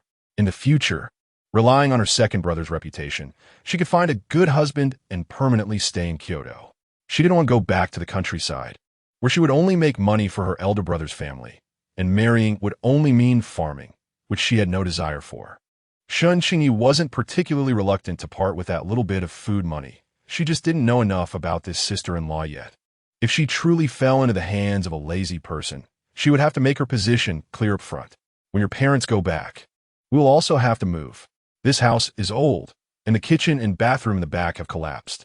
Lu Kaiqing was somewhat surprised, looked around the room again, and quickly understood, nodding, Okay, I will come help then. Have your parents started packing? Qingyi asked, since Lu Yin told them to go back. Lu Kaiqing had been busy coming and going and hadn't really paid attention. It seemed there was no movement, probably reluctant to move until the last day. The Research Institute's housing was solid and spacious, especially the one allocated to her second brother, which was the best and largest in the area. Although it was a mess inside, once cleaned up and furnished with the furniture here, it would definitely look even better than on TV. Thinking of this, she quickly stood up. I'll go back and urge them later. I have to go to the stall now, and about that money, I'll explain it to my brother in detail when he is not busy. Good. After discussing this, Lu Kaiqing left in a hurry. When Lu Yin returned home that evening, he also brought back his salary for the month, handing it to Qingyi. "I owed the leader 100 yuan last month." Qingyi took the envelope from his hand and counted 330 yuan. She took out 30 yuan and stuffed it back into Lu Yan's hand. "From now on, you should keep 50 yuan each month." Lu Yan didn't take it. "No need. I hardly spend money except for transportation." "Take it. If you can't spend it all, just give it back to me," Qingyi insisted, stuffing the 30 yuan into Lu Yan's hand. When Lu Yan returned to his room with the money, he saw a brand new belt placed on the table, and then was sitting at his desk flipping through his books. And when he saw Lu Yan's gaze fall on the belt, he happily said, "Mom got this for you. Saying to wear it with those dark-colored dress pants tomorrow." Lu Yan reached for the belt. Its feel and quality were unlike anything he had seen before. He actually didn't need something so extravagant, but at that moment, he suddenly felt that having someone care about such details was quite nice. The next day, Lu Yan appeared on time at the studio. This was just an ordinary science interview, without the heavy promotion and primetime broadcast of previous events, so the popularity wasn't high. However, when Lu Yan appeared, he immediately attracted everyone's attention, including the host and guests of the next program. Wang Cici watched from a distance as the man sat on stage being interviewed, comfortably seated on a black sofa, his long legs crossed, the dark dress pants accentuating his long and superior lines. Facing the camera and the host questions, he was both rigorous and relaxed. The hand holding the microphone had fingers as clean and precious as high-quality jade. It must be said that a man armed with knowledge was truly different.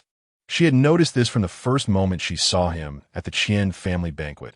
He was exceptionally clean, so different from those men in the social scene who were all about wealth and indulgence.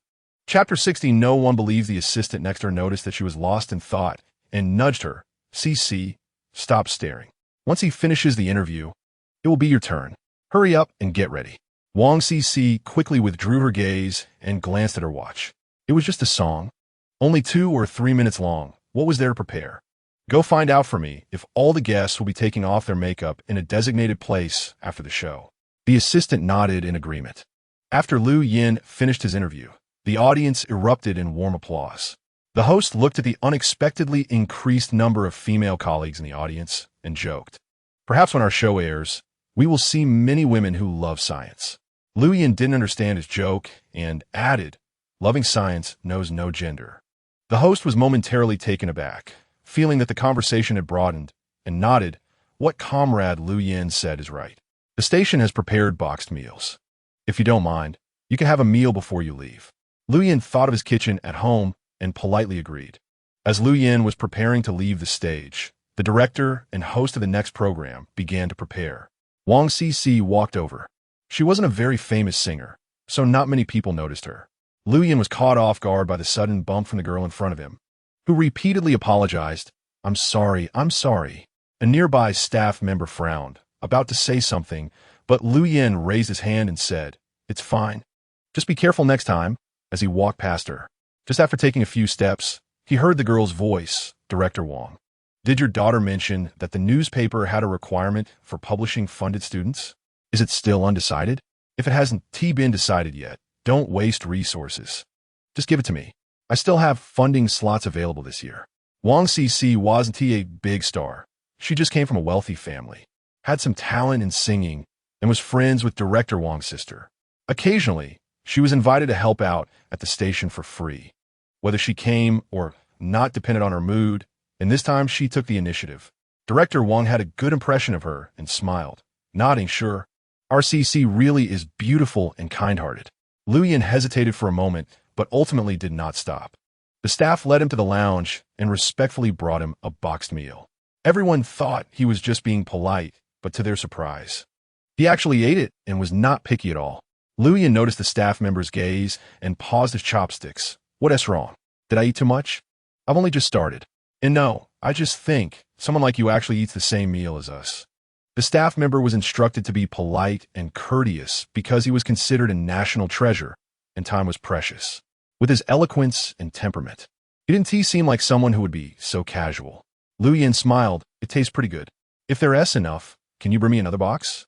The staff member quickly responded, "Absolutely, just a moment." The staff member, a young man named Lu, hurriedly left the lounge to pick the most sumptuous boxed meal for him. When he got to the cafeteria, The lady serving the meals saw him picking and choosing among the prepared boxes and asked, "What are you doing?" He replied, "A big shot said our box meals are delicious, so I have to pick a good one for him." The lady laughed. "The big shot left for the state-run restaurant long ago. Who are you trying to fool? They're all the same. Stop picking." Saying this, she casually handed him a box. Little Lu frowned. There are always exceptions, and Comrade Lu Yin was one of them. However, the serving lady wouldn't understand that. With this thought, he took the box meal back to the lounge. As he reached the corridor of the lounge, he saw Wang Cc looking around with her two assistants. What is Comrade Wang Cc looking for? Wang Cc looked at the box meal in his hands and raised her brows. Is someone in the makeup room using it? Lu shook his head, no. The last program had an engineer from the Research Institute, and he didn't wear makeup. Wang Cc's assistant shot Lu a glance. Who are you trying to fool? His skin is as fair as can be, and those lips are full and rosy. When the camera zooms in, it's especially eye-catching. No man looks like that naturally. Don't think she doesn't know that the male hosts at the station also wear makeup. Lu defended himself. Really? He in there eating box meals, but he should be finishing soon. I need to hurry and deliver it. Why doesn't anyone believe him? The serving lady didn't believe he would eat the box meal here, and Wang Cc's assistant didn't believe he wasn't wearing makeup. Once Lu left, Wang Cc followed him and said to her assistant, "Go get me a box of box meals." Cc. The assistant hesitated. "I'm hungry." Seeing Wang Cc's determined attitude, the assistant turned and went to inquire about where to get the box meals. Wang Cc followed into the lounge, and indeed saw Lu Yin quietly eating at the side. "Comrade Lu Yin, I'm sorry about what happened earlier. I don't come often, and since it will be my turn next, I got a bit anxious." Wang Cc apologized again upon seeing Lu Yin. Lu Yin paused his chopsticks. "What are you apologizing for?" Wang Cc was taken aback, surprised by how poor his memory was. However, he really didn't wear makeup and looked genuinely good, his simple features giving off a very clean feeling. "I accidentally bumped into you just now." Lu Yin was thinking about something at that time and didn't pay much attention, but he had a vague impression now. "It's fine," he said, then lowered his head to continue eating.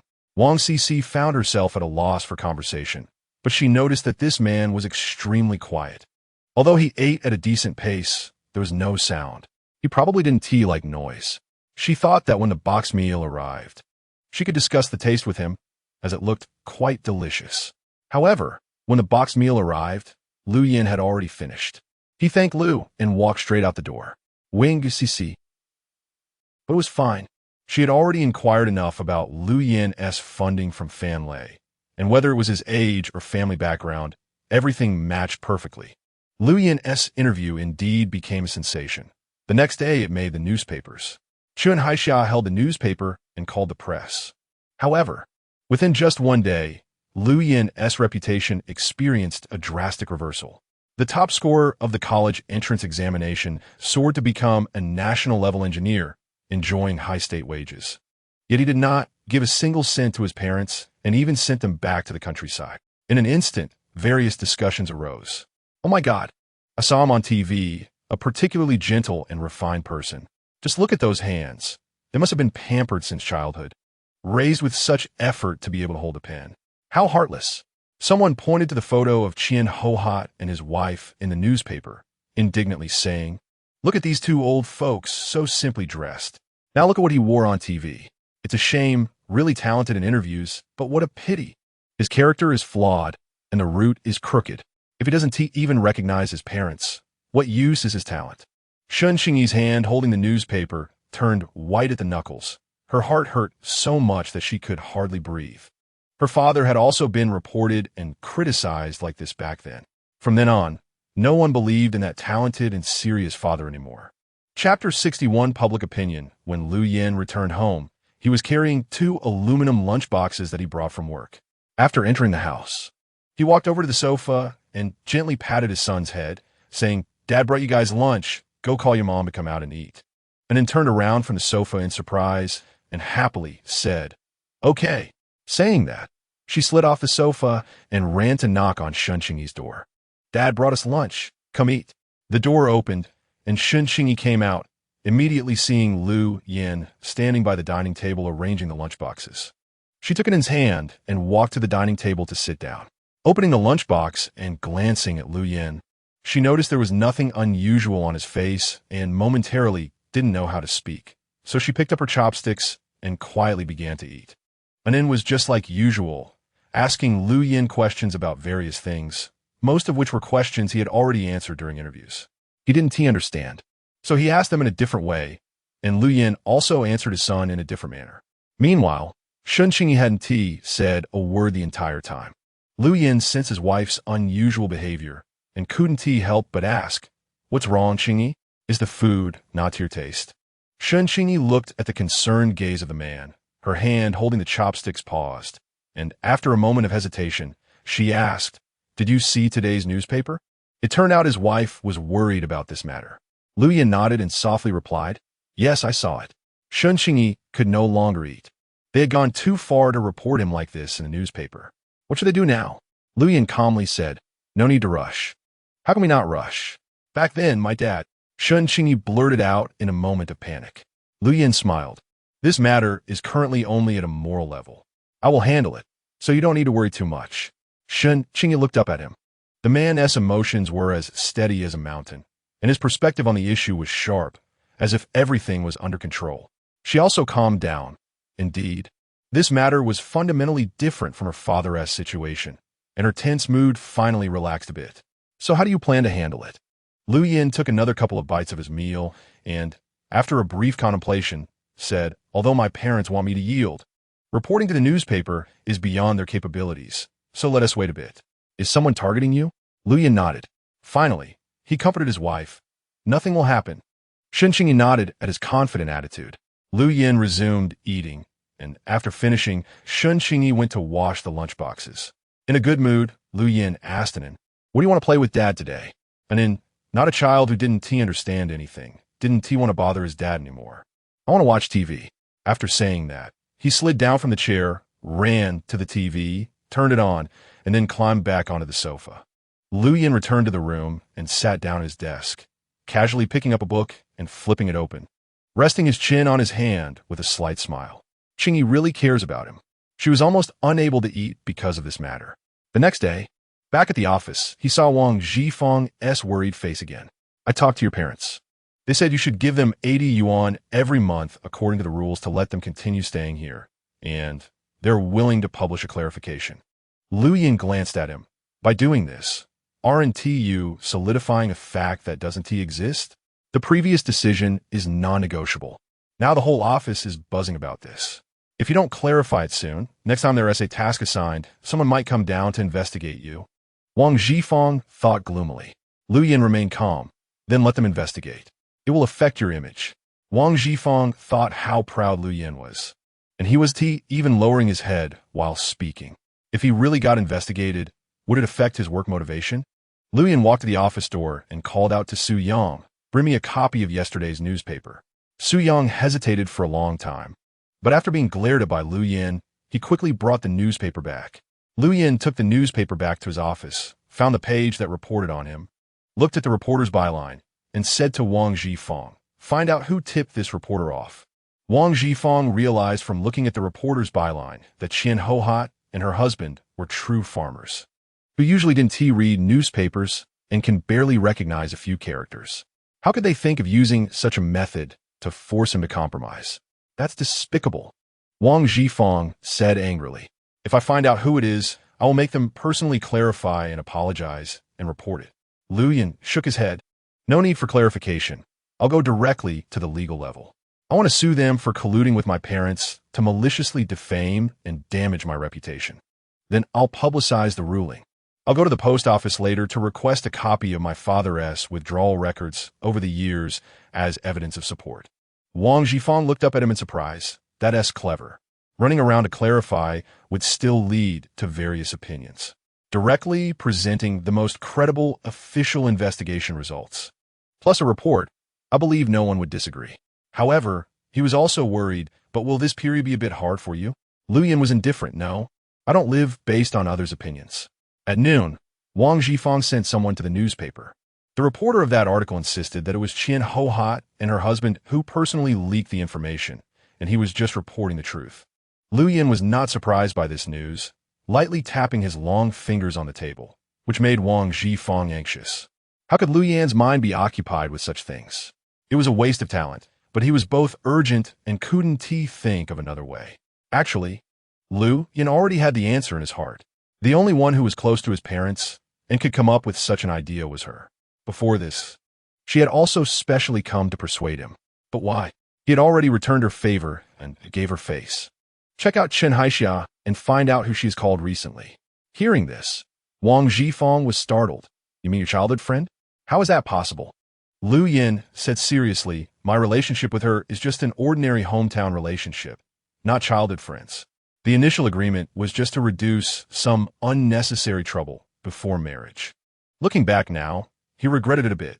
There is no such thing as a free lunch in the world, and it was because he owed her that favor that he attracted such a big trouble. Wang Zhifeng knew Lu Yin never said things he wasn't sure about, so he immediately sent someone to inquire. Within 2 hours, there was news. Someone saw her chatting and laughing with Qian Hohat and her husband a few days ago, and others heard her making a call to the newspaper. After work that evening, Lu Yin directly went to the family compound of the research institute. Qian Hohat felt relieved when she saw her son finally return. This second child thought they had no way to deal with him and insisted on forcing them to do this before he would bow down. Chapter 62. Review. Lu Yin saw the whole family was there, pulled a chair and sat down. He glanced at Qian Hohat and her husband, asking how everything was going. If they weren't planning to leave in the next couple of days, they should wait for Chen Haixia and go back together with her. What? Lu Taisheng didn't understand his son's meaning. Chen Haixia is going back too? Upon hearing this, Qian Hohat also felt something was off. Our conditions were made very clear to your leader. As long as you don't force us to go back, we'll continue to receive 80 per month. And we'll go to the newspaper to clarify for you. Lu Fan nodded along, while Lu Kaiqing stood at the back, not daring to look at Lu Yin. Lu Yin smiled, saying there was no need for clarification. He had already instructed his unit to apply for an investigation into Chen Haixia, planning to sue her for instigating them to deliberately defame his reputation. What?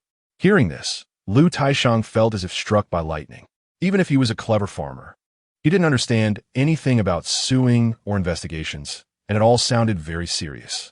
He panicked, thinking that if this continued, when they returned to the village, Chen Haixiao's family would surely turn their old Lu family upside down. No, it's not related to her, Lu Taisheng repeatedly denied. Lu Yin nodded, saying it didn't matter if he denied it. They already had evidence, and he had said what needed to be said. With that, he left. As soon as Lu Yin left, Qian Hohat panicked and asked Lu Taisheng, what should we do? This ungrateful wolf is willing to sacrifice his reputation just to drive us back to the countryside. Lu Taisheng had no idea what to do either. How would I know? We should hurry and find Haixia to discuss. Saying this, the couple hurriedly changed their clothes and rushed to Chen Haixia's courtyard. A few staff members hiding behind the house exchanged complex glances at Lu Yin, realizing he was right. All right, we'll follow him and make sure to catch them in the act. Lu Yin nodded, thanking them for their hard work, and said he would head back first. Because they were anxious, Lu Taisheng and his wife walked very quickly, completely unaware they were being followed. When they arrived at Chen Haixia's dormitory door, they knocked loudly. Chen Haixia had just finished eating and was sitting in front of the mirror when she heard the urgent knocking. She couldn't help but frown and asked, who is it? Haixia, it's your Aunt Qian. Chen Haixia quickly opened the door, looked around, and then pulled them into the room. Chen Haixia's room was a standardized single dormitory. Although the rooms were close together, she considered herself superior and rarely interacted with the people in the neighboring dorms. Therefore, when there was any commotion on her side, others wouldn't come over. What's the rush? Did something happen? Chen Haixia had a bad premonition in her heart. Qian Hohat couldn't explain clearly, so she pushed Lu Taisheng. You say it. Lu Taisheng repeated Lu Yan's original words, and Chen Haixia was stunned after hearing it. Did he really say that? Qian Hohat nodded. Chen Haixia's heart skipped a beat, nearly making her unsteady on her feet. After a while, she regained her composure and asked, did you admit to him that it was my idea? Qian Hohat shook her head vigorously. How could your Uncle Lu and I be that foolish? Chen Haixia sighed in relief. That's good. He has no evidence. As long as we don't admit it, he can't do anything to me. but he doesn't care about his reputation and is dead set on driving us back to the countryside. What should we do? Qian Hohat said unwillingly. Chun Haixia thought about Lu Yin actually wanting to sue her. Her gaze deepened. Then let us stir things up again. Just as she was speaking, the door was burst open and several staff members with armbands rushed in.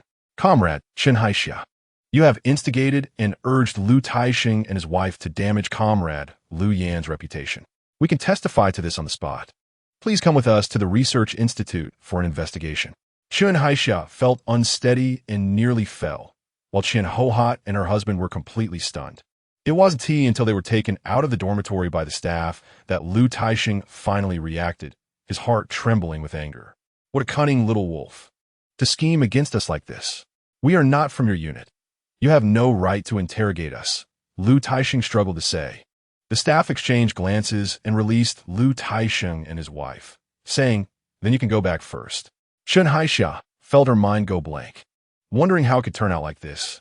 It wasn't until she was taken to the interrogation room that she finally spoke. I want to see Lu Yan.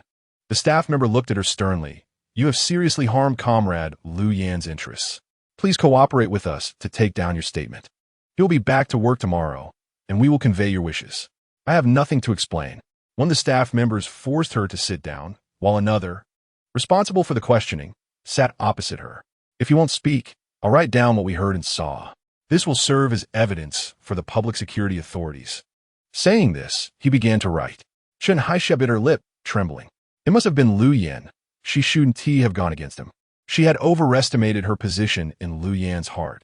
Qingyi checked her watch several times, but she didn't hear any movement at the door. She could no longer sit still, put down her pen, and walk to the living room to sit next to an inn. She turned her head several times to look outside. Finally, unable to contain herself, she said to an inn, Mama's going out for some fresh air.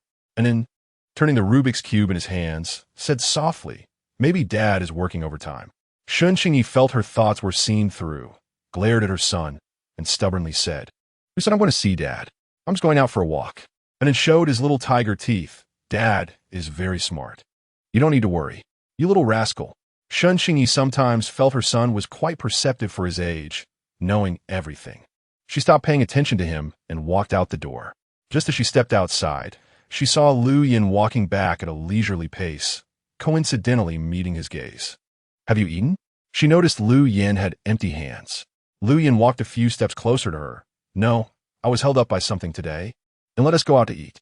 Qingyi decided, and then called into the house, and then, Dad is back. Let us go have noodles. And then quickly slid down from the sofa, rushed to the door, and grabbed Lu Yan's hand. I told you, Dad is so smart. He must have been delayed by something. Upon hearing this, Lu Yan instantly understood his wife's earlier action at the door, feeling as if a string in his heart had been plucked. The corners of his lips couldn't help but rise, and seeing his wife glaring at their son, he explained to an Mom doesn't distrust Dad. She just wanted to go out for a walk. Qingyi. After Lu Yan finished speaking and saw his wife looking a bit awkward, he continued, I had someone investigate the informant today. Did you find out? Lu Yan nodded yes. I found out. Who is it? Chen Haixia. Lu Yan answered truthfully. Qingyi looked at Lu Yan in surprise. He appeared calm, as if discussing an ordinary matter. After holding back, she asked, How do you plan to handle it? Chapter 63 Detention. Lu Yan's expression suddenly became serious. Everything was left to the unit and the department to handle. You and her. Qingyi was somewhat incredulous. How could childhood sweethearts suddenly become like this? Although she was pleased, she was also curious. Lu Yan was taken aback and retorted, What about me and her? Qingyi pursed her lips, her gaze flickering. How did things get to this point between you two? Lu Yan did not understand his wife's probing and could only answer truthfully. Perhaps she felt that I said some things that were too excessive, which made her uncomfortable, and she used it as an opportunity for revenge. Qingyi secretly glanced at the man beside her. Was Lu Yan's words really that hurtful? She felt he misunderstood. Could it be for other reasons? Other reasons? Lu Yan immediately denied it, no. Qingyi thought for a moment and couldn't help but remind him, after all these years. She has been hoping for you to come back and divorce me. Given our current situation, she must be disappointed. Hearing this, Lu Yan stopped in shock, and it took him a while to understand. He immediately explained, I have never been in a relationship with her. Those are all misunderstandings. When Qingyi heard this, she felt a slight tremor in her chest and couldn't help but look up at him, just in time to meet his gaze before quickly looking away. But you have never denied those misunderstandings. Lu Yin explained, Qingyi knows it herself. She was the one who proposed this idea. Qingyi was surprised. Why would she do that? After asking, she felt foolish. As a woman herself, how could she not understand? But since Lu Yin had no feelings for her, why did he accept it? Lu Yin wanted to speak the truth, but the words got stuck in his throat. Wouldn't that make him seem like a man who had no self-respect since childhood? His gaze shifted evasively. Of course, she wanted me to be her free tutor in studies. In fact, this was one of the reasons. He felt he had long since given Qingyi equal compensation in this matter. It was just that Qingyi did not think so. As Qingyi listened to Lu Yin's serious yet off-point response, she suddenly realized that he seemed a bit dull about certain matters.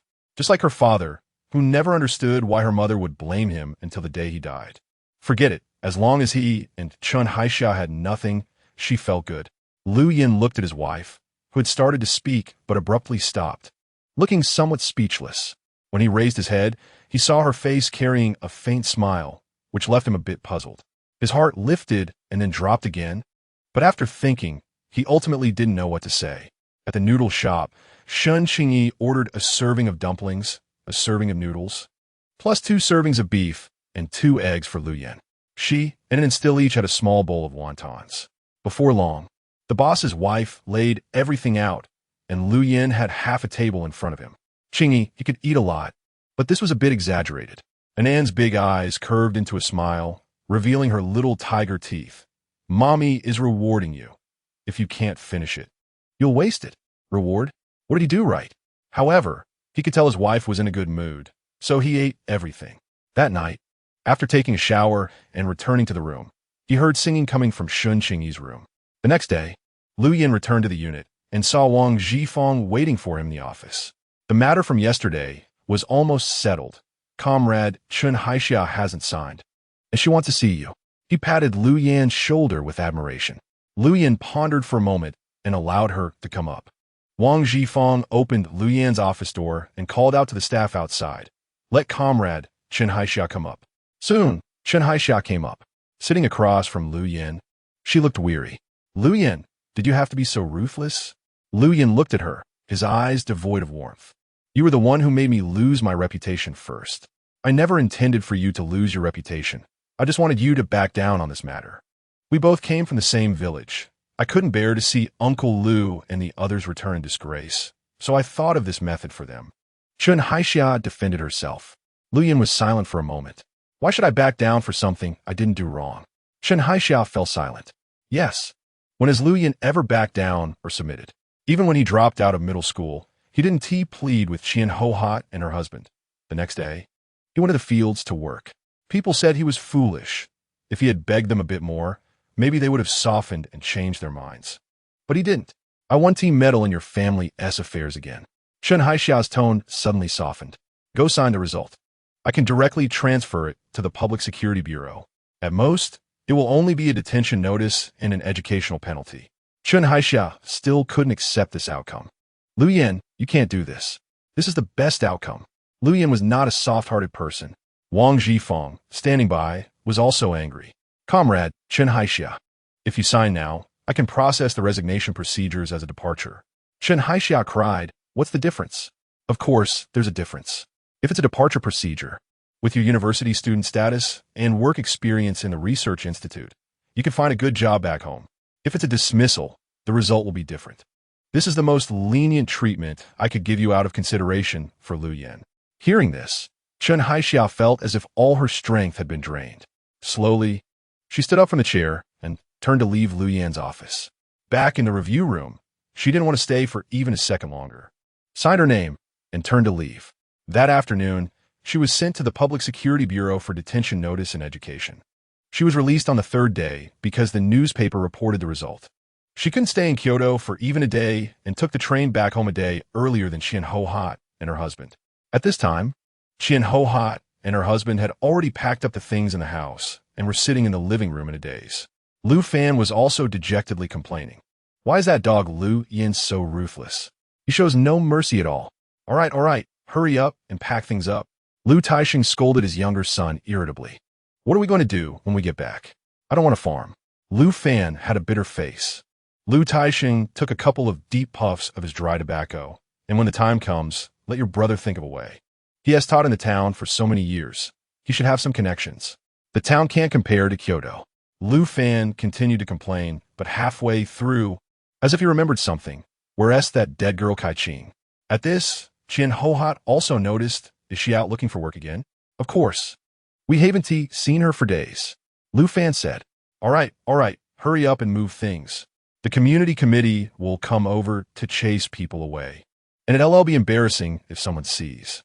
Lu Fan went to the room to move things out, glanced at Lu Qingyi's room door, and suddenly his eyes brightened. Could it be that the dead girl Iasin going back? If that's the case, she should still have a lot of money saved up. Qian Hohat also reacted and suggested, go search her room. Chapter 64 Reward as she spoke.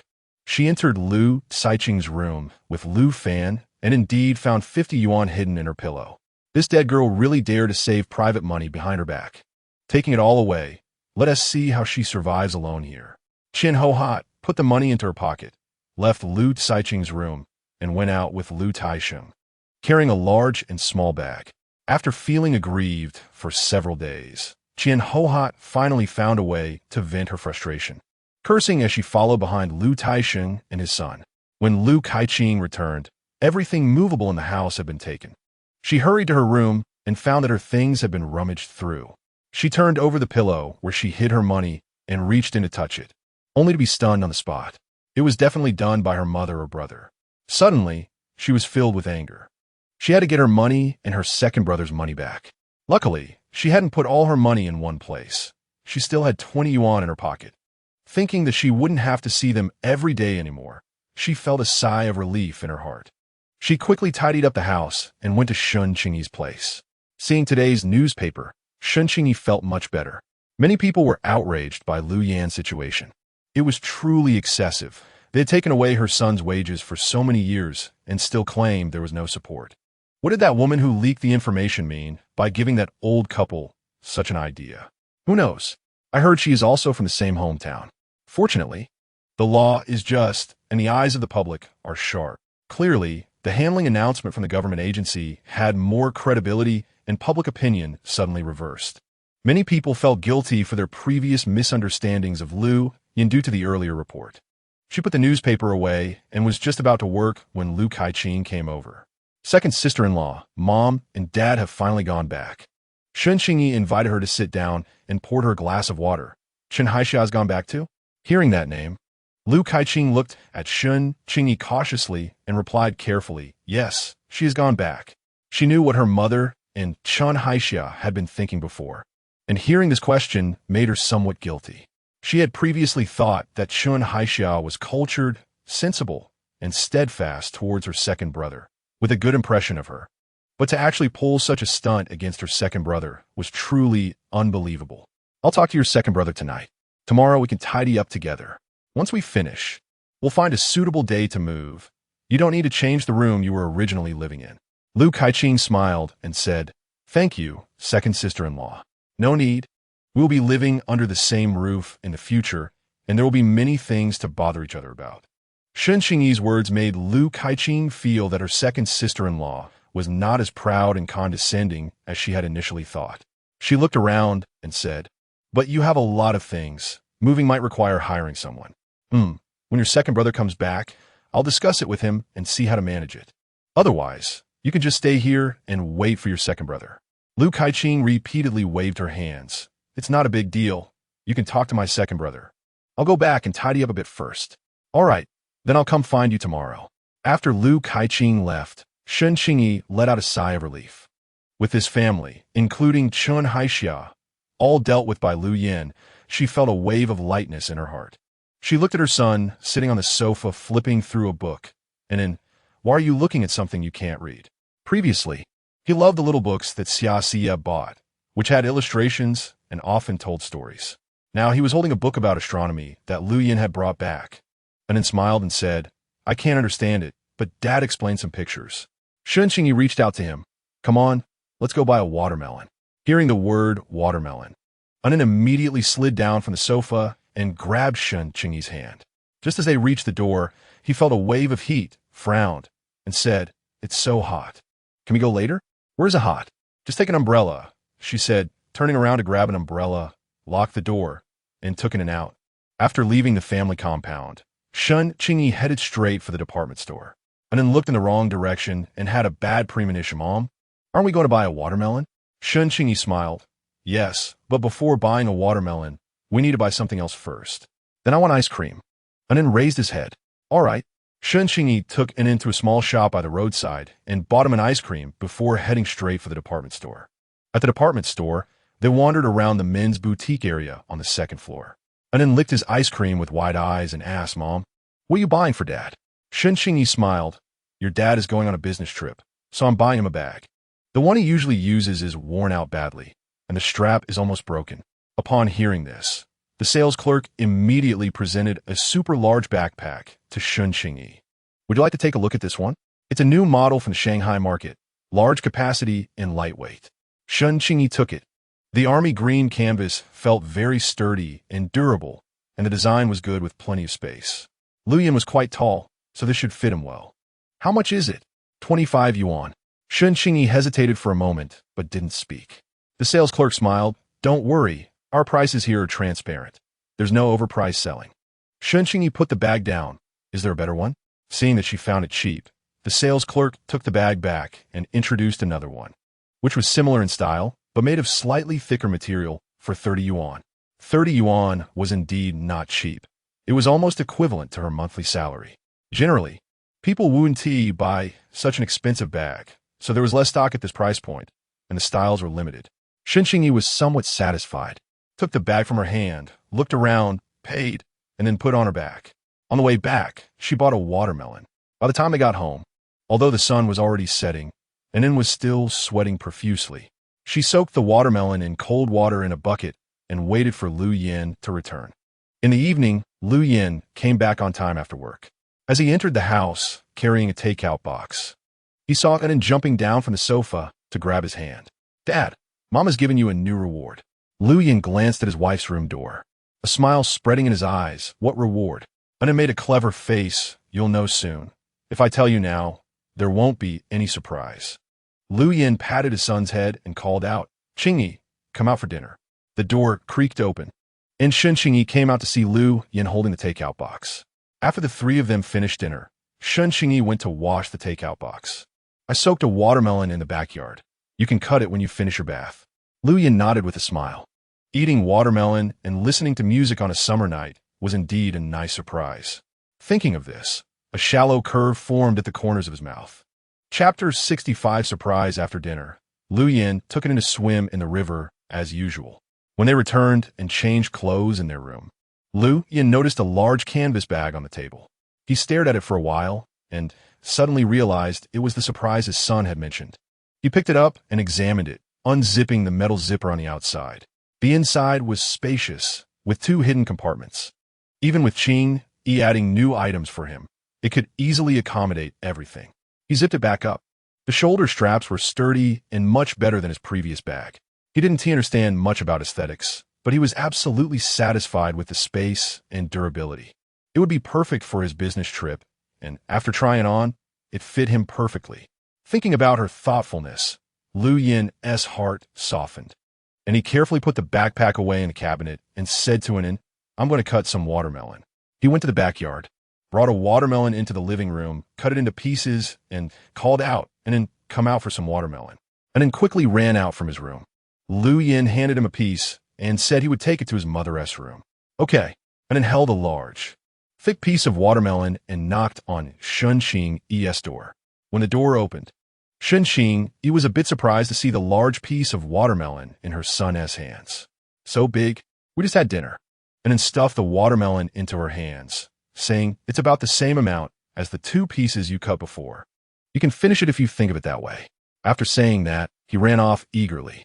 Qingyi took the watermelon, turned on the radio and the fan, took a small bite, and looked at the pattern she had just drawn in her notebook. After taking a bite, She found it sweet and grainy. No wonder her son liked it. Sitting under the fan while eating felt refreshing. Halfway through, she heard her son's voice again. Mom, do you want more? Qingyi looked at the watermelon in her hand, realizing the pieces were too large. She hadn't finished yet, so she declined. The father and son duo had almost eaten half of the watermelon, while Qingyi had only eaten one slice. In the end, there was a small half left, which Lu Yin put in the refrigerator. When Qingyi came out to throw away the watermelon rind, she found the two had finished eating and were sitting together on the sofa playing with a Rubik's Cube, and occasionally exclaimed, "Dad, you're amazing. Teach me." "Okay," Lu Yin replied patiently, unable to resist. Qingyi walked over and saw Lu Yin's long fingers skillfully manipulating the cube, making it obediently twist and turn in his hands. The colors were arranged in a neat pattern, yet also cleverly mixed. Even she found it interesting. Was playing with a Rubik's Cube really this fun? She couldn't help but lean closer, standing behind him. His long eyelashes cast a shadow as he focused on explaining while operating it, the movements flowing seamlessly like a magic trick, and was completely immersed in it. The father and son had been so engrossed that they hadn't noticed Qingyi approaching. Unable to hold back, she asked, "Is it really that fun?" Hearing her voice, Lu Yin turned his head and met his wife's curious gaze. Before he could speak, and then chimed in, "It's so much fun. Mom, do you want to try?" He then pulled Qingyi to sit on the sofa and handed her the Rubik's Cube. Initially, Qingyi had no interest in it, but she found it simple and enjoyable just moments ago. She took it in her hands and gave it a spin. The colors became jumbled. When she tried to restore it, she felt completely lost. It seemed so simple. Why was the cube not cooperating in her hands? Seeing his mother's puzzled expression, and took it back and said, "Mom, it's really simple." Soon, the colors began to line up neatly again, transforming into a new, orderly pattern in just a few seconds, just like Lu Yin. Qingyi nodded. "Yes, it's indeed very simple. Even a 4-year-old can play." She then stood up and said, "I'm leaving." Lu Yin noticed his wife's awkward expression, thinking that she was finally interested in something he and enjoyed. Called out to her, "Come here, I'll teach you." Qingyi waved her hand. "Forget it. I just don't have a knack for this." Then she added, "When are we moving?" "The day after tomorrow." "I'll take a half day off from work," Lu Yin replied, thinking that packing would take at least a day, and that Qingyi definitely couldn't handle it alone. "I'll be home a bit later tomorrow. I probably won't be able to bring you lunch." "Okay," Qingyi said before returning to her room. Once Qingyi's door was closed, and tilted his head inside. "What's wrong?" Lu Yin asked, ruffling his son's hair. "I should have said it was simple. Mom isn't very smart." He had noticed it long ago. Lu Yin laughed. "Mom isn't not smart. She just has her own strengths." "Like what?" And then blinked curiously at his dad. "Mom can design, sing, and pick delicious watermelons." "We can't do those things," Lu Yin said, feeling that his wife had many qualities. After thinking for a moment, and agreed, "I guess so," Lu Yin checked the time and said, "Let us go to bed early." The next day, when Lu Yin went to work, Qingyi took into the fabric stall to find Lu Qingyi, remembering that she was usually there at this time. When they arrived at the stall, they indeed saw Lu Qingyi busy attending to customers. Qingyi approached with an in and asked, "Qingyi, can you give me the key to the family courtyard over there? I want to go tidy up a bit." While Lu Qingyi served a customer, she pulled out the keys from her pocket, saying, "I cleaned up most of it yesterday. If you want, I can finish up after I close the stall. It's just a morning's worth of business." Qingyi looked around. The stall was indeed filled with customers, suggesting it would only be busy for the morning. There was a chair behind the stall, so she had him sit there while she walked over to Lu Qingyi and asked, "Is there a bonus for selling?" Lu Qingyi smiled and said, "Yes. The boss said I get an extra 50 cents for every 10 yuan I sell." Qingyi nodded, watching an older lady hesitating between a piece of light pink fabric and a large red fabric with white magnolia flowers. "Are you picking for your daughter or daughter-in-law?" The lady looked surprised and replied, "How did you know I was picking for someone else?" Qingyi smiled. "You're wearing plain colors, and these fabrics are suitable for young people." The lady laughed. "You're very observant." Seeing her looking fashionable while inquiring about the fabrics, the lady explained, "I'm picking for my daughter. She's in college and about to have a break." I want to prepare a new outfit for her. Qingyi understood and took the light pink fabric from her hand, saying, if she has fair skin and a pretty face, this fabric would be perfect for a dress. How did you know my daughter is fair? The lady asked, intrigued. Qingyi smiled, because you're fair too. So I guessed boldly. The lady beamed with joy. All right, I'll take this one. Qingyi then picked up a piece of light green floral fabric, saying, this color is similar to what I'm wearing.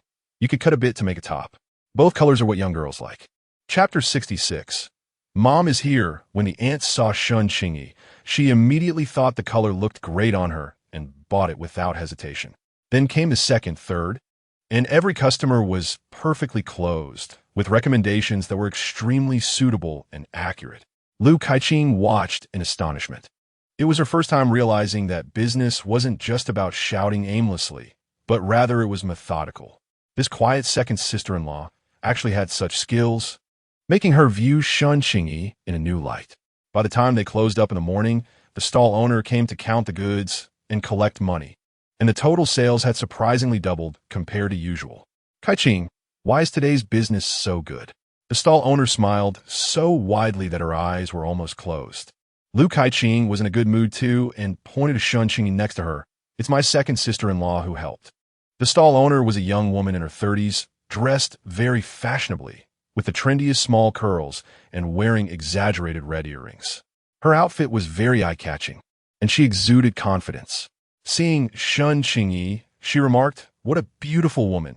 Even in simple clothes, she looks great. She approached warmly. I have 2 more stalls. If you're interested, you can come and try.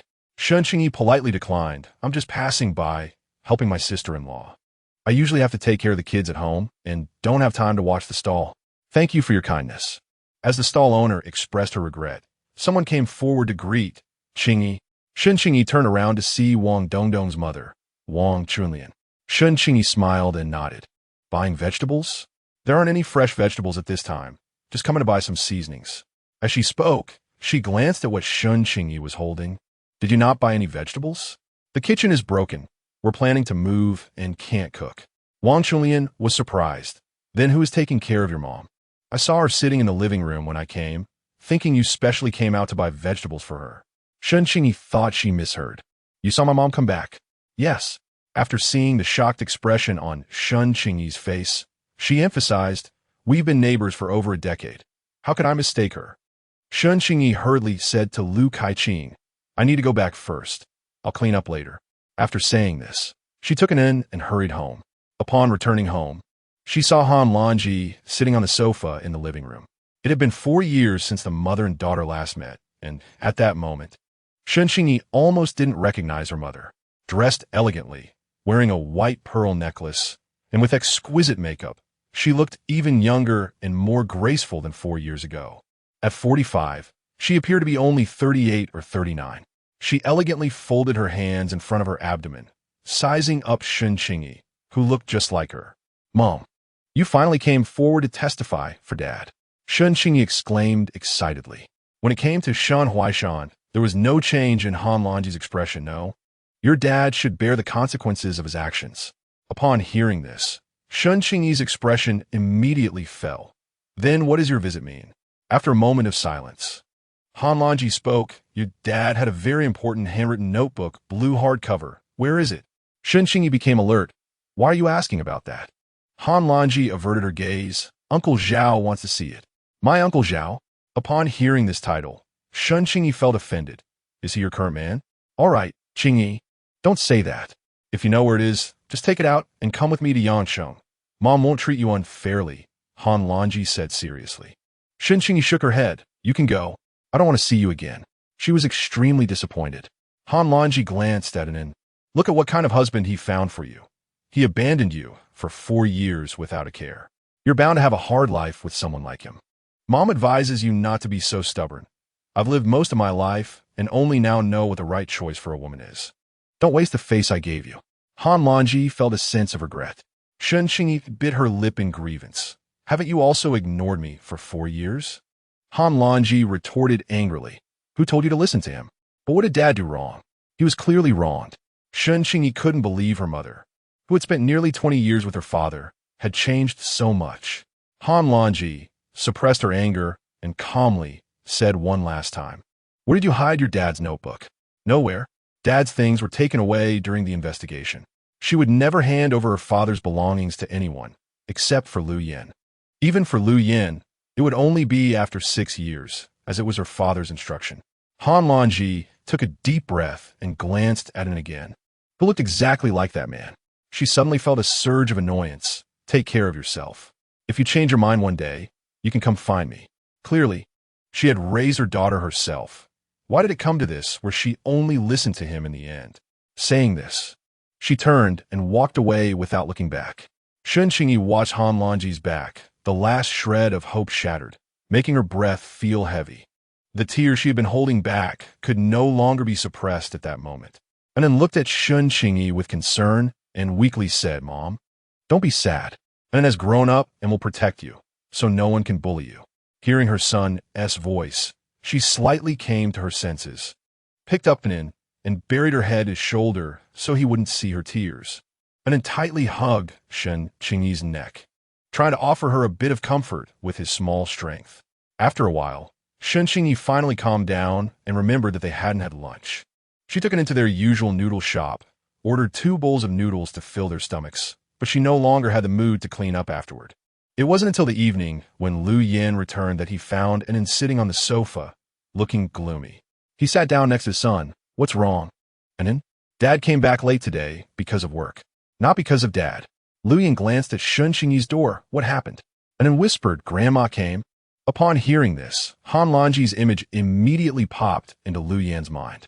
Since the professor's incident occurred, he hadn't seen his mother-in-law again, and his wife had never mentioned her in front of him. Thinking of this, Lu Yin quickly got up, walked to Qingyi's door, and knocked. "Qingyi, can I come in?" Lu Yin pushed the door open and entered. His wife was sitting at the table as usual, with a fan on, a notebook in front of her, but she wasn't listening to music. "I heard Nin say Mom came." Qingyi nodded. "Yeah. What did she say?" Chapter 67, Where's the Money? "She didn't say much, just came to see me, and in Dad's notes, she temporarily couldn't let Lu Yin know. There are still 2 years until 6 years. Lu Yin didn't detect anything unusual in his wife's tone, but he noticed her eyes were red, indicating she had been crying. His heart tightened suddenly. "Don't hide anything from me. We are husband and wife." "Husband and wife?" When Qingyi heard this, she looked up and met his gaze. Clear and bright, concerned yet anxious. She felt somewhat uncontrollable and hesitated before speaking. "I wanted her to testify for my father, but she refused. After 20 years of marriage, no one knows my dad better than she does. Why?" She struggled to continue, and Lu Yin felt a pang in his heart, seeing her forlorn expression. He wanted to comfort her, but didn't know what to say. An inexplicable urge to hold her tightly emerged in his mind, but it seemed he didn't understand how to comfort people at all. Qingyi looked at his frozen expression, probably also thinking about Dad's matter, and quickly spoke again. "Forget it. You said we should wait a few more years, so I'll wait a few more years and not think about anything else." Lu Yin sighed in relief at his wife's sudden clarity. "Good. Don't ask anyone else next time." It would make him uncomfortable, even if it was his mother-in-law. He couldn't explain why it bothered him. "All right." Qingyi looked at the man's serious demeanor and readily agreed, seeing his wife's mood improve a bit. Lu Yin added, "I cleaned up the house with Qingyi today, and we can move tomorrow. I've already arranged for people and a vehicle. You just need to bring Nin along to help with the inventory." "All right." Qingyi thought Lu Yin was quite considerate in everything he did. Lu Yin took out a set of keys from his pocket and handed it to her. "Qingyi won't be here tomorrow morning, so this is for you." Qingyi took it and said thank you. The next morning, 3 people indeed came to the house, driving a small truck. "We are here to move as instructed by Comrade Lu Yin," said one tall middle-aged man. Qingyi nodded. "Yes, he mentioned it." "Are you specifically here for moving?" "No. We are from the logistics department of the Research Institute." Hearing this made Qingyi a bit nervous. Does this count as public property being used for personal purposes? Or should it be counted as expenses? "Don't be nervous. He filed an application report. He doesn't trust outsiders." Qingyi sighed in relief. "That's good." They first moved the furniture, then the appliances, and after 3 trips, it was finally done. She and Lu Kaiqing spent the entire afternoon organizing, but still didn't finish until Lu Yin returned home from work. and they worked together for another 2 hours to arrange most of the items. Even and helped out a little. Lu Kai-ching bought a few eggs and some peanuts from the supply and marketing cooperative and made egg noodles. The old dining table was thrown away and replaced with a clean white round table that was brought over from the other side, which made Lu Kai-ching feel hungry right away. Let us just eat simply today. I'll buy more ingredients tomorrow for cooking. Qingyi didn't expect her sister-in-law to be so diligent, and her cooking skills were just as good as Lu Yan's. She smiled and said, "Aren't you going to the stall tomorrow? I'll go buy the groceries instead." Lu Kai-ching nodded. "Fine, I don't have much money anyway. The $50 I secretly saved was taken by Mom." Hearing this, Lu Yan frowned. "Do you have any money left now?" "Just over $20. Seeing Lu Yan reach into his pocket, Qingyi quickly said, "I will buy the rice, flour, oil, and vegetables for the house." Upon hearing this, Lu Yan withdrew his hand from his pocket and continued eating noodles. After a while, he asked, "You said last time you knew where Dad put my money?" Lu Kai-ching nodded. "Yes, it's with my elder brother. He wants to buy a house in Kyoto." Lu Yan fell silent. Lu Kai-ching added, "We must not let elder brother come to Kyoto. Otherwise, we won't have good days ahead, so we must get that money back. If that 20,000 or so is saved up, it can indeed buy an old small 3-bedroom in Kyoto. I've inquired about it." Lu Yan nodded. That's great. Why should we scrimp and save for elder brother? They always say if he succeeds, we'll benefit more easily. But how many years has it been? Besides getting money from me, we haven't benefited at all." Lu Kai-ching said indignantly, "We need to get it back, whether it's about money or not." Lu Yan can make deductions, but Qingyi doesn't want this family to have another chance to return to Beijing. "Does second brother have any good ideas?" Lu Kai-ching asked. "I need to be dispatched now. When you go back during the new year, I'll tell you what to do." Lu Kai-ching exclaimed in surprise. "Are you confident?" "I'll give it a try," Lu Yan replied. After discussing money, Lu Kai-ching shifted the topic back to the stall. "Sister-in-law, can you teach me? How did you summarize those selling techniques? Business has been the same as usual since you weren't around today." Hearing this, Lu Yan was curious. "Did your sister-in-law help you manage the stall?" Lu Kai-ching smiled and recounted how Qingyi came to see her that day, unexpectedly finding out that sister-in-law was quite capable. "This fabric, I heard, is sourced from Yangcheng. It's very cheap and of good quality. The boss of 3 stalls reportedly earns 200 or 300 a month, and it's just a matter of one morning plus hiring someone to watch. If sister-in-law does it, I feel the profit could double." Lu Yan glanced at his wife, surprised at how capable she was. Qingyi thought for a moment and said, "If we do this, wouldn't it be blatantly competing for business with others?"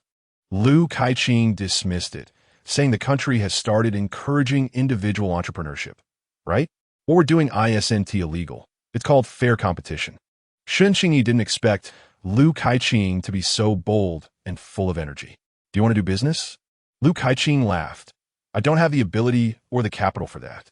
Just asking if you want to." "Why would I want to? Doing business is much better than working. Although there are gains and losses, I've observed that there are few individual businesses around, hardly any competition. As long as one is a bit clever, money can be made." Lu Kai-ching's eyes sparkled. Qingyi pondered and decided to wait and see. "All right, I'll wait." Lu Yan looked at Lu Kai-ching, saying, "Your sister-in-law hasn't agreed yet. What are you waiting for?" Lu Kai-ching fell silent.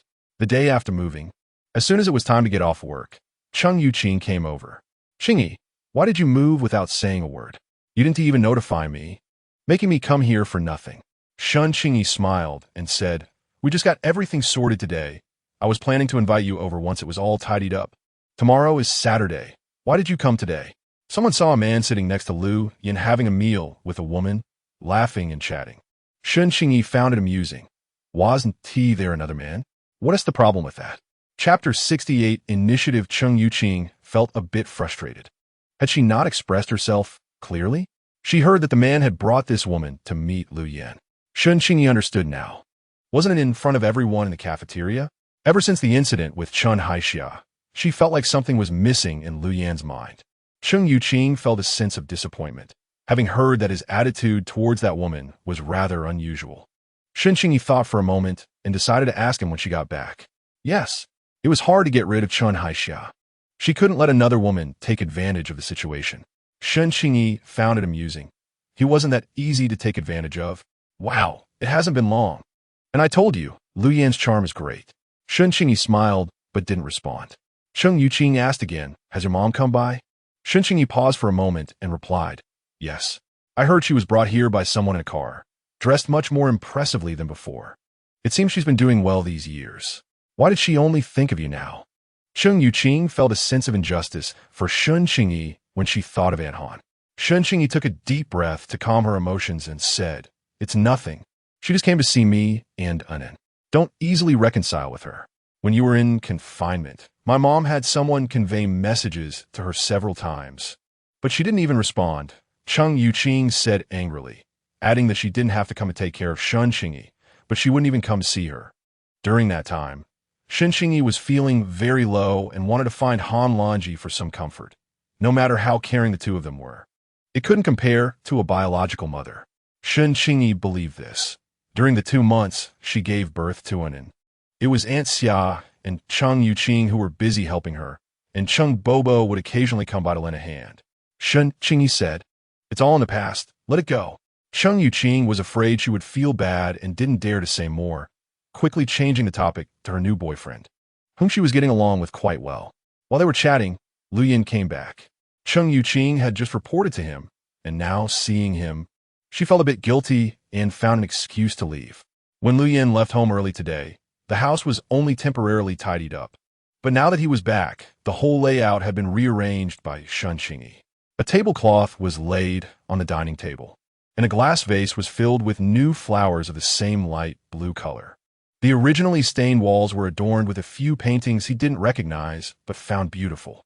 Small green plants were placed on the windowsill, adding a touch of vitality. Somehow, even though there were only a few trivial things added to life, the place felt interesting and warm. He looked at his wife, who seemed to be in a good mood, and asked her, what did Cheng Yuqing come to talk to you about? Shen Qingyi smiled lightly and replied, it's my fault for not notifying her about moving. You should have notified her, Lu Yin said. I originally planned to go tomorrow, since it's Saturday, and she has a day off, Shen Qingyi explained. That is fine. Lu Yin said this with a slight feeling of disappointment in his heart. He would be leaving next Tuesday and wanted to spend more time with her. At that moment, Lu Kaiqing brought the cooked dishes to the table, saying, quickly wash your hands and eat. Shen Qingyi got up to help bring the dishes out, while Anin followed Lu Yin to the backyard to wash his hands. When they returned and sat at the table, Anin sniffed and exclaimed, it smells so good. Lu Kaiqing laughed and said, with such good dishes, how can it not smell good? There's meat, eggs, a fish, a plate of greens, and some shredded potatoes. In the past, when Qian Hohat scolded Shen Qingyi for living so extravagantly, she felt it was extravagant, but when Shen Qingyi brought these dishes home and placed them in the kitchen, her eyes lit up. Just as Shen Qingyi rolled up her sleeves to cook, she was pulled back by Lu Kaiqing, who said, let me do it. The white rice served at the table was soft and delicious, and the table was spotless. The whole house felt as comfortable as a dream. After a few bites, Shen Qingyi's expression changed. It turned out that a luxurious life was so happy. No wonder her second brother liked it. She liked it too. She looked at Shen Qingyi and Anin, who were eating slowly, and asked, why aren't you eating the meat? Is my cooking not good? Do you prefer salty or bland food? This second sister-in-law eats so elegantly. It's pleasing to the eye, but eating such good dishes in small bites. Is it because she didn't cook well? It's very delicious. Better than my cooking, Shen Qingyi said with a smile, and Anin nodded in agreement. Shen Qingyi now realized that it wasn't that Lu Yin liked her cooking. He simply wasn't picky and could enjoy a meal anywhere. The speed at which they ate was indeed reminiscent of Lu Kaiqing. That's good, Lu Kaiqing felt relieved. That evening, after Lu Kaiqing finished her bath and was about to go back to her room to rest, she saw Lu Yin taking Anin to another room. The next morning, as she prepared breakfast, she saw the father and son coming out of the same room and asked in surprise, second brother you. What happened?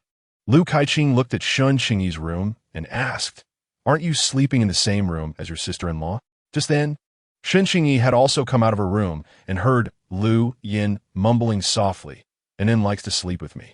Anin nodded vigorously, agreeing with his father's words. Lu Kaiqing patted Anin's little head and said, Anin has grown up. You need to learn to sleep alone.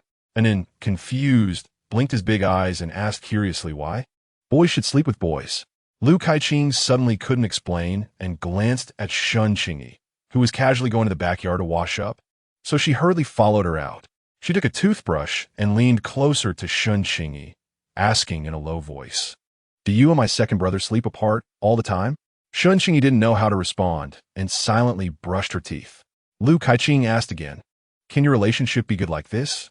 Qingyi paused with her toothbrush. "What do you know as an unmarried girl? If Lu Yin doesn't take the initiative, should I rush to him? Besides, we already have a child. He isn't completely clueless in this regard, and he's quite capable in many ways." Lu Kaiqing laughed and said, "I heard it from others." When Lu Yin came out holding it in, he saw the two women whispering and occasionally laughing, thinking that Qingyi was actually quite easy to get along with. After washing up, Lu Yin went to the kitchen to make breakfast while Qingyi sat on the sofa with an and reading. After breakfast, Lu Kaiqing went out to sell things. Qingyi asked Lu Yin, "When are you going to Yinzhou?" Upon hearing this, Lu Yin's heart jumped to his throat, and he quickly looked up, "Next Tuesday." However, Qingyi only nodded and said, "Then you should spend time with an. I'm going to find Chang Yuqing." Saying this, she turned and entered her room, coming out with a black shoulder bag and leaving without looking back. Lu Yin watched her figure disappear at the door, feeling a wave of inexplicable loss in his heart. "Dad, can you take me to your colleague's house in the countryside to play? I want to catch fish," Anin said. But after a long time without receiving a response from Lu Yin, he shook his arm again. Chapter 69. Illness. Lu Yin finally realized that they weren't going today. Dad would read to you. They were going to the countryside, and it might take a whole day. His wife might come back in half a day. Anan's eyes dimmed a bit, looking somewhat unhappy. Lu Yin said, "How about Dad buys you ice cream?" Anan cheered up again, and just like that, the father and son held hands and went to the ice cream freezer by the small shop. Qingyi first went to visit Chang Yuqing. Upon arriving at the Cheng family, Xia Guifan hurriedly handed her an apple, saying, "You child," moving without a word. "We live so close, you could have let us know. We could have come to help." Qingyi smiled and said, "No need. Lu Yin sent someone from his workplace over, and I didn't have to do much." Xia Guifan looked pleased, saying, "I knew it. Having a man at home makes things easier, especially someone like Lu Yin." Qingyi forced a smile. "But he's going on a business trip again." "What? How long this time?" Xia Guifan frowned. "It's hard to say. It might be a few months, or it could be years." Hearing this, Xia Guifan became worried again, saying, "The problem with men who are capable is that they don't belong to the family anymore." Chang Yuqing just changed into a new outfit and came out of her room. "Mom, you're wrong. Some men who are not capable also don't stay at home. At least Lu Yin has status, money, and good looks. He comes back, and most importantly, he can send back his salary. It was fine before without him. Wasn't he it?" Xia Guifan glanced at Chang Yuqing, finding herself at a loss for words as she urged, "Hurry up. Qingyi has been waiting for you for a long time." I know. I'll leave after I finish this glass of water." Chang Yuqing drank her water, grabbed her bag, and linked arms with Qingyi to head out. Once outside, she pushed a bicycle and said, "I specifically made time to accompany you today. Not my boyfriend. So, where do you want to go?" Qingyi gestured for her to hurry and ride to find her boyfriend. "What?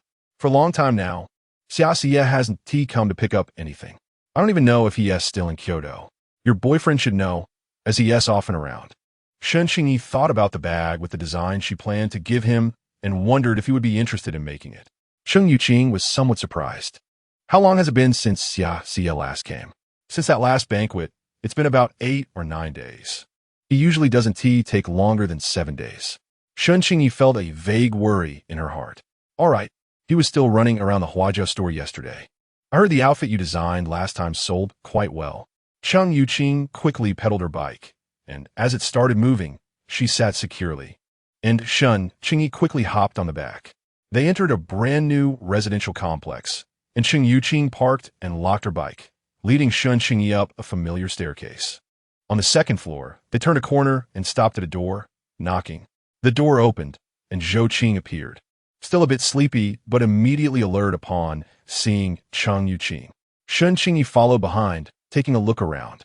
She had heard this was one of the newly built commercial apartments in Kyoto, where anyone with money could buy or sell freely, regardless of profession or household registration. Each unit was private, and the community was quiet, much better than the family compound. Gomein, Gomein. Zhou Qing immediately welcomed them. Cheng Yuqing took Shun Qingyi's hand and walked in. To her surprise, the interior had wooden flooring, and Zhou Qing, barefoot, handed Cheng Yuqing a pair of slippers. Since there was only one pair of women's slippers, Zhou Qing awkwardly said to Shun Qingyi, "Forget it, you don't need to change shoes. I'll just mop the floor later." This Miss Shun is very important to both her boss and boyfriend, so I naturally can't neglect her. Shun Qingyi still took off her shoes, walking in her socks to sit side by side with Cheng Yuqing on the sofa, while Zhou Qing quickly prepared tea for them. After receiving the tea, Shun Qingyi took a sip and set it down, asking, "Is your boss very busy lately?"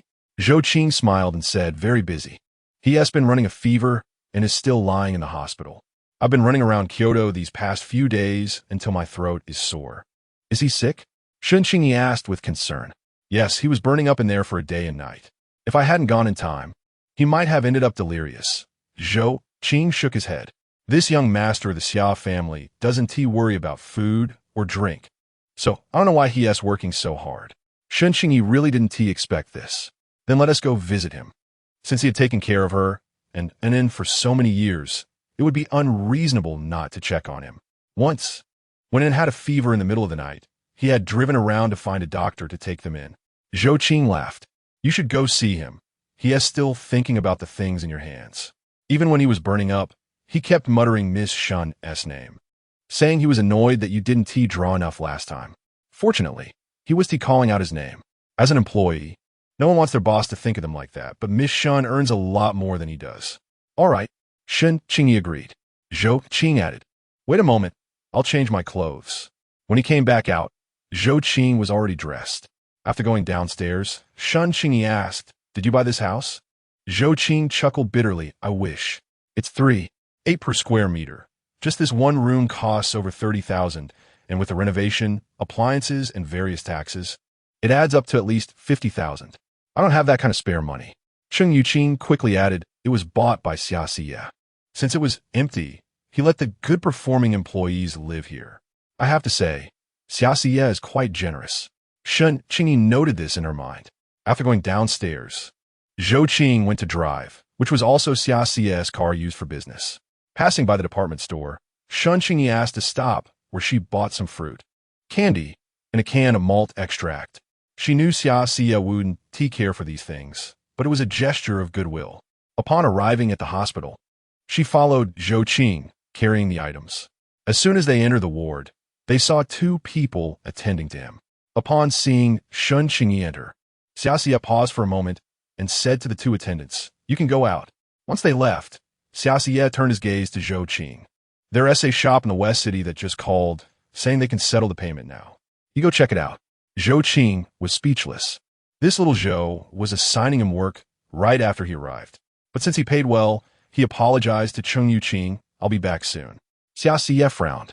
"If you can't separate, just go together." Cheng Yuqing. It seemed they hadn't reached that point yet, but when she met Xia's gaze, it felt like he was rushing her out. She glanced sympathetically at Shun Qingyi and said, "I'll go with Zhou Qing and be back soon." Chapter 70 Visit Shun Qingyi placed the items on the small table beside Xia's hospital bed and nodded, saying, "All right, be careful and come back quickly." Cheng Yuqing, who was supposed to keep her company, left her behind the moment she saw Zhou Qing. But since it was hard for her to have a weekend, let us be understanding. After Zhou Qing and Cheng Yuqing left the ward, Shun Qingyi sat down beside Xia's bed. "Are you feeling better today? Has the fever gone down?" Xia glanced at her, quickly averted her gaze, and lowered her long eyelashes. Her voice was weak as she coughed twice. "The fever has gone down, but I still feel lethargic." Shun Qingyi smiled. "That's good. The bag you sent me the other day, I've drawn its structure and even designed a new version based on it. Do you want to take a look?" As she spoke, she took out a notebook from her bag and handed it to Xia. Xia took it, flipped through 2 pages, then closed it and set it aside. She pinched her brow. Was there really nothing to talk about besides work? Why did she have to keep track of every little favor? What is so good about Lu Yan? Shun Qingyi was momentarily taken aback by the question, taking a long time to process it. Was this really her boss asking? What did that bag have to do with Lu Yin?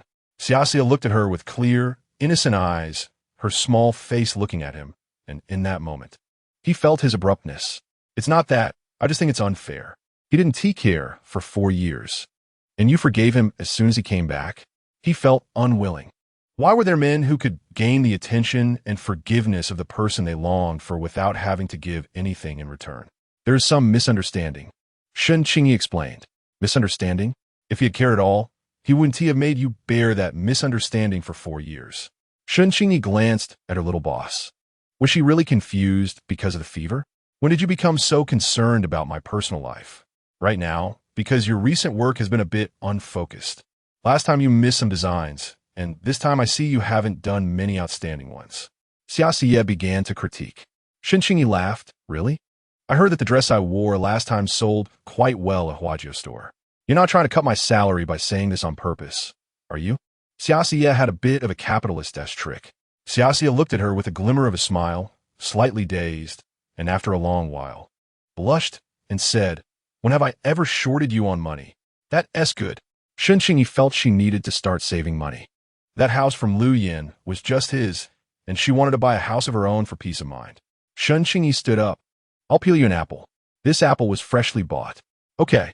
Qingyi took the apple out of the ward, washed it, and came back to start peeling it with a fruit knife she had retrieved from the table. She held the apple with 2 fingers on each end, twisting it with one hand while the other hand wielded the knife. The apple skin fell into the nearby trash, can in one long strip. She handed the neatly peeled apple to Xiaxia. Here, eat. Xiaxia was a bit surprised as she took the apple from her hand, looking at it. You peel apples so well. Did you practice since you were little? Qingyi chuckled. No, I rarely peel them. It's just talent. Xiaxia took a bite and asked, do you plan to live like this with Lu Yin for the rest of your life? Why was this question coming up again? Qingyi thought Xiaxia was acting strangely today. She was indeed thinking that way. For now, she was satisfied. At least he had no complaints about it. Xiaxia chewed the apple in silence. At that moment, the ward door was pushed open, and Zhou Qing, looking pleased with himself, handed the receipt and money to Xiaxia. Efficient, right? Xiaxia glanced at him very. Qingyi stood up. All right, if there is nothing else, I'll head back first. Do you have anything else to say? Xiaxia took another bite of the apple. No. Just come to collect your salary on time at the end of the month. Then take care of your health. Oh, by the way, I've moved. I can't stay in the old house anymore. I've moved to... Qingyi mentioned her new address. The Research Institute's family compound? Xiaxia understood. Qingyi and Cheng Yuqing left the hospital, and Zhou Qing came down to drive them. Cheng Yuqing's bicycle was still in their neighborhood. After retrieving the bicycle, Qingyi checked the time. It was lunchtime. I'll treat you to a meal. The two found a small restaurant, ordered a dish and a bowl of rice each. After eating, Qingyi said, I have to go to the department store again. What are you buying this time? Isn't Lu Yin leaving next Tuesday? I'm preparing something for him. After finishing their meal, the two headed straight to the department store. In the afternoon, Lu Yin was a bit distracted while taking care of an inn. Had his wife really spent the whole day chatting with Cheng Yuqing? Today he bought groceries. There were eggs at home, and he bought 2 loofahs, potatoes, and a pound of green beans. His wife liked shredded potatoes and loofah, and liked green beans. And Kai-Ching liked everything, especially eggs. When Lu Kai-Ching went to cook, she saw the groceries her brother had bought. Well, it's not bad. At least it's much better than before. But she still preferred the groceries bought by her sister-in-law. When it was mealtime, Qingyi finally returned with many bags. And then excitedly took one of the small bags from her hand. Mom, what did you buy this time? Lu Yin took the remaining bags from her. Lu Kai-Ching, who had just finished stir-frying, was stunned to see all these things. Sister-in-law, if you buy like this, our family will go bankrupt. She liked luxury, but this was too much. Qingyi ruffled her son's hair and replied, It's nothing. Your dad is leaving, right? I prepared all this for him. Then she said to Lu Kai-Ching, bankrupt or not, there will still be food to eat. Lu Yin was taken aback.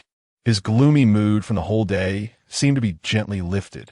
His wife had spent the entire day with Cheng Yuqing just to buy these things for him.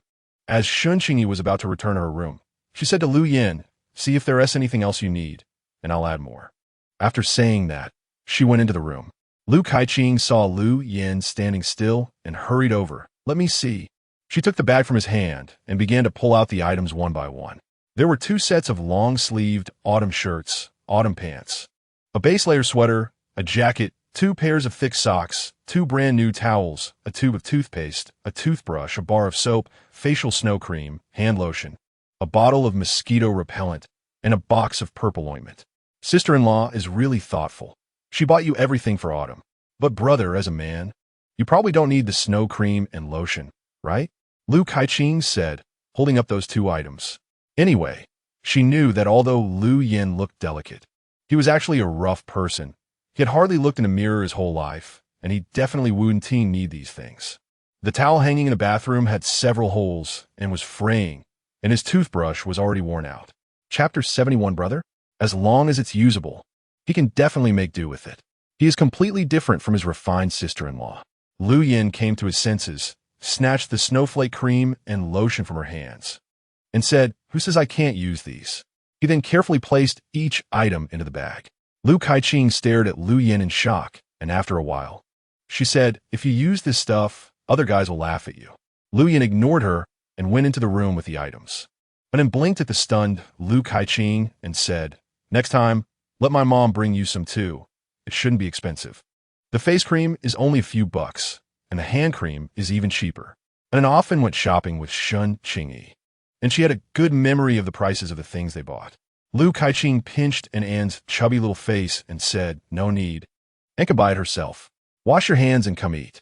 She just couldn't imagine Lu Yin using such things. Lu Yin packed everything away, placing each item into the large bag Qingyi bought for him. When he realized it wouldn't fit, he took out his usual work clothes and put them in another bag. He only went out when he heard someone calling for dinner. Anne and Qingyi were already sitting at the dining table. During the meal, Qingyi asked, "Is there anything else you need?" "Nothing," Lu Yin muttered while lowering his head. Lu Qingyi looked at Lu Yin and felt like she was getting to know him less and less. The usual cold, indifferent, and aloof demeanor was completely gone. He answered questions like an elementary school student. What a strange sight. Anne raised her hand and said, "Aunt is missing something." Lu Yin quickly said, "I'll buy whatever Aunt is missing tomorrow." She could only buy for him. Lu Qingyi. No, I have that snowflake cream. I just think my second brother has never been one to look in a mirror, so he probably wouldn't use it and might waste it. Qingyi explained, "I heard it's very cold and dry over in Yinzhou after summer. When the wind blows, it hurts your face, so having some on hand wouldn't hurt."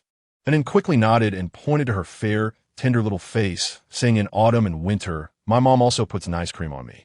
Lu Qingyi glanced at the delicate little boy and instantly felt out of place.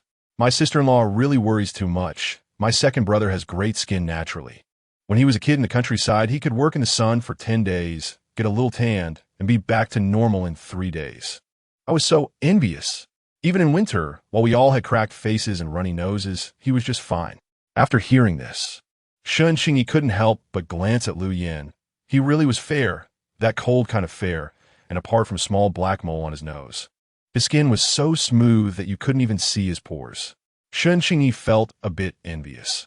Although people said she had good skin, she had to take care of it meticulously, but Lu Yin really didn't care at all. She had felt the urge to throw away that towel of his many times. Every time they returned from swimming, and it was all slippery and didn't get cleaned properly. After sweating, he would just take off his clothes and wipe himself down, squatting in the backyard bare-chested. He had paid a bit more attention lately.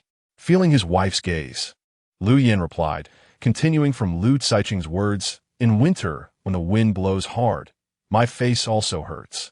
Lu Qingyi said, "All right." After dinner, Lu Yin went to wash the dishes. When he finished and came out, he didn't hear any singing from Qingyi's room. He knocked on her door, which opened, and he walked in. "Qingyi, I've already made arrangements at the kindergarten. After the summer break, you can just send in there." Qingyi put down her pen and looked up at him. "Okay." After responding, she noticed Lu Yin had no intention of leaving, and recalling what Qing had said, she asked him, "Did someone come looking for you a few days ago?" Lu Yin paused for a moment, thought about it, and replied, "Are you talking about Fan Lei and his sister?" Qingyi recalled Qing mentioning a man and a woman, and she nodded. "Yes, what did they want from you?" Lu Yin considered his wife's connections with those people at the banquet and thought it was normal for her to want to clarify this. "Let's go out for a walk. I'll tell you slowly." He had observed recently that couples, or those in good relationships, often went out shopping or walking together. He had never felt anything about this before, but now he inexplicably wanted to try it. Qingyi thought to herself that it wouldn't be clear with just a few words, and it seemed the relationship was complicated. However, since he was willing to explain, it should be fine. She stood up and said, okay. When they went out, it was just getting dark, and the neighbors passing by couldn't help but take a look. The Lu family's matters had become quite a topic, and everyone in the yard knew. When they looked at Lu Yin, there was an extra hint of sympathy, and when greeting Qingyi, they would sneak a glance at her. Fanlei is from the same university as me. He is currently at H university in a country, and we're in the same major. He came to ask me some questions and brought his sister along to inquire about our field's prospects in the country, Lu Yin explained. Qingyi wasn't really familiar with Fanlei. She had met him a few times at the Qian family's place, and he always acted superior and looked down on everyone. His sister is going to college? Lu Yin nodded, yes. Is she pretty? Lu Yin was momentarily taken aback. What did beauty have to do with choosing a major? But since his wife asked, he had to answer honestly, I guess she is pretty.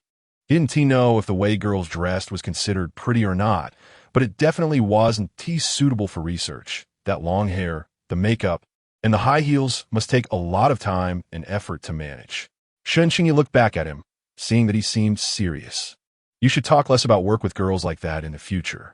Okay, Lu Yin readily agreed, as it was easy for him. As they passed a convenience store, Lu Yin's eyes flickered. Do you want some ice cream? He remembered that and loved it, and his wife seemed to have never had any. We just ate. No need. She had only eaten a little bit, Lu Yin thought. But she was always like this, which was why she was always so small and thin. Holding her felt like holding nothing at all. Thinking of this, his ears turned red again. Qingyi, hearing the voice. Qingyi turned around and saw a strange young man. Lu Yin stopped and turned back as well. Who are you? Qingyi didn't recognize him. The man saw Qingyi's reaction and knew it was her. He walked closer and took a look, and he really looked like his photo. Extremely beautiful. You should call me brother. Qingyi frowned. The man in front of her looked to be in his 20s, with the most popular slick-back hairstyle from Hong Kong films. Wearing a shirt and tie and black leather shoes, exuding a strong presence. Brother? Qingyi thought she must have misheard. Her parents had only had her as a child. Chapter 72, Taking Action. Zhao-Chu noticed Qingyi's confusion and smiled as he explained, Aunt Han is now my stepmother. Qingyi's expression immediately fell. She was her own person, and he was his. Don't mix up relationships next time. After saying that, she turned to Lu Yin and said, let's go. Zhao-Chu's gaze fell on Lu Yin. As a man himself, he couldn't help but be amazed. This guy was really charming. No wonder Aunt Han said this girl got married without her consent. Brother-in-law, I mean no harm, Zhao-Chu said. Lu Yin's expression turned cold. Who is your brother-in-law? Zhao-Chu didn't expect this guy, who looked cultured and refined, to change his aura with just one sentence. He suddenly felt that this person was hard to deal with. Lu Yin blocked their way and smiled ingratiatingly. I truly mean no harm. I just want to show some filial piety to make Aunt Han happy and care for my sister. It's not easy for her in our Zhao family over the years. Lu Yin thought of the grievances that Han Longji had brought to his wife that day, and his brow furrowed even more. You don't need to care. Move aside. Don't. As he spoke, he reached behind him and made a gesture, and soon two men followed him. Lu Yin immediately became alert, pulling Qingyi behind him. What do you want to do? I just want to discuss something with my sister. Can Uncle Shun's notebook be lent to my dad for a look? Zhao-Chu changed his previously humble and flattering attitude and became assertive. Didn't I say that day she came? Absolutely not. Qingyi exclaimed. Their mother was really going too far. After one request was denied, she actually brought her stepson over. Why? She couldn't understand. Lu Yin sensed his wife's agitation and said to Zhao-Chu, do you understand now? No. Zhao-Chu didn't believe it at all. He tried to get past Lu Yin to talk to Qingyi, but was grabbed by Lu Yin by the collar and pushed back forcefully. Get lost. Zhao-Chu stumbled back several steps, and the two men behind him caught him. It took him a while to regain his composure. This pretty boy had some strength. When he looked up, he saw Lu Yin's eyes filled with hostility. Even Qingyi was stunned. Lu Yin actually made a move? Lu Yin stepped forward 2 steps and said to Zhao-Chu, enunciating each word, I warn you. Wanting to show filial piety to Han Longji or your dad is your business, but if you have any designs on my wife, don't blame me for being rude. The two men behind him were stirred by his tone. Young Master Zhao Chu was also furious. He had been in Yangqing for a long time and didn't know Lu Yan's status in Beijing. He only heard Han Longji mention that he was just a student of that old man. If it weren't for this guy, she would have taken Qingyi with her long ago. With a beckoning gesture, the two men moved to attack. One of them swung a punch at Lu Yan. Having fought in the village since childhood, it took him 3 years to turn his record from mostly losses to no defeats, so he certainly knew how to fight. He intercepted the man's punch, and as the man's strength dissipated, he firmly grabbed it and twisted it behind his back, the sound of bones cracking accompanied by a scream. Another man's fist came at him, and he didn't dodge or counterattack, but firmly held onto the first man and slammed him to the ground, taking a hit in the process. Blood instantly flowed from his nose to the corner of his mouth. Qingyi's heart jumped to her throat, anxiously shouting, Lu Yan? Lu Yan didn't move. He glanced at the man lying on the ground, unable to move, then dodged the man who had just attacked him again and approached him. The man looked at Lu Yan, then at his brother who couldn't even get up. He hesitated and stepped back, but Lu Yan quickly advanced, grabbing him by the collar. In an instant, he felt the collar tighten, making it hard to breathe, and his head began to spin. Just as he was feeling dizzy, a heavy blow landed on his forehead. He staggered back, feeling like he was suffocating, and finally fell to the ground. After a while, he sat up, gasping for air. Zhao Chu looked at Lu Yan in shock. This pretty boy played dirty. Lu Yan then turned to Zhao Chu and waved his hand. Want to try? Zhao Chu watched him step closer, shook his head. No need to try. Then get lost. Lu Yan spat out a few words through clenched teeth and warned, if my wife suffers any grievances because of your family's issues again, don't blame me for being rude. Zhao Chu looked at Lu Yan's delicate and refined face, which seemed at odds with his current behavior. He told himself not to be afraid, but he couldn't help but nod. Lu Yan was satisfied. Now get lost. Zhao Chu glanced at the two men, who could barely get up, and found his tough words stuck in his throat. Finally, he muttered, I'll leave right away. Qingyi hurried over, concerned. Are you okay? Lu Yan's expression softened. I'm fine, let's go. After the two left, Zhao Chu finally breathed a sigh of relief and angrily scolded one of the men. What happened? You couldn't handle a pretty boy? This guy doesn't play by the rules. He played dirty. I was caught by his hand and couldn't breathe. I felt suffocated, and now I'm still feeling dizzy. He dislocated my arm. The other man slowly propped himself up with the other hand. This guy is too ruthless and precise, and his strength is really not small. Zhao Chu felt that with that push. He also realized it, cursing inwardly, damn it, this pretty boy. When Lu Yan returned home, under the lights, Qingyi noticed that he was bleeding from his nose and anxiously said, why didn't you dodge when that person rushed at you just now? She quickly went to the bathroom to get a wet towel, and Lu Kaiqing hurried over. Dad, what's wrong? Lu Yan didn't want to say anything to An. It's nothing. Just bumped into someone and suddenly started bleeding. Qingyi brought over a damp towel to apply on him and asked, do you want to go to the hospital? She was feeling very confused inside, very angry at her mother for treating her this way, and also very worried about Lu Yan. Lu Kaiqing calmly said, he'll be fine in a bit. He used to bleed from the nose often when he fought as a child. Just applying cold water will do. Fought often as a child? Qingyi couldn't believe that Lu Yan was actually so good at fighting. Even having seen it with her own eyes, she still found it hard to believe. Lu Yan secretly glanced at his wife's anxious expression and smiled. Really, I'm fine. And then caught on to the key point, Dad fought often as a kid. Did he win or lose? Lu Kaiqing thought for a moment. He should have won.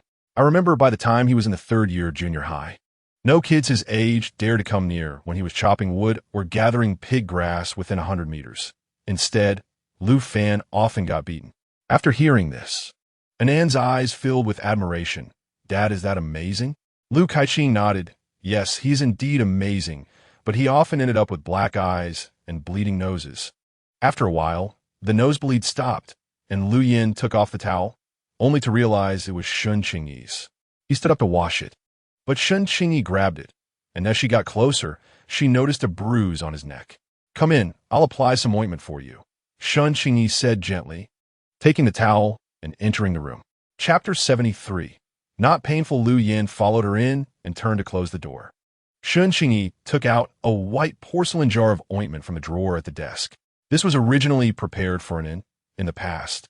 When an fell and scraped his skin or got a bruise, just a little application would heal in 2 days. Sit down, Qingyi said, pointing to the chair in front of the desk. Lu Yin was too tall for her to reach. Lu Yin obediently sat down, and only then did Qingyi open the porcelain jar and scoop out a small amount of pale yellow ointment with her finger. She leaned closer to Lu Yin, slightly bending over to apply the medicine for him. Lu Yin felt that his wife's movements were extremely gentle. The cool ointment lightly brushed over his jawline as it melted, touching the warmth of her fingertips. Her soft fingertips seemed to carry an electric charge, making Lu Yin's scalp tingle, and he couldn't help but shrink back slightly. Does it hurt? Qingyi quickly withdrew her finger. Lu Yin hurriedly shook his head. Not painful. She was very close, and he could feel her warm breath on his face as she spoke, making his heart itch. He slightly tilted his head and saw his wife's brows furrowed, her cautious expression resembling that of someone caring for a child. It really doesn't hurt, he reassured her. With such a long cut, how could it not hurt? Why didn't you dodge earlier? She asked again. Lu Yin pressed his lips together. As soon as I let go, the person in my hand would escape. If I went after both at once, the odds would decrease, so I needed to deal with the one in my hand first. The current outcome is the smallest price to pay, and it's worth it.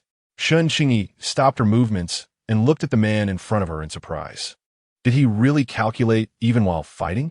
However, he was truly quick and accurate, not giving the opponent a chance to breathe, as if he had been observing and predicting all along. A person so smart, why? Forget it. Perhaps he just didn't want to think about it. After all, whatever Lu Yin wanted to achieve, he could easily accomplish.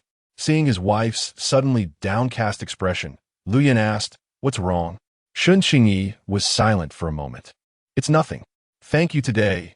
Don't be impulsive in the future. It won't be good if you get hurt." At that moment, she truly felt grateful to have her husband by her side. But he had summoned 2 people over, clearly not intending to reason things out. Lu Yin had been prepared when those 2 appeared. I know, but seeing Lu Yin getting beaten worried her greatly and made her very sad. Qingyi put away the ointment. All right, get some rest early. Lu Yin still didn't want to leave. Does Professor Shen really have that notebook? Qingyi hesitated, unsure how to answer. If she said no, wouldn't it prove she was lying when she brought it out 2 years later? Seeing her not answering, Lu Yin understood. Then take good care of it. That Zhao family, I will have someone investigate why they are so obsessed with Dad's things. If you need anything, go find Wang Zhifang. I will instruct him. Lu Yin thought again about why, right after the professor died, Aunt Han remarried so quickly in just 3 months. Okay, I will save up my vacation to come back and see you, and then, Lu Yin added. Qingyi replied, good. She felt a bit gloomy inside. Lu Yin had no more words to say. He wanted to sit for a while longer, but his wife had already turned to make the bed. Only then did he get up and return to his room. And was still awake, lying on the bed with his little face resting on his hands, staring at the bedding. Anin, why aren't you sleeping yet? I want to ask that a question. Anin yawned, struggling to keep his eyes open. Go ahead. Have you ever lost a fight? Lu Yin laughed. It seemed boys were all concerned about this. I have lost, especially at the beginning. Anin was very surprised and a bit dejected. Why did you lose? Losing isn't important. What matters is that Dad never lost again after that. Upon hearing this answer, Anin finally felt satisfied. He looked at Lu Yin and said, Dad, I really don't want you to go on business trips. I will come back to see you and Mom. Anin blinked his big eyes at Lu Yin. Will you miss me and Mom? I will. Lu Yin gently patted his son's head. Only then did Anin lie down and fall asleep beside him. The next morning, Lu Yin went to work. Lu Kaiqing went to her stall, and Qingyi took Anin out to buy groceries.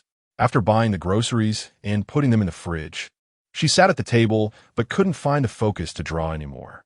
She opened the wardrobe and took out a small wooden box from the top shelf, then used a key to unlock it.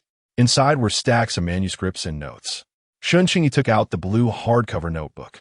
She flipped through a few pages, filled with various formulas and diagrams that she completely couldn't understand. After browsing for a while, she slowly closed it, checked the contents inside, found nothing missing, then took a cloth and wiped each manuscript clean before carefully putting everything back and locking it up. She was trying hard to recall the Uncle Zhao her mother spoke of. Her father, unable to bear the blow from that incident, had become extremely thin in just a few days. He called Lu Yin to confide his last worry before passing away, and her mother had completely collapsed.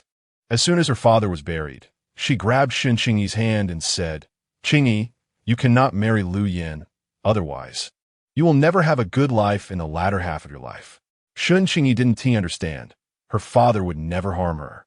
From childhood to adulthood, he had arranged the best for her. The best schools, the best teachers, the best toys, anything he could provide. Qingyi asked why. "He is just like your father." Qingyi didn't understand. Growing up, her parents were the typical loving couple in others' eyes, and she had hardly heard them argue. Her father never quarreled with her either. Whatever her mother wanted, he would give as long as he had it. She thought their relationship was very good until her father died, when she discovered that her mother was dissatisfied with him, even resenting him. But she had liked Lu Yin from the very first moment she saw him, even though he never looked at her, only discussing research with her father during meals. Liking him was not her fault. Many girls at school liked him too. She was just one of them. Her mother was extremely disappointed. "I raised you single-handedly. Why do you always listen to him?" Qingyi felt wronged. Her father never demanded she obey him. Instead, it was her mother. She rarely went against her. It was just this time that she wanted to follow her own wishes. But she overlooked whether Lu Yin was willing. Everything that happened afterward, she always felt was retribution. She originally planned to let him go until now, when all misunderstandings were cleared, and she finally breathed a sigh of relief. As for this Uncle Zhao, she had only met him once when he came to pick up her mother. He was dressed in a traditional Chinese Tang suit, and didn't he look like a researcher at all, but rather like a businessman. Why did he want her father's notebook? Could he understand it? And her mother, how could she get along with Uncle Zhao in just 4 short months? And this had taken 4 years. Chapter 74, Young Master. Why don't mother and father believe in father even after 20 years? And why do they feel disgust towards him just like outsiders? If mother could testify for father, then his case might have a chance for retrial, and that woman who slandered him would be investigated again. But mother keeps refusing. Thinking of this, she pressed her hand to her forehead in pain. What should she do? Is she really going to wait for Lu Yin forever? Or should she go to Pampering, rely on the Xia family to find that woman in advance, and hire a lawyer to help father appeal? Only by appealing could father's belongings be protected and allowed back into school applications. For a moment, Qingyi felt very restless. After sitting for a while, she finally calmed down. If she had her own house, who would know? Maybe she could hide there first. Thinking of this, she hurriedly turned and approached the wardrobe, rummaging through a small box to find her savings book. After taking a glance, the balance was 4,805 yuan. She took out all the money on her and counted again, 520 yuan, including the salary Lu Yin submitted. Over the years, in order not to feel wronged herself, she had bought quite a few pieces of furniture and appliances, and also bought a lot of clothes. She had indeed been a bit extravagant, and her savings were less than she had imagined, still far from buying a house. Suddenly, she recalled what Lu Qingyi had said, that since it was in kindergarten, this business was not impossible. After checking her assets and putting the money away, she heard some noise outside the door. Lu Qingyi had returned. She called out, "I'm back. Your aunt is going to cook for you. Living for free." She couldn't do nothing. "Yay, I want to eat beans," and happily replied, and Qingyi had indeed bought some green beans. Lu Qingyi smiled in response and rushed to the kitchen to start cooking lunch. Looking at the ribs, fish, lean meat, beans, onions, and a bunch of greens in the fridge, Lu Qingyi felt that this life was truly wonderful. She hummed a tune while cooking. She planned to make soup with the ribs. There were 2 pieces of dried kelp at home that Qingyi had brought from her previous place. Cooking soup on the coal stove would take several hours, so it wouldn't be ready by noon. She would serve it in the afternoon. She prepared the other dishes for lunch. When a meal was ready and served on the table, she wiped her hands and went to call Qingyi and in to eat. The table was full of dishes, but the mother and son still ate very little. "And eat a bit more, so you can grow tall like your dad," Lu Qingyi said with a smile. "I can't eat anymore." and got down from the table after finishing a small bowl. After eating, as Qingyi was about to clean the bowls, the sound of a car came from the entrance. And then turned around and happily shouted to Qingyi, "Mom, Uncle Xia is here." Qingyi put down the bowl she had just cleaned, handed them to Lu Kaiqing, and smiled. "My boss is here. You take these to the kitchen. I'll wash them later." Lu Kaiqing took the bowls, surprised. "You have a boss?" This sister-in-law sat at home all day and didn't know what kind of work she did. But she didn't dare to ask. So she took the bowls to the kitchen and started washing. There were only a few bowls. She wasn't that particular, and she had plenty of time and energy. After washing the dishes, she came out to see a young, wealthy-looking man sitting on the sofa, talking to Qingyi. His every gesture was like a gentleman returned from studying abroad on TV, but he had more of a refined air than those young masters. Thankfully, having seen Lu Yin every day, she felt a bit calmer. Otherwise, it would have been overwhelming. This is her sister-in-law's boss? He is too young. But since he is a guest, she must treat him well. She hurried to the kitchen, grabbed a cup, and poured a cup of tea to bring over. Xia politely accepted it and thanked her. Seeing her come in, the conversation between the two seemed to pause, and she only heard Xia say, "I will have someone help investigate this matter. Yangcheng is not far from Pengcheng. If someone has a bit of status, they can find out the details easily." "Thank you. Also, give me a few more design proposals for that bag. My sister has seen it and is quite interested. She plans to add a production line and is currently looking for a sample maker," Xia added. "Sure," Qingyi replied straightforwardly. "You have time lately, right? Don't delay too long." Xia felt that since Lu Yin came back, Qingyi didn't seem as dedicated to her work as before. Qingyi smiled. "You really are a cold-blooded capitalist. Look at me, I've just moved, and it's not easy to catch my breath. Can't you be a bit more humane?" Xia glanced around the house. It was indeed much better than the previous one. After hesitating for a moment, he said, "Then I'll try my best." After saying this, he took out several new English picture books and brought them to an inn. "Do you want Uncle Xia to read to you?" And happily agreed. And Xia sat beside an inn, wrapping an arm around him and reading page by page in pure English. Qingyi stood up, intending to wash the dishes, when she heard Lu Kaiqing walk over and curiously ask, "Can I understand?" When Wen first started talking, he often heard my boss read English. It was said that it was a golden period for language development. At first, I didn't believe it, but when Wen spoke fluently, his English was also very good. Lu Kaiqing sighed. He really is someone who studied abroad. Qingyi didn't laugh and didn't reply. Just as she was about to stand up, Lu Kaiqing stopped her. "I'll wash the bowls. You go do your thing." "Thank you. What are you being polite for? You city people like to fuss over trivial matters, which is quite unaccustomed," Lu Kaiqing replied while listening to Xia read the English she couldn't understand. Qingyi didn't say anything else. "They'll go back to my room." Lu Kaiqing curiously pulled her. "What kind of work are you doing under him?" "Designing clothes." Qingyi didn't hide it from her. Lu Kaiqing didn't have much concept of design. Does this thing still need to be designed? Can you make money from it? But it should be profitable. This young master looked very wealthy. After Qingyi returned to her room. Xia accompanied Nen in reading for a while, occasionally glancing at the door of Qingyi's room. They only discussed work. Finally, he stood up and walked to the door of Qingyi's room. "I'm leaving." The door opened, and Qingyi smiled. "Take care. I want to see you off. I need to catch up on my work." Xia turned around and left. Once he was gone, Lu Kaiqing noticed several colorful boxes on the TV cabinet that she had never seen before. In the evening, Lu Yin returned and went directly to wash his hands in the backyard. After he finished washing, Lu Kaiqing called him aside. "Second brother, a man came to the house today, and he is quite handsome." "My sister-in-law," said he as her boss. She felt it was necessary to tell Lu Yin about this. Lu Yin nodded, "I know." After answering, the phrase "quite handsome" inexplicably replayed in Lu Yin's mind.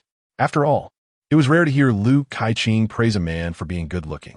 Without thinking, he asked, "Do women like this kind of guy?" Chapter 75. Shallow Lu Kaiqing didn't think twice and immediately nodded. Lu Yin's gaze lingered on Lu Kaiqing for a moment before he said again, "Shallow." He then turned and went into his room without looking back. Lu Kaiqing watched Lu Yin's retreating figure in confusion. She hadn't said anything wrong. How could it be shallow? Isn't the first impression of a person based on their appearance?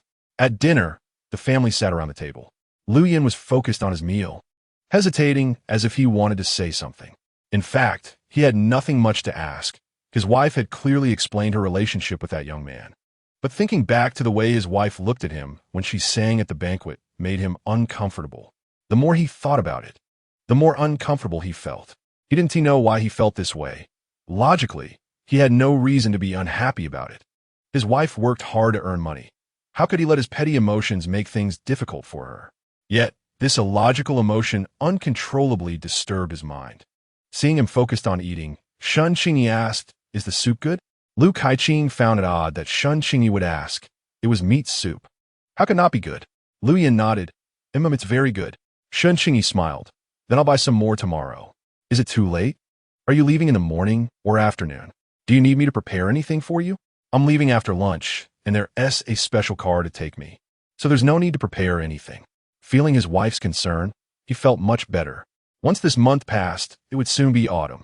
When you get there, if you don't have enough autumn clothes, call me or write me. Qingyi knew that doing this kind of research was quite tiring. Okay.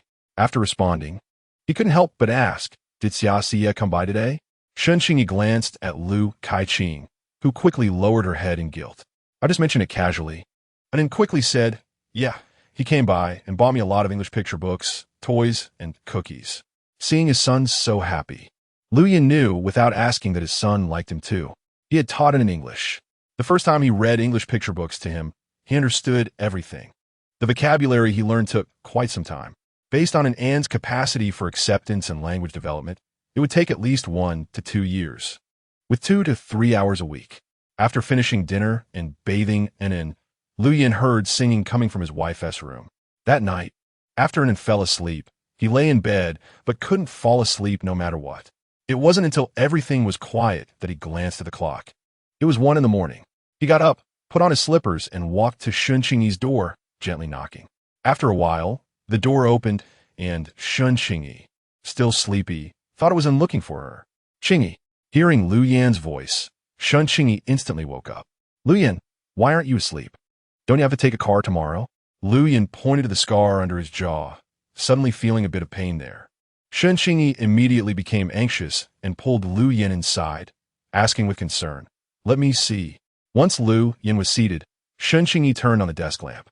The sudden bright light made Lu Yan quickly close his eyes.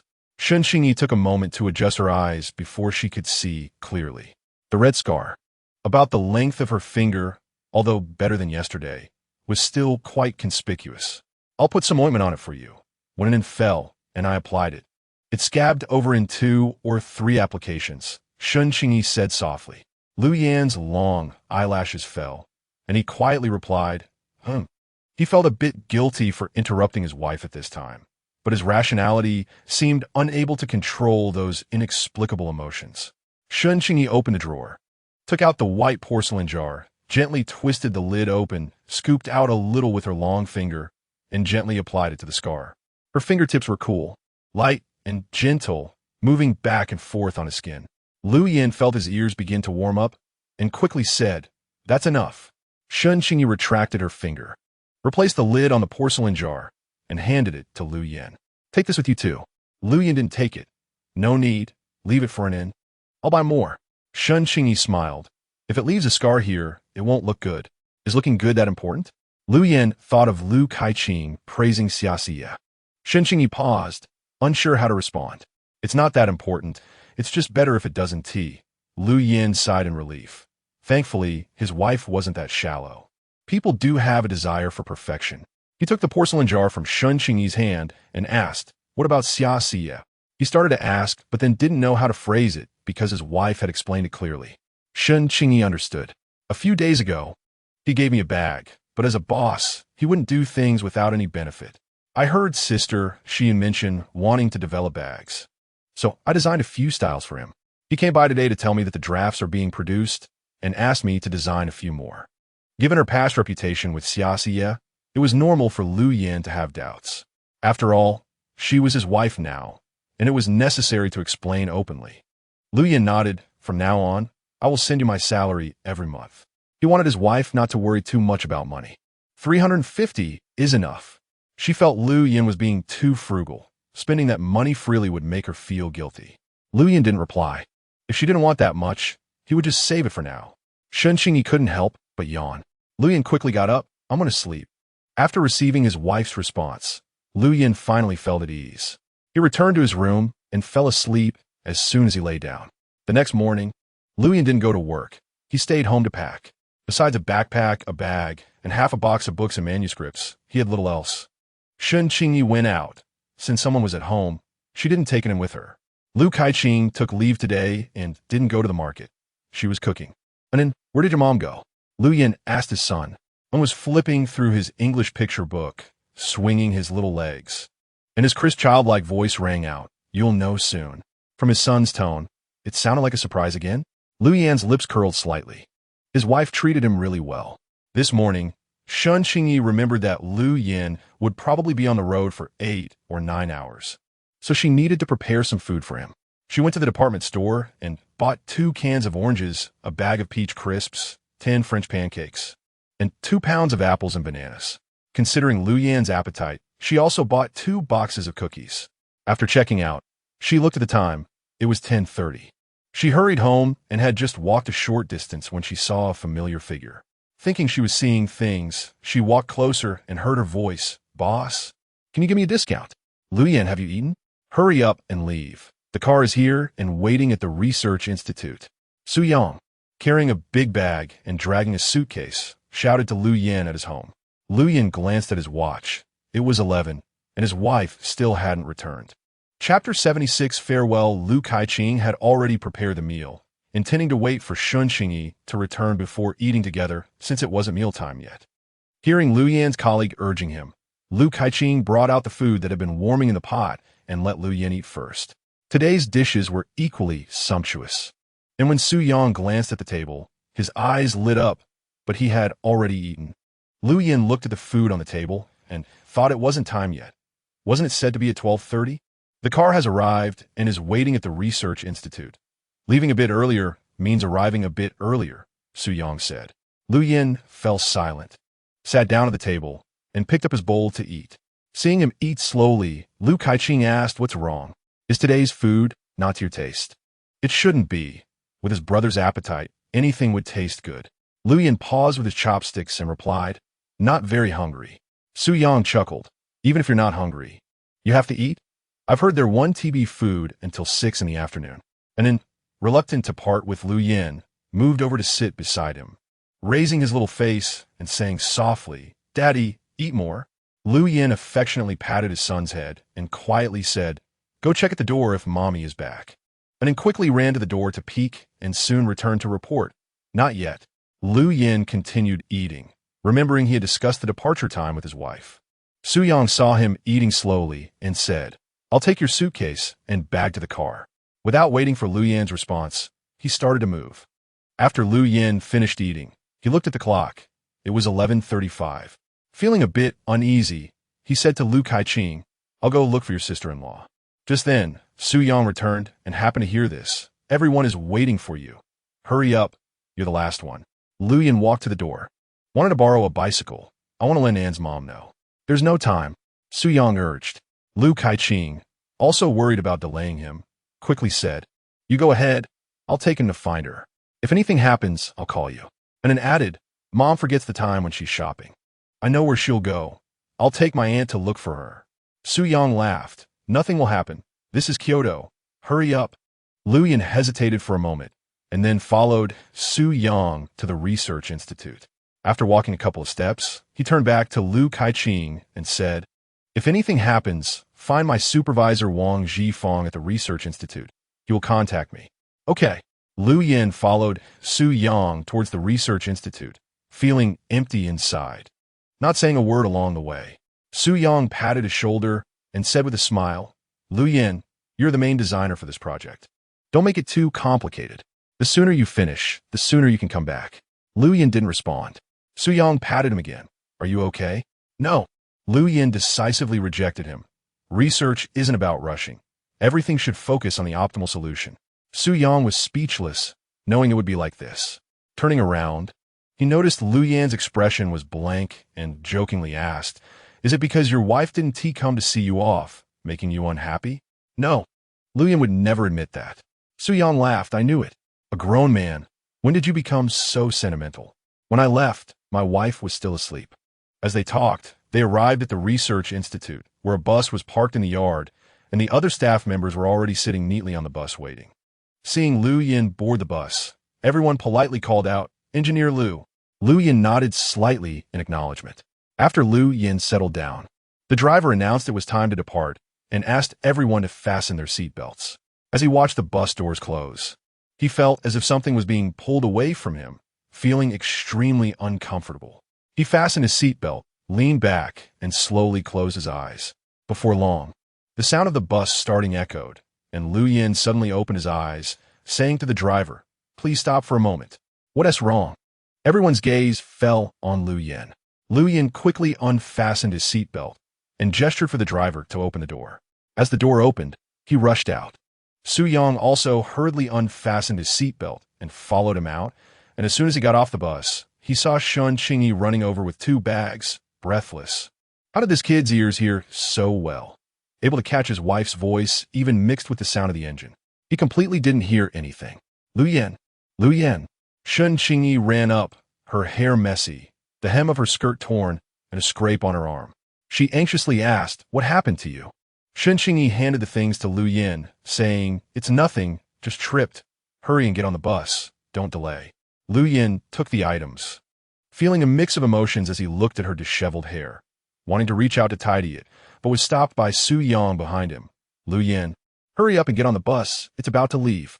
Qingyi glanced at the bus, then returned her gaze to Lu Yin, who was staring at her in a daze, and reminded him, Go quickly. I'll take good care of it and wait for me to come back. Lu Yin's voice was heavy and low, as if he was trying to suppress some emotions. Qingyi nodded. Okay, hurry up. Everyone is waiting for you. Lu Yin reluctantly turned around, took a deep breath after a while, and quickly ran toward the bus. Once on the bus, he fastened his seatbelt again, tightly holding the bag that Qingyi had given him. Su Yang, sitting beside him, curiously asked, What did your wife send you? Let us take a look. Lu Yin then remembered to open it and found it was filled with food. Su Yang laughed. Oh, your sister-in-law was worried you'd go hungry. Lu Yin pressed his lips together and remained silent. Su Yang happily continued. Worried you'd be hungry waiting until 6:30 for food. But it seems you don't have to worry now. The bus slowly started and made its way out of the Research Institute's gate. For the first time, Lu Yin experienced what it meant to say goodbye. When Qingyi returned home, Lu Kaiqing hurriedly welcomed her, asking, Did you catch up with your second brother's bus? Qingyi nodded. Yeah, just barely. I thought I would have made a wasted trip. Only then did Lu Kaiqing feel relieved and inquired about other matters. Why did you come back so late? And why do you look like this? I saw Chan Haixiao on the street with a student my dad previously rejected. At first, I thought I was seeing things and couldn't help but follow to see what was going on. I didn't notice I bumped into a cart. It was carrying fruit, and when the fruit fell to the ground, the vendor pulled me for a long time. I had to pay 15 yuan in damages, or it would have ended badly. And I almost missed your second brother. Qingyi felt a bit unlucky recalling her experience that day. Lu Kaiqing was surprised to hear this. Are you saying Chan Haixiao didn't go back? Are you sure it was her? Qingyi nodded. Yes, she was at a stall buying things with that man. Lu Kaiqing frowned slightly. This Chan Haixiao is quite something. She didn't go back and even found a man. Chapter 77 Reluctance. Qingyi went to the backyard to wash her hands. She was really hungry and thought she should wash up quickly to eat. She called out to an in who was sitting on the sofa watching TV. The 3 of them sat at the dining table, and suddenly there was one person missing, which felt quite unusual. Lu Kaiqing asked again, Do you know that man? Qingyi had indeed met Wang Xiumei's son before, when her father refused to accept him. Wang Xiumei had brought him over several times. Lu Kaiqing asked, Is he from Kyoto? Seeing her very interested expression, Qingyi thought for a moment and decided not to hide this from her. After spending the last few days together, she found this sister-in-law quite pleasant. At least she spoke openly about things and never kept secrets or did things behind others' backs. Qingyi recounted the story about Wang Xiumei, and Lu Kaiqing immediately said angrily, What kind of people are these? I see that man is not impressive at all. I thought Chan Haixiao was climbing the social ladder. Qingyi couldn't help but laugh at her comment. It's really not climbing the social ladder. In terms of looks and education, he is not as good as that man. You have a fair and objective evaluation of her. She's been plotting against my second brother for a long time. After saying this, Lu Kaiqing secretly glanced at Qingyi. She always felt that the relationship between the second brother and sister-in-law was strange. How could a married couple sleep in separate beds without any issues? However, she wasn't a mother-in-law and couldn't manage so much. After spending time with her, she quite liked her sister-in-law. Even though she was particular and sophisticated, she didn't blame her and the second brother. Qingyi smiled and didn't say anything. Speaking of Lu Yin, when she had rushed after him just now, at the moment the car started, she had given up hope, but unexpectedly it stopped suddenly. And when she saw Lu Yin rushing over to appear in front of her, she suddenly had a delusion that Lu Yin couldn't bear to part with her. After the two sisters-in-law finished dinner, Lu Kaiqing went to collect the bowls, and Qingyi took and to take a nap. By noon, Qingyi woke up, and Lu Kaiqing came to find her sister-in-law. Do you think we should partner up to do a small business? Lu Kaiqing had mentioned this before, and Qingyi had no interest at the time, but thinking about buying a house, she considered it seriously. You run around outside every day. What kind of business do you think we should do? Lu Kaiqing indeed had an idea, but had no capital. I want to go to Yangqing to buy a batch of small wallets to sell. They are small and exquisite, and it shouldn't cost too much. Qingyi thought for a moment and said, You want to go to Yangqing by yourself? Do you have a sourcing channel? It takes a whole day and night by train. It would definitely be inconvenient for her to take it, and Lu Kaiqing was stunned when she heard this. Indeed, just going to Yangqing alone to find sources was a challenge for her. Qingyi smiled and said, It's not that difficult. My boss's factory is in Pampering, which is not far from Yangqing. He specializes in business, has a car, and often travels between Kyoto and Pampering. I can ask him to help bring a batch over. Lu Kaiqing then remembered that wealthy man. Will he agree? I'll do more of what I can for him. He will agree. Qingyi felt that as long as there was profit to be made, Xia wouldn't refuse. Lu Kaiqing felt a bit embarrassed. What about the capital? I'll provide the capital. You are responsible for everything else. We will reconcile accounts daily, and we will split the profits 50-50. How about that? Lu Kaiqing's eyes lit up when she heard this condition, and she almost jumped up, pulling Qingyi in circles. U6, I4. The sources, connections, and capital are all yours. I only contributed myself. Having been in Kyoto for so long, she knew how important connections were, even for a small business. Qingyi did not refuse and smiled. All right, I'll go look for him with a friend tomorrow afternoon, but he may not be there, so you need to watch him for me. Lu Kaiqing was very confident. Don't worry, sister-in-law, and likes me a lot now. Saying that, she went off to a company and then with her dreams of wealth. However, and didn't know how to play with the things she brought, like the Rubik's Cube, picture books, robots, and various problems. And it also felt that playing with her aunt was tiring. She couldn't teach her anything and didn't understand. Finally, like a little adult, she helplessly pushed her forehead and said, Forget it, aunt. Let's just watch TV. Lu Kaiqing liked to watch the hottest Hong Kong dramas, while in preferred educational and puzzle shows, occasionally watching cartoons, but there were none available now. So they chose what Lu Kaiqing liked to watch.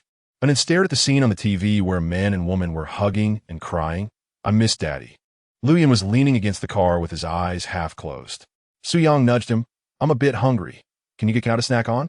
Lu Yin glanced at him, hesitated for a moment, then slowly took out 2 bottles from the bag, handing one to Su Yang. He opened one for himself, took a sip, and found the soup very sweet with a strong orange flavor, along with soft orange slices, which he drank down as well.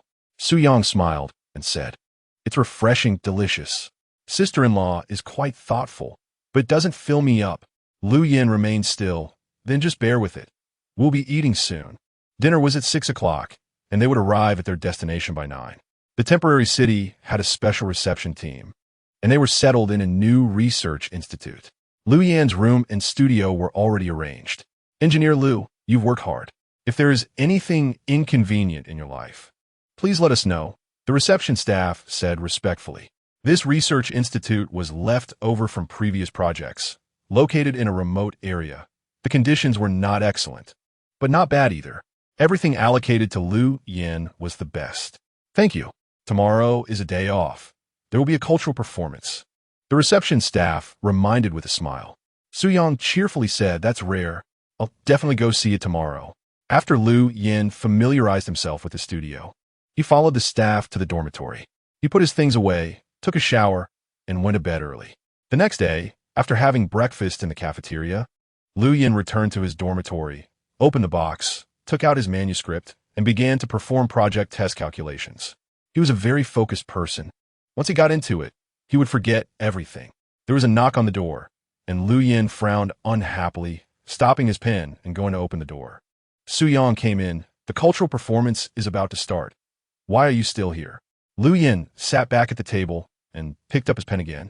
"I'm not going. You go watch." Su-Yang was speechless. "No way. This is a rare opportunity. I heard their essay performer who has been on TV and sings really well. Go listen and relax." "I'm not going." Lu Yin had no interest in such things. Su-Yang glanced at the manuscript on his desk. "You're always so boring. How do you usually communicate with sister-in-law? Do you talk about dynamics or binary star model formulas?" He had never seen Lu Yin show any other hobbies outside of his work, which was really dull. When Su-Yang mentioned Qingyi, Lu Yin put down his pen and glanced at him, saying, "Who said I have no interest in life? I enjoy listening to music." Chapter 78 Performance. Su-Yang seemed to have heard shocking news. "When did this happen?" Lu Yin did not respond and hurriedly urged him to leave. "You should hurry up and go. If their essay performance, come call me. If not, then forget it." Su-Yang looked at him speechlessly again. "Really a strange hobby. Don't forget to go to the cafeteria for lunch at 12. With that, he left.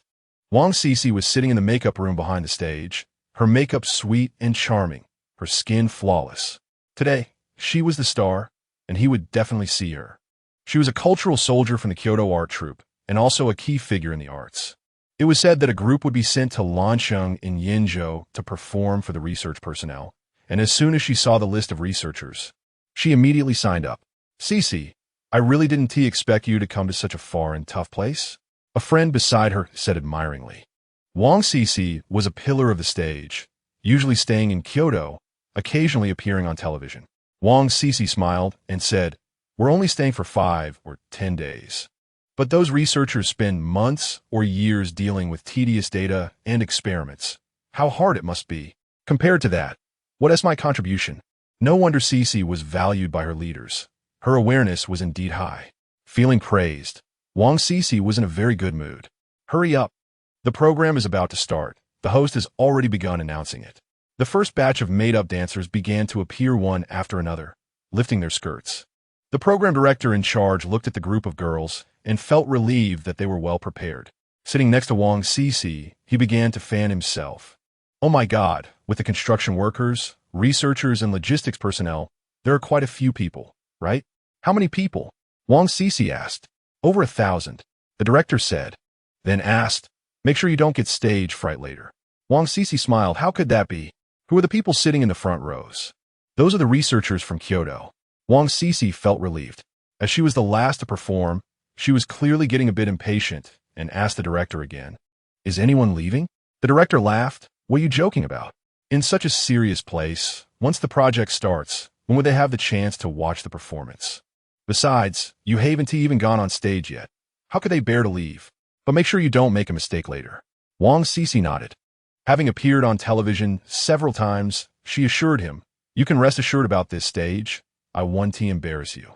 Finally, when it was Wang Cece's turn to go on stage, as soon as she appeared, the audience erupted in thunderous applause.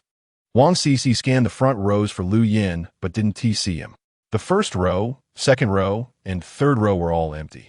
She felt a wave of disappointment. Did he not come? That couldn't be possible. Or was it that she couldn't find him? But with his status, he definitely wouldn't be sitting beyond the third row. Or perhaps he was an exception. Her heart was in turmoil, but as the music started, she had no choice but to focus. Fortunately, the song she was about to sing was one she had practiced over 100 times, and she picked up the microphone and began to sing. Her sweet voice instantly filled the entire performance square, and many people began to clap along with the rhythm of her song, showing her popularity. After the song ended, thunderous applause erupted again from the audience. Wang Cece stepped down, returned to the backstage makeup table, and sat down. Other girls who had finished their performances gathered around her. Cece, it seems your popularity here is also quite high. Wang Cece showed no signs of excitement on her face as she took off her earrings and said, "It's okay." "What do you mean it's okay? I heard the entire research team came, and they're all a bunch of engineering guys who usually don't even listen to songs." As soon as they heard Cece was performing, except for that Lu Yin, none of them missed it. "You're saying Lu Yin didn't come?" Wang Cece was both shocked and angry. Yes, but he's the only one. They had all seen Lu Yin on television. His talent and looks left a deep impression. This time, Lu Yin's name was at the top of the list of people being visited, so he was quite the focus. Wang Cece's heart suddenly sank. Was Lu Yin doing this on purpose? During lunch, the researchers had a separate cafeteria, and Lu Yin indeed went to eat on time. Su Yang also got his meal and sat beside him, excitedly saying, "Lu Yin, you really missed out on the performance this time." Lu Yin nodded. "It's fine. I can afford to miss it." Su Yang exclaimed, "That girl who has been on television, Wang Cece, was so beautiful and her singing was sweet." After the performance, so many people rushed to shake hands with her, almost got to shake hands, but was pushed away. Su Yang looked frustrated. Lu Yin laughed. "See, if you hadn't gone, you wouldn't have such troubles." Su Yang. After saying that, he buried his head in his meal. After lunch, he returned to the dormitory to work on his calculation formulas. He was so engrossed that it was already afternoon when Su Yang ran over, and Lu Yin realized he had missed lunch. "You were quite punctual at noon. How could you forget in the afternoon?" Lu Yin glanced at the bag on the bed, took out the food that Qingyi had bought for him, and said, "It's fine." As he ate the food his wife bought, Lu Yin suddenly thought she should have just finished lunch and be in her room drawing or listening to music. At this moment, Qingyi was applying medicine to Lu Kaiqing. The nurse looked at her swollen arm and said, "What happened? This is serious. If it doesn't go down by tomorrow, you might have to get a shot." Lu Kaiqing quickly shook her head. "It's fine. It doesn't hurt at all. Just put on some medicine, and it will be fine tomorrow." Qingyi frowned. "You should come back tomorrow for the shot." She felt that the swelling wouldn't go down anytime soon. "But what about my stall tomorrow? I just found this job." Lu Kaiqing was worried. The boss was already unhappy after a conflict with a customer today, and if she didn't go tomorrow, she would definitely get fired. Qingyi felt that this matter was suspicious. "I'll go help you watch the stall tomorrow, and we'll be with Cheng's family. You just come to see the doctor on time." Lu Kaiqing didn't say anything. The nurse smiled and said, "Kaiqing, just do what your sister-in-law says." This was a clinic affiliated with the Research Institute, and the nurses were all familiar with each other. Even Qingyi was known. An entire family compound. Any little incident was almost common knowledge. For Qingyi to remain calm and considerate towards her sister-in-law after such an incident, she felt it was quite commendable. Lu Kaiqing was very grateful. "Then I'll trouble you, sister-in-law. If Qian Hohat were here, she would definitely scold her again for causing trouble and spending money on medical treatment." "It's no trouble." Qingyi looked at her arm and felt pain for her. After applying the medicine, Qingyi took it in and Lu Kaiqing back together. Did that customer bring tools? With such swelling, the blood clots are purple. It definitely wasn't just a hand strike. Lu Kaiqing nodded aggrievedly. "I don't know where he pulled out a wrench." Qingyi was shocked upon hearing this. "Why didn't you come back to tell me immediately?" Lu Kaiqing had only told Qingyi because she couldn't cook due to the pain. "I thought it was nothing. Who knew?" Chapter 79. Crying, Qingyi asked seriously, "What did that person look like? Did you see clearly?" Lu Kaiqing nodded and was about to describe, but Qingyi interrupted. "Wait a minute." Saying this, she quickened her pace towards home. Once they arrived home, Qingyi told Lu Kaiqing to rest first while she went to give him a bath. After finishing, she called Lu Kaiqing to her room. She took out paper and a pen, saying, "Try to describe it as clearly as possible. I'll draw him, and we'll go find the boss tomorrow to report it to the police. Will it be very troublesome?" The first thing Lu Kaiqing thought of was not wanting to trouble Qingyi. "It's not troublesome. I suspect this person did it intentionally."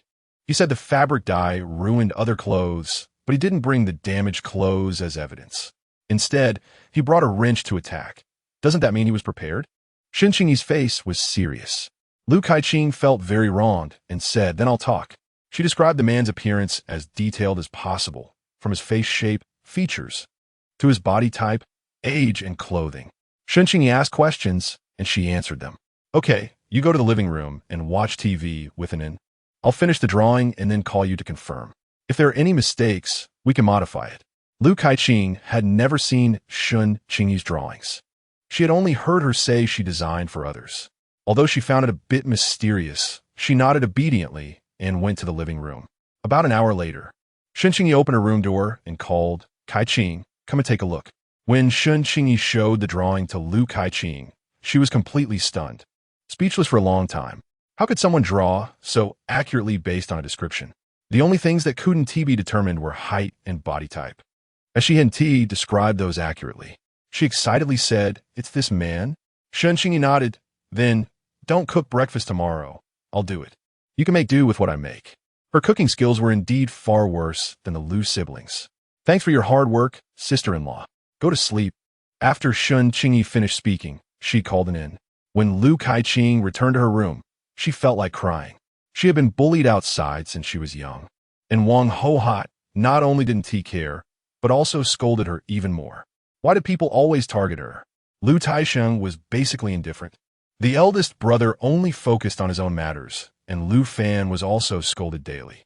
Lu Yin rarely cared for her either, because he was too busy, always having unfinished work, and spoke little, rarely communicating. She had even gotten used to it, but she didn't expect that her sister-in-law, who had lived together for less than half a month, would take her so seriously. For a long time, she couldn't sleep. She wouldn't cry when beaten or scolded, but now she had soaked half her pillow with tears. Lu Kaiqing, you really have no future, she whispered to herself. Early the next morning, Qingyi got up to cook noodles and even added an egg, which made him frown while eating. Qingyi smiled at her son. Your mouth has indeed been spoiled. After breakfast, Qingyi looked at Lu Kaiqing's arm, which was indeed still not healed. She took out 10 yuan and gave it to her, saying, The clinic isn't open yet.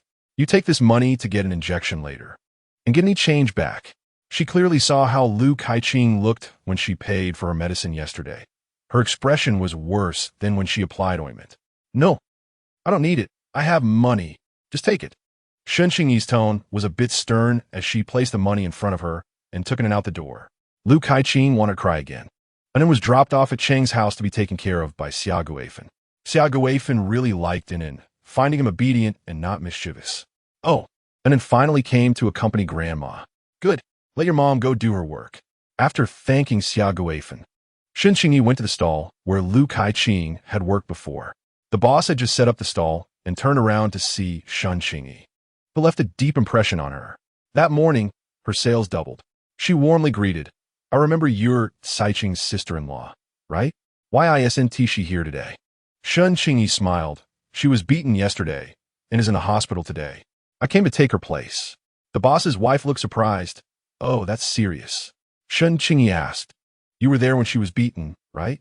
Ah, I heard there was trouble at this stall and rushed over, but when I arrived, that man had already left. When I asked Kaiqing, she said it wasn't serious. I didn't expect her to be hospitalized. The boss's wife looked anxious while saying this. Qingyi remembered that Lu Kaiqing hadn't said that. It was actually the boss's wife who pulled the man away when he attacked. It was clearly because of her business that Kaiqing got hurt, but now her attitude was clearly to avoid trouble. Qingyi didn't care about her thoughts and directly said, This morning, I'll take care of Kaiqing's stall. After closing, can you accompany me to the police station? I want to report it. As expected, the boss quickly explained, Oh, I didn't see anything.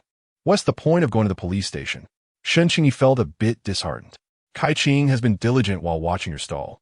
It's clear that she got hurt because of your goods. Why aren't you willing to stand up for her? The boss's face immediately darkened. I pay her decent wages, 25 for half a day. Where did she find such a job?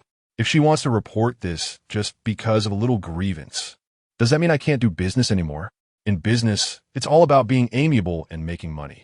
Qingyi was furious. Just a small boss, and a little money could make her look down on people.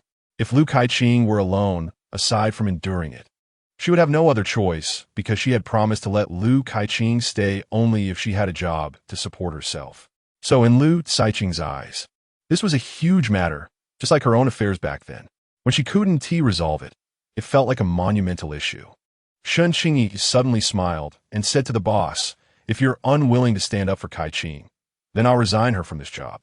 Such a boss isn't worth it. The Boston T expect Qingyi to be so tough and was momentarily stunned. Lu Qingyi was diligent and practical. If she left, it would indeed be hard to find a replacement. However, the man who caused trouble today had some conflict with her, and she was at fault. So she didn't want to stir up more trouble. Although it was a pity, she still didn't want to make things difficult for herself. I really didn't see anything. Qingyi looked at her skeptically and said, "Is that so?" After saying this, she turned around and walked a few steps before stopping. "I hope you don't encounter such customers next time." With that, she left without looking back. The boss watched Qingyi's back, opening her mouth, but ultimately not saying anything. Qingyi went to the police station. When filing the report, she handed her drawing to the police officer, who was surprised by its detail. "This drawing is very detailed. Wait, you take our colleagues to the crime scene to have a look? We need to investigate first." "Okay." After Qingyi finished the report, she took the police officer who was going to respond to the scene to the stall where the boss was. Chapter 80 Resignation stall was being managed personally by the owner because they couldn't find a suitable candidate for a moment. When she saw Qingyi really bringing the police over, she was startled, but after so many years in business, she quickly calmed down. The police asked Qingyi, "Did your sister-in-law look after the stall here yesterday?" Qingyi nodded yes. The police officer who had just started speaking turned his gaze to the owner, Comrade Lu Qingyi. "Was she looking after your stall yesterday?" The owner didn't dare lie to the police, nodding repeatedly. The police officer then asked sternly, "Were you there at that time?" The owner nodded and shook her head. I didn't see." At this moment, some nearby merchants and customers came over to watch the commotion. Qingyi seized the opportunity and loudly declared, "If anyone saw what happened and is willing to share the details, I will offer a reward of 10 yuan. This statement shocked everyone. Even the two police officers beside her couldn't help but glance at her. 10 yuan, just for saying a few words. How many things had they seen and gossip had they shared in a day? Who would give money for that? The owner was also extremely nervous when she heard this. If someone said they were at the scene, wouldn't that prove she had just lied in front of the police? Moreover, because of this incident, everyone had formed a circle to watch, and no one was thinking of buying fabric anymore. While she was anxiously fidgeting, someone raised their hand and stepped forward. "I'll speak." One of the police officers stepped forward politely. "Please go ahead."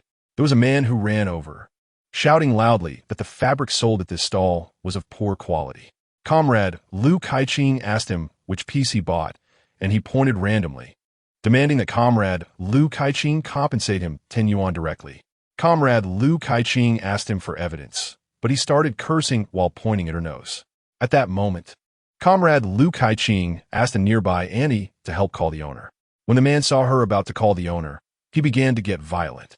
We were initially going to break up the fight, but little did we know that the man pulled out an iron wrench from his pocket and swung it at Comrade Lu Qingyi's arm. Just that one hit looked painful. Comrade Lu Qingyi didn't even have time to fight back before the owner came over and pulled the man away. After that, Comrade Lu Qingyi insisted on finishing looking after the stall before going back. We thought she was fine. We didn't expect it to be so serious that she ended up in the hospital. After listening to this, the police's gaze fell again on the owner. "Do you know that Comrade Lu Qingyi was injured while helping you look after the stall? This is considered a work-related injury, and you are also responsible. How dare you provide false testimony and not admit it?" The stall owner turned pale upon hearing this and quickly admitted her mistake. "I'm sorry. I was confused just now and forgot. Now that I think about it, please give me a chance, officer."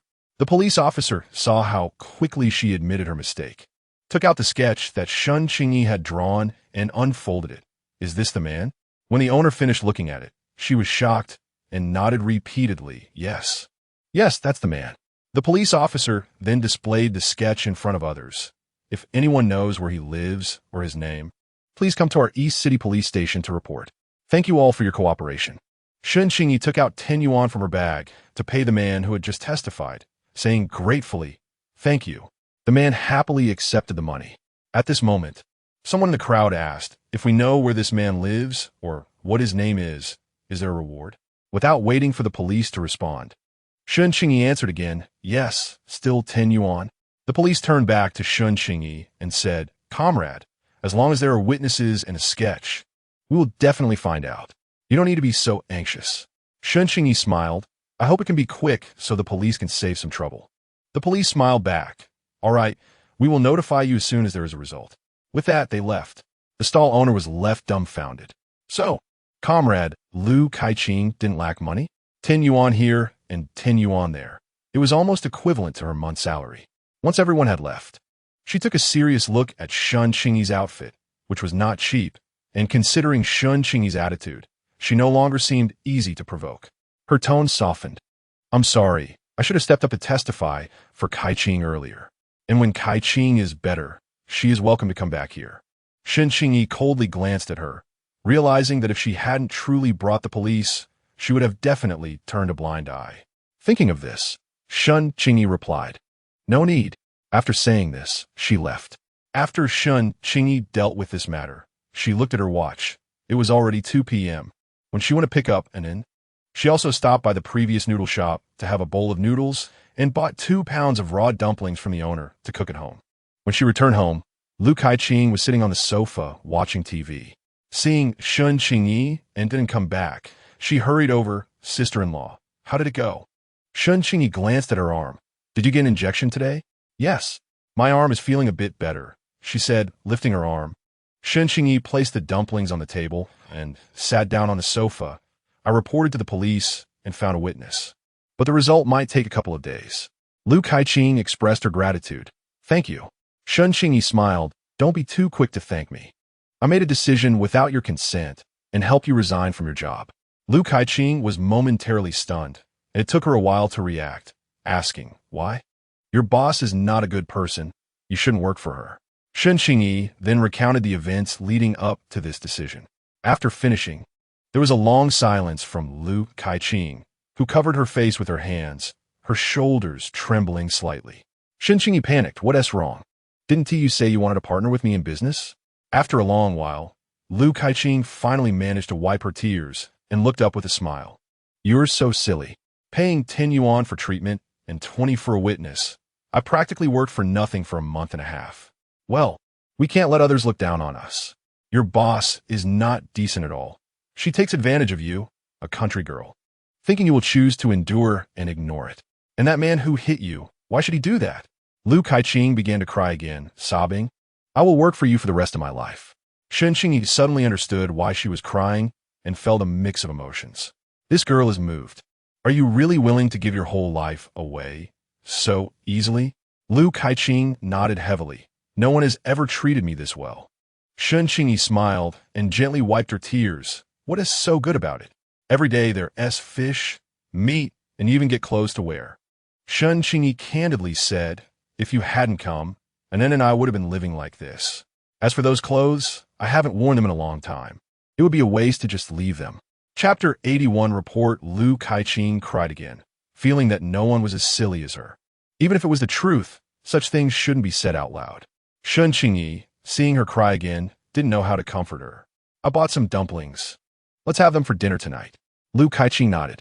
The next day, someone from the supply and marketing cooperative in the family compound came to call Qingyi to take a phone call.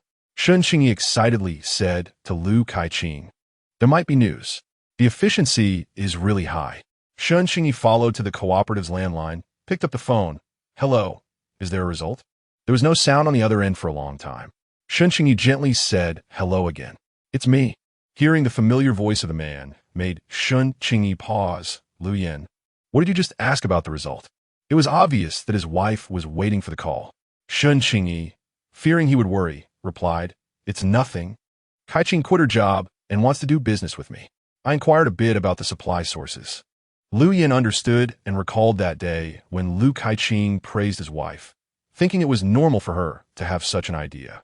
He supported her, lightly murmuring, and then asked, are you two doing well these days? Pretty good. It's just that Anan misses you a bit. Anan really can't play well with Lu Kaiqing. I miss him too. After a pause, she continued.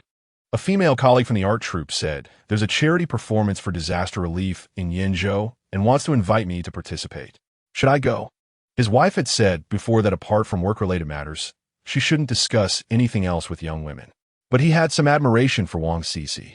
For many years, she had insisted on donating to students and doing charity, which reminded him of how he wouldn't have been able to attend university without that donation, and how he met his professors and wife. Qingyi smiled and said, "That's a good thing. If you can make a difference and have the time, then go." She wasn't opposed to such things. When she was a child, she would donate her New Year's money with her father, because her father said many talented people in their country were buried due to poverty. Many people went hungry because of poverty. She had never lacked money growing up, and she was grateful and willing to give back. Good. Lu Yin agreed. Is there anything you need over there? Should I buy and send something? Qingyi asked again. Lu Yin needed nothing there. All his material needs were taken care of first. If there's nothing, I'll hang up. Qingyi didn't know what else to say. I'll call you again next week. After Lu Yin finished speaking, the busy tone came from the other end. He hung up the phone and went to the cafeteria. It was lunchtime now. Su Yang had already prepared his meal and placed it on the nearby table. When he saw Lu Yin come over, he pushed the box lunch toward him. Are you going or not? Give me an answer. They're waiting. I find you so shy now. Lu Yin nodded. I'll go. Su Yang breathed a sigh of relief. That's more like it. But what can I do when I get there? Lu Yin asked. National first-class engineers from Kyoto will personally guard the donation box and thank the donors in person to increase their enthusiasm for donating. It's very effective. Su Yang relayed Wang CCS words. All right. Lu Yin responded absent-mindedly. Seeing his demeanor, Su Yang felt he was very perfunctory and not very interested. What's wrong? Did today's initial calculation data go wrong? No, Lu Yin replied, and then thought for a moment before asking. How long do you usually talk to your wife on the phone? 1 or 2 minutes, I guess. Lu Yin sighed, buried his head in his meal. After finishing lunch, he returned to the lab, but Su Yang stopped him. You're working overtime again? Lu Yin replied, what else can I do? I have nothing else to do. The key was that he couldn't be too idle. Otherwise, he would keep wondering what she was doing at home. When Qingyi returned home, Lu Kaiqing asked, was it the police who called? It was your second brother. Lu Kaiqing smiled. He misses you. Qingyi's lips unconsciously curved up. Could he? However, he called specifically to report this matter, which showed he had genuinely taken her words to heart, which was quite nice. The next day at noon, Qingyi went to answer the phone again. This time, it was a comrade from the police station. They said the person involved wanted to apologize to the victim in person and asked Lu Kaiqing to come to the police station to bring the hospital's diagnosis certificate to discuss compensation. On the way back, Qingyi told Lu Kaiqing about this matter. I'll accompany you. Let us also ask about the reason for the disturbance. Who was it aimed at? Okay. Qingyi locked the door, then took it into the Chung family and went to the police station with Lu Kaiqing. When they arrived at the police station, the man saw Lu Kaiqing and repeatedly apologized. I'm sorry, comrade Lu Kaiqing. I was too excited that day and couldn't hold back. I will compensate you for your medical expenses. After speaking, he bowed in front of Lu Kaiqing, his attitude sincere. The police officer looked at Lu Kaiqing, comrade Lu Kaiqing. Are you willing to accept his apology and reconcile? Lu Kaiqing looked at Qingyi, who spoke up. Did you do this because you were angry at that moment? The man thought for a moment. Comrade Lu Kaiqing's stall was originally set up by my father. She took that spot while my father was ill. He had been setting up there for half a year. So I was upset and wanted to cause trouble, and I ended up running into comrade Lu Kaiqing. If she hadn't argued with me and immediately gone to find that boss to confront me, I wouldn't have been so agitated. Qingyi sighed. Why didn't you just directly discuss it with their boss? My sister tried, but it was useless. Qingyi then asked Lu Kaiqing, what do you think? This really is an undeserved disaster. Forget it, just compensate a little. Lu Kaiqing sighed, feeling guilty that Qingyi had spent so much money for nothing. All right, how much? Qingyi respected Lu Kaiqing's opinion, but the amount should be decided by her. 200. What? The man's eyes widened in disbelief. Qingyi calmly walked in front of Lu Kaiqing, rolled up her sleeve. Look, you can't work at all now. You just got an injection today, and who knows how long you'll need treatment in the future, or if there will be any after effects. If you're unwilling, then we'll do it according to the rules. The police officer frowned deeply after seeing this and criticized the man. You really can be violent. The man glanced at Lu Kaiqing's swollen arm, fell silent, and after a long while said, okay. As soon as he finished speaking, the police officer called the man's family, saying that they could release him whenever they had enough money. Then they told Qingyi and Lu Kaiqing to go back and wait for news. When the money arrives, we will call you to come get it. Chapter 82. Hard to handle. Lu Kaiqing walked out of the police station, her tense nerves finally relaxing. When Qingyi mentioned 200, she thought she had misheard, but didn't dare to question it. After walking a long way, she finally spoke up. Sister-in-law, my hand isn't as serious as you said. I haven't even spent all the medical expenses you gave me yesterday. Qingyi smiled. I know. Then, if we get found out, won't they say we're trying to scam him? Lu Kaiqing asked nervously. There are police officers here. How could we possibly scam him? This money is not just for medical compensation, but also for your mental distress, Qingyi patiently explained.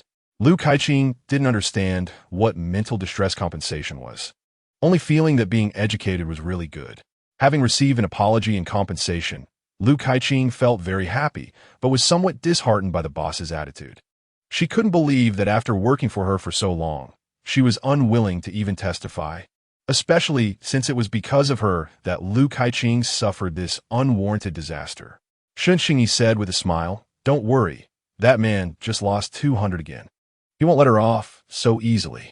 But this time, he learned his lesson. Next time, his methods will definitely be more covert. Lu Kaiqing was startled. Really? I'm just guessing. It's not certain. Qingyi smiled. That boss really lacks integrity. The two of them walked for a while and passed by a watermelon stand. Qingyi hesitated for a moment, then casually picked one to take home. Qingyi cooked dinner. Lu Kaiqing felt a bit regretful while eating, thinking with such good dishes. It's rare to have such a flavor. And it didn't eat much either.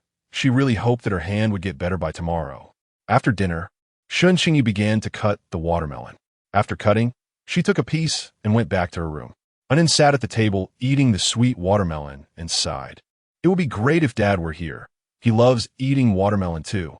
Lu Kaiqing laughed while munching on the watermelon. Who wouldn't like such sweet watermelon? Anin seemed unable to find a rebuttal and just shouted to Qingyi in the room, Mom, play some songs. Indeed, Lu Kaiqing also liked those few songs. As the familiar melody played, Lu Kaiqing felt the watermelon became even sweeter. Before going to bed, Qingyi applied medicine to Lu Kaiqing's hand again. Once your hand is better, I'll go find Xiaxie to discuss how to get supplies in Yangshan. Really? Lu Kaiqing hoped her arm would get better quickly so she could get to work. Qingyi nodded, Then can you talk to him first tomorrow? Anyway, my hand will get better eventually, and I want to prepare for whatever the outcome is, Lu Kaiqing said. Qingyi hesitated for a moment. It's fine to go find him first. Sometimes he might not be in Kyoto. Okay. After applying the medicine, Qingyi went back to her room to accompany Anin. Without Dad, Anin still didn't dare to sleep alone. Feeling a bit shy, he said, Mom, when I grow a bit more, when I'm 5, can I sleep by myself? Sure. Qingyi looked at her son, whom she had raised by herself, and couldn't bear to let him sleep alone at such a young age. Anin lay next to Qingyi, and as the light went out, his big eyes blinked. Mom, do you think this world is designed by someone and not just a coincidence? Why? Qingyi couldn't answer, so she countered with a question. Look, this whole biological chain is so complete. Frogs eat mosquitoes, snakes eat frogs. Anin said a long list, and not a single part was wrong. Who told you all this? Dad. Anin smiled. Does he tell you this every night? Also about the galaxy, star systems, and satellites. Anin continued. Qingyi was speechless. Go to sleep. She didn't want to answer these questions. Sure enough, Anin said again, Dad said there are weather satellites, communication satellites, broadcast satellites, and Earth observation satellites and navigation satellites. Which of these satellites is more important? When I grow up, which field should I study? Qingyi. After a while, she finally spoke. Don't think about so many questions before sleeping. It will cause insomnia. He was making Anin harder to handle. She used to tell stories before bed. Lu Yin lay in bed and sneezed heavily, unable to sleep for a while. He put on some clothes, turned on the light, and recalculated the tests he had done today. The observation orbit must have no deviation. With so many people working simultaneously, many materials, including optical fibers and main mirrors and photometers, were all imported using foreign exchange. The country didn't know how much it had to invest, and Huagua was not wealthy right now. He opened his manuscript and recalculated point by point, deducing and repeatedly verifying, until there were no errors before closing the manuscript again. He glanced at the clock. It was 1:30 in the morning, and he was just starting to feel a bit sleepy. The next day at 6:30, he woke up on time. Just as he opened the door to wash up, logistical staff brought him breakfast. Lu Gong, I thought I would have to wait a while. I didn't expect you to wake up on time. Lu Yin took the breakfast from him. Thank you. It was 2 meat buns, 2 eggs, and a cup of milk. He placed a plate on the table and went to wash up. After washing up and eating breakfast, he left while thinking about problems, heading toward the research room. Lu Yin, have you had breakfast? Lu Yin turned around and saw Wang Cici. I have. Have you decided to go donate together this weekend? Wang Cici smiled sweetly. Lu Yin nodded in response, continuing to walk. Lu Yin was tall, taking long strides. Wang Cici jogged a few steps to catch up. Then, thank you in advance. If you have time, I'll treat you to lunch today. No need. Lu Yin directly refused. I'm a bit busy right now. If there's nothing else, don't follow me. Wang Cici stopped in her tracks, noticing he was walking toward the research room without looking back, and a sense of defeat suddenly arose. When had Wang Cici ever been so straightforwardly rejected by a man? Was he really that busy? Couldn't he spare a few words?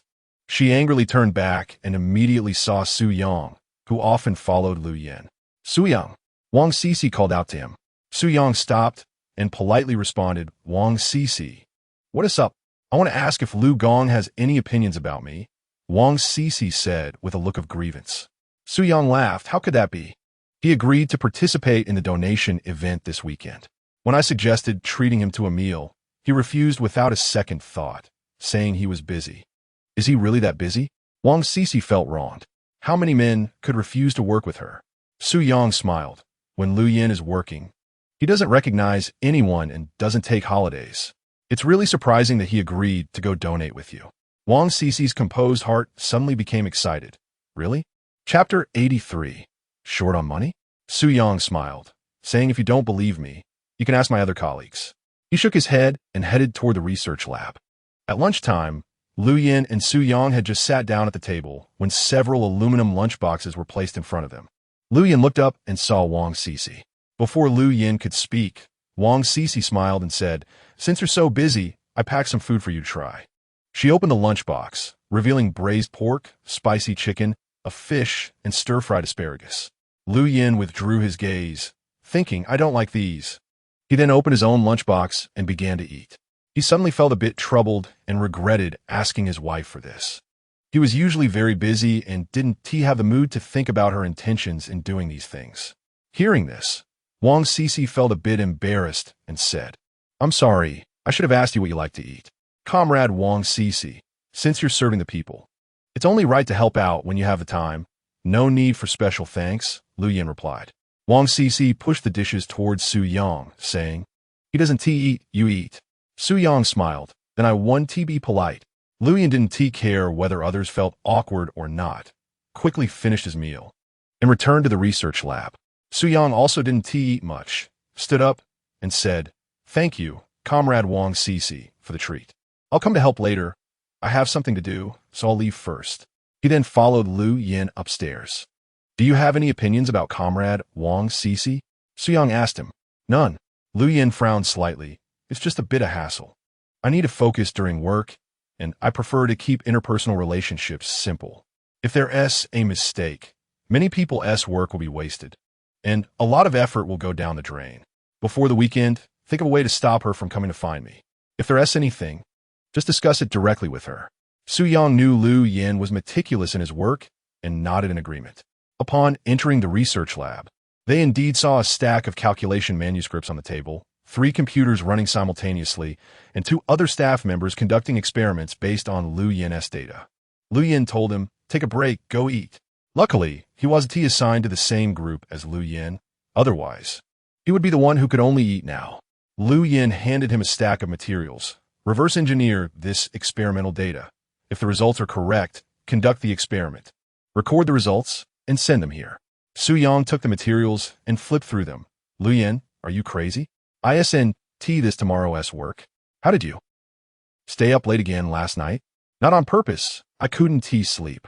Lu Yin explained. Su Yang was speechless, knowing it would be like this. Just as he was about to turn to leave, he heard Lu Yin cough heavily. He stopped sharply. What's wrong? Nothing, just my throat feels a bit uncomfortable. Then drink more water. After saying that, Lu Yin returned to work with a grimace on his face. At dinner time, to avoid trouble, Suyong personally brought food to Lu Yin's office. After eating, Lu Yin worked until 10 o'clock before returning to the dorm to shower and sleep. As soon as he lay down, his throat felt dry and itchy, and he couldn't help but cough a couple of times, thinking how nice it would be to have a slice of watermelon. Speaking of watermelon, he couldn't help but think of his wife. What was she doing? At this hour, had she already finished her songs and put to sleep? Qingyi was somewhat exhausted from answering N&S questions, her eyes barely open. From now on, you must go to bed at 10 o'clock and are not allowed to ask these strange questions. And then obediently closed her eyes. The next morning, when Qingyi woke up, she found someone cooking breakfast in the kitchen. She frowned and walked a few steps into the kitchen. Qingyi, your hand healed so quickly? Lu Qingyi turned around and met Qingyi's slightly reproachful gaze. It's much better. Cooking is no problem at all. And taking care of it is fine too. After breakfast, just go find Xia. Qingyi helplessly thought Lu Qingyi was really impatient. All right, after breakfast, Qingyi went out. Today, Cheng Yuqing was at work, and it would be difficult to ask her boyfriend about Xia's situation. So, she decided to try her luck at his courtyard. She took a taxi straight to the courtyard where Xia was staying in Kyoto. The housekeeper, Lu Ma, greeted Qingyi warmly. Are you looking for the young lady or the young master? Either is fine. Xia was a busy person and probably wouldn't bother with this small matter. At most, she would assign a subordinate to help, but that would be fine too. Lu Ma sighed in relief. That's good. The young lady is still in Pengsheng and hasn't come over, but the young master is here. Saying this, she welcomed Qingyi in and went to call Xia. When Xia saw Qingyi, a flash of surprise crossed her eyes, but she quickly concealed it. Sitting down beside her, have you finished a new draft for the bag? Qingyi smiled apologetically. I've been a bit busy these past few days, but I haven't delayed the clothes. Xia had someone pour a cup of tea for Qingyi. You don't come unless you have something to discuss. So go ahead.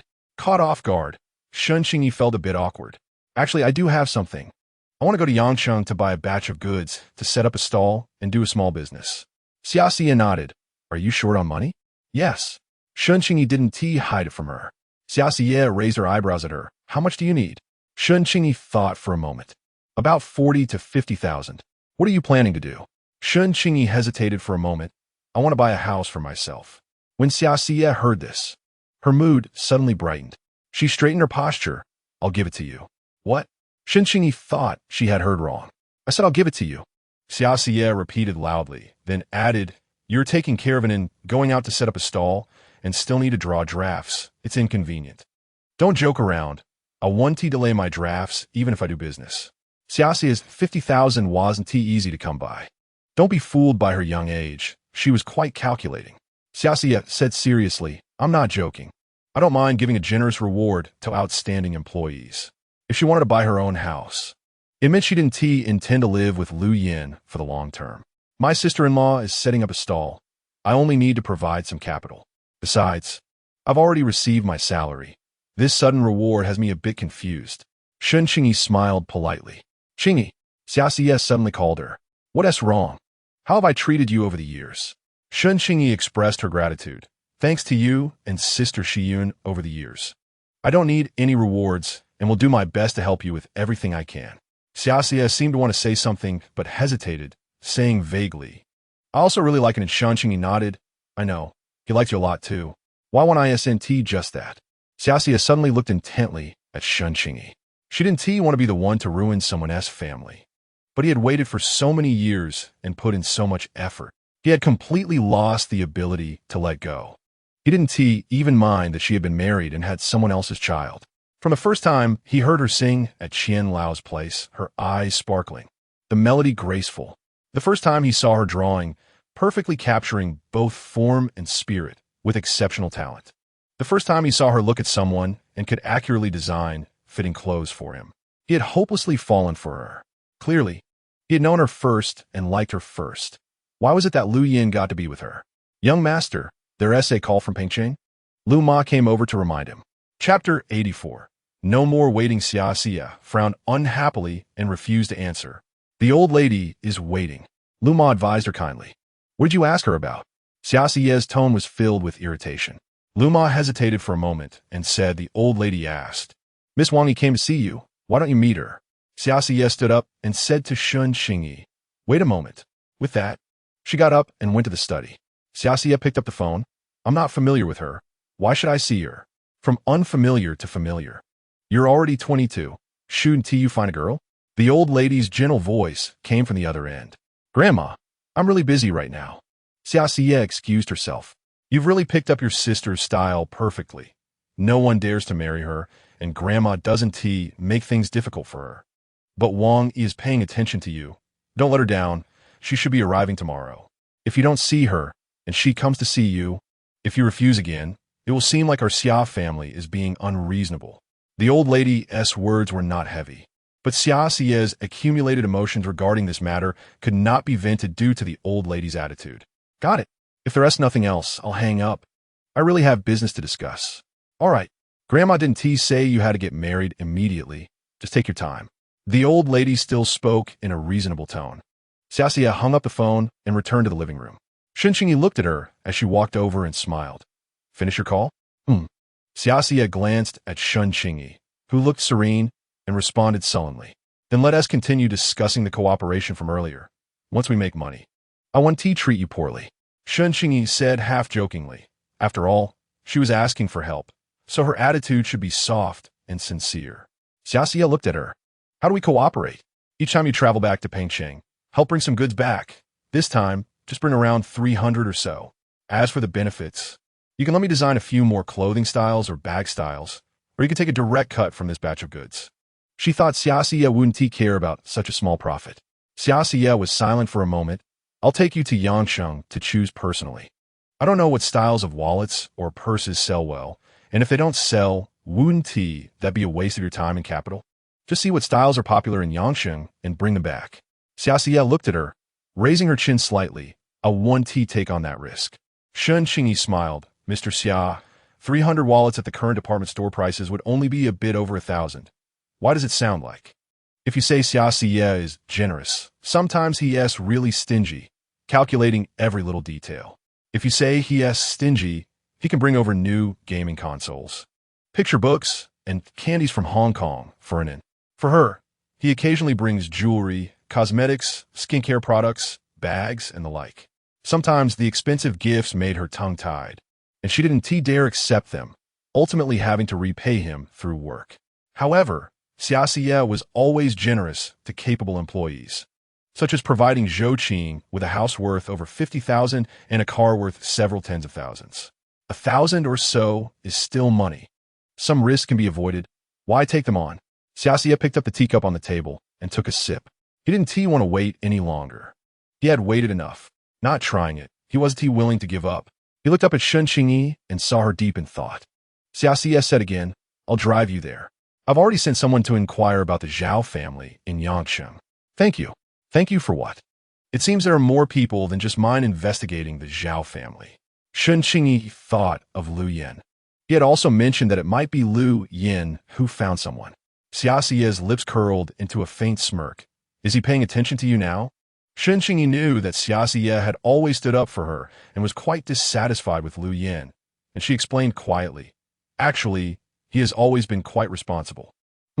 Such a smart man, didn't he know he had a son for 4 years, and didn't he know his wife was being bullied outside? Is that called responsibility? Qingyi paused. I used to think that way too, but after seeing his work state, I understood. Yes, like my dad, once he gets to work, he doesn't see anyone else. Xia took a deep breath. So you're willing to spend your life with someone like that? Qingyi seemed to have gotten used to it. He is an father. What can I do? Hearing this, Xia almost blurted out something, but it got stuck in his throat.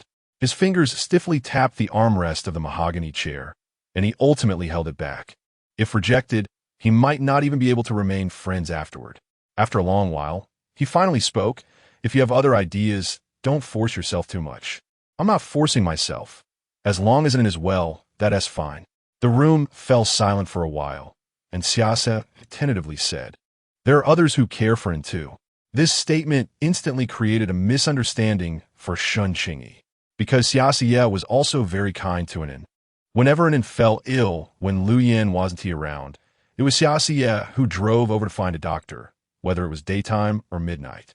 He came over every week without fail to tell him stories, teach him English, and buy him toys and snacks. you.Lu. Shun Qingyi instantly felt it was impossible. Xiase was 2 years younger than her. If he had feelings for her, he should have confessed before she married Lu Yin. Because they knew each other earlier, and with the Xia family's conditions, how could he possibly be interested in a woman who had been married and had a child? After suddenly waking up, she continued with the previous topic. Have you thought about the goods? Shun Qingyi's earlier expression was perfectly reflected in Xiase's eyes, and his lips curled slightly. He didn't want her to remain clueless any longer. I'll take you there. Xiase seemed to be firm on this matter. Shun Qingyi hesitated for a moment. I'll discuss it with my sister-in-law first. It will take at least 3 to 5 days to bring in the goods. And I need someone to take care of him. Okay, thank you. I'll head back first. Shun Qingyi politely stood up. Just before she exited, Xiase's voice came from behind. If the sales performance of your designs is excellent in these 2 months, how about I give you a house? Even Shun Qingyi, no matter how dull, knew that this reward could not be accepted. No need. Even if the performance is excellent, it can't reach the value of 50,000 temporarily. Then let us say I'm in a good mood and just want to give it to you. Xiase stood behind Shun Qingyi, looking at her back as he spoke. Shun Qingyi rejected again. Thank you for your kindness, Mr. Xia. Xiase, didn't he insist? Whenever you've made up your mind, feel free to come find me. I will earn it myself. After saying this, Shun Qingyi left the Xia family's courtyard. The things Xiase said today were too likely to cause misunderstandings. It was unheard of for a boss to reward an employee with a house. Once Shun Qingyi left, Zhou Qing came over. He looked at the young boss with a face full of dejection and grievance, unsure how to comfort him. As he had never seen Xiase with this expression before, Xiase glanced at him.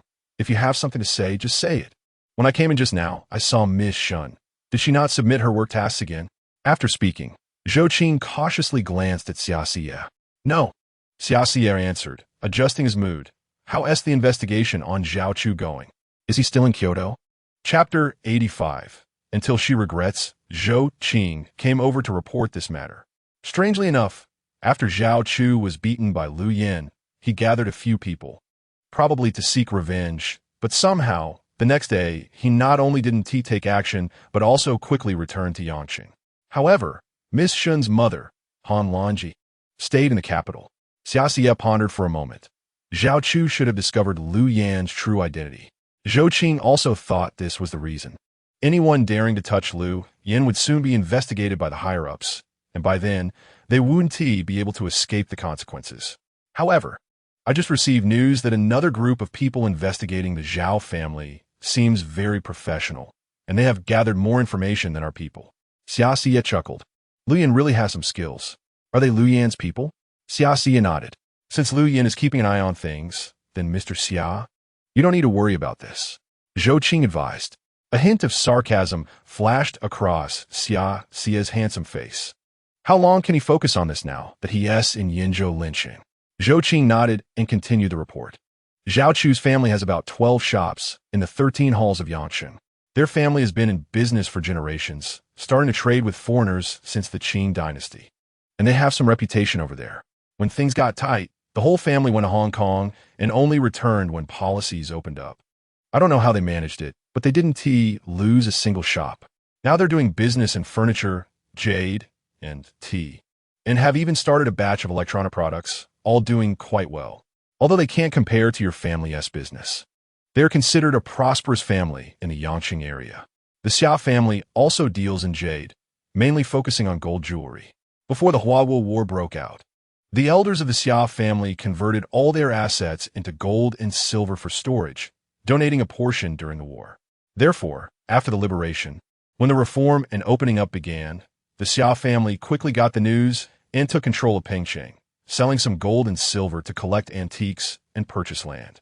It wasn't until now, with Huagua encouraging private enterprises and individual business, that the Xia family dared to restart their business.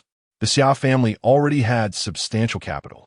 And with Xia Shiyun's extraordinary business acumen, within just a few years, several of the Xia family's factories were thriving. The idea of exporting to domestic sales was proposed by Xia Shiyun. Xia Xie thought for a moment upon hearing this news. What does their family want with the manuscript of Qingyi's father? Can they even understand it? It's quite interesting. Where is Han Longji currently staying? Xia Xie asked. Zhou Qing honestly replied, at the International Friendship Hotel. This is the best hotel in the capital.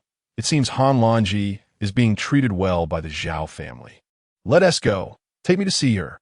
Zhou Qing glanced at Xia Xie, wondering if Mr. Xia's concern for employees had reached this extent. Though puzzled, he didn't dare to ask further and quickly agreed, all right, I'll drive you over. At this moment, Han Longji was in her room, thinking when she heard the waiter come in and ask, Mrs. Han, there are 2 guests downstairs who say they are your friends. Shall I let them come up? Do they say their names? He said his surname is Xia. How old are they? Han Longji asked again. Looks to be in their 20s, but they do seem like your relatives. Hearing the surname and age, Han Longji already guessed who it was. But when the waiter said they looked like relatives, she couldn't help but be curious. What makes you think he is my relative? Their outstanding demeanor, at a glance. They look like young masters from wealthy families, the waiter smiled. Complimented, Han Longji felt pleased. Let him come up. Xia Xie was brought up and invited into the room along with Zhou Qing, while a servant stood behind Han Longji.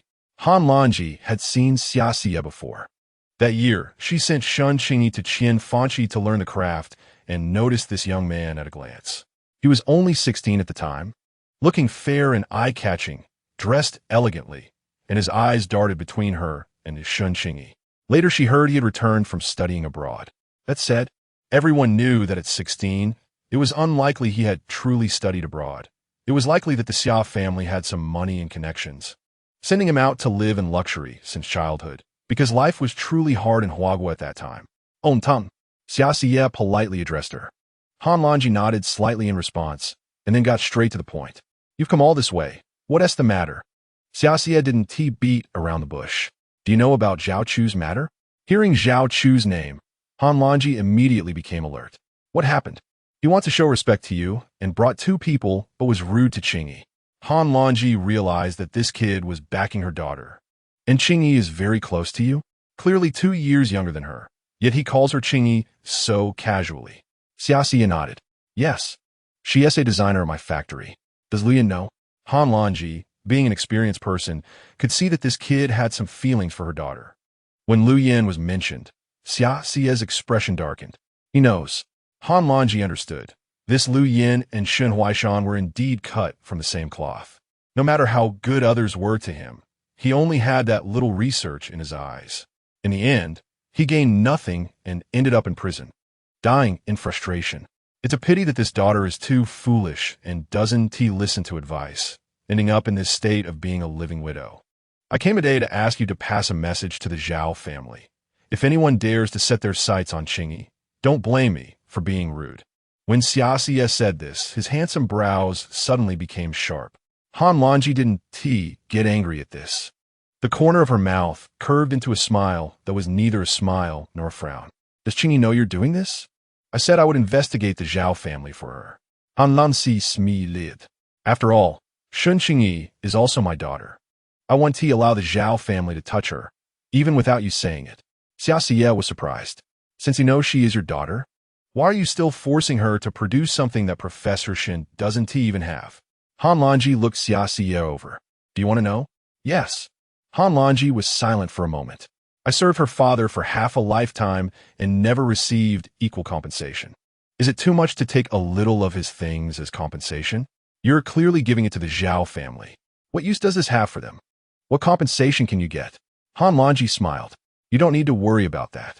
This is something between me and Qingyi. As long as I can get it, neither of us will have to worry for the rest of our lives. Xia Xie was puzzled. Since you care about Qingyi so much, do you know how difficult her past 4 years have been? Why not come back to care for her and give her some help? Upon hearing this, Han Longji's smile immediately vanished. I want her to suffer enough at Lu Yan's side. Only then will she regret it. Regret not believing in me and marrying Lu Yan will never lead to good days. Chapter 86 Phone, however, This daughter was even more foolish than she had imagined, which made her so angry that she had a headache. Xiaxie fell silent, and after a long while, she said, "Don't make things difficult for her. This is my family matter. Why do you have to say this to me?" Han Longji felt that Xiaxie was still a bit naive. Xiaxie was stumped. As the boss, it was indeed beyond her authority to manage this matter. After a while, she finally said, "I'm just advising you." Han Longji took a deep breath. "All right, I understand your point. I want to make things difficult for her in the future." "Thank you, Aunt Han," Xiaxie said, then waved to Zhou Qing and turned to leave. Han Longji watched Xiaxie's back thoughtfully. Wasn't this 100 times better than that dog Lu Yin? Truly blind, yet still unrepentant. Once the person left, the girl behind her finally spoke. "Madam, are we still going to Yinzhou Linsheng?" "Yes." "What about the old man?" Xiao Mei reminded. "Next time you call, just say I need to stay in Kyoto for a while to cultivate my relationship with my daughter," Han Longji replied coldly. Before they knew it, the weekend arrived. Lu Yin did not sleep in. After getting up and washing up, he went to the phone booth. He wanted to call home and have his wife install a phone. When a call was answered, Lu Yin quickly said, "Please pick up Comrade Shun Qingyi from Unit 808. Building 15. Thank you. Please wait. Call back in 5 minutes." Lu Yin put down the phone and glanced at his watch. It had only been 5 minutes. He repeatedly checked his watch, feeling inexplicably nervous. Finally, the minutes ticked forward and he redialed the number. Soon, the phone was answered again. "Hello." Hearing the voice, Lu Yin was taken aback. "Kai-Ching, why is it you? Where's your second sister-in-law?" His tone revealed an urgency and unease he hadn't noticed himself. "Second sister-in-law promised to do business with me and went to Yancheng to stock up. She just left today," Lu Kai-Ching explained. Lu Yin was anxious. "To Yancheng?" "Yes." Lu Kai-Ching added, "Don't worry, she's not alone. She went with her boss." Lu Yin's heart sank. "Xiaxie?" "Yes." After a pause, there was silence on the other end. Lu Kai-Ching held the phone and asked, "Hello, second brother? Are you still there?" "Yes." His voice was much weaker now. Lu Kai-Ching continued, "You don't need to worry about home. I get along well with sister-in-law, and it is very good. He is here with us too. Do you want to talk to him?" Hearing about his son brought Lu Yin back to his senses. "Okay." On the other end, Anne's excited voice came through. "Daddy, I miss you so much. Are you doing well over there?" "Daddy misses you too." "I'm doing well here," Lu Yin replied honestly. "Then work hard, finish the project quickly, and come back to accompany me and Mommy." Anne's clear voice made Lu Yin feel a bit better. "All right, it's a promise. MHM, it's a promise. If there's nothing else, I'll hang up." "Okay." After the call ended, Lu Yin left the phone booth and returned to the dormitory listlessly. At that moment, he saw Su Yang sitting by his bed. "Did you go to the fundraising event?" Su Yang asked, worried he would forget. "I know." Su Yang noticed Lu Yin's lack of enthusiasm. "What's wrong? Don't think about making me help you again. I've done my best this week." Lu Yin still had a bland expression. No, he had promised, and he wouldn't go back on his word. After speaking, he glanced at his watch again. "We'll leave in another hour. They're waiting over there. Will an hour be too late?" Lu Yin shot him a glance. "I'll be taking the Research Institute's car." Su Yang quickly stood up. "Then I'll go tell her to leave first." After Su Yang left, Lu Yin slowly sat at the desk. For some reason, he couldn't muster any energy to do anything without hearing his wife's voice. He casually picked up the manuscript on the desk and flipped through it. When he reached the last page, he paused, picked up a pen, and began to calculate. He quickly got into the zone, as if this was the only way to calm his mind and stop thinking about Xiaxie. About half an hour later, Su Yang returned. "What are you calculating again?" Lu Yin frowned slightly and ignored him. Su Yang walked closer and saw Lu Yin's manuscript, instantly feeling that he had gone mad. "Are you predicting celestial body trajectories using dynamics?" "Don't scare me. We're not working on a space telescope. Isn't this just unnecessarily increasing the difficulty and workload?" "They don't have this technology," Lu Yin replied expressionlessly. "No, I'm just relieving some emotions." Only high-difficulty calculations could allow him to calm down and focus entirely. Su Yang let out a sigh of relief. "What is wrong with you?" Lu Yin pressed his lips together, hesitated, and finally said, "I called my wife this morning. She didn't answer. She went to Yancheng to stock up, planning to come back and do some small business." Su Yang was confused. "Isn't that good?" If she didn't answer, just call again next time. Comforting a fellow engineering man with simple logic was all he could do. It was said, but it was about equivalent to saying nothing. I know it's good. Normal people think it's good. Lu Yin admitted he had a problem. Then why aren't you happy? After a while, Lu Yin said, I just want to hear her voice. Su Yang was speechless. How sentimental. He then noticed a delicate porcelain bottle on Lu Yin's desk and picked it up to examine it. What is this? Ointment. Where are you hurt? Su Yang asked curiously. Lu Yin pointed to the fading red mark on his neck. Su Yang was completely speechless this time. Just this little injury. And you got such an exquisite ointment? When did you become so particular? My wife gave it to me, Lu Yin said, taking the porcelain bottle back to his bag. Su Yang understood. Qingyi was indeed someone who paid attention to details, bringing out a more refined and sentimental side in Lu Yin. He glanced at his watch. It's almost time. Don't be late. Lu Yin stood up and went out, got the keys from the administrative department, and headed to the garage to drive. The two drove to the performance venue. The stage was already set up, and the audience was packed. Lu Yin found a place to park the car and followed Su Yang to the backstage. When Wang Cici saw Lu Yin, her heart finally relaxed. Chomrade Wang Cici. Where's the donation box arranged? Su Yang asked. Wang Cici quickly replied, I'll have them take you there shortly. After answering, she looked at Lu Yin, who appeared indifferent and seemed uninterested, and asked with concern, Engineer Lu, have you had breakfast? Yes. At that moment, a little assistant approached. Has Engineer Lu arrived? Su Yang quickly moved aside. Yes, here. The little assistant had seen Lu Yin on TV before, and upon seeing him today, she realized that this man really didn't wear makeup. He was truly handsome. So she smiled sweetly. The host is introducing you. I didn't expect there to be so many people in Linsheng who know Engineer Lu. They said they saw you on TV and that you chose this location. Chapter 87 Refusal. Lu Yin said nothing else. Just, let's go. Wang Cici felt a bit frustrated. She hadn't even had the chance to say a few more words. Usually, she never saw anyone, whether it was Su Yang or the staff from their department, who never gave her a chance to meet Lu Yin. A simple sentence, don't disturb him, he needs to focus, was enough to send her away. After Lu Yin came out, he was invited onto the stage that had been set up. The audience members who were close began to discuss excitedly, saying it looked even better than on television. Looking good was secondary. It was thanks to him choosing to hold the event in Linsheng, which had garnered a lot of attention and had been featured in several newspapers. It was unexpected that someone so caring would agree to be a guest for the fundraising event. After the host introduced Lu Yin and handed him the microphone, he said a few words. Linsheng is a place full of love. Several counties in Linsheng have been affected by floods, and the loss of crops is severe. I hope everyone can lend a helping hand. After saying this simple sentence, Lu Yin handed the microphone back to the host. The host smiled and said, that was wonderful. It seems that Lu Yin also sees Linsheng as a place full of love, which is why he chose to set up the telescope base here, right? Lu Yin smiled but did not respond, and everyone took it as agreement, responding loudly yes. Then Lu Yin and Su Yang were invited off the stage. Su Yang laughed and said, what the host said has no scientific basis. Lu Yin replied, that's an emotional statement. No one can prove it right or wrong. And people are willing to listen, so let her say it. With that, the two walked over to the donation box. Some people even went up to donate money before the performance had finished, and Lu Yin repeatedly thanked them. Before the performance was over, all three donation boxes on Lu Yin's side were already full.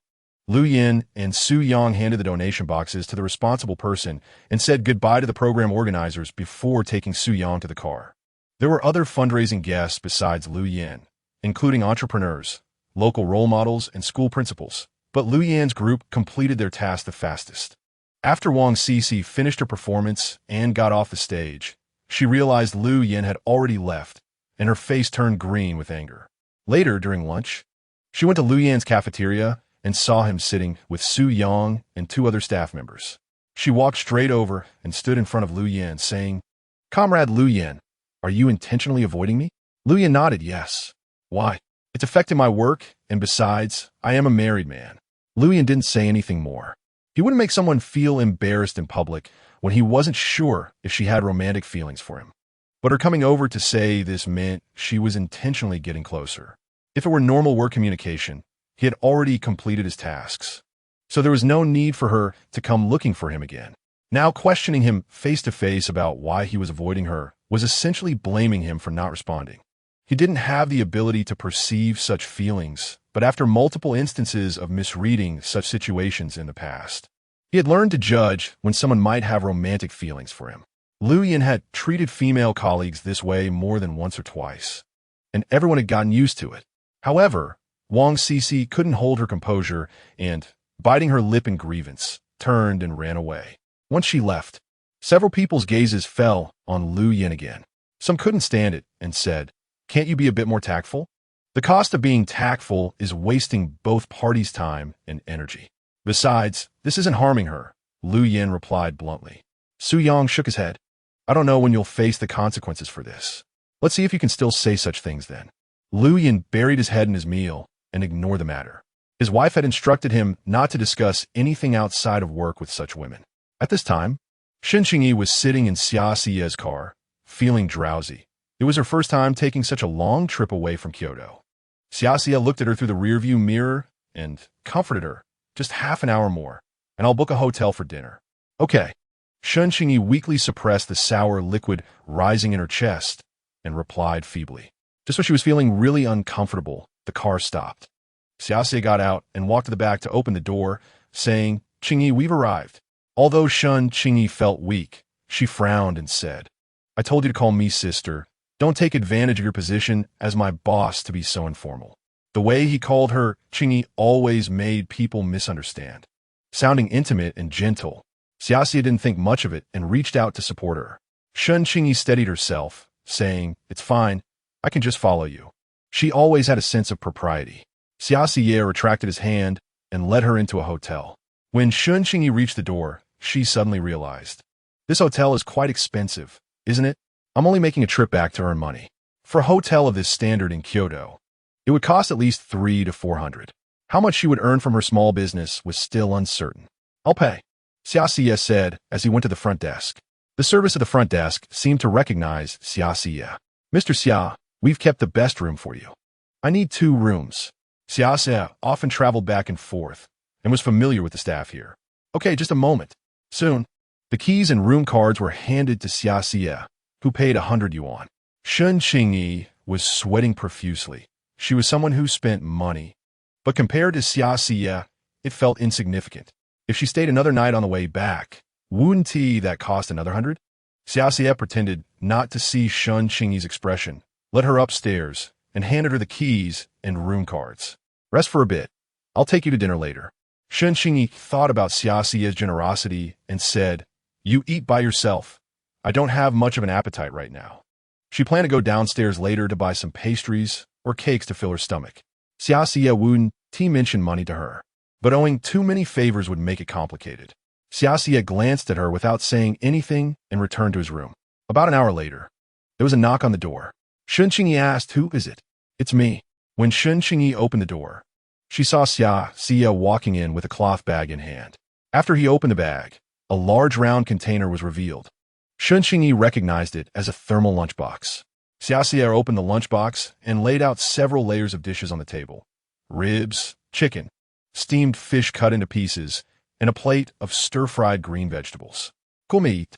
Qingyi felt a bit embarrassed. Did you buy the thermal lunchbox? It's from my car. I brought this lunchbox back from abroad.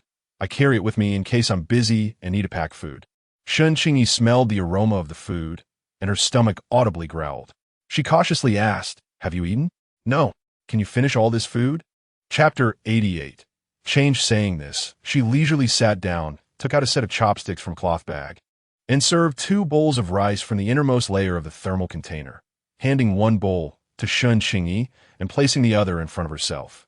Qingyi hesitated for a moment, then returned a third of her full bowl back to the thermal container before she began to eat. The two sat in silence, eating their meals. Apart from the plate of vegetables, Qingyi only took a couple of bites of fish. Summer Xie did not pick up the chopsticks again for the dishes Qingyi had touched. After Qingyi finished eating, she put down her bowl and chopsticks. Summer Xie frowned at her. Was the food not to her taste? No, I'm full. Summer Xie looked at her slender figure, wanting to say something but stopping herself. Summer Xia finished the remaining food. When she was done, Qingyi spoke up, "I'll go wash the dishes." Summer Xia glanced over, handing her the lunchbox and chopsticks. Listening to the sound of running water from the bathroom, and sighed. It seemed she could never feel at ease accepting others' kindness. When Qingyi came out, the lunchbox and chopsticks were already washed clean. Her fair and delicate hand handed the lunchbox to Summer Xia. "Thank you." Summer Xia took the lunchbox from her. "The remote for the TV is in the left drawer. Rest well, we'll set off at 8 tomorrow morning. Have another meal at noon, and we'll arrive by 1 in the afternoon." "Okay." After Summer Xia finished speaking, she turned and went out, closing the door behind her. In less than half an hour, there was a knock on the door again.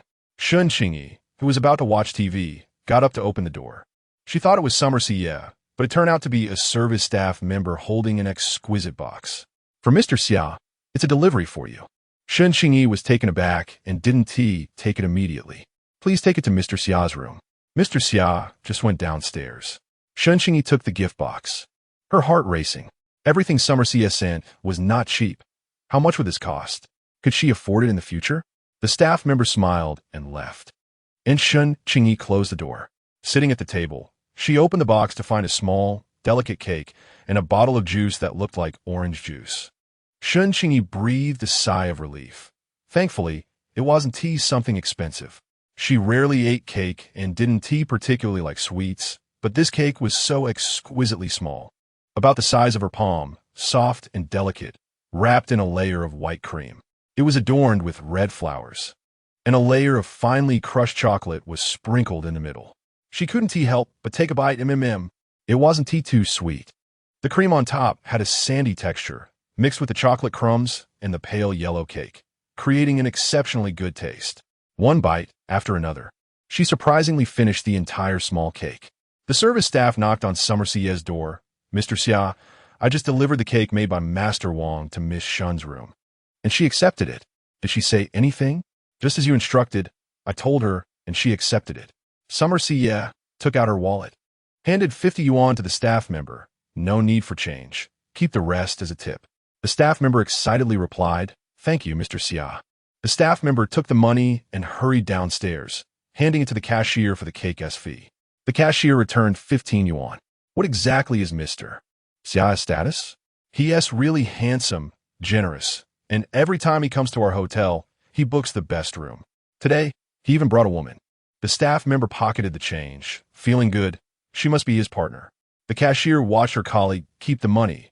"Why did you keep it for yourself? Aren't you supposed to give it to Mr. Xia?" "I just delivered the cake to his partner. He was in a good mood and said to keep the rest as a tip." The cashier was envious and sighed. "If I had known, I would have gone myself." What a lucky woman, specifically asking for Master Wang to make it fresh. And it's 35 yuan for such a small piece. The staff member chuckled. Who told him to choose the time when Master Wang was off work and insisted he make it himself? The finished products made by Master Wang's apprentices only cost a few yuan. The cashier shook her head, indicating that she didn't understand the world of the wealthy. The next morning, as soon as Qingyi finished washing up, there was a knock at the door again. It was the same service staff member from yesterday. "Breakfast for you." Saying this, she walked straight in, opened the covered tray, and placed soy milk, eggs, fried dough sticks, soup dumplings, and 2 plates of white wide noodles she had never seen before on the table, with eggs and minced meat wrapped inside. She pointed to the white noodles. "What is this?" "Rice noodle rolls. I can't finish so much by myself." Qingyi felt troubled. The staff member found it somewhat amusing. "It's enough for 2. Mr. Xia has already paid for it." Just as the staff member finished speaking and was about to leave, Summer Xia walked in. Qingyi made space for Summer Xia. "Thank you for last night's cake." Summer Xia sat down leisurely beside her. "Was it good?" Qingyi honestly nodded. Summer Xia picked up a small box of sauce next to her, poured it over the rice noodle rolls, mixed it well, and pushed it in front of Qingyi. "This isn't available in Kyoto. You should try it." Then she started to prepare her own portion. Qingyi felt that when she was alone with the boss, he was surprisingly considerate. "Summer Xia, just teach me how to eat next time." Summer Xia looked at her, her star-like eyes smiling faintly. "Why?" "Because you are the boss." Qingyi smiled. "Please give me the chance to flatter you. I also need a chance to show consideration for my subordinates. That way, I appear more approachable." he said seriously. Qingyi looked at the boy, who clearly felt like a younger brother, not knowing when he had become increasingly imposing and had the air of a capitalist. She felt almost unable to refute him. Qingyi buried her head and quietly ate the rice noodle rolls on her plate. It was her first time eating them, but the taste was surprisingly good. However, after finishing this plate, she couldn't eat anything else. Summer Siya pushed the soy milk in front of her, but Qingyi waved her hand. I can't drink anymore. A little is better than nothing. Don't waste it. Summer Siya finished her own cup of soy milk, poured half of Qingyi's cup in her own, and pushed the remaining half in front of Qingyi. This should be okay. Only then did Qingyi take that half cup of soy milk, drinking it while observing Summer Siya. Good looking? Summer Siya spoke indifferently. Qingyi quickly withdrew her gaze, explaining, I didn't mean anything else. I just feel you can eat quite a bit, like Lu Yin. Oh, when Lu Yin was mentioned, Summer Siya's expression darkened slightly. But in the end, she didn't say anything further. After breakfast, Summer Siya asked Qingyi to pack her things and set off again. By 1 in the afternoon, they indeed arrived. This was Qingyi's first time in Pampering. She looked outside through the car window. Although it couldn't compare to Kyoto's splendor, it was bustling with activity, with people coming and going, quite lively. Chapter 89 Summer Family. As they approached the border, Siya reminded her that without a border pass, they would need to take a detour at the entry point, and they couldn't linger too long since they had to go to Yangcheng the next day. At this time, inside and outside Pampering, entering the border required a border pass. Qingyi thought for a moment and said, since that's the case, I won't enter the border. I'll book a hotel outside the border first, and after you return, we can discuss the trip to Yangcheng tomorrow. Since we are here, you should meet my family, which will be beneficial for your future career. If you're not in a hurry, I can also take you to visit the factory. Siya's car showed no signs of stopping. Qingyi was already feeling severely car sick, but still tried to endure it. Isn't my career decided by you and Sister Xiaxian? It has nothing to do with others, right? Xia paused. It indeed had little to do with others. But he wanted to take her to meet his parents and grandmother. My brother often travels back to Hong Kong, where the latest fashion trends are. And if you come to Pampering in the future to continue designing for our factory, I can take you along. Qingyi thought for a moment. I'm not sure when I can come to Pampering. The woman who framed your father once showed up in Pampering, and I have verified that recently. My sister said she found her fixed whereabouts and wants to sue for a retrial, which requires you and your mother to come in person. Speaking of her mother, Qingyi felt quite disappointed. She wouldn't help me. She could have listened to Lu Yin and waited a few years. But it seems someone has their eyes on my father's belongings, either to overturn the case or to find a safe place to hide. But both options are difficult for her right now. She might have her own difficulties. Xia recalled Han Lanji's words. Qingyi glanced at the calm Xia driving. Have you seen her? Xia hesitated for a moment. Yes, I had someone investigate the Zhao family. They are business people in Yangcheng. Zhao Chu has returned. But your mother is still in Kyoto. She's alone in Kyoto. She has a servant with her and is staying at the Friendship Hotel in Kyoto. Xia didn't want to hide this from her. Qingyi took a deep breath. What did she say to you? She said that you didn't listen to her back then and insisted on marrying Lu Yin, and that there would be no good outcome. She hasn't cared about you these past 4 years to let you suffer enough under Lu Yin and come back. Xia said this while looking at Qingyi in the rearview mirror, fearing he might miss even a slight change in her expression. Qingyi took a while to respond with a self-deprecating smile. So that's how it is? She smiled, feeling desolate and sorrowful.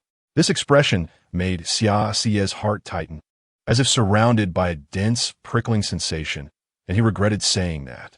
Qingyi, he gently called her name. Just say sister. Qingyi corrected him. As she said this, her expression turned angry, as if the brief moment of discomfort just now was an illusion. Xia breathed a sigh of relief. The car drove into a remote small road, winding through several turns before joining the national highway.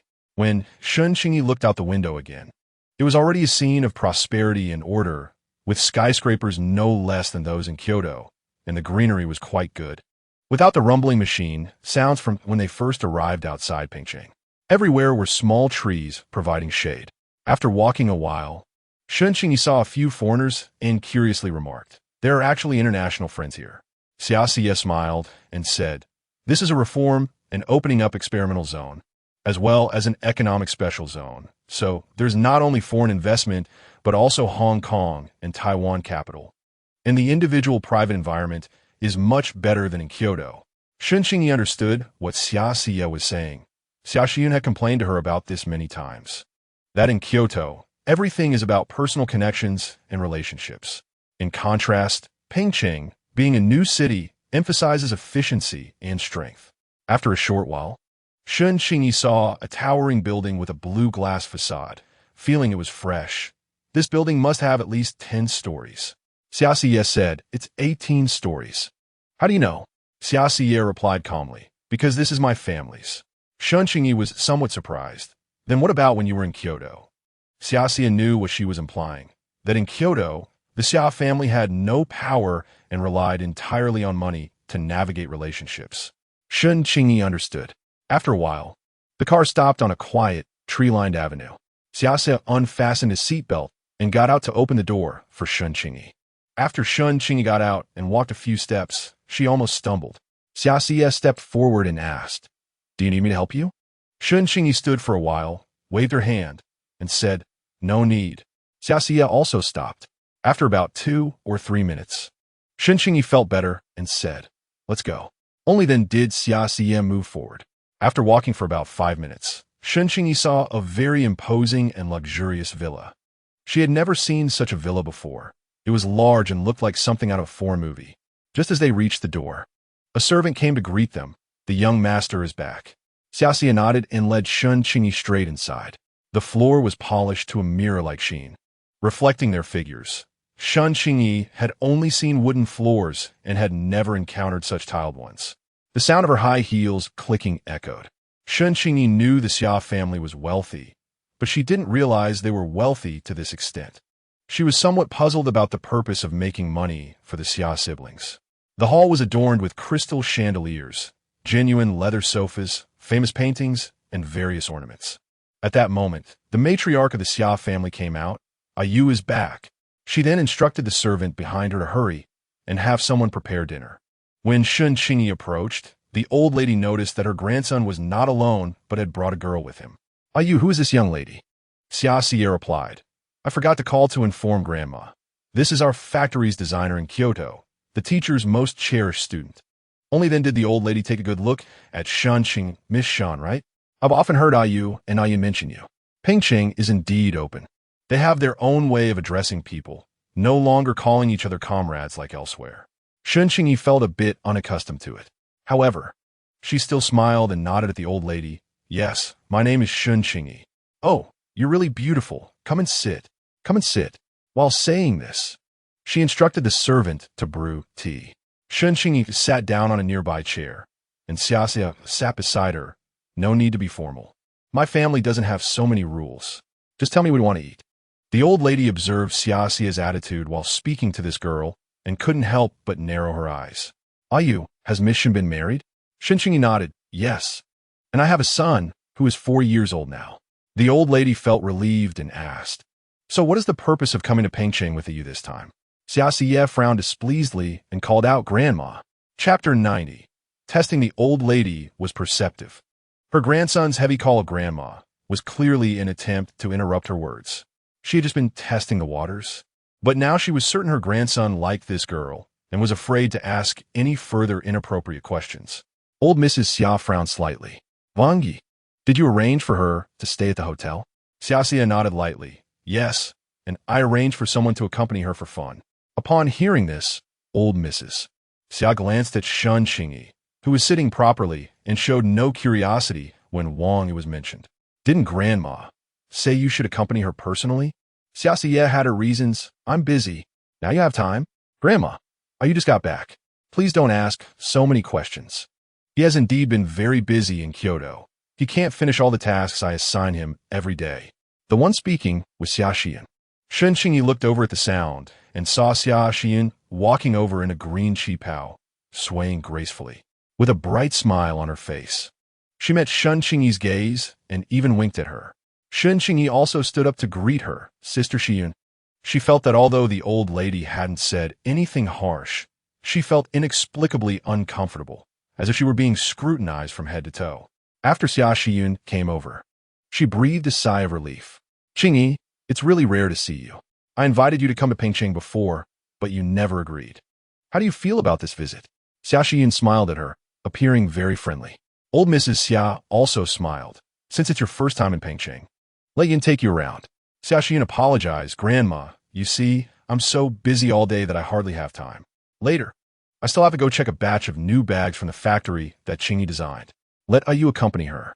Upon hearing this, the old lady's expression darkened. But due to Shen Qingyi's presence, she couldn't say much.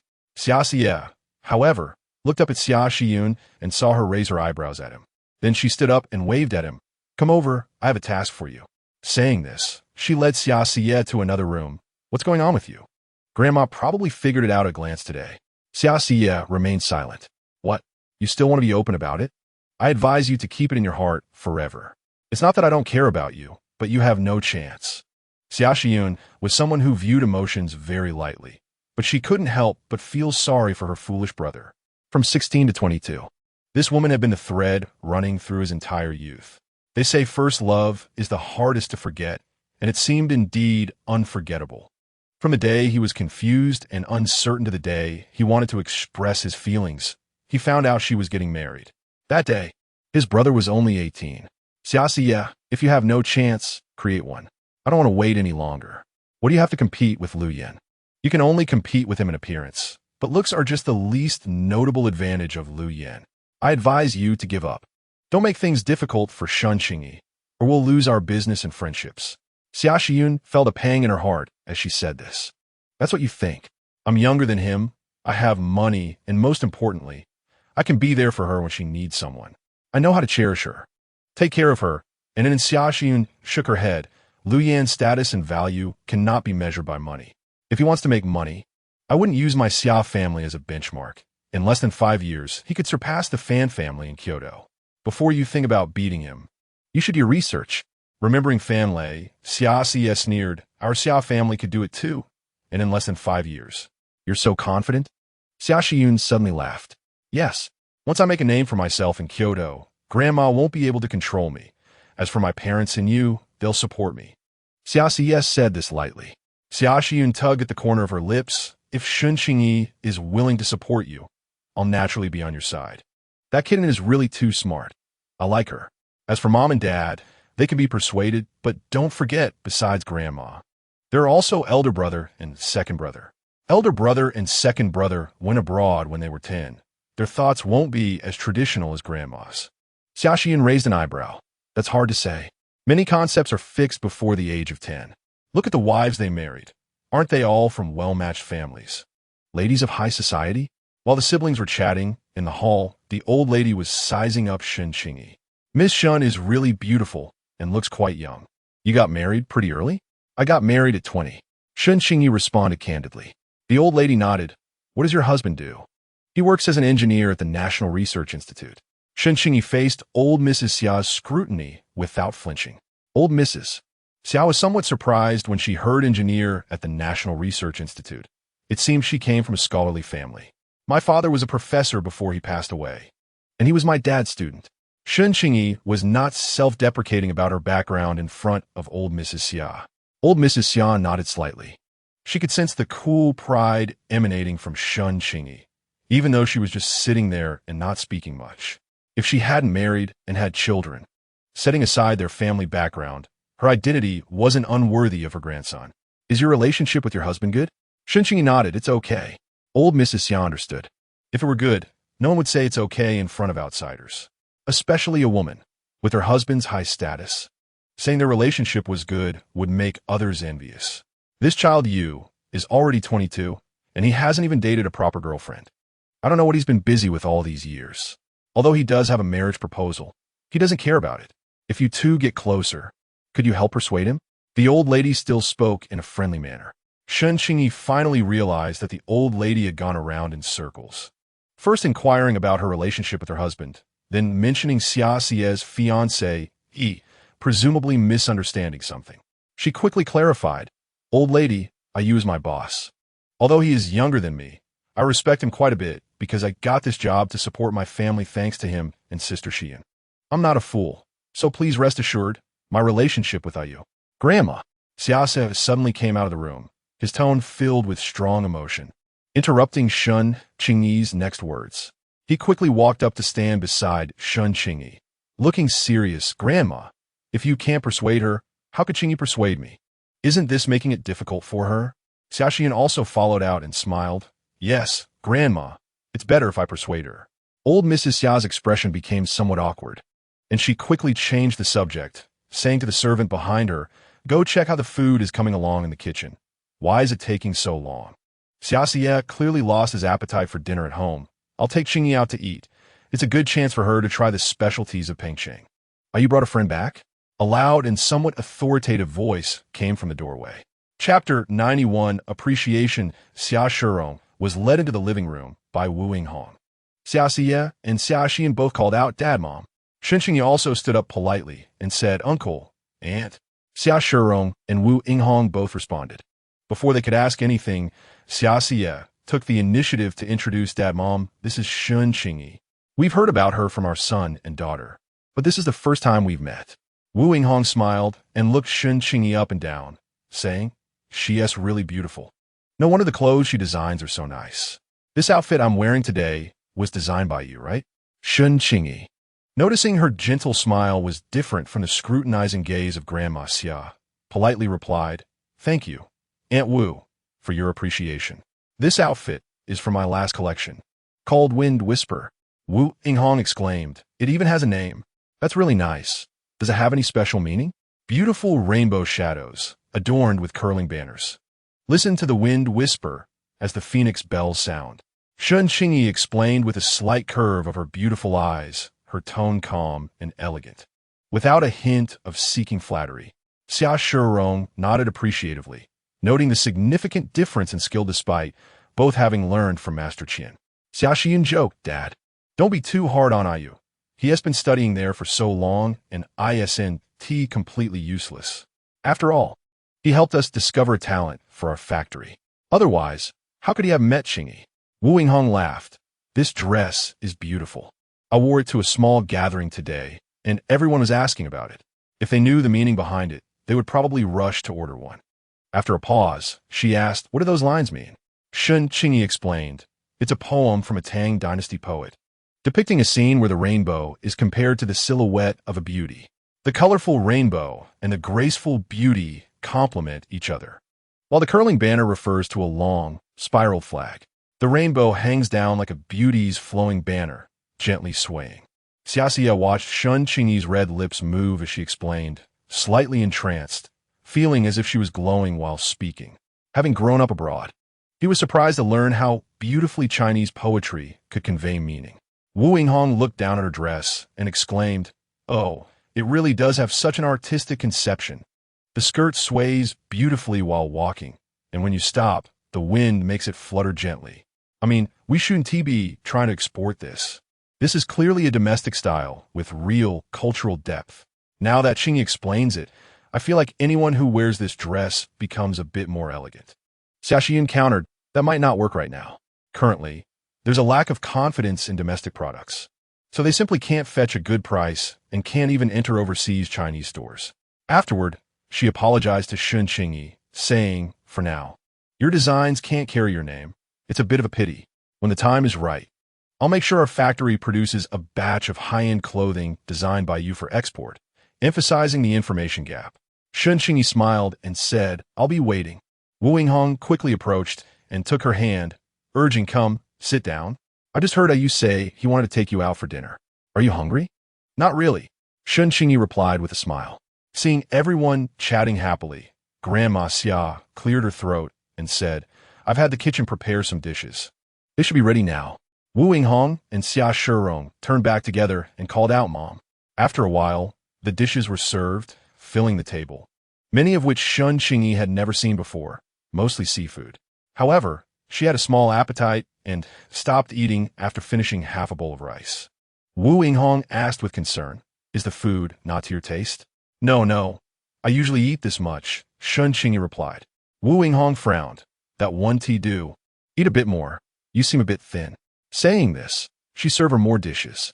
Qingyi looked at the overly enthusiastic Wu Yinghong and felt that not eating would seem disrespectful, so she forced herself to eat. After the meal, they brought over a bowl of bird's nest porridge. "You have to drink this nest porridge. You're too thin," Wu Yinghong said, looking distressed. Feeling the warmth of her hospitality, it was evident that Wu Yinghong genuinely liked her. Qingyi took the bird's nest porridge and slowly drank it. Grandma Xia glanced at her with a complex expression but said nothing. This daughter-in-law is such a scatterbrain, always following her son around and spending money shopping, completely unaware of what her own son and daughter are thinking. After dinner, Xia stood up and said to Xia Shirong, "Dad, Qingyi has a friend to see nearby. I'll take her there and one tea be back tonight." Qingyi was surprised, but didn't say anything. Meeting everyone's gaze, she nodded slightly, agreeing with Xia. Wu Yinghong felt a bit reluctant. "Oh, you're leaving just like that? Will you come back tomorrow? I still want you to help me pick out some outfits and shoes. I really like your style." Qingyi gently reassured her, there will be opportunities next time. After saying this, she followed Xia out. Once they left, Grandma Xia's expression turned serious. She first said to Xia Xiyun, "If you have things to do, go ahead. Grandma has a few words to discuss with your parents." Xia Xiyun shrugged indifferently, grabbed her bag, and left. She felt pity for her brother, as Qingyi's situation was still unclear, and Grandma was already on high alert. "Mom, what's wrong? You finally brought a girl back?" Xia Shirong asked cautiously. Observing Grandma Xia's expression, "Really a pair of fools. Let me remind you, Miss Shen is married and has a 4-year-old child." Upon hearing this, Wu Yinghong's heart sank to the bottom, feeling it was truly a pity. What a pity! You don't want to care about the Wang family, do you? In the past, she relied on the Wang family to stay in the country. It was clearly agreed that if the Xia family could make a comeback, they would form a union with the Wang family. Xia Shirong felt troubled, but I don't want to pressure the child. She has grown up abroad, and her thoughts are quite different. She doesn't adhere to our ways. What about the land in Baocheng for the Wang family? I mainly don't want to make things difficult for her. Everyone thinks she has lived well abroad, but they don't know how much bullying she suffered as a child. To avoid worrying us, she never mentioned being beaten at school. Meanwhile, her father and I were too focused on business and didn't realize it for a long time. Because of this, we both felt guilty for quite a while. It wasn't until high school, when she became reclusive for a long time, that she gained some popularity after returning home and studying under Master Qian. Grandma Xia's face was tense. Would the Wang family agree? Xia Shirong laughed. "Mom, do you know how many people are eyeing that piece of land? Right now, it's worth over 200,000 in RMB. Would the Wang family disagree?" And Wang, leave the young people's matters to them. Xia Shirong advised. "Leave it? Are you going to watch your son make mistakes? That girl is married. Do you really want to see him marry a divorced woman with a child?" Grandma Xia was truly exasperated by this foolish son, thinking she should have had more children back then. Chapter 92, dreaming Xia Shirong and his wife had heard their daughter casually mention Qingyi, and they had some understanding of her situation. Besides feeling sympathy, they also admired her a bit. Although they still held some traditional thoughts from Huagua, they were well-informed people and thus had a more open-minded view on such matters. Wu Hongying smiled and said, "Mom, you don't need to worry about this. Whether it works out or not is another matter." Xia Laofu frowned at Wu Hongying and turned to Xia Shirong, saying, "Listen to what your wife is saying. How can a mother not worry about her son's lifelong happiness and even say such irresponsible things? This attitude clearly suggests that whether it happens or not is left to fate. What if it actually works out? Where would that leave the Xia family's reputation?" Xia Shirong, usually very filial, would never openly contradict his mother, even if he disagreed with her opinion. He only gently replied, "Children grow up and don't always listen to their parents." Xiao Laofu said sternly, "I think it's all because you spoil them." Wu Hongying felt a headache coming on and found an excuse to leave, saying, "Mom, I just remembered I have something to do upstairs. I'll go now." After saying that, she walked away in her high heels towards the stairs. Xia Shirong naturally didn't dare to linger, knowing that all of his mother's fury would soon be directed at him, which he couldn't handle. "Mom, I just remembered I have things to do too." Xia Xie drove Qingyi to a hotel and stopped in front of it. Qingyi got out of the car and followed Xia Xie. Looking up at the hotel, which had an ancient Chinese style, yet felt luxurious and elegant. With foreign guests coming and going at the entrance, Qingyi stopped and called out to Xia, "I don't want to stay here." It was obvious that the price was not cheap. Xia understood her thoughts and replied, "This is my family's hotel. You don't need to pay. Since you're visiting, I should at least offer you hospitality. If we went somewhere else, it would cost money. If you feel indebted to me, just treat me to a couple of meals when we're in Kyoto." After saying that, he strode towards the hotel's front desk. The staff immediately greeted Xia with respect, saying, "Fourth young master, which room do you need?" "Two of the best VIP suites." "Okay." The staff quickly processed his check-in and couldn't help but sneak a glance at Qingyi behind him. After Xia received the room keys, a staff member came over to guide them, but he waved his hand to dismiss them. Once inside the hotel room, Qingyi felt it was even better than the inn they had stayed at on the way. However, as soon as she entered the room, she rushed to the bathroom and started to vomit violently. Xia noticed something was wrong and quickly followed her into the room, asking nervously, "What's wrong?" After a long while, a weak voice came from the bathroom, "I ate too much." Xia didn't know what to say and simply replied, "Next time, learn to say no." After that, he left the room. Once Qingyi felt better and came out of the bathroom, she saw that there was another man behind Xia. The man was carrying a case, wearing glasses, and looked to be around 30, standing neatly behind Xia. Seeing Xia, the man immediately stepped forward politely, saying, "I'm Dr. Wang from this hotel. I heard Miss Shen is feeling unwell. May I take a look?" Qingyi felt a bit amused and helpless. It was just overreading, and Xia had even called a doctor, which was a bit much. She politely declined, but explained the situation. Dr. Wang insisted, "Since I'm here, let me check your pulse." He mentioned that the fourth young master had said she was prone to motion sickness and had a poor appetite. Qingyi didn't refuse again and went to the table to indicate for Dr. Wang to take her pulse. He placed the case on the table and put his fingers on her pulse. About 3 minutes later, he concluded, "Miss Shen, do you feel dizzy and see black spots when you squat down and then stand up?" Qingyi was surprised. Was this really a condition? Her mother was the same way. It had been happening for many years, but hadn't affected her health. Dr. Wang smiled and said, "You have a bit of anemia, and your spleen and stomach need some care. Let me prescribe some medicine for you." Since she was unwell, it needed to be treated. Qingyi nodded, "Thank you, doctor. How much will it cost?" "No charge. Staying in our hotel includes this service." Saying this, he opened the medical case and prepared a few medicines for her. Qingyi took the medicine from Dr. Wang, repeatedly thanking him. After he left, Xia said to her, "If you need anything, just call me. I'm staying next door." As Qingyi watched Xia's retreating figure, she recalled how Xia Laofu had tested her today. Hesitating, she called out, "Xia." Xia paused and quickly turned back, asking, "What's wrong?" You don't have to be so nice to me. It could lead to misunderstandings." After saying that, she added, "But I still thank you." This was a rejection. Xia stood there for a moment, feeling a tightness in his chest. After a while, he slowly spoke, "What is so nice about it? Helping a friend call a doctor? Even if it were Zhou Qing, I would do the same." Qingyi had no response. Zhou Qing was efficient, and she had received no less preferential treatment. Xia watched Qingyi return to her room in a daze. He sat on the bed and lit a cigarette. Lu Kaiqing received a call from the police station, asking her to come and collect the compensation. She took it with her to collect the 200 yuan, sitting on the sofa and counting it many times. After a long time, she finally believed that she had actually received the 200 yuan. Today was the third day since Qingyi left home, and it was also Ann's first time being away from his mother for so long. Lu Kaiqing patted Ann on the head and said, "Ann will take you to the convenience store to buy some snacks. What do you want to eat?" When it came to buying snacks, Ann finally showed interest, saying, "I want to eat lollipops."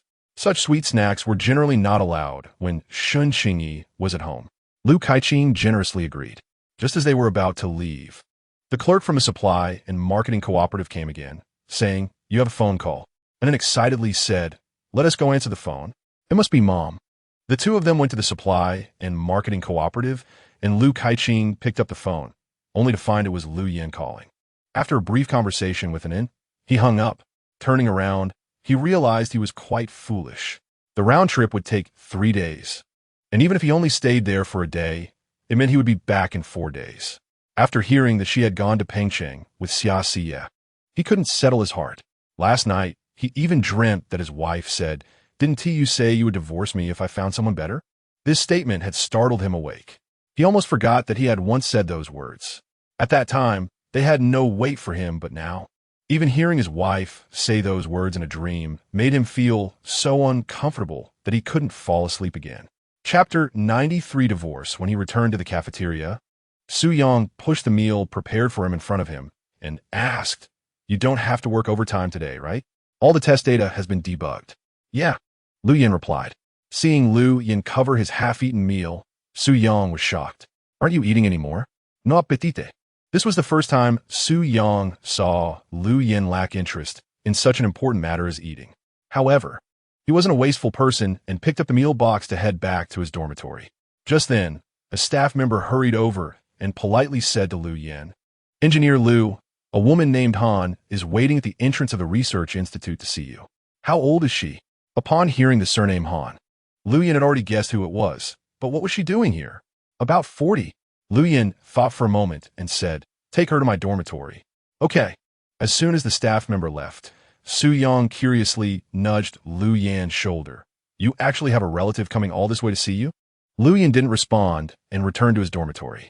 After he opened the door and placed the meal box down, he heard the staff member's enthusiastic voice. He then saw the staff member leading a woman to the entrance. "Engineer Lu, this is the comrade." Lu Yin nodded to him as the staff member left. Han Longji walked in gracefully, followed by a little girl. Her gaze fell on Lu Yin, and she had to admit that this son-in-law's appearance was impeccable. But his personality was really unlikable. Lu Yin glanced at her and called out "Aunt." His tone was respectful, but not warm.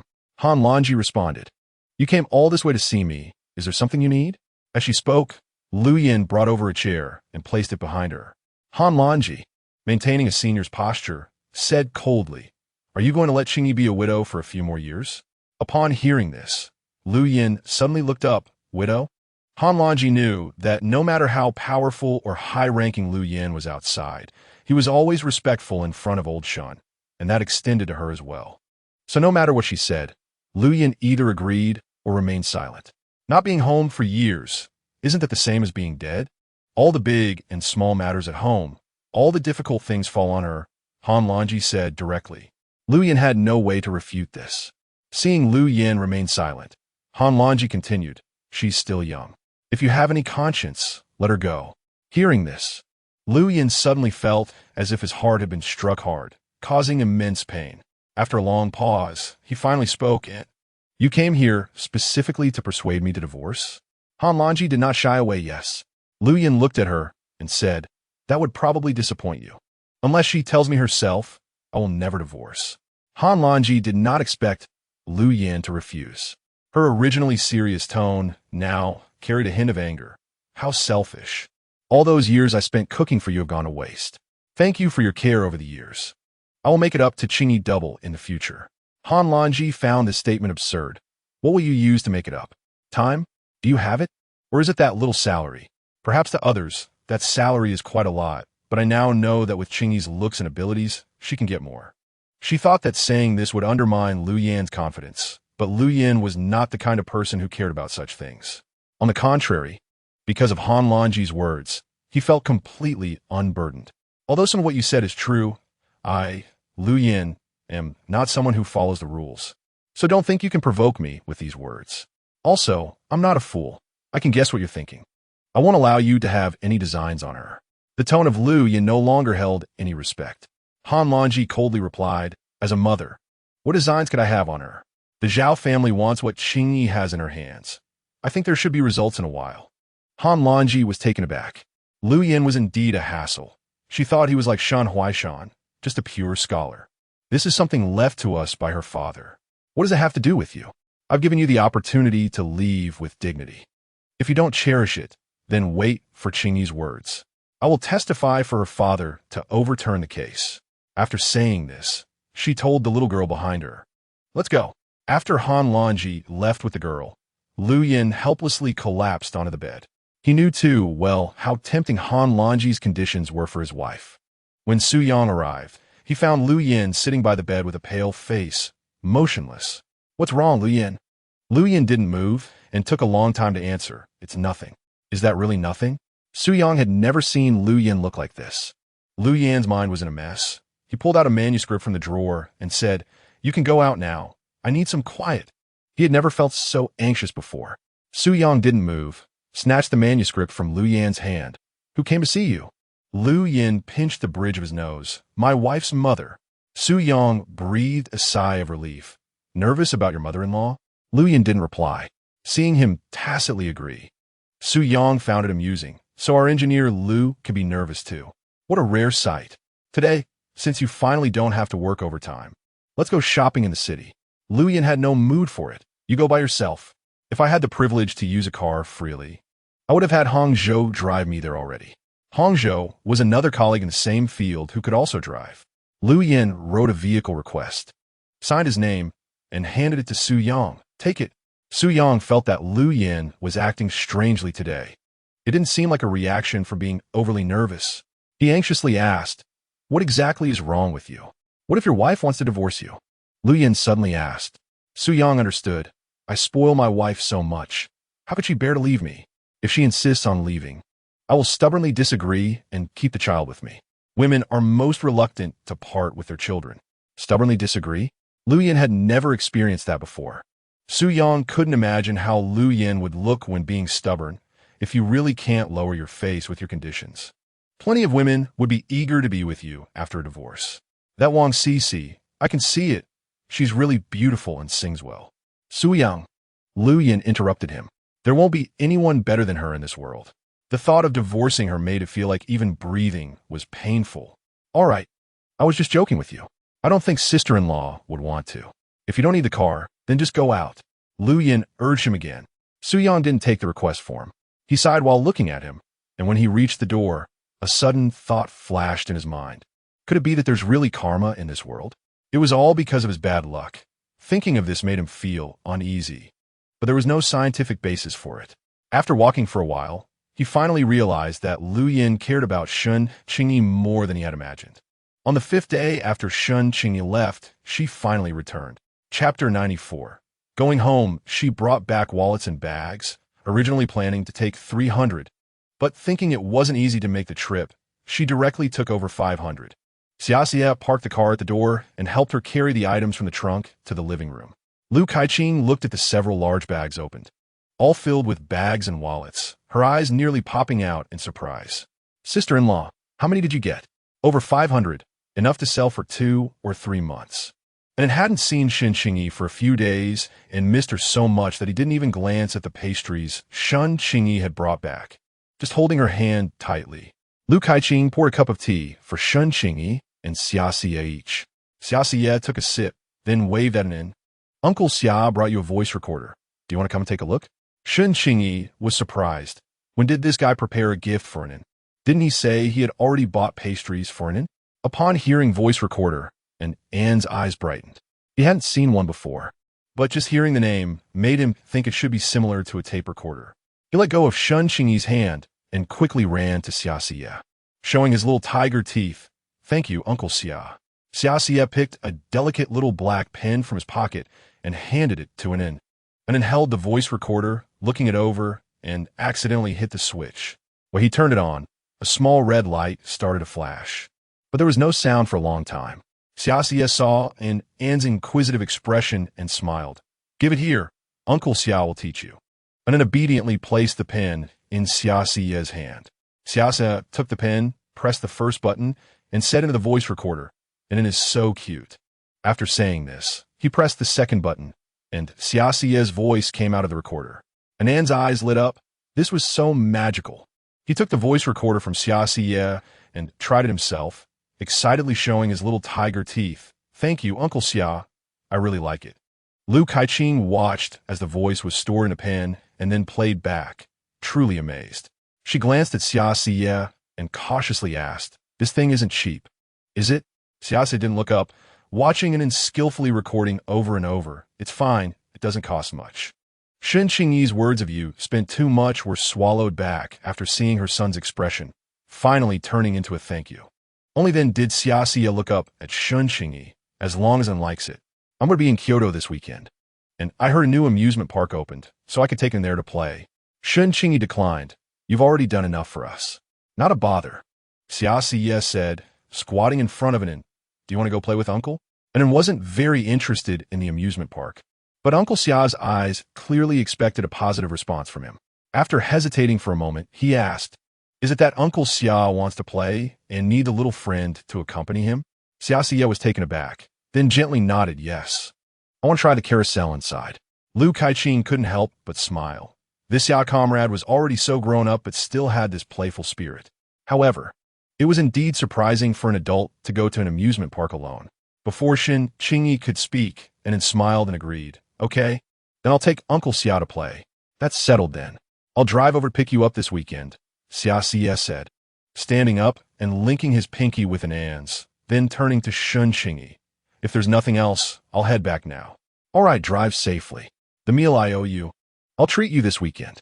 Just a simple expression of concern made Xiaxia feel that his efforts weren't in vain, and he had hope in his heart. What he cared about most was just an unfortunately, and liked him a lot as well. After Xiaxia left, the sound of a car starting echoed and then faded away. Lu Kaiqing came back to her senses, looking at the goods, and thought since Qingyi had just returned. Sister-in-law, have you eaten? If eat then. Xiaxia was good at this. No matter how busy or rushed he was, he could always find time for good food. The two began sorting the bags and wallets. Lu Kaiqing looked at the wallets with confidence. Sister-in-law, these wallets and bags are rare in Kyoto, and they look very fashionable. They should sell well. Qingyi smiled. All right, the small foldable wallets cost 4 each, the long straight ones 5, the handbags 12, and the shoulder bags 15, with a profit of 50 cents to $1 each. Okay, plus the profit, the prices are about the same as those sold at stalls in Kyoto. But our styles are more innovative, Lu Kaiqing said, her eyes full of uncontainable excitement. After organizing the goods, Qingyi noticed her son was still sitting on the sofa, repeatedly playing with his voice recorder. Ignoring her, he planned to wash his face in the backyard. Lu Kaiqing then pulled out 200 yuan from her pocket and stuffed it into Qingyi's hand. Sister-in-law, you got the compensation for me last time here. Qingyi was taken aback, didn't take it, but suddenly smiled and pushed the money back. You keep it, I don't need it. This girl was quite sincere. She hadn't misjudged her. Lu Kaiqing forcefully stuffed it into her hand. Now the money for the goods is all yours. And I'm still eating and living at home for free. Qingyi didn't take it. You save it. If you get sick again next time, I won't have money to lend you. Besides, I believe you'll be able to earn it back from me sooner or later. Cooking and doing laundry at home isn't for free. Seeing Lu Kaiqing unmoved, Qingyi frowned. Take it back. Don't delay me from washing my face. Buy yourself a nice pair of shoes. Even in business, you should look presentable. Only then did Lu Kaiqing quietly take the money back. She felt like crying a bit, but held it back and said, I will definitely earn it back for you. Sister-in-law, how much did this batch of goods cost? 1,800. Hearing this, Lu Kaiqing nearly lost her balance. Sister-in-law, you didn't take a few months' salary from Erge, and you spent quite a bit on those things too. Where did you get so much money? Qingyi thought for a moment. I saved half while working and borrowed the other half from my boss. She didn't want to make herself seem too wealthy. Lu Kaiqing immediately said, within a month, we will definitely pay off the debt. Good. Qingyi smiled and walked to the backyard, took a towel and basin from the bathroom, and washed her face happily. After drying her face with the towel, she found Lu Kaiqing standing behind her again. What's the matter? When you weren't here, my brother called twice. Lu Kaiqing was afraid they would misunderstand each other like before. Qingyi smiled. I'll call him back at the supply and marketing cooperative later. Lu Yin had left her his phone number. Saying this, she put down the towel and basin, walked to the living room, planning to call Lu Yin back in a bit, and at that moment, Han Lanji arrived. Chapter 95, Who is Important? Lu Kaiqing greeted Han Lanji enthusiastically when they first met, asking, Who are you looking for? On the other side, and then saw Han Lanji frowning and quickly put down the recording pen in her hand, running to Qingyi's side and holding her hand tightly. It's this grandmother who bullied Mom until she cried last time. Mom, why do you have time to come today? Qingyi asked in a lukewarm tone. Hearing Qingyi call her Mom, Lu Kaiqing quickly moved a chair next to Han Lanji and said, "Annie, please sit." After saying that, she hurriedly poured a cup of tea for her. Han Lanji took the tea and sat down, her gaze falling on Anne's face. Seeing him looking at her with hostility, his angry expression resembling Lu Yan's, she felt a bit annoyed. But she had come today to reconcile with her daughter. So she suppressed her emotions and said gently, "Mom has something to talk to you about. Can we go for a walk?" Qingyi hesitated for a moment and said to Lu Kaiqing, "Please help take care of Anan." Anan held onto Qingyi's hand and refused to let go. "Say, Mom, don't go."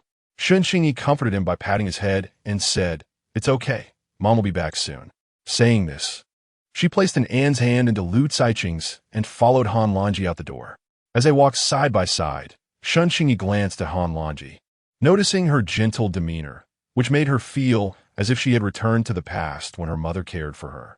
"If you have something to discuss, just say it directly." Han Lanji turned back to look at her daughter, and their eyes met. It was clear that this daughter had feelings for her as well. She sighed, "Qingyi, Mom often thinks, what is the purpose of a woman living this life? I worked hard for your father all my life, but in the end, you didn't even discuss your marriage with me. You are a piece of flesh that fell from my body. I raised you through thick and thin. School, illness, parent-teacher meetings. All were handled by me alone. I remember one year when you had a fever, your father was on a business trip, and I stayed up with you for 3 nights, afraid to close my eyes. I lost weight, and when your father returned, he questioned why I couldn't even take care of one child. Do you know how wronged I felt at that time? Having raised Anan herself." Qingyi understood the hardships. "Mom, I never blamed you." Qingyi's heart softened instantly. "I know you have grievances against Dad, but he was good to you. Do you remember that cashmere coat Aunt Yang liked?" Han Lanji had no recollection of it and remained silent. Qingyi continued, "You only glanced at it and said it looked good, and Dad remembered it. He asked me to find out where it was bought. Aunt Yang said it was from an overseas Chinese store, imported from country A, handmade. The next day, Dad went to the store after work. I don't know how much that coat cost, because all his salary was in your hands. He was afraid you would think it was too expensive. So he secretly wrote articles for a tech magazine for 2 months to finally buy that coat. But unfortunately, by the time he got it, the season had passed, and you hung in the closet. The following year, when your aunt liked it, you gave it to her without a second thought." Han Lanji was somewhat surprised and tried to recall, realizing that there was indeed such a thing, but she quickly suppressed that feeling. It seemed he wasn't completely heartless. Qingyi nodded. "Uncle came to Kyoto to gamble and got caught. He was worried you'd find out and be anxious. He never used connections, but he looked for someone for half a month to secretly get Uncle out of jail. Uncle never told you about this, right?" Han Lanji suddenly stopped walking, asking, "When did this happen?" "I was 12 years old. Uncle said this matter couldn't be known by anyone. Otherwise, when he returned home, he would be looked down upon and wouldn't be able to marry, and it would even affect the whole family. So Dad really didn't tell anyone. I accidentally walked into his room once and overheard him lecturing Uncle," Qingyi explained. Han Lanji's expression changed, and after a long pause, she said, "I will testify for your father." Hearing this, Qingyi's tears fell uncontrollably. "Thank you, Mom. Dad was really good to you. He just isn't good at expressing it."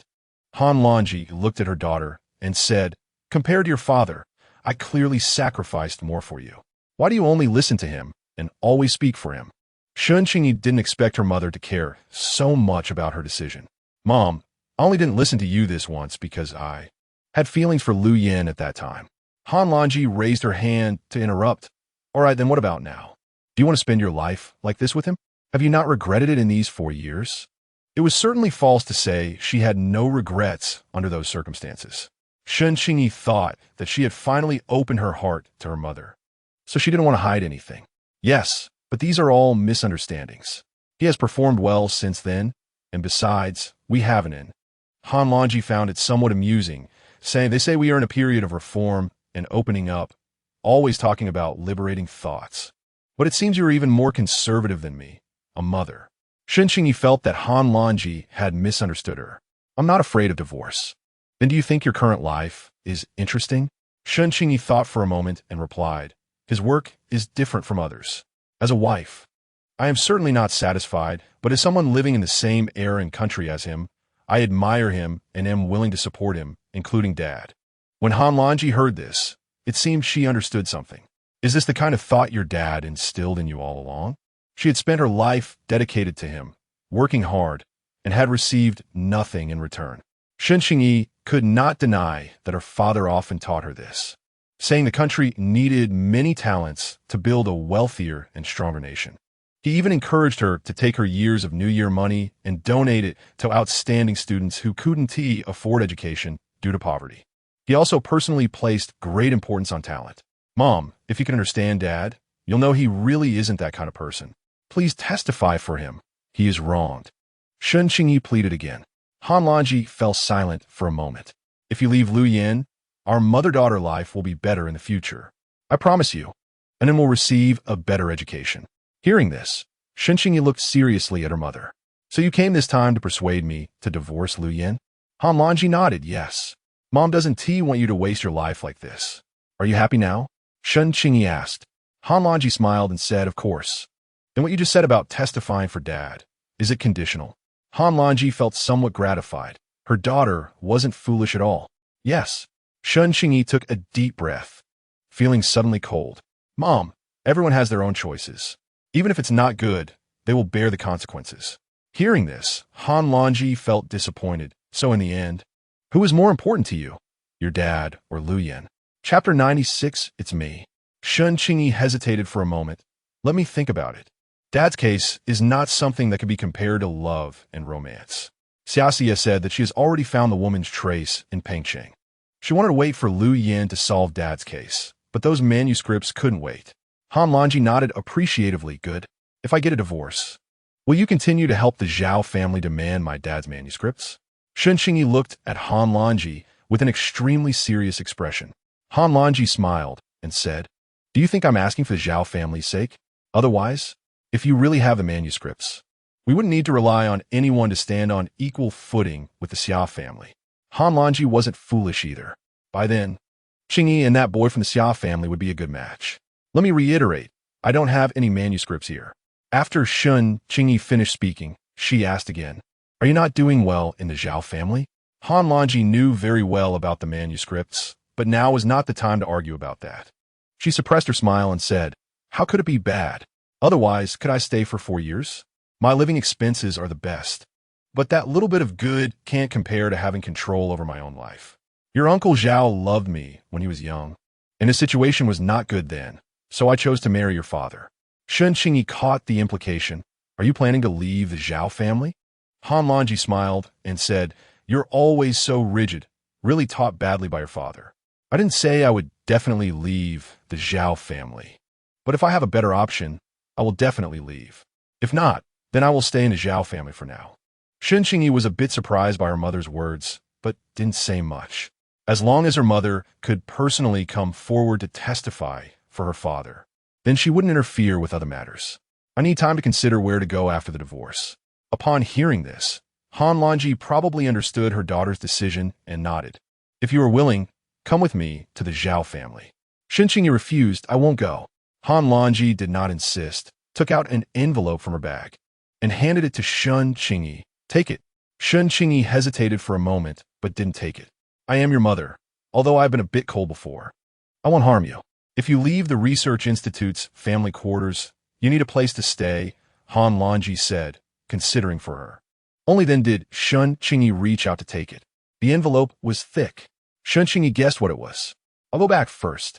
Think it over as soon as possible. If you have any questions, come find me. After saying that, she took out a business card from her bag. Qingyi took the card, looking at her mother, who was both strange and familiar, feeling a bit dazed. After a while, she turned and walked towards home. As soon as she reached the door and rushed out, his black grape-like eyes full of concern, Mom, did Grandma bully you? Qingyi looked at her son's nervous appearance and smiled. No. Lu Kaiqing, who was waiting in the hall, also breathed a sigh of relief. I'll go prepare lunch. Okay, go ahead. Qingyi took an inside, softly saying to him, Mom will go back to the room to work for a while. You can play by yourself for a bit. If you're hungry, just take out that pastry and eat it. Although Anan felt a bit reluctant, he still obediently nodded. Okay. After saying that, he ran back to the sofa with his little rubber sandals, pat, pat, pat, and sat down obediently, continuing to fiddle with his voice recorder. Qingyi entered the room, closed the door, sat at the table, and opened the envelope that Han Lanji had just given her. Inside, there was indeed a thick stack of 100 yuan bills. Qingyi counted, and there were a full 10,000 yuan, which was not a small amount. She put the money away, thinking about Lu Yan's matter. He had previously said that as long as she found something better, he would be willing to divorce. His sense of responsibility for her outweighed his love. So, divorce wasn't difficult. It was just about an how would she bring it up? He liked his dad so much. Thinking of this, Qingyi felt a bit troubled. She sat there for a while, sorted out her thoughts, and took out her notebook to start drawing. At the dinner table in the afternoon, Qingyi ate somewhat absent-mindedly. Lu Kaiqing excitedly talked about her stall plan, sister-in-law. I want to have someone make a cart to hang bags on the stall to sell, but there might not be enough time. I'll first borrow a flatbed cart, and then buy a piece of cloth to put on it. Qingyi was pulled back to her thoughts by her words. Okay, I'll draw the style of the cart, and once it's done, I'll find someone to make it. No need to borrow a flatbed cart. On the first day, we don't need to take too much out. About 20 will be enough, otherwise it won't sell, and carrying it back and forth will be troublesome. Just take a light-colored cloth, and we can go check the spot for the stall tomorrow. Qingyi instructed. Lu Kaiqing smiled and said, I've already found a good spot. At the vegetable market section. Turn left when you go out, there's an empty spot. People from the suburbs often come up to sell vegetables, and they don't charge a stall fee. Qingyi thought for a moment. Let's go together tomorrow. I'll check it out again. All right. The two discussed, and Lu Kaiqing felt more reassured. After dinner, Qingyi went back to work in her room as usual. Lu Kaiqing cleaned up the dishes and then read a book. It was already the end of August, and in the afternoon, the weather had noticeably turned cooler. Qingyi looked at the setting sun outside the window, hesitating whether to call Lu Yan back. Just then, she heard a voice at the door. Has Comrade Qingyi returned? Qingyi recognized her voice, got up from the room, and said, I'm back. The visitor was a salesperson from the supply and marketing cooperative. When she saw Qingyi, her face lit up with a smile. Quick, go answer the phone. They've called several times, and you weren't here.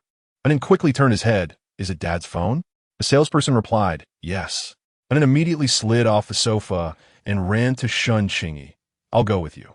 Qingyi looked at Anne's excited appearance, feeling very complicated. Holding an end, they walked to the supply and marketing cooperative, and after sitting down at the phone, less than half a minute later, the phone rang again. Qingyi answered, saying first, hello. Upon hearing Qingyi's voice, Lu Yan's heart jumped to his throat, and it took him a while to calm down. Qingyi, it's me. How was your trip to Pampering? Qingyi thought that Lu Kaiqing must have mentioned her trip to Pampering. I had someone I knew to guide me. It went quite smoothly. After answering, there was a moment of silence on both ends of the phone. Qingyi, Lu Yan. They both spoke at the same time, then fell silent again. Finally, Lu Yan spoke first. You say, you've been working there for a while. You should have a good grasp of the project's progress. Can you estimate how long it will take to complete? Qingyi asked. Lu Yan had indeed made an estimate based on the current progress. At the fastest, it would take about 2 months. Originally, the plan was to take at least 6 months, and if the progress was not smooth, it was likely to drag until the end of the year. Fortunately, the leaders from Lingsheng were supportive and sent over a batch of technical and construction personnel. Good. I'll wait for you. Qingyi didn't want to affect Lu Yan's working mood and was still thinking of discussing the divorce after his work was finished. What was supposed to be a sweet conversation was heard by Lu Yan as heavy with unspoken concerns. What's wrong? Do you have something to say to me? I'll discuss it with you when you come back. Upon hearing this, Lu Yan's heart sank, feeling as if it had dropped to the bottom. Chapter 97. Stinging Lu Yan was such a smart person. How could he not know what his wife wanted to discuss with him? Your mother came to see you? Lu Yan steadied his emotions and confirmed once again. Yes. Qingyi didn't hide it from him and then asked, how did you know? He wanted to say that Han Lanji had also come to see him, but once he opened his mouth, he realized he hadn't had 2 months to spare. And it was evident that his wife had no intention of telling him this news yet. My boss mentioned it. You two haven't argued, have you? Lu Yan wanted to hear more of her voice, trying hard not to let his wife sense anything unusual. No, I just asked about her situation. If you need anything over there, I can buy it and send it to you. I'm fine. They have prepared everything for me. How isn't it? Lu Yin asked again. Qingyi glanced at their son beside her. He's doing well. Do you want to talk to him? Just as he was about to say no, their son's excited voice came through the phone. Dad, I miss you so much. I miss you too. You'll be starting school in a few days. How's the preparation going? Anand's tender voice was filled with excitement. Tomorrow, Mom will buy me a new backpack and water bottle. There's nothing else to prepare. After that, Anand couldn't help but share. Uncle Xia gave me a voice recorder. It's amazing. It can record everyone's voices. I really don't know how such a small pen can do that. Do you know, Dad? Lu Yin suppressed the bitterness in his heart and patiently explained to his son, these digital recordings are done by simulating and sampling sounds, encoding them, and then converting your voice into a digital signal for compression and storage. Even after multiple copies, the sound information remains unchanged, preserving the original quality, thus forming the recording. Anand scratched his head, not quite understanding, but I remembered what you said, Dad. Lu Yin had long experienced his son's memory and smiled. That's all right. When Dad finishes work, I'll come back and do a little experiment with you. Yay! Anand cheered and danced with joy. Once their son calmed down, Lu Yin said, give the phone to Mom. I have a few more words to say to her.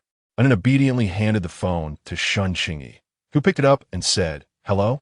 Qingyi, if you have time, install a phone at home, Lu Yin said, unable to suppress a cough.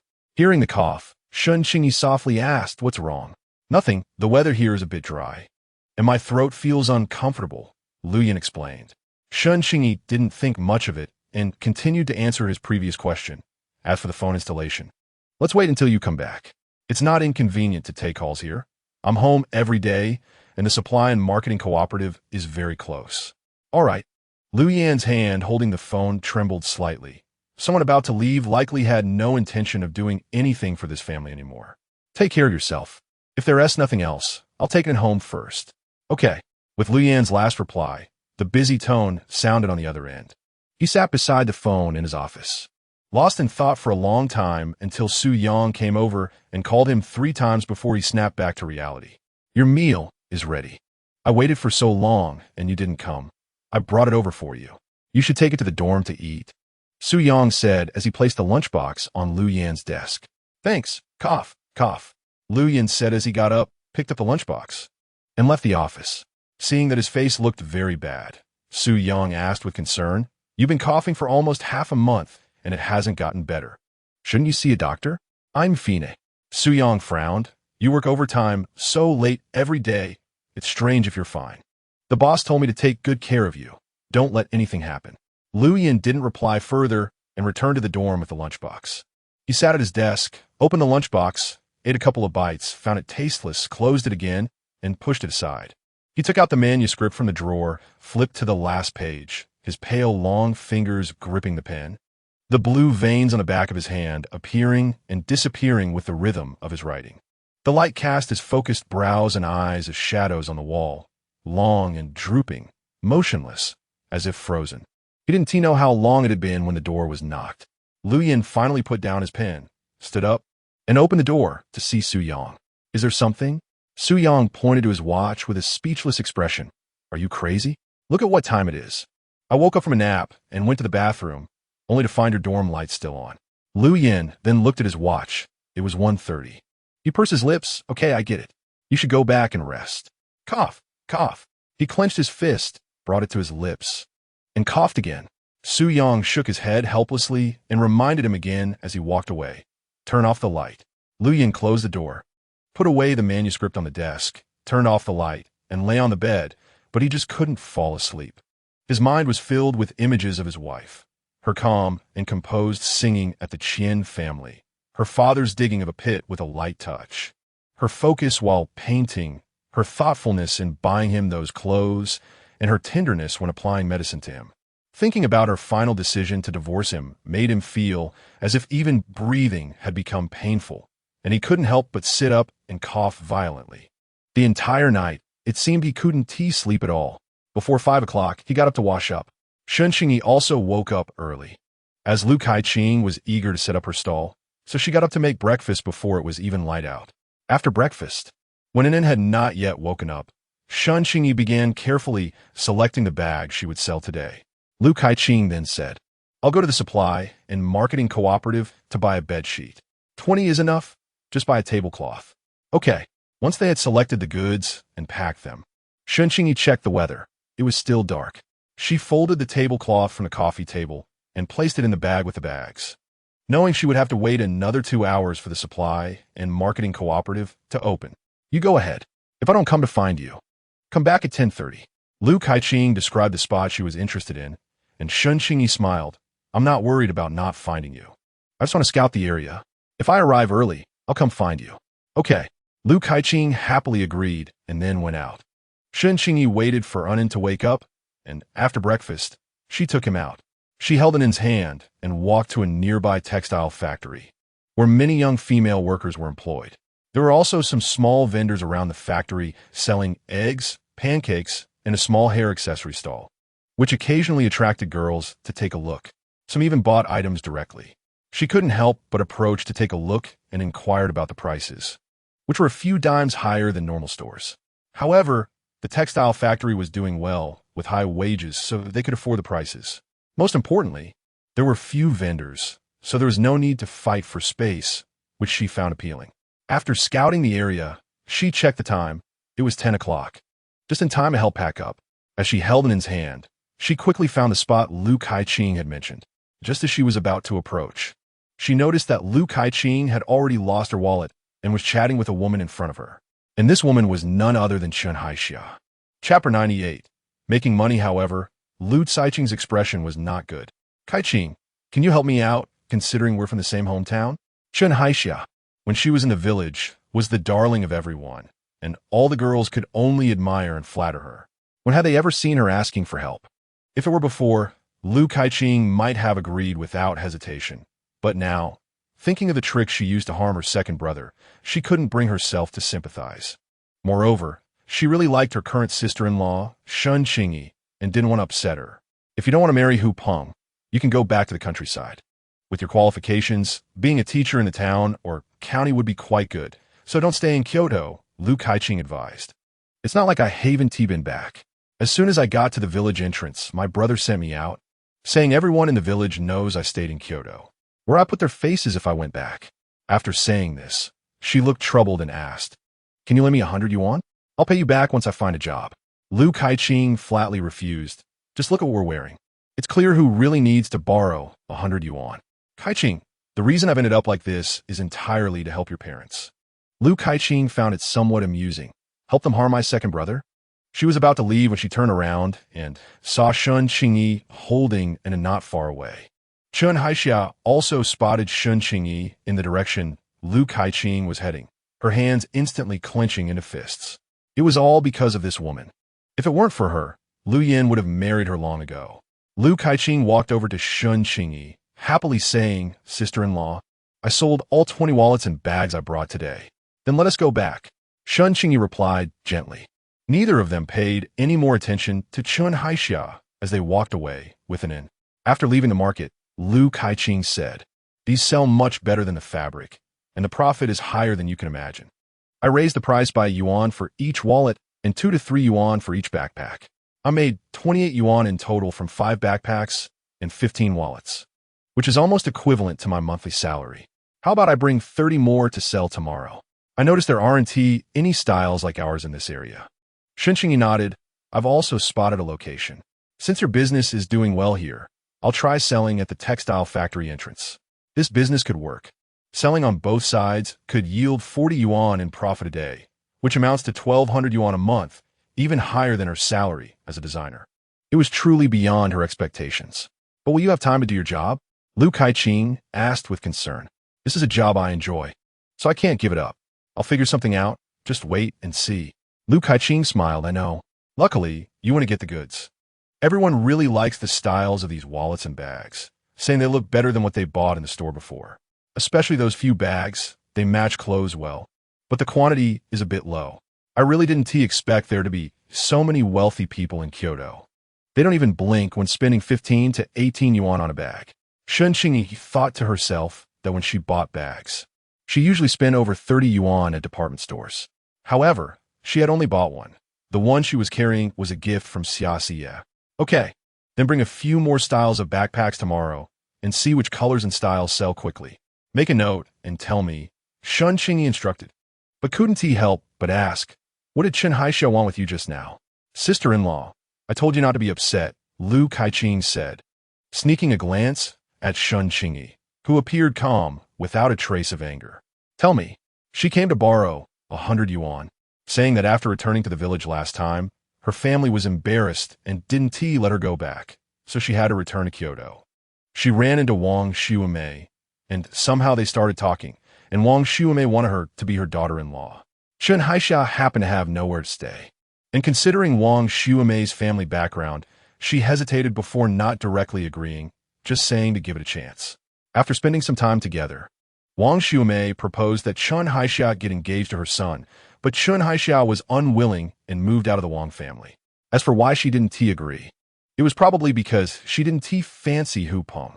After Lu Kaiqing finished speaking, she looked at Shun Qingyi again, only to see her face still showing no signs of emotion. She added quietly, you've seen my second brother. He wouldn't easily look at someone else. I think she just wanted to go to the Wang family for a free meal for a while. Shun Qingyi found it hard to believe. Has she really had no savings all these years? Lu Kaiqing sighed. What savings do rural girls have? Before marriage, they give to their parents and brothers, and after marriage, it's all about the children and family. Thanks to you, sister-in-law, I not only stayed in Kyoto, but also have savings now. Speaking of this, Lu Kaiqing felt immensely grateful. Passing by a small store, Lu Kaiqing ran in to buy a lollipop, and was so well-behaved, not making a sound after walking so far, and then took the lollipop, looked at Shun Qingyi, who smiled and said, all right, eat it. It's fine to have one occasionally, but not often. Too much sugar can cause cavities. Lu Kaiqing laughed. Okay, next time I'll buy in some cookies or toys. And then raised her little face obediently and said, thank you, Aunt. After the three of them got home, Lu Kaiqing handed both the principal and the profit to Shun Qingyi. After Shun Qingyi counted it, she took out 10 yuan in change to give back to her the next day, saying that profits would be settled at the end of each month, and she would keep a ledger. Good. The first day out went so smoothly, boosting Lu Kaiqing's confidence. As she was leaving Shun Qingyi's room, she said, sister-in-law, it's been a long time since I've heard you sing. Can you sing for a while now? I'll go make dinner. Play that song Tian Me. Just as Lu Kaiqing reached the backyard door, she heard the singing coming from the room. After lunch, Shun Qingyi and then took a nap. When they woke up, Do-Do's mother, Wang Chunlian, came, bringing Do-Do with her. Do you want to go to kindergarten with an to register? She asked, placing a basket of vegetables on the table in the hall. Shun Qingyi originally didn't think much of her, but during this time, Wang Chunlian had been very warm and friendly. No matter how cold Shun Qingyi was, Wang Chunlian always maintained a good temper. Shun Qingyi knew she was doing this to please Lu Yan on behalf of her husband. But over time, she found it hard to keep a cold face every time. She was just a bit surprised. Why are you coming here for kindergarten?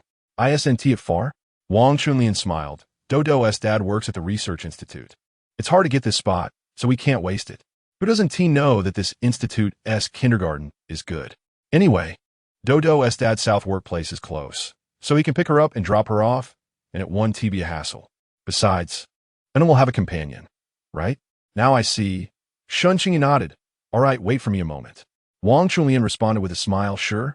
When Shun Qingyi came out again, she had changed into a light and elegant dress and was holding a small blue backpack. She said to Wang Chunlian, let us go. Chapter 99 registration along the way. The two children were chatting and laughing, while Shun Qingyi and Wang Chunlian were having a more subdued conversation, with Wang Chunlian asking a question and Shun Qingyi answering. How long will your man be away this time? Wang Chunlian asked. About 2 months, Shun Qingyi replied. Wang Chunlian comforted her with a knowing smile. It'll be over soon. 2 months will pass quickly. I heard that when they come back this time, they're going to get a raise. Your family's Lu Yan salary is already high. If they raise it again, you might not be able to spend it all. This was the first time Shun Qingyi heard about the raise from Wang Chunlian, and she smiled but didn't say anything more. Shun Qingyi took an into the kindergarten and found that there were quite a few people in the registration classroom. Everyone was lining up to register in an orderly manner. The teacher in charge of reception saw Anne's household registration book, and her eyes lit up as she squatted down in front of an. Oh, you're so good looking. You look like a well-behaved child. The teacher will help you with your enrollment today, and you can come to school the day after tomorrow, okay? And then shyly smiled and said, "Thank you, teacher. This child is really well-behaved." The teacher looked up at Shun Qingyi and praised her. "Thank you, teacher." Shun Qingyi politely responded. After Shun Qingyi finished her thanks, the teacher took in Anne's information and went straight to the front, presenting it to the registration teacher. "Family of Engineer Lu. Let her bring the child to the front." Shun Qingyi and Wang Chunlian were still in line when they saw the teacher who had just collected the information wave at them. "Come here. I'll handle it for you first." Shun Qingyi hesitated for a moment and refused, saying, "It's fine. We can wait in line." The teacher approached Shun Qingyi and said, "Go ahead. The Bureau has special care for Engineer Lu. Who knows how long this line will take?" Shun Qingyi glanced at Wang Chunlian behind her, and the teacher understood, collecting Wang Chunlian's information as well. "Let's go together." Wang Chunlian quickly took Dodo's hand and moved forward, while An shook Shun Qingyi's hand, saying, "Mom, I want to finish quickly so I can play with Dodo later. Otherwise, when Dodo's dad gets off work, I'll have no one to play with." Shun Qingyi then took Anne's hand and followed the teacher to the registration area, and soon the enrollment procedures were completed. When they came out, Shun Qingyi felt a bit dazed, recalling how a few months ago she had been driven away from the staff kindergarten in a sarcastic manner. Not getting a divorce meant that An could enjoy many privileges and respect because of Lu Yan's status. Whether it was Wang Chunlian or the neighbors around, they all treated her differently because of Lu Yan's identity.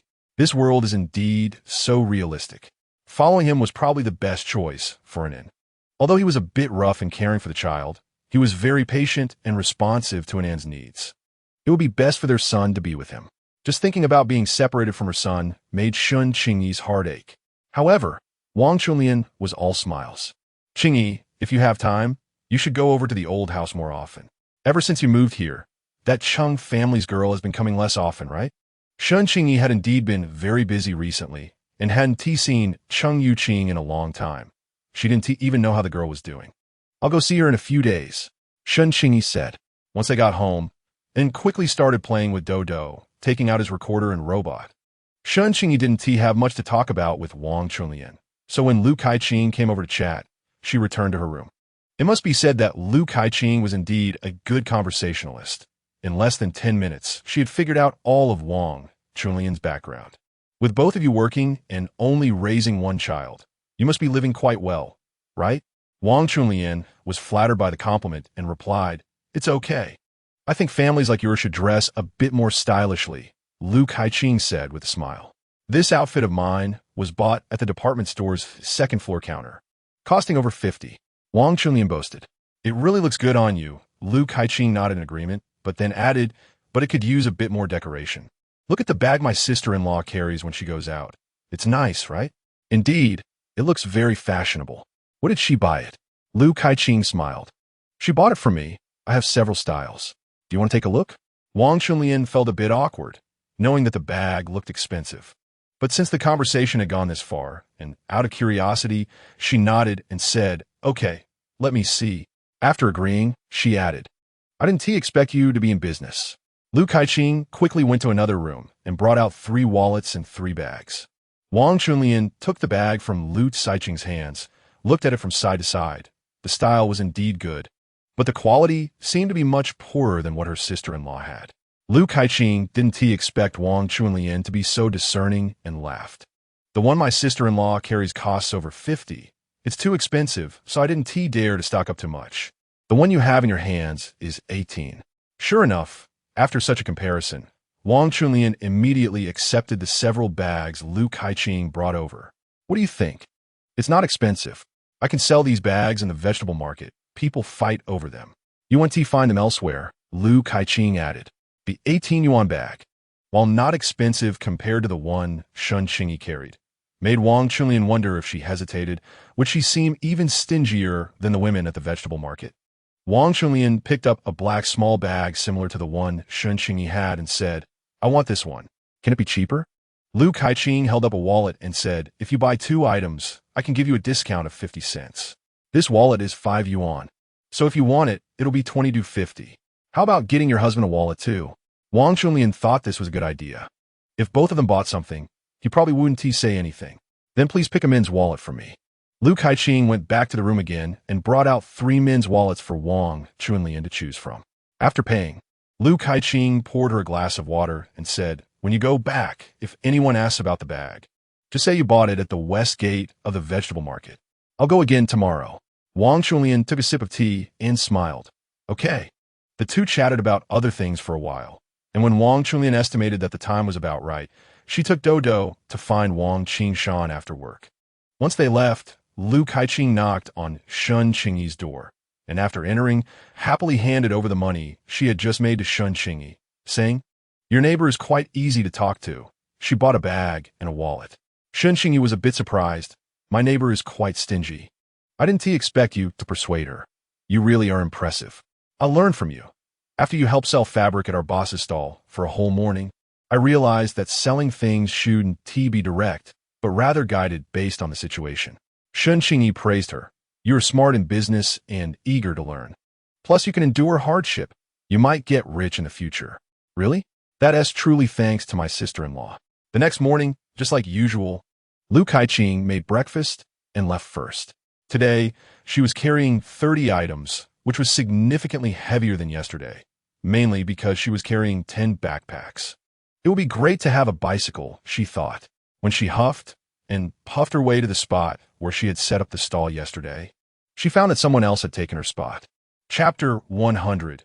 Evil people have their own evil people to grind. Chuan Haixia set up a small square table to sell tofu pudding and soy milk, and her business was doing quite well. Lu Caiqing's face darkened when she saw this. She walked up to Chen Haixia and said, "I scouted this spot days ago, and I even sold bags here yesterday. You came and took it today?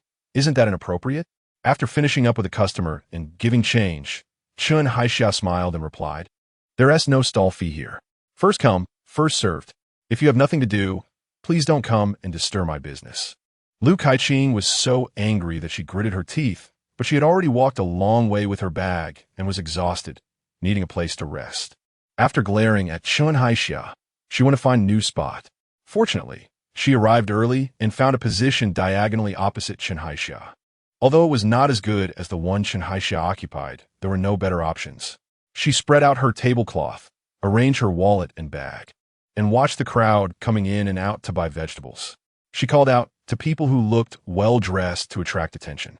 Even though the location wasn't as good as yesterday's, her loud voice and ability to target the right crowd quickly drew a few people around her. Lu Kaiqing enthusiastically introduced her products. In less than half an hour, she made a sale. Then, some of her old customers from yesterday came by, and she sold 5 or 6 more items in succession. Seeing that Lu Kaiqing had quickly gathered a crowd, Chen Haixia felt quite uncomfortable.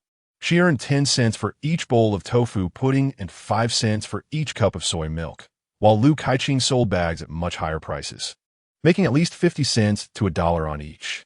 But she only had a small amount of capital, and 10 yuan could only buy her this kind of business. Feeling a bit sour, she discreetly counted the money in her pocket when there were no customers around. To her surprise, she had made a profit of 1 yuan and 50 cents, which lifted her spirits a bit. She thought if she sold everything at the market, she might make 2 yuan, which would be about 60 yuan a month, not worse than a regular job. No wonder that stubborn girl Lu Kaiqing was so determined to stay here and do business instead of going back to the countryside. Just as she was feeling good, a sharp voice rang out, "Chen Haixia, how dare you come here?" Chen Haixia looked up and saw Wang Xiumei, who scared her so much that she almost lost her mind. "Are you messing with us?" Wang Xiumei shouted loudly. Her voice startled the customers who were about to buy things, and some onlookers gathered around to watch. Seeing the situation, Chen Haixia quickly said, "What are you talking about? I'm trying to do business here. Can you not cause a disturbance?" Wang Xiumei was not one to back down. "You, a girl from the countryside, have no friends or relatives in the capital. Don't you know what you're thinking? You say you're dating our Hupeng, but you actually just want to crash at my house for free meals and find a place to stay." Chen Haixia laughed and said, "Sister, you're the one who said we could date first. I only agreed to it then. How did it turn into me crashing at your house for free meals?" Wang Xiumei retorted, "How is it not? You can stay at my house to look for a job, but the moment we mention engagement, you run away. What does that mean?" Isn't dating supposed to be about getting to know each other? If it's not suitable, why stay? What family doesn't T expect a little investment during dating? You're making a fuss over a few meals. Imagine what it'll be like after marriage. The crowd began to murmur. Yeah, it's been years since the reform and opening up. Marriage is about choice nowadays. Why not? A few meals and a bag of grain can't buy a daughter-in-law. Plus, this girl is tidy, looks good, and speaks well. If she feels it's not right, what's wrong with her setting up a stall to earn a living? Exactly. Some people echoed, looking at Wang Xuemei. Your family doesn't seem like they're in need of a few meals. It looks like you're just bullying a girl from the countryside. Wang Xuemei was getting more and more angry, her lips trembling as she looked at Chen Haixia, who slightly raised the corners of her mouth. After a long pause, she couldn't help but say, "What kind of relationship is this?" Our Hu Pong said he only spoke to you 10 sentences a day for the past month, and when we're not around, he doesn't even pay attention. Chen Haixia replied, "In other families, the guys are more proactive during dating, but your precious son always waits for me to start the conversation. He only answers one question at a time. It's because of his introverted personality that I don't agree to marry. You little brat. You're the one with a petty heart, yet you slander my son's character. If this gets out, how will you find a girl to marry in the future?" Wang Xuemei was getting angrier, and she stepped forward and knocked everything off Chen Haixia's table. Tofu pudding and soy milk spilled everywhere, and Chen Haixia was dumbfounded. She had at least a dozen cups on the table. Considering the cost, she had effectively worked for nothing today. Furious, she pushed Wang Xuemei. "You crazy woman who causes trouble everywhere. What do you want? You're talking nonsense. I'll tear your mouth apart." Wang Xuemei was not to be outdone and grabbed Chen Haixia by the collar, and the two started to wrestle. Lu Kaiqing had already